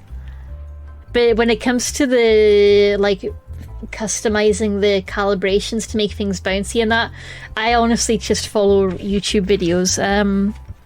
I do really like, Cozy Chew has a great video on setting up VTube Studio. Let me see if I can find it. That I find fantastic. I feel like it's hidden on one of my playlists because Cozy, I don't think it's listed publicly anymore. Hang on, let me see. Let me check my YouTube watch list. There's a VTuber channel in the Discord Tech Corner too, which can help. Yeah, I'll pop the YouTube video in that after stream because I have the link kicking around somewhere. Okay, so VTube Corner, Cozy Chew guide. Okay, I have written that down and I will sort that out after stream. No worries, Undead, but I will get that in there for after. It's really good. And there's another really nice video by somebody who does singing, focusing on the lip sync. But I've got a couple of resources that I'll share in there. No, don't be silly, Undead. That's hugely exciting. I love it. I'm so hyped for you. Yes. That's so exciting. Oh, I can't wait. That's incredible. Oh, and it looks, your trailer looks amazing. I really need to get working on a new trailer. I haven't done one of those in a while. Whoopsie. My trailer is still old model, Katie. Oh, that looks so good though. That looks so good. Have you shown Mum and Dad your artwork, Eve? They're always busy, so I can't always show them. My nanny's seen all of them though. She's nice. Oh gosh, she's got a nanny. They are rich. A nanny, huh? I don't suppose you get to live this nicely without some sacrifices. I wonder if Eileen was raised by a nanny too. I wonder if either of them have ever really connected with their parents. I mean, their dad seems like a sweetie pie. As we work away on our creations, the door opens once more.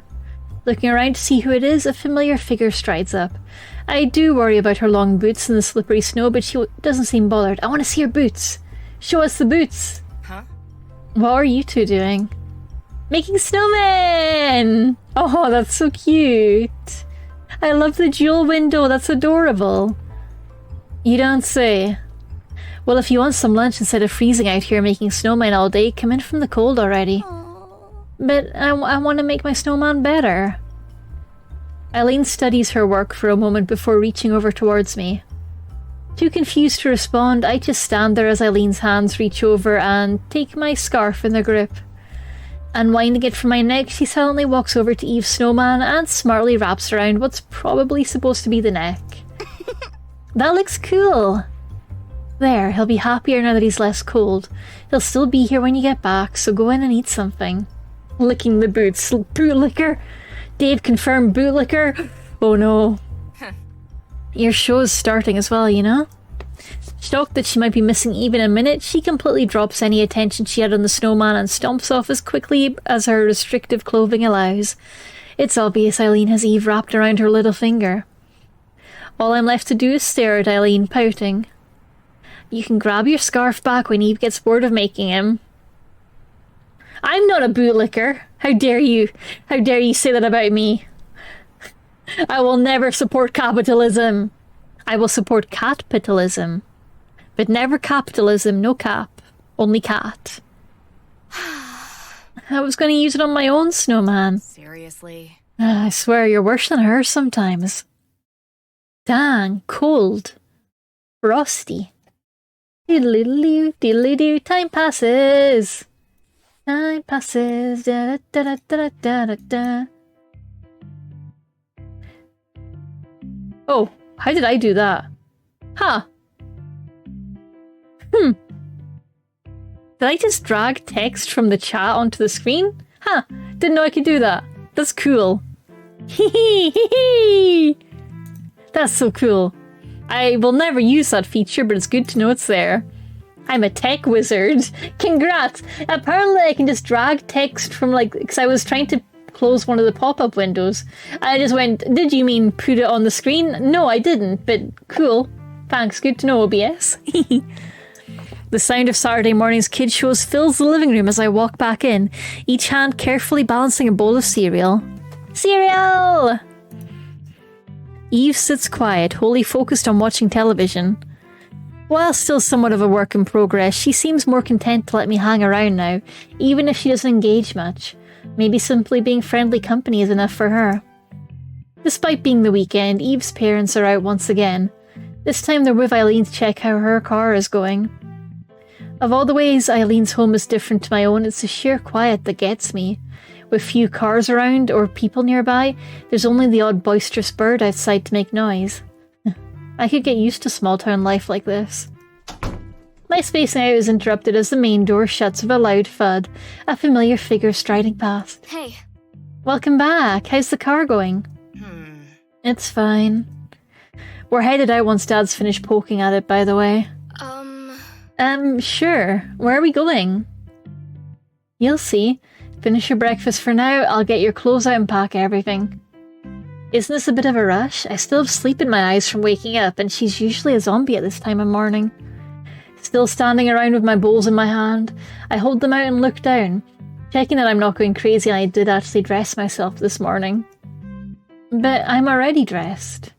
Not for where we're going. To the pool? To the beach? To the spa?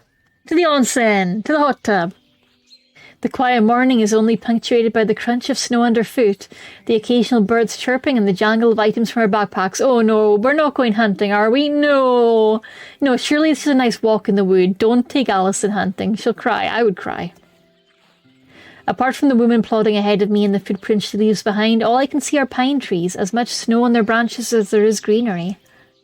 Oh, and the puffs of condensation from our breaths. The scenery's nice, at least. I'd hardly expected to spend today hiking through the forest when she dragged me out of the house, but so far it's been a pleasant enough way to spend the day. Tired as my legs may be, Eileen's pace doesn't falter. The hiking clothes she let me hang off my frame, but I suppose that should be expected given our height difference. They're comfortable though, and most of all they're warm. Picked a good day for all this. Not exactly warm, but at least it's not bitterly cold. She says this with all the care that one might give when looking out the window of a morning. She says this with all the care that one might give when looking out the window of a morning. On a morning? That sentence is throwing me a little. Eileen really seems to be treating this as an almost everyday activity. Her rucksack straps match her scarf. That's so cute. My girl's got a theme, and that theme is yellow tartan, or as the Americans say, yellow plaid. Plaid? Plaid. I think it's plaid. She feels the urge for blood. Yep, she craves blood. The fact we need bear spray out here also weighs on my mind. Apparently, we're in black bear country. Eileen simply carries it in her stride. You shouldn't carry it in your stride. You should carry it in your hand, Eileen. And so we keep plodding ahead. On the plus side, the air is nice and fresh up here. The odd, huge birds squawking as if flies above us, its calls echoing around the mountains, makes for a nice atmosphere. She should be used to bears by now for being around Wallace. Yeah, exactly. When we're alone like this, her family feels like the elephant in the room. Bears and elephants? Oh my god. It's like a safari. There's so much I want to talk to her about, but I'm not sure what I'm supposed to say since she told me not to pry.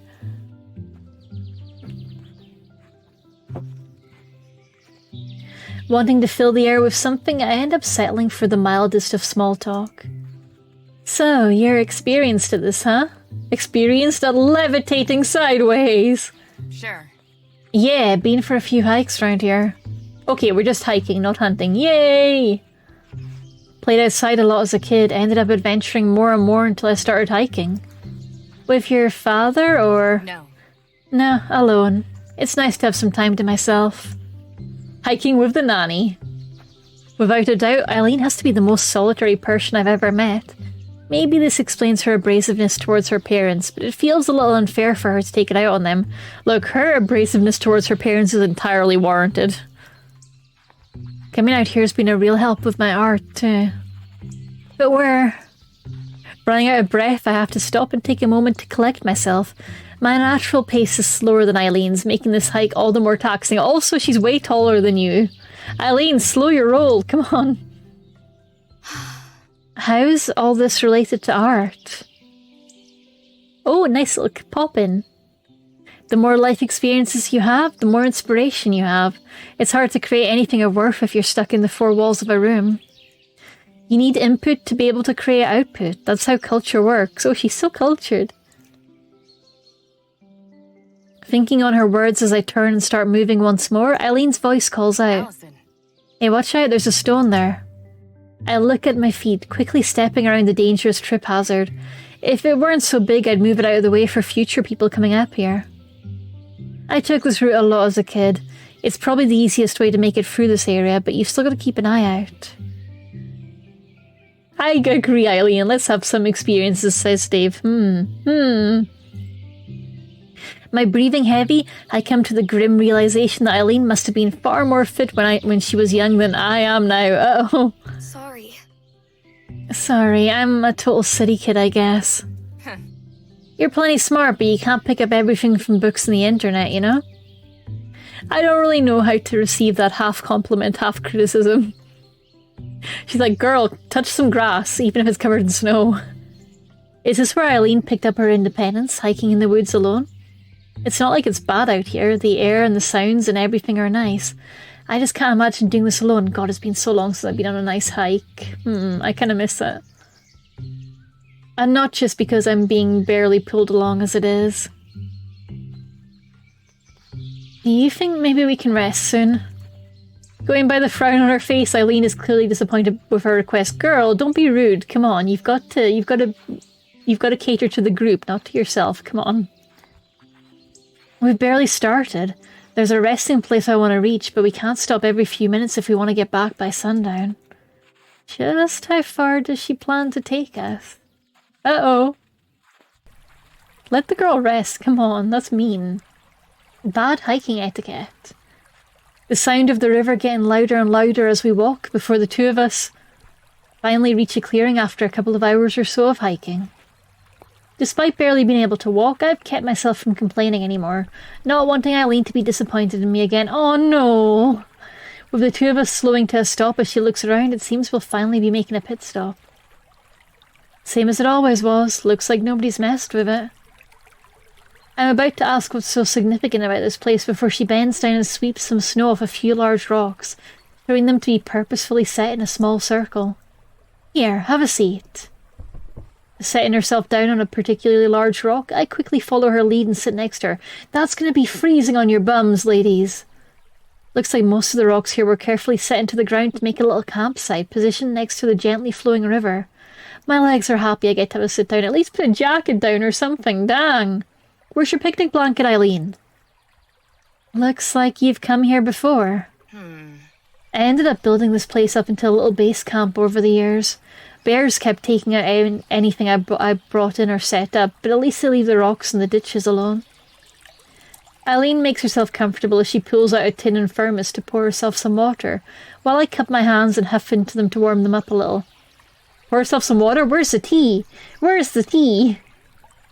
Are we spending the night? No, we've got to be back before sundown. With the two of us settling down to recover for a while, I listen to the sounds around us. It's so different to my own home, with the sound of cars and crowds replaced by the river's slow trickling and various other birds and wildlife. Somehow, it isn't a surprise this is the kind of place Eileen would like. As she sits out here thinking to herself, she looks like part of the scenery, just like she did it in her quiet art room. At least until Caprice and I decide to make it decidedly less quiet, hee. Then there's me in my oversized clothes and my laboured breaths. It's peaceful out here. Yeah.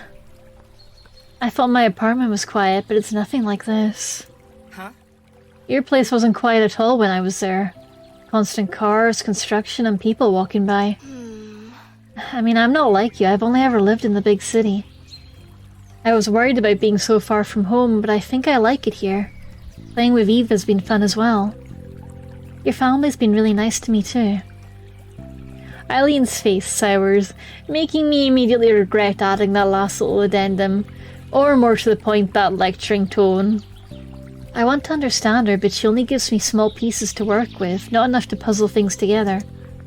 I knew my sudden intrusion into her home would be at least a little awkward, but I began to realise Eileen's resistance to bringing me here was about more than that. Eileen. It's just... I've started speaking before I've even gathered my thoughts. That's not a great start. Just what is it that makes you want to be away from them so much? I mean, moving to a different state. Is it just your choice of career, or... Can we not bring all that up?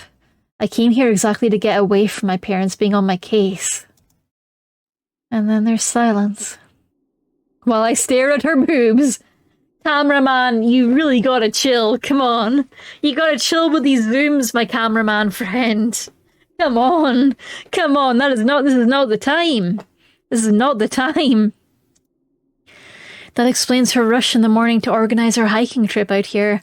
Especially if she was stuck with her parents while they gave her car a spin around town. Yep, bloody. Yep, we look away. We do not see it. We do not see it. So what am I even here for? Something up? My eyes are up here, you know. I thought you brought me out here because you wanted to share it with me. I was really excited to see the kind of things you did growing up. Her face tells me she hadn't even considered that reasoning. I feel a little stupid for attaching so much feeling to this now. Oh, that's rough. That's rough. Well, I mean, it wouldn't be a good look if I left you back at the house while I wasted time out here. It's not her fault that she can't look straight. That's true. She's trying her best. Finishing off my cup of tea. Doo-da, doo-da.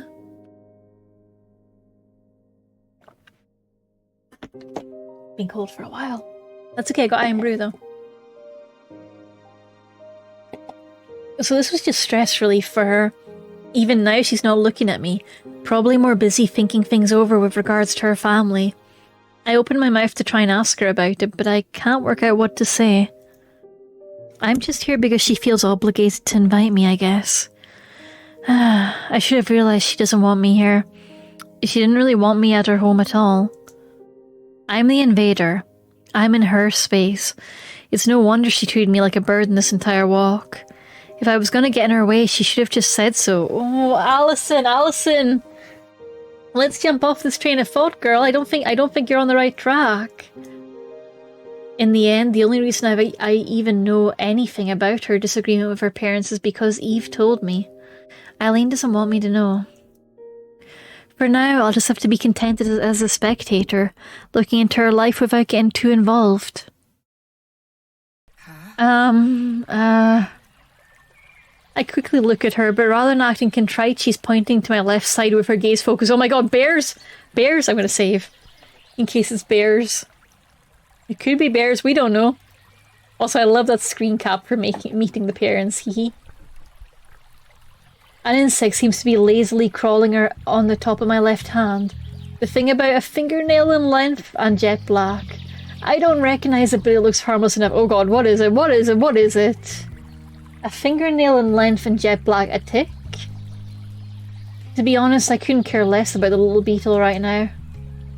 You're not worried? Should I be?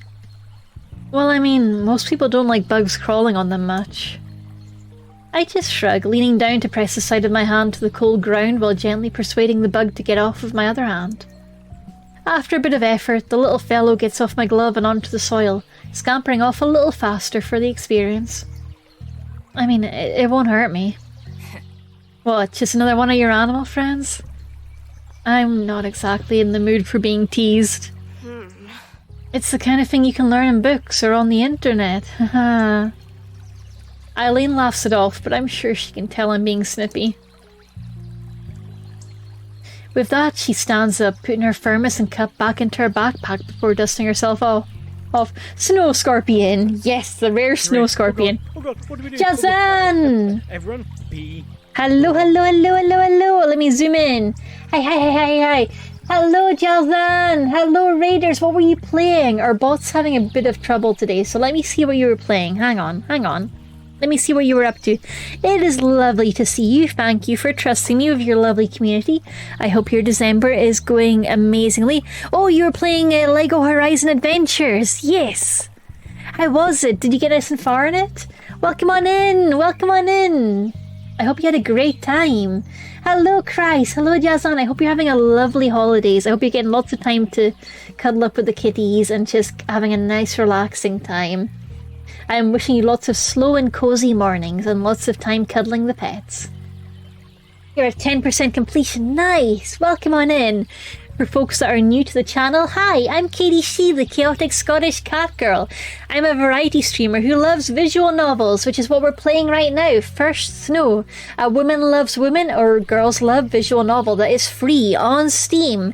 You can download it right now. It doesn't cost a penny. It's got an SFW patch if that's your jam, but naturally, being on Twitch, we're playing the safe for work version. It's a very cute story of a girl trying to find herself in a new town and a new college and just trying to figure out her life away from her family. The humour is as ridiculous as every other Lego game. Oh, that sounds so good. Moderator Dave has just pinned the story so far, but I will sum it up very quickly. We are at our new girlfriend Eileen's house for a couple of days in the holidays. It's our first time meeting her parents. We're a fairly new relationship, and things are very tense because Eileen's parents don't approve of her choice of art career. They wanted her to do something more sciencey or mathy, and they're not fans of the arts. So, you know, we're in the middle of that drama. And Eileen isn't really wanting to open up about it and talk about it, which is valid, but rough. Yes, enjoy your lurk, Jazan. If you need to get food or water, feel free to sort yourself out. Look after yourselves. Raiders, that goes for you as well. If you need to take a pee break, a food break, a water break, you're very welcome to. We have a lurk command. We have a daily egg where you can get your protein.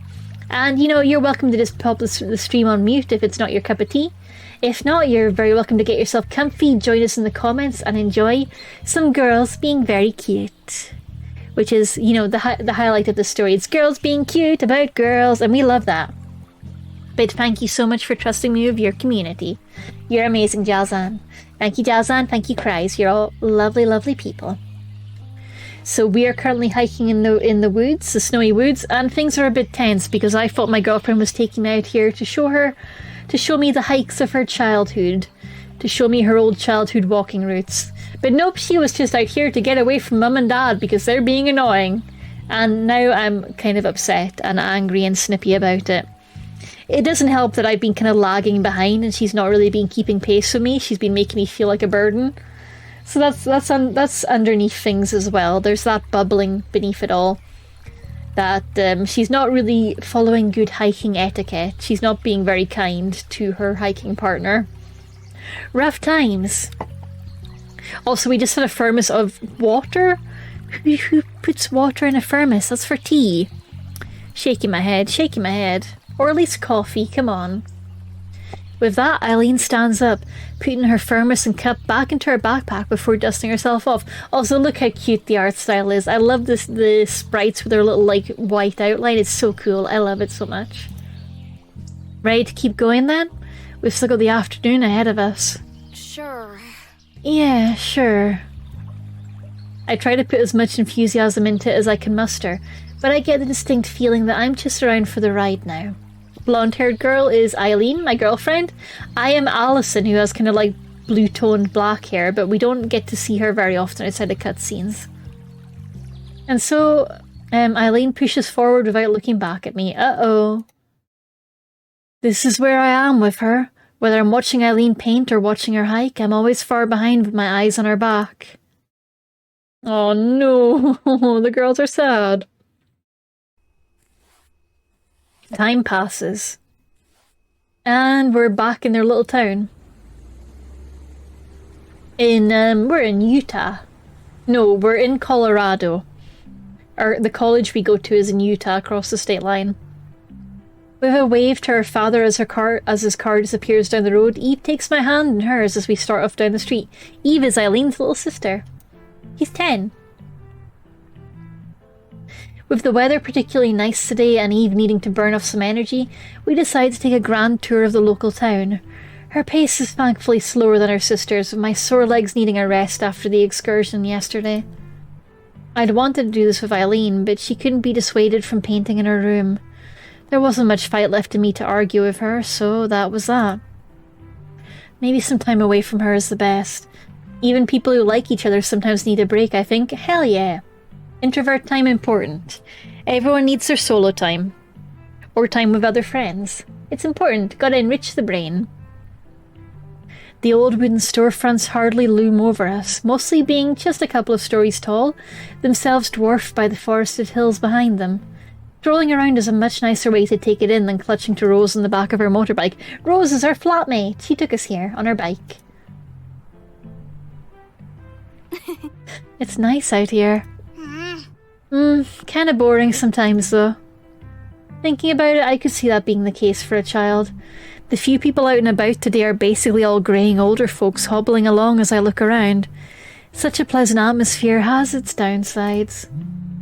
My thinking is interrupted by a ping from my pocket. As we stop for a moment, I pluck my phone from my pocket and I unlock it. Hi Allison, how are things going? Who is it? Says Eve. Just my dad asking how I'm doing. Why doesn't your dad have a contact photo? Damn, girl.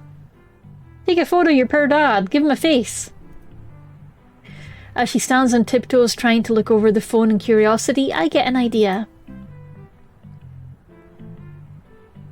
Crouching a little and bringing the phone level with her as she sets herself back down, I try to hold it steady. I'll send him a photo. Stay still. In response, Eve fixes her posture to stand prim and proper, dusting herself off to look as good as possible.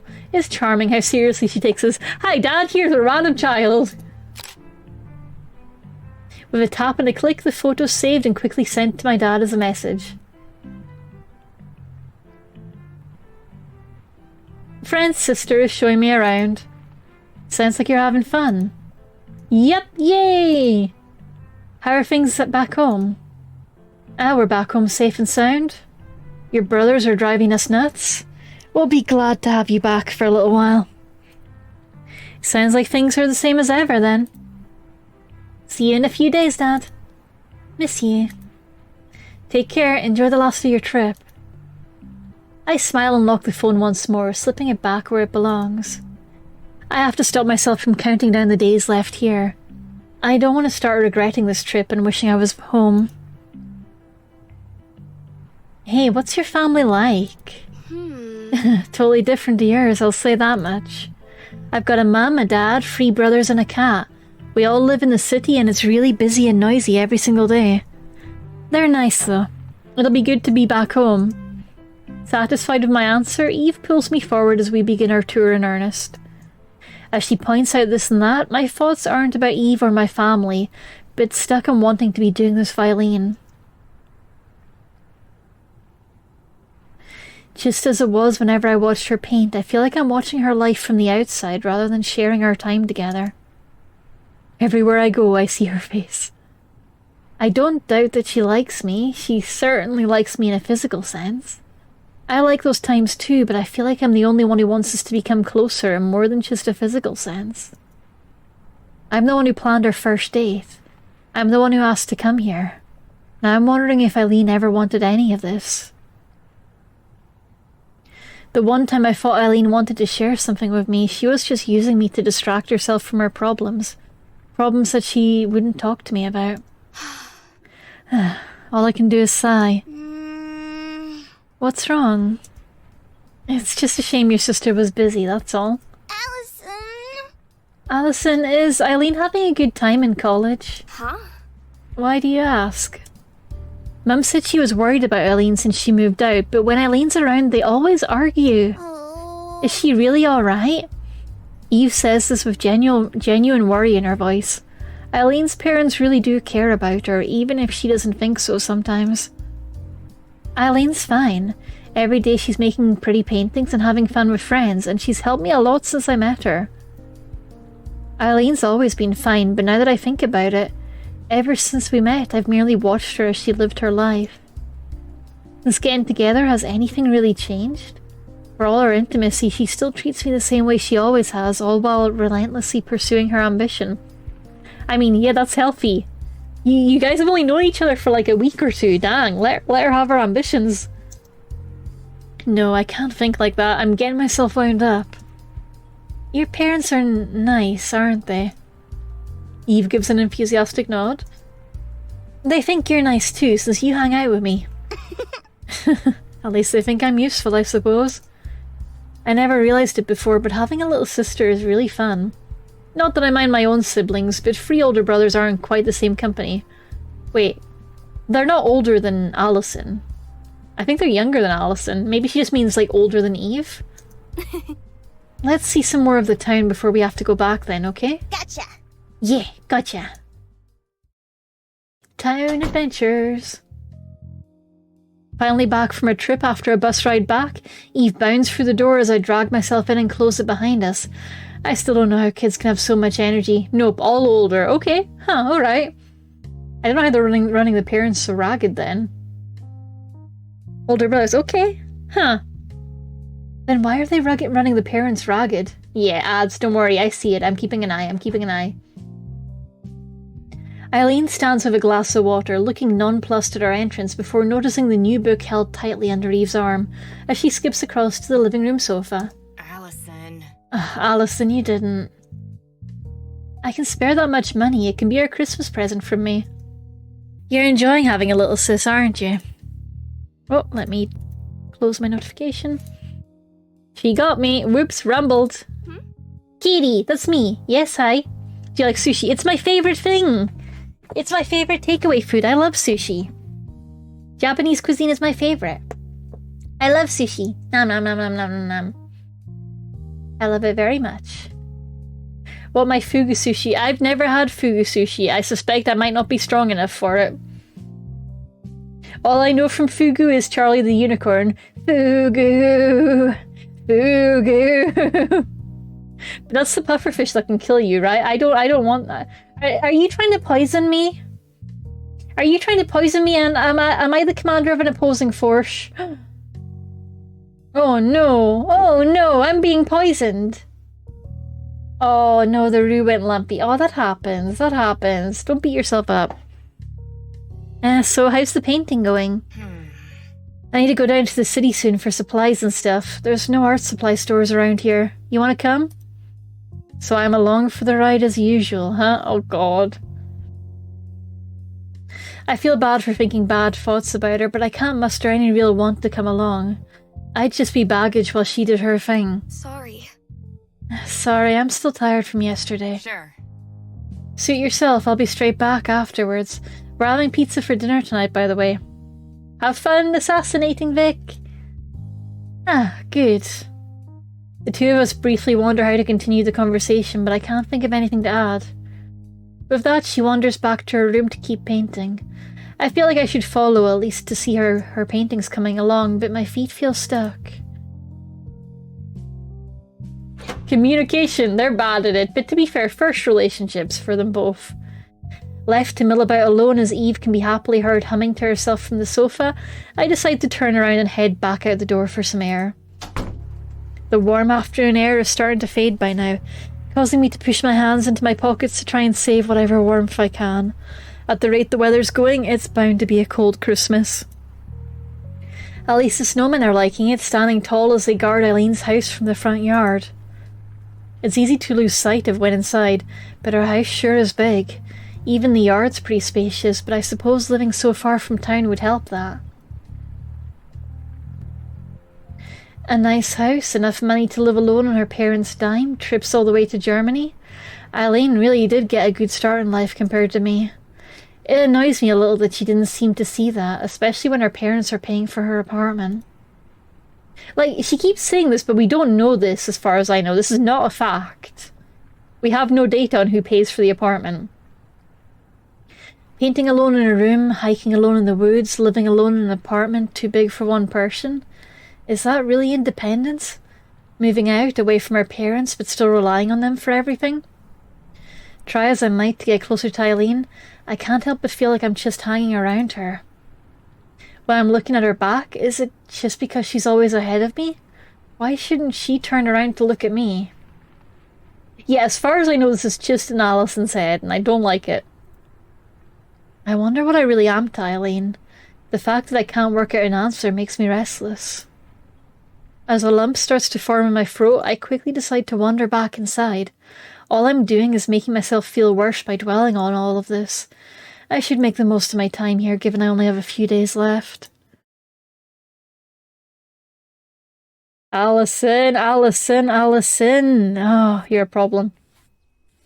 Oh, lake. The park makes for a peaceful sight. I was going to say it's not a park, but I guess it's like a national park. The park makes for a peaceful sight as we enter, the three of us slipping between the low wooden barriers as we step from the rough concrete car park onto the snow-covered grass. A bundled-up Eve clings tightly to Eileen and I with both of her little hands, each of us on either side of her. A bag of old bread swings at Eileen's other side, destined for the local wildlife. I'll feel like a killjoy if I say bread isn't good for them. Say it! They should brought birdseed! Justice for ducks! Justice for ducks! With the two of us acting as babysitters thanks to Eileen's parents working, we decided it'd be better to head outside than let her vegetate on the couch watching cartoons all day. Oh no, not bread. Justice for ducks. I love bread though. Tired from the walk, I take a sweet on the swing. I take a sweet on the swing on the swings. I take a seat on the swings, facing the lake as Eileen mothers around Eve, tugging at the girl's scarf to pull it tight. Stretch. Eileen, stretch, stretch, stretch. Thank you for the stretch and hydrate, bloody. Stretch, stretch, stretch. Everyone stretch. Bread is great, just not for ducks. Exactly. Ah, big stretch. Magic, thank you, bloody. And let's hydrate a little. I am brew, I am brew, I am brew. Bread is great, that's why I should have it instead of the ducks. Tugging at the girl's scarf to pull it tight, Eileen hands over the bag of bread for the ducks before ruffling her hair affectionately. I wonder if that's why Eileen does that to me now that I think of it. Don't think about it too much. Nope, nope, nope, let's not think about that. With her sister having finished her fussing, Eve turns and starts for the shore while Eileen watches her intently. Be careful around the water, Eve. Okay. Okay. The ducks peacefully floating about the still lake start flapping about excitedly, quickly realizing that the girl waddling towards them comes bearing food, waddling like a duck. Satisfied that Eve isn't going to topple over in her rush and fall in, Eileen wanders back towards me and seats herself on the other swing, all while keeping a keen eye out. Oh, that's a cute CG. That's cute. It looks like nobody else is here at all. It's getting rather cold, but it's more likely people are just being busy with the holiday sales. I think the lake to be frozen over given how still it is, save for the birds floating around. The birds can conquer the ice. She's cute. Yeah. While Eileen smiles warmly at her sister, I struggle to do the same. I'll soon have to make the call for Rose to pick me up, after all, leaving behind this lovely town. Eileen, Eve, their parents. I'm not sure when I'll get to see them again. Eve clumsily crumbs the bread in her gloved hands, chucking it out into the lake with varying degrees of success. Half the crumbs end up dropping to the ground at her feet, but she doesn't seem to notice. Is something up? You've been kind of quiet over the last couple of days. Dang, girl, what could it be? I really don't get how you're such an upbeat person in general, though. Nor do I get how she's so comfortable being so alone, and so apart from things. The more I'm around her, the more different I feel we are. I just think it's better to see the best in people. Dang, don't imply your friend sees the worst in people. I have to admit, I wish I could be like that. Okay, never mind, she said it herself. Why not try being more friendly in general? Every time I see you, you're closing yourself off to focus on painting or trekking out in the wilderness. The more I get tied up with people, the harder it is to do what I want to do. You should know that better than most, with Caprice and all. Oh, dang. Please don't fight, girls. Come on. You shouldn't talk so badly about her all the time. She just wants everyone around her to enjoy themselves. Okay, so this isn't the best time to have the discussion, but I am glad Allison's saying that, because Eileen is so rude to Caprice, and Caprice has done nothing wrong ever in her life. Innocent of all crimes, forever. I'm a little taken aback at how firm my tone is, but I'm starting to get tired of how she's always so critical. I force myself to keep my eyes on Eileen, despite her own surprise. Maybe it's for the best that I clear the air and talk about this directly. Dogs may be family, but guitar is life. Okay, Blues. Good tips. I feel like, no, for me, guitar may be family, but dogs are life. Dogs are life. Our concentration is broken. I forgot you were Scottish until the accent. I mean, that is the biggest hint, I won't lie. That generally is how people tend to clock on. I hope you're having a lovely December, Blues. Our concentration is broken by Eve giggling loudly in the distance, the birds enthusiastically crowding around in front of her, and occasionally flapping away at the water. Family just as important as life, though, for some people. If you get along with your family, then definitely. If you made your own family, definitely. But not all families are good. As this game is showing us. Not all families are good, but Eve has done nothing wrong ever in her life. Come on. What's this about? I get the feeling something's on your mind. Eileen is clocking. It feels like we're hanging around each other, but not actually.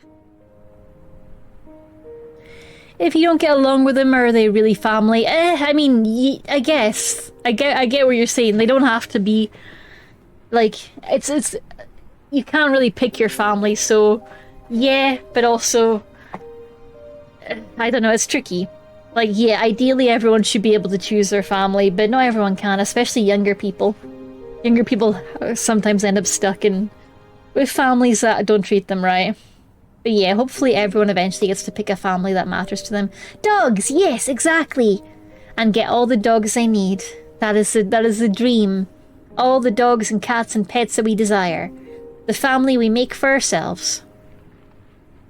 I pause for a moment to phrase my thoughts correctly, trying not to let emotions cloud my thinking. Eileen thankfully patiently waits for me. I guess it feels like I'm along for the ride.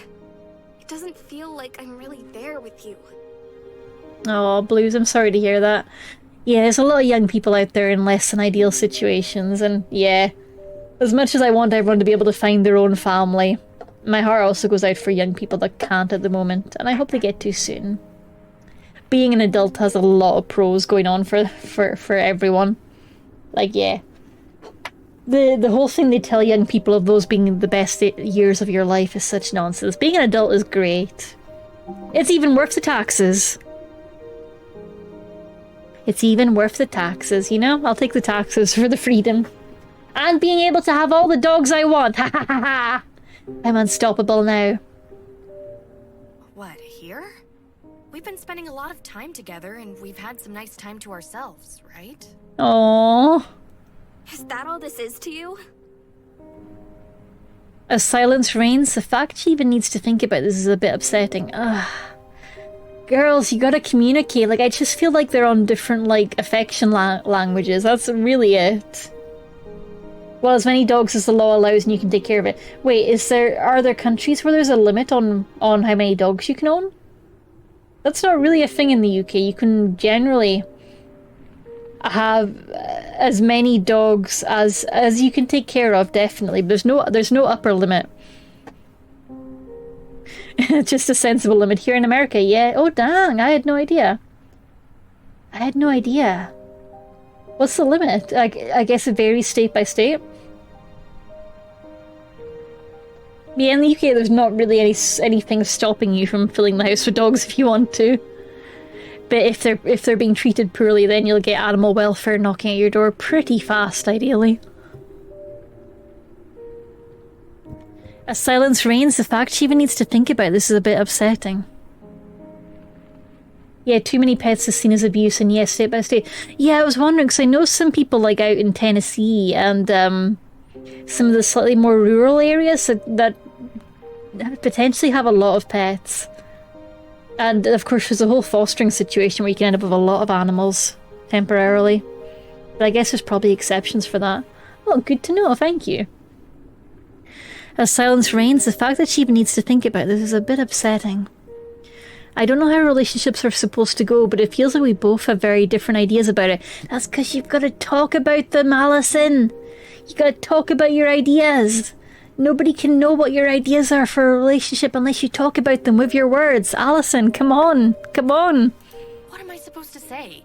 Is there something more you want from me? I'm just not as clingy as you are. Oh, I hate this. I hate this.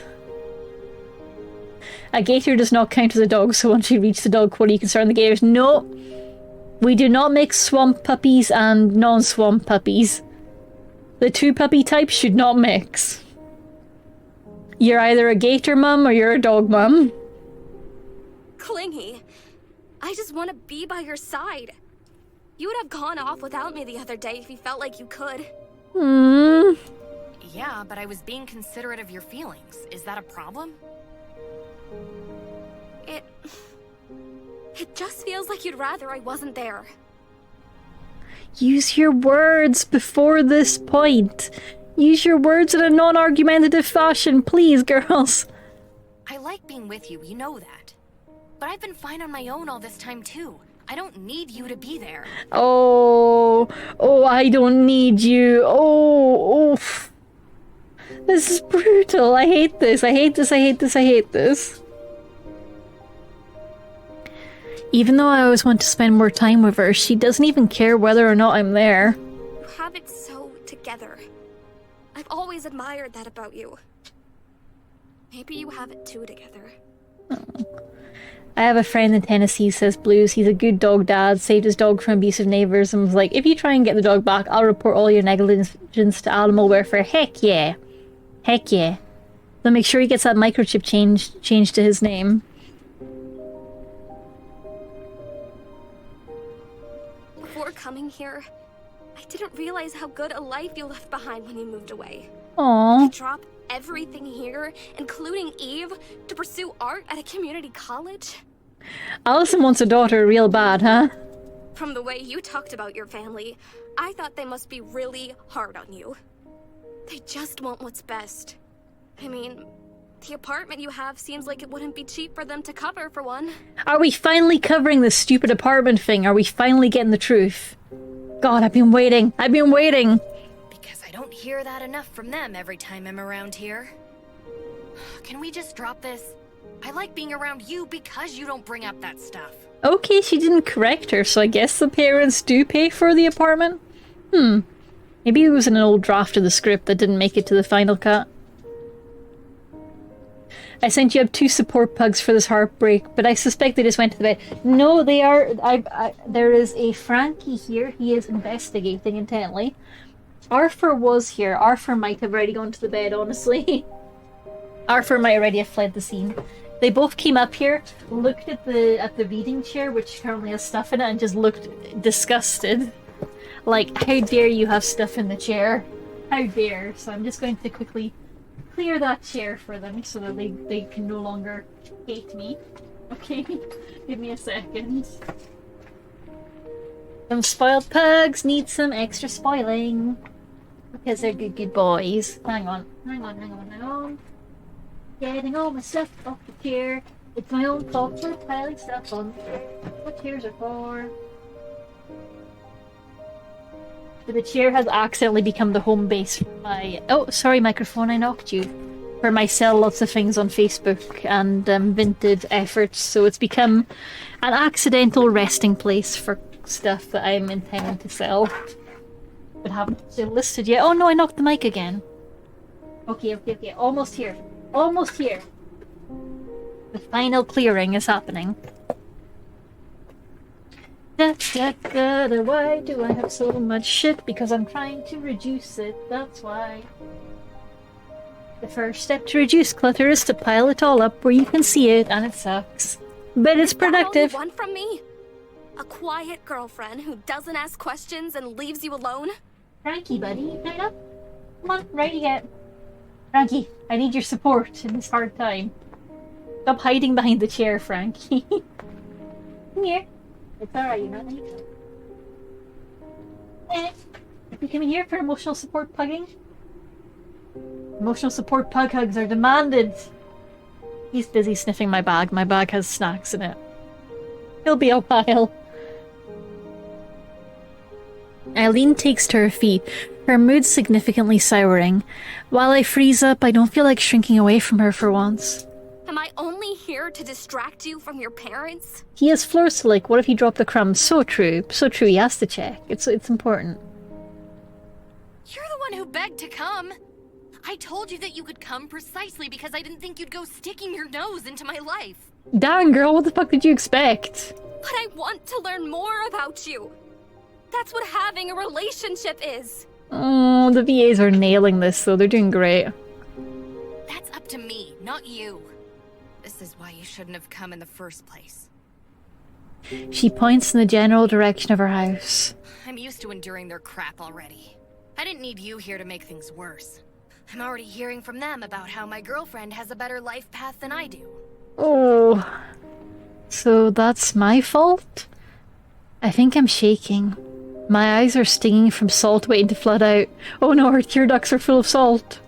Maybe they have a point. Did you think any of this through beyond just escaping them? Is that all our our relationship is, too. I had my life on track before I even met you. Just because you and Caprice want to come along and try to push me around, it doesn't mean I'm going to derail myself. Dang, girl. I mean, I get what you're saying, but that's a terrible way to phrase it. Bloody hell. Is that how she thinks of it? Didn't she agree to be in the art club? Didn't she agree to date me? Didn't she say she loves me? Hearing the sound of footsteps in the snow, the two of us turn in unison towards Eve, standing a few yards away with an empty bread bag held in her hands. Is something wrong? Oh no! Eileen looks to me for a long while, her face full of frustration. I don't think either of us really knows what we should say next, even without Eve being around. Eve's like, oh no, they're just like mum and dad. I know, and it breaks my heart. He's absolutely connecting those dots, and I hate it. Settling herself down with a long breath, Eileen smiles as she turns back to Eve. I don't think I'll ever get used to how she shifts her entire demeanor like that. Everything's fine. Don't worry. It's about time we headed back home. But I want to keep feeding the ducks! That's going to be hard without any more bread. Come on, it's about time we had some food ourselves. She gives one final glance back before taking Eve's hand in her own and walking on ahead. I thought I was someone important to Eileen, but I feel more like I'm just being used to make herself feel better while she lives for her work. This game better not end on a cliffhanger. I'll be raging. I know I have my faults. I'm not good enough at art to share the hobby with her, and I was barely even able to help cook a simple dinner. I'm trying to get better though, and that's thanks in part to her. The image I had of her is starting to become difficult to see. Who was the Eileen I admired? The beautiful girl in the beautiful apartment with the beautiful paintings? This Eileen is someone so at odds with her family she decided to only take care of herself. As I watch her leave hand in hand with Eve, she looks ever further away from me. Maybe she's only so far away because we aren't walking on the same path. Allison! Allison!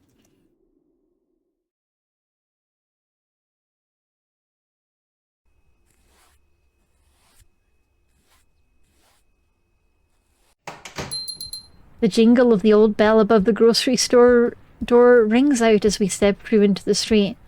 There's a slight chill to the air, but it hasn't stopped a good few elderly people from hobbling along the town street. Aside from needing to tell Eve she couldn't have this sugary snack or that as we walked around, shopping ended up being a quiet affair.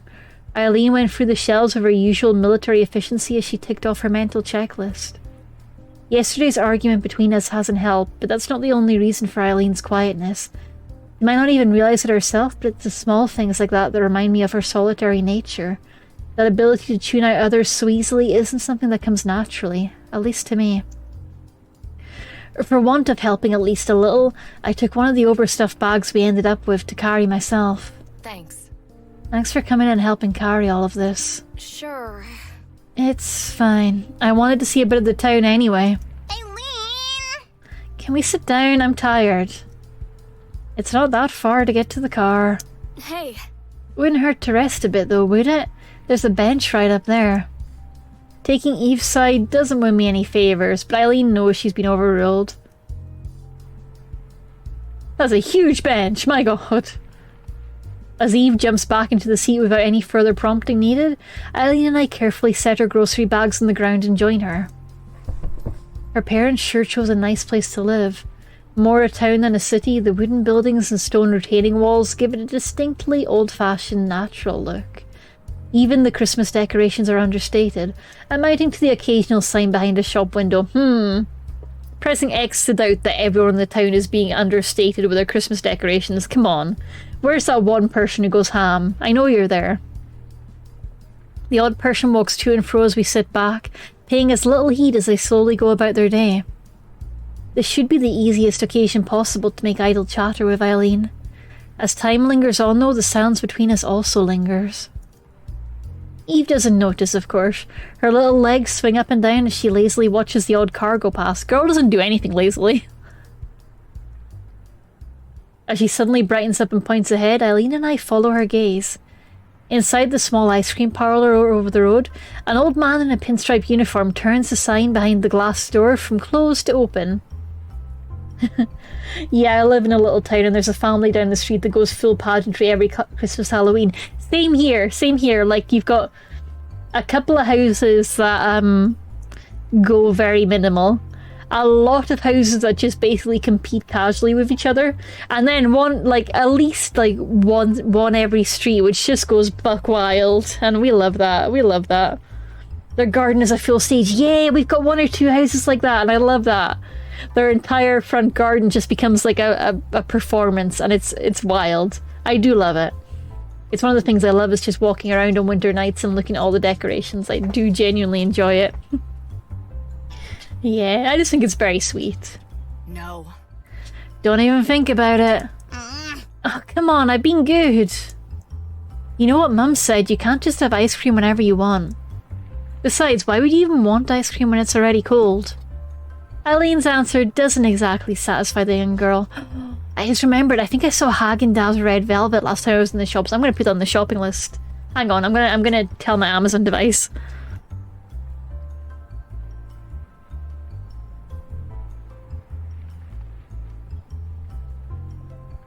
I think she got it. She said Haagen-Dazs, which for all I know might be the correct pronunciation, but I think she got it.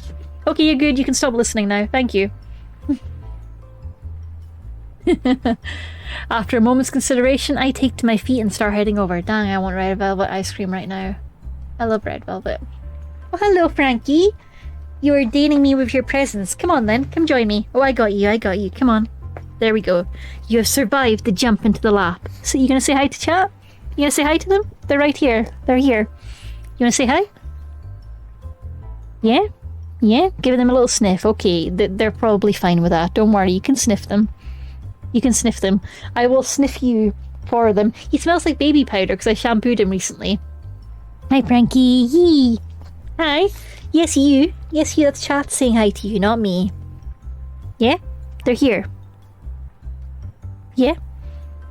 You're so close to the mic right now, my little guy. I assume they can hear you breathing. You having fun? You having fun being a little podcaster? A little pugcaster? You having a good time? Oh, you're so sweet. Okay, go to sleep.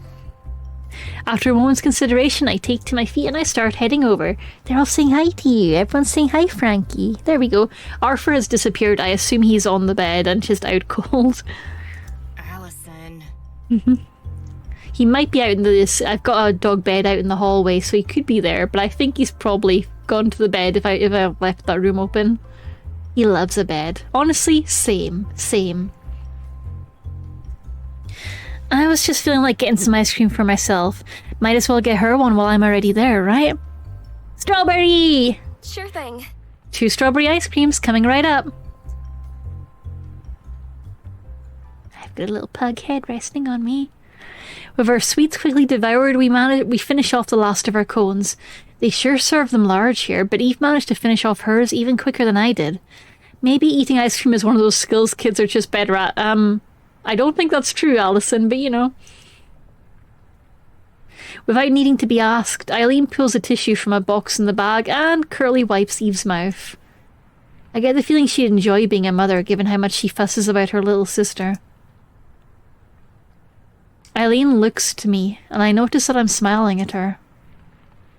My face collapses as she opens her mouth to speak, but visibly thinks better of it.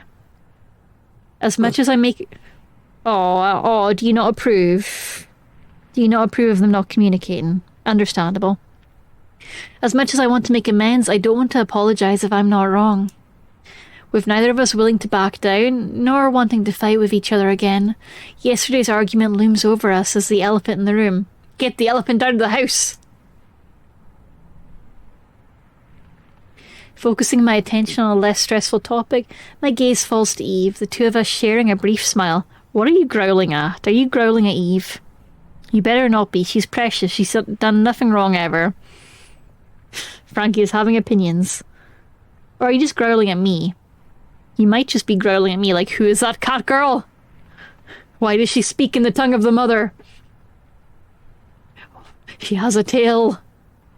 What if I just flick my tail up just to annoy Frankie? What then?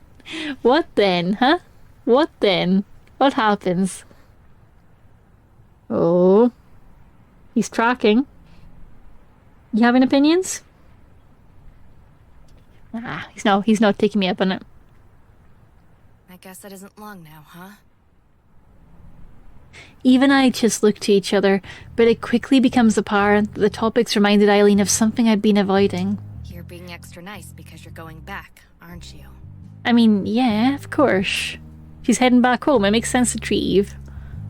As Eve looks to and fro between Eileen and I try my best to hide my disappointment in being found out.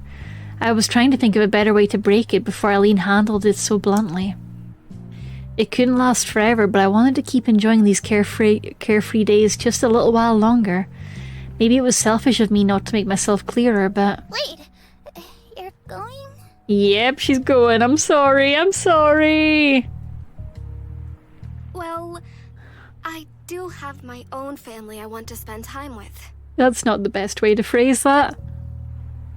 Despite my best efforts to try and deliver the news as gently as possible, Eve's bottom lip starts to quiver. Both of us panic a little as it becomes clear Eve's about to crack. Oh, the little wobble. The little wobble. No. It's okay, Frankie. You're looking concerned. It's okay. She'll be alright.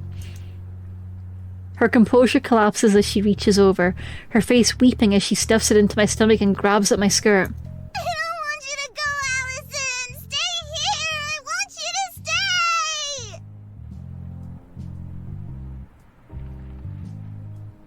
This has gone about as awfully as it could have gone. Glaring at Eileen, I seem to have made my feelings clear to her as she turns rather sheepish. As Eve cries into my stomach, I stroke her shuddering head reassuringly, speaking as calmly as I can. Come on now. Do you want me to remember you crying? Or with a big smile? My gentle suggestion seems to work as Eve pulls back and sniffs hard, her little cheeks still stained red. She doesn't manage a smile, but I'll take what I can. We have broken her heart. I hate this. There we go. That's more like the Eve I know. It's been so much fun playing with you. So, I wanted to thank you with a little something for being such a good girl. Oh. You're gonna come back, right?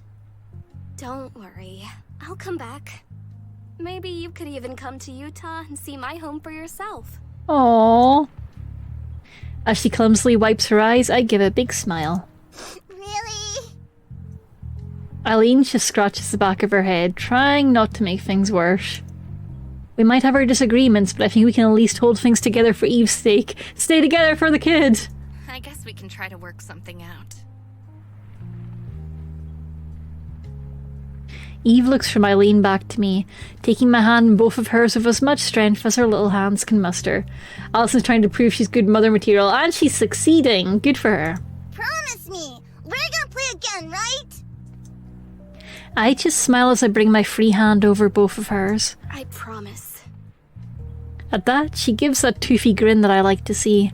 She really is a charming little girl. I guess that settles things then. Now come on, you two. Let's get all this back to the car.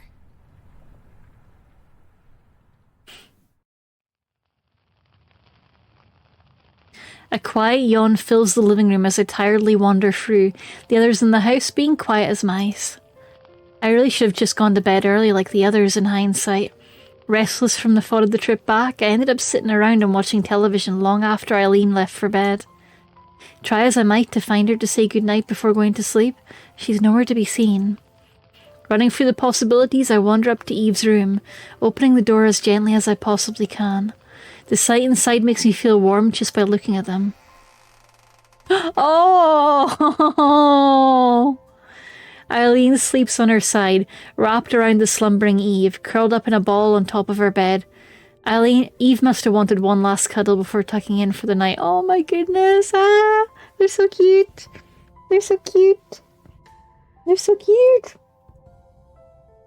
Every time my voice goes high, Frankie's looking at me like, what is happening? Why are we high-pitched today? Oh.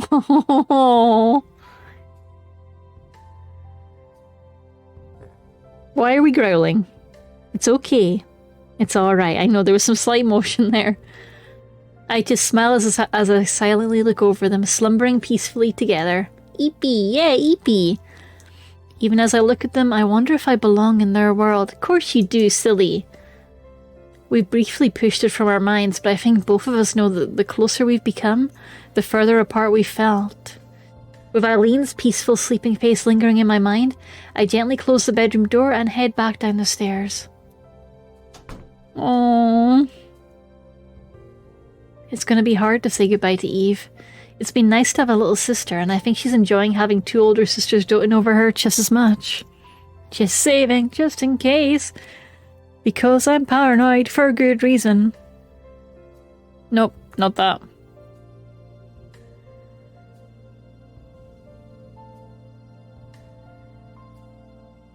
Then there's Eileen. As I try to settle myself before going to bed, I idly notice my phone left on the couch. Taking it in hand to bring with me, I pause.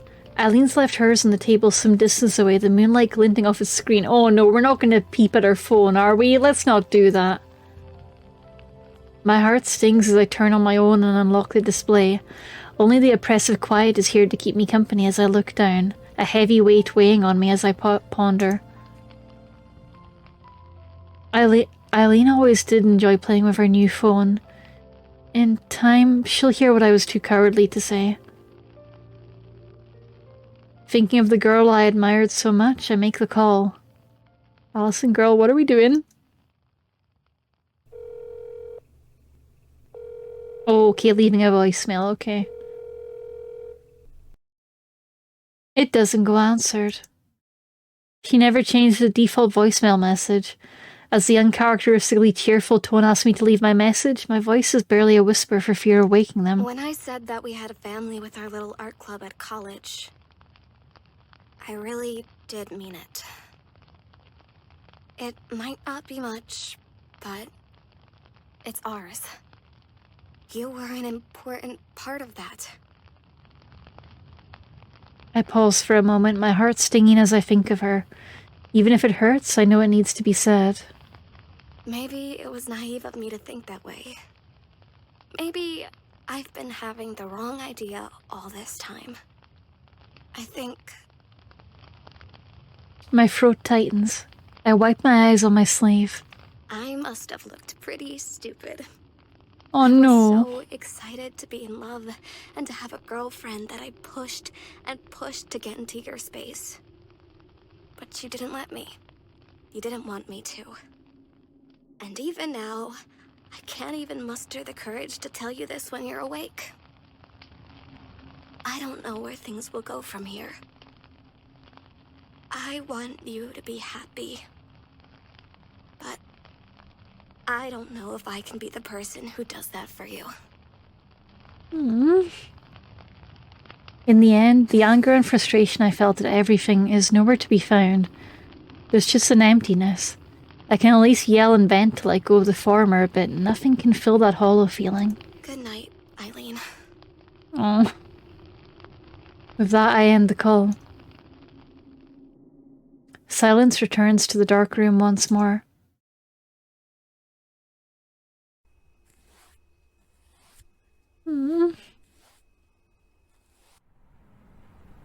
The snowfall is thankfully light as I walk through the city, bags in hand from the day's last-minute shopping downtown. People calmly walk to and fro, the occasional passerby of Eileen's country home replaced by the crowds of downtown Utah. Stop growling just because the screen's moving. Shh. You're being silly. It's a Christmas tree, it's not gonna hurt you. Why are you angry? He's looking at the left-hand monitor and then following the motion across the right-hand monitor like, look, mother, it moves between these two screens. It moves between the two screens, mother. It's okay, it's just a tree. Chill, just chill. Chill. Stop being silly. You're supposed to be an emotional support pug right now. Not a guard pug. Not a tree-attacking doggo, okay? Here, get some nice scritches, alright? Grr, Utah! Utah! He just hates Utah. Briefly distracted by the huge Christmas tree, completed just in time for Christmas Eve, I think back to yesterday's events. Having the Christmas tree finished this late disturbs me. Also, how big are those baubles? My god! When all's said and done, leaving Eileen's family ended up being a calm affair. I gave her parents my thanks for taking care of me at such short notice, and both said they'd be more than happy to have me again. Eve has also reluctantly come to terms with my leaving by then. Then there was the matter of Eileen. Our sullen farewell was short and sweet, but maybe that's because there wasn't much left to say. Girl! Communicate! Thanks to my time in Colorado, a surprising amount of things I needed to buy before heading back to my family slipped my mind. At least wandering around the city tonight's given me a chance to unwind and set my thoughts straight. Techno! Okay, it's my phone. Of course my phone starts ringing as soon as I appreciate some time alone to think. Where are you going, Frankie? You curling up? You going to sleep? Or are you moving? Okay, he is taking his position as log. He is going small. Pulling it from my pocket with my free hand, I'm surprised to see it's Dad. Hi. Hi, Dad. Hi, Allison. I'm not catching you at a bad time, am I? No, it's fine. It sounds like you're busy. I can barely hear you. I'm just wandering around downtown to fill some time and do some errands. You still good to be picked up tomorrow morning? Yeah, I'll be ready at the apartment with all my stuff. Sorry again about changing everyone's plans. Told you before, it's fine. Plans already had to change because of your finals. We'll pick you up tomorrow then. It'll be good to see everyone. Is Mum doing okay? She's better, thankfully. You gave a bit of a shock when you said you weren't coming back for so long. Dang. Utah knows what it did. That's true, Frankie. Utah knows what it did, right? He has abandoned log mode and is back to on guard against Christmas trees mode. We were all shocked. It seemed like you were having a rough time away from home, so I never expected you to go out of state like that. So they could tell I feel a little sheepish thinking back. So did you have a good trip then? I feel a chill as the last few days rush through my head. Oh, that's a big question. Yeah, I did. Once again, Dad can just tell from my voice. It's impossible for me to hide how I'm feeling. Something in me compels me to try anyway. What? I had fun. Well, when you're home, you'll tell us about it, right? Of course, I'm looking forward to it. I am too. You know you can tell me anything. Take care. I know. Bye, Dad. See you soon. Love you. With that, the call ends.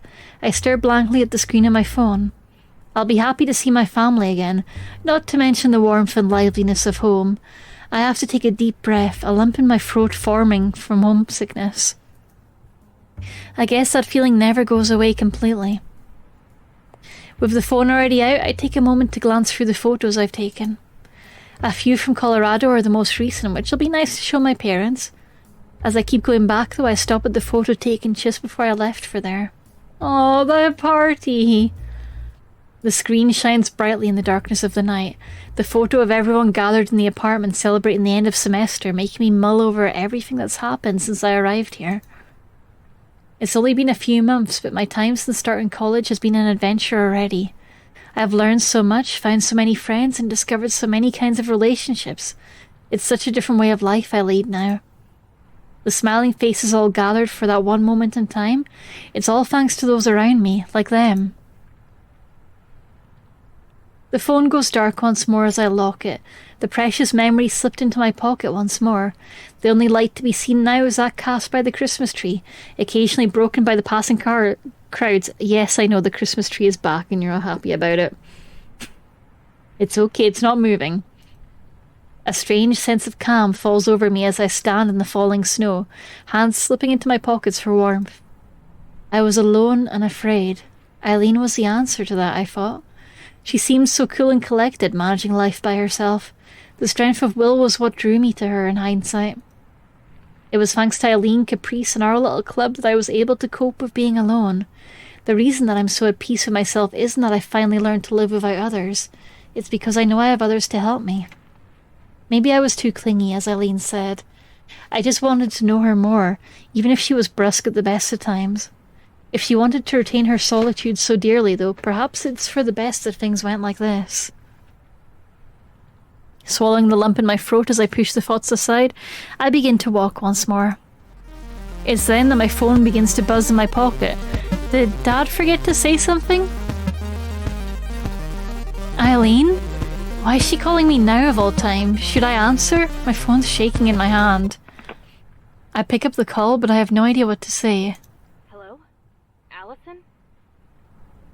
Allison, where are you right now? Big tree. Ah, women! Women! Frankie, what are you doing? What are you doing, little man? You're falling out of the seat. She doesn't allow me to get so much of a word out, her voice breathless. I'm back home in Utah. No, I mean, I know. So am I. Can we meet somewhere? Where are you exactly? Oh. I'm by the Christmas tree. In the city square. Okay, stay where you are. As the line goes dead, I'm left unfounded. Eileen is coming here? Within moments, I hear a car door slam loudly. Surely she wasn't looking around for me. She came all the way back to see us, damn right.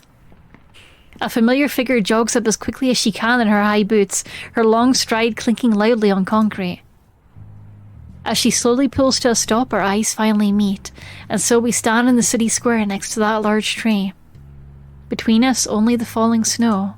Eileen, why are you... What? You didn't want to see me? Of course we did. I almost want to respond, but sheer surprise stops me from finding the right words. I end up just hanging my head, not knowing how to respond to her snark in such a situation. With my bags weighing down my arms, I set them down. As I look back up, I see Eileen's quip for what it was, a diversion to hide her feelings. She soon realizes I've caught on, her voice turning soft. I found your voice message. Oh, no! I didn't want to leave things as they were. My face flowers into a blush as I grimace from embarrassment. I knew she'd eventually hear it, but it's still embarrassing to think about. As I think back to everything that happened, I feel a pang of regret. Once again, I feel myself shrinking away from her. But... haven't I been a pain? Ever since we met, I've only caused you trouble. Yeah, you sure have. There's that sardonic humour again. I can't remember if I ever found it endearing. Damn, Allison! Why do you do that? Your first response to everything is to try and brush things off with a quip against someone. Only because everyone sticks their nose into my business. Oh god, it's getting hostile already. Including me, I guess. I followed it up with a dry laugh, but Eileen's expression doesn't change. I should have expected that, but I feel my chest tighten in response nevertheless. I already had things figured out for myself. As silence reigns, it feels as though we're just repeating the steps we took until now. Nothing's changed. I'm still me, Eileen is still Eileen. For all I might want to get closer to her, she keeps pushing me away. She came all the way back here to work things out, but we're still awkwardly trading barbs. Silvery barbs. Everything we did together, was it only ever a pain to you? I didn't want to say it, but... I steel my heart to try and force the words, tightly holding my arm to try and steady myself. I suppose this is all over, then? No! Yeah, girl! Her shout startles me, to the point where she recoils a little from my reaction. I guess we're both getting a little flustered.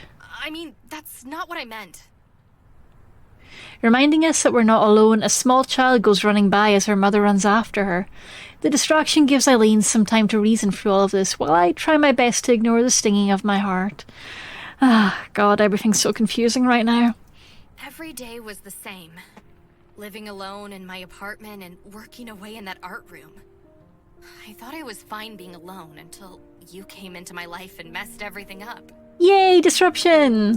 When I thought you might really be gone, I realized how lonely I was. I meant what I said earlier. I can forget all my worries around you. I don't have to work hard and worry about being my best. I don't have to prove anything. And I thought you'd understand. I didn't ever expect you to take my parents' side. I didn't think you'd try to tell me I'm making the wrong choices. Honestly valid, because yeah, I don't feel like she's doing anything inherently wrong. My heart sinks. Is that how I'd look to her, like I betrayed her? How could I? I've always seen what her parents can't. She's serious about painting. If there's one thing I know about her, it's that. Why would I want to ruin that world of hers that I found so fascinating? But when I thought I might lose you, I realized you were right. For all I talked big about how you should try new things in college, I was the one pushing everyone away and trying to stay the same. As I try to think of how to explain myself, I realize Eileen's eyes have become moist. It's such a strange sight that I completely lose track of what I was trying to say. Oh no! Her sprite's updated as well! Oh no! Oh no! Eileen? I don't want to lose you, Allison. I want to try again. Moments pass as I think over her words, trying to sift through my emotions. She looks so different now, her proud stature somehow smaller and more fragile. She looks scared. Seeing her in this state puts me on the brink of tears as well. I know my answer already, given how seeing her like this affects me.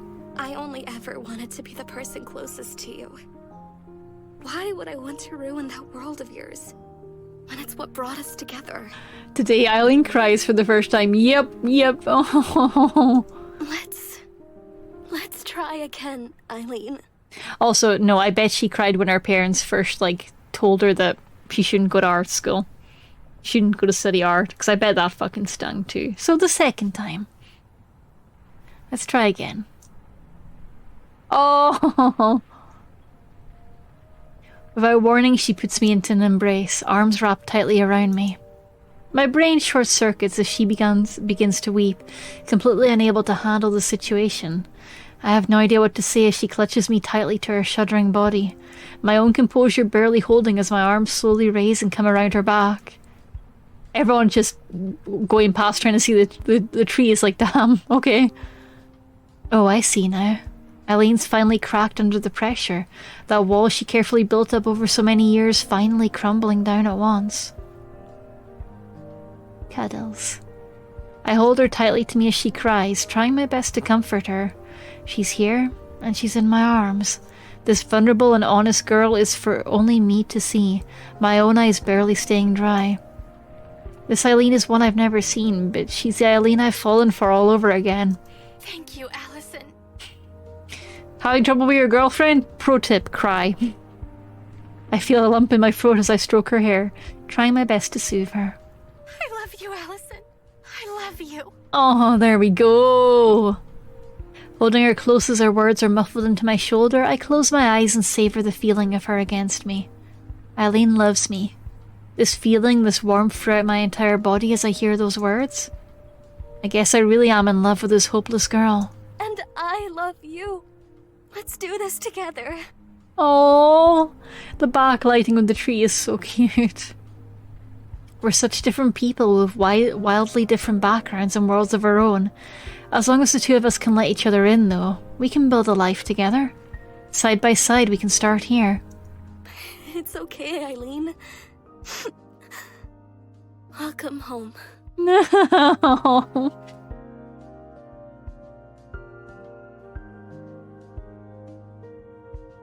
We did it, gang. We did it. We did it. Thank you to Akotan for the sprite art, Kura for the background art and colouring, Allmaker for the CG art, James J for the music, She's for the programming and direction. Who else? Scratz for the art assistant, Suriko for the writing, Top Hat for the UI design. Top Hat, you absolutely rocked it. You did incredible work. It's Wallace! Oh no. We didn't just smooch the Good girl, we had job. our hearts smooched. We did! Thank you to the contributors. Fio Minute for the act cards. Bird Lover for the colouring assistants. I too love birds. Mikomi Kisomi for PR. Adri Cyber Shoujo Leong for the PR. Tremendous Madchen for direction. C. Jacobs for audio engineering and trailer editing. The trailer is super cute. I highly recommend it. It's quite different. Jake for the audio engineering. Josh for the publishing assistant. Adriosa for the colouring. Sound effects credits are in the game directory. All cuddles and hugs. She gets to go home. I think she's hugging her mum there. Thank you for all the guest art, you lovely people. Ba-ba-da-ba-da. I have ordered a burger. God, that sounds good. Yes, have a good time, dear Geek Place. I hope the pizza was amazing.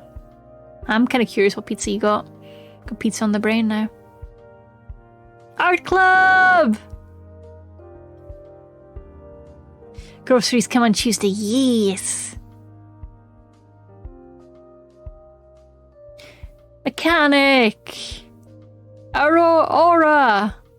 Oh, this is all the special thanks. Special thanks, Agender Witchery. I love that. That's a great screen name. Ren P. Tom. Okay, so this is a Ren P game. This is definitely a Ren P game the minute if Ren P. Tom's in the credits. The best kind of pizza. Free pizza. I would not have pegged this as a Ren P game. Interesting. Ren P is an engine. It's my favourite engine. We're going to Sonic and Pizza tomorrow. I'm so hyped for it, honestly. Yeah, I can't wait for Sonic and Pizza. Salty Studios. Studio Elan. Bench. Do.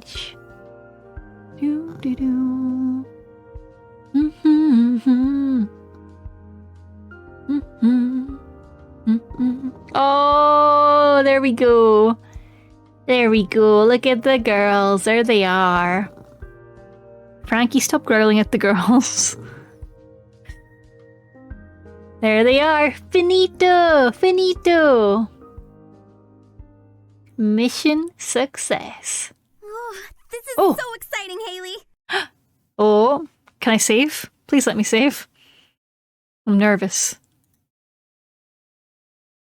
Uh-huh. Oh! Haley has a face! Was wondering where you went, achievement, as we meet Haley, Caprice and Millie's roommate. Haley has a face! It's a long time coming, too. Do you know if Millie knows yet? I haven't talked to her since this morning. Haley's voice is cute. Ooh, I can't wait to see her reaction. I'm gonna say something as soon as she gets home. Don't you think maybe she should hear it from them? But I really want to tell her. I get it. But, you know... Millie! Hello. Got some stuff. Welcome back. Took a while. Dang, their apartment is very yellow. There's so many people out there today. Guess it's the post-holiday rush. That's not... Millie, have you heard the news? Oh my god, Caprice, chill. I was at my dad's shop half the day. And? And what? Car trouble again? Unfortunately. Look at them go.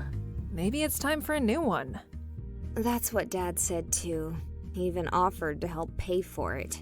You don't sound too thrilled. But what would you do with this one? Trash it? What the fuck is the news? Well, sell it, probably. If it still functions. I don't want to, though. Yeah, you can't! Why not? I'd rather not accept something like that from him. He's already given me so much. And you can't just abandon it! Sure you can. Just leave it on the side of the road. No, that's not how that works, Haley. You can't just do that. That car is like family. As I said, if I was upgrading, I'd at least try to sell it. Hold on. Let's go back to what Capri said. Yeah! Listen, you've had that car since high school. Think of all the places it's taken us. We have spent quite a bit of time in that car. And besides... It's like family?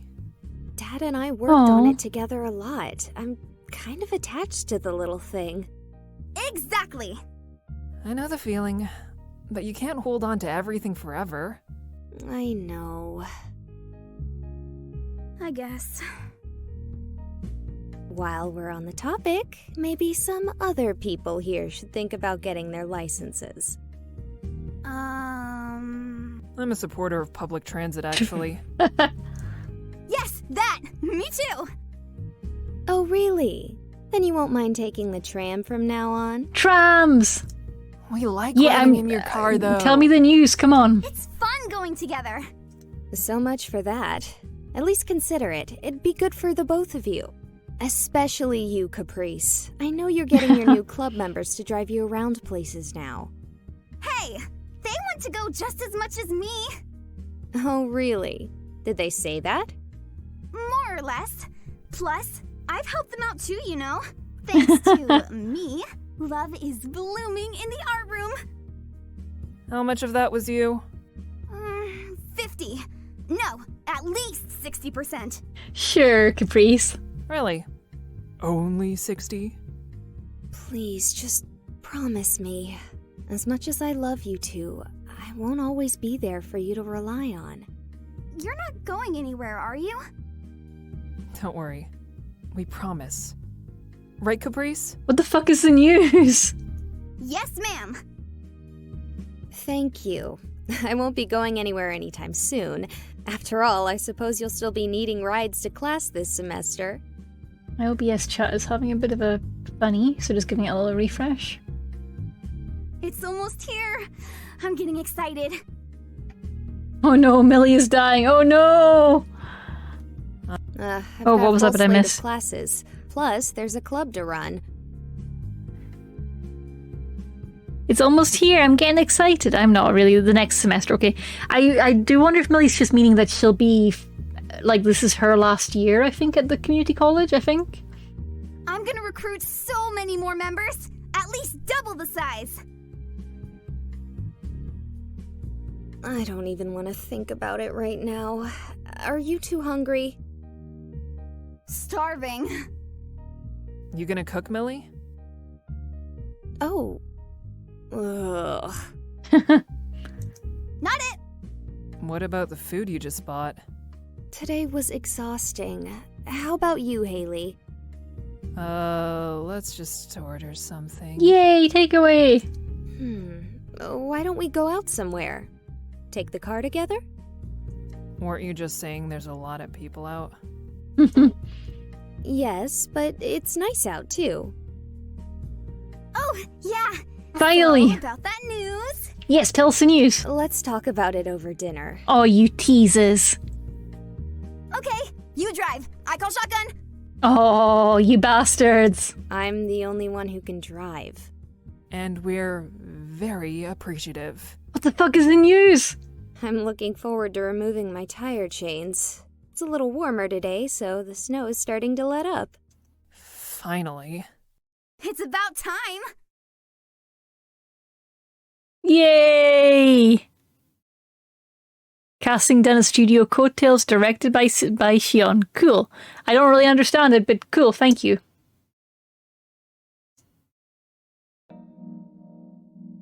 I suspect the news would just be that girls be loving girls. That's the good news. That's the news we like to hear. Have you heard the word of girls loving girls? Oh, we get a different opening scene now. Oh, I love when games do that. I love when they do that. Oh, man. Oh, I'm so weak for that. Oh, I love it so much. I love it. I love it. Don't go chasing waterfalls. Wait. Oh, hi. So the VOD's done. Did you know the VOD's done now? It's finished. It's done. What are you still doing here? Well, hey, thanks for being cool. Thanks for being you. Thanks for being a good person. I appreciate you watching this silly little thing all the way to the end. It's me. I'm the silly little thing. I hope you have an amazing rest of your week. And I'll see you soon, either here or on stream on Twitch. Bye bye for now.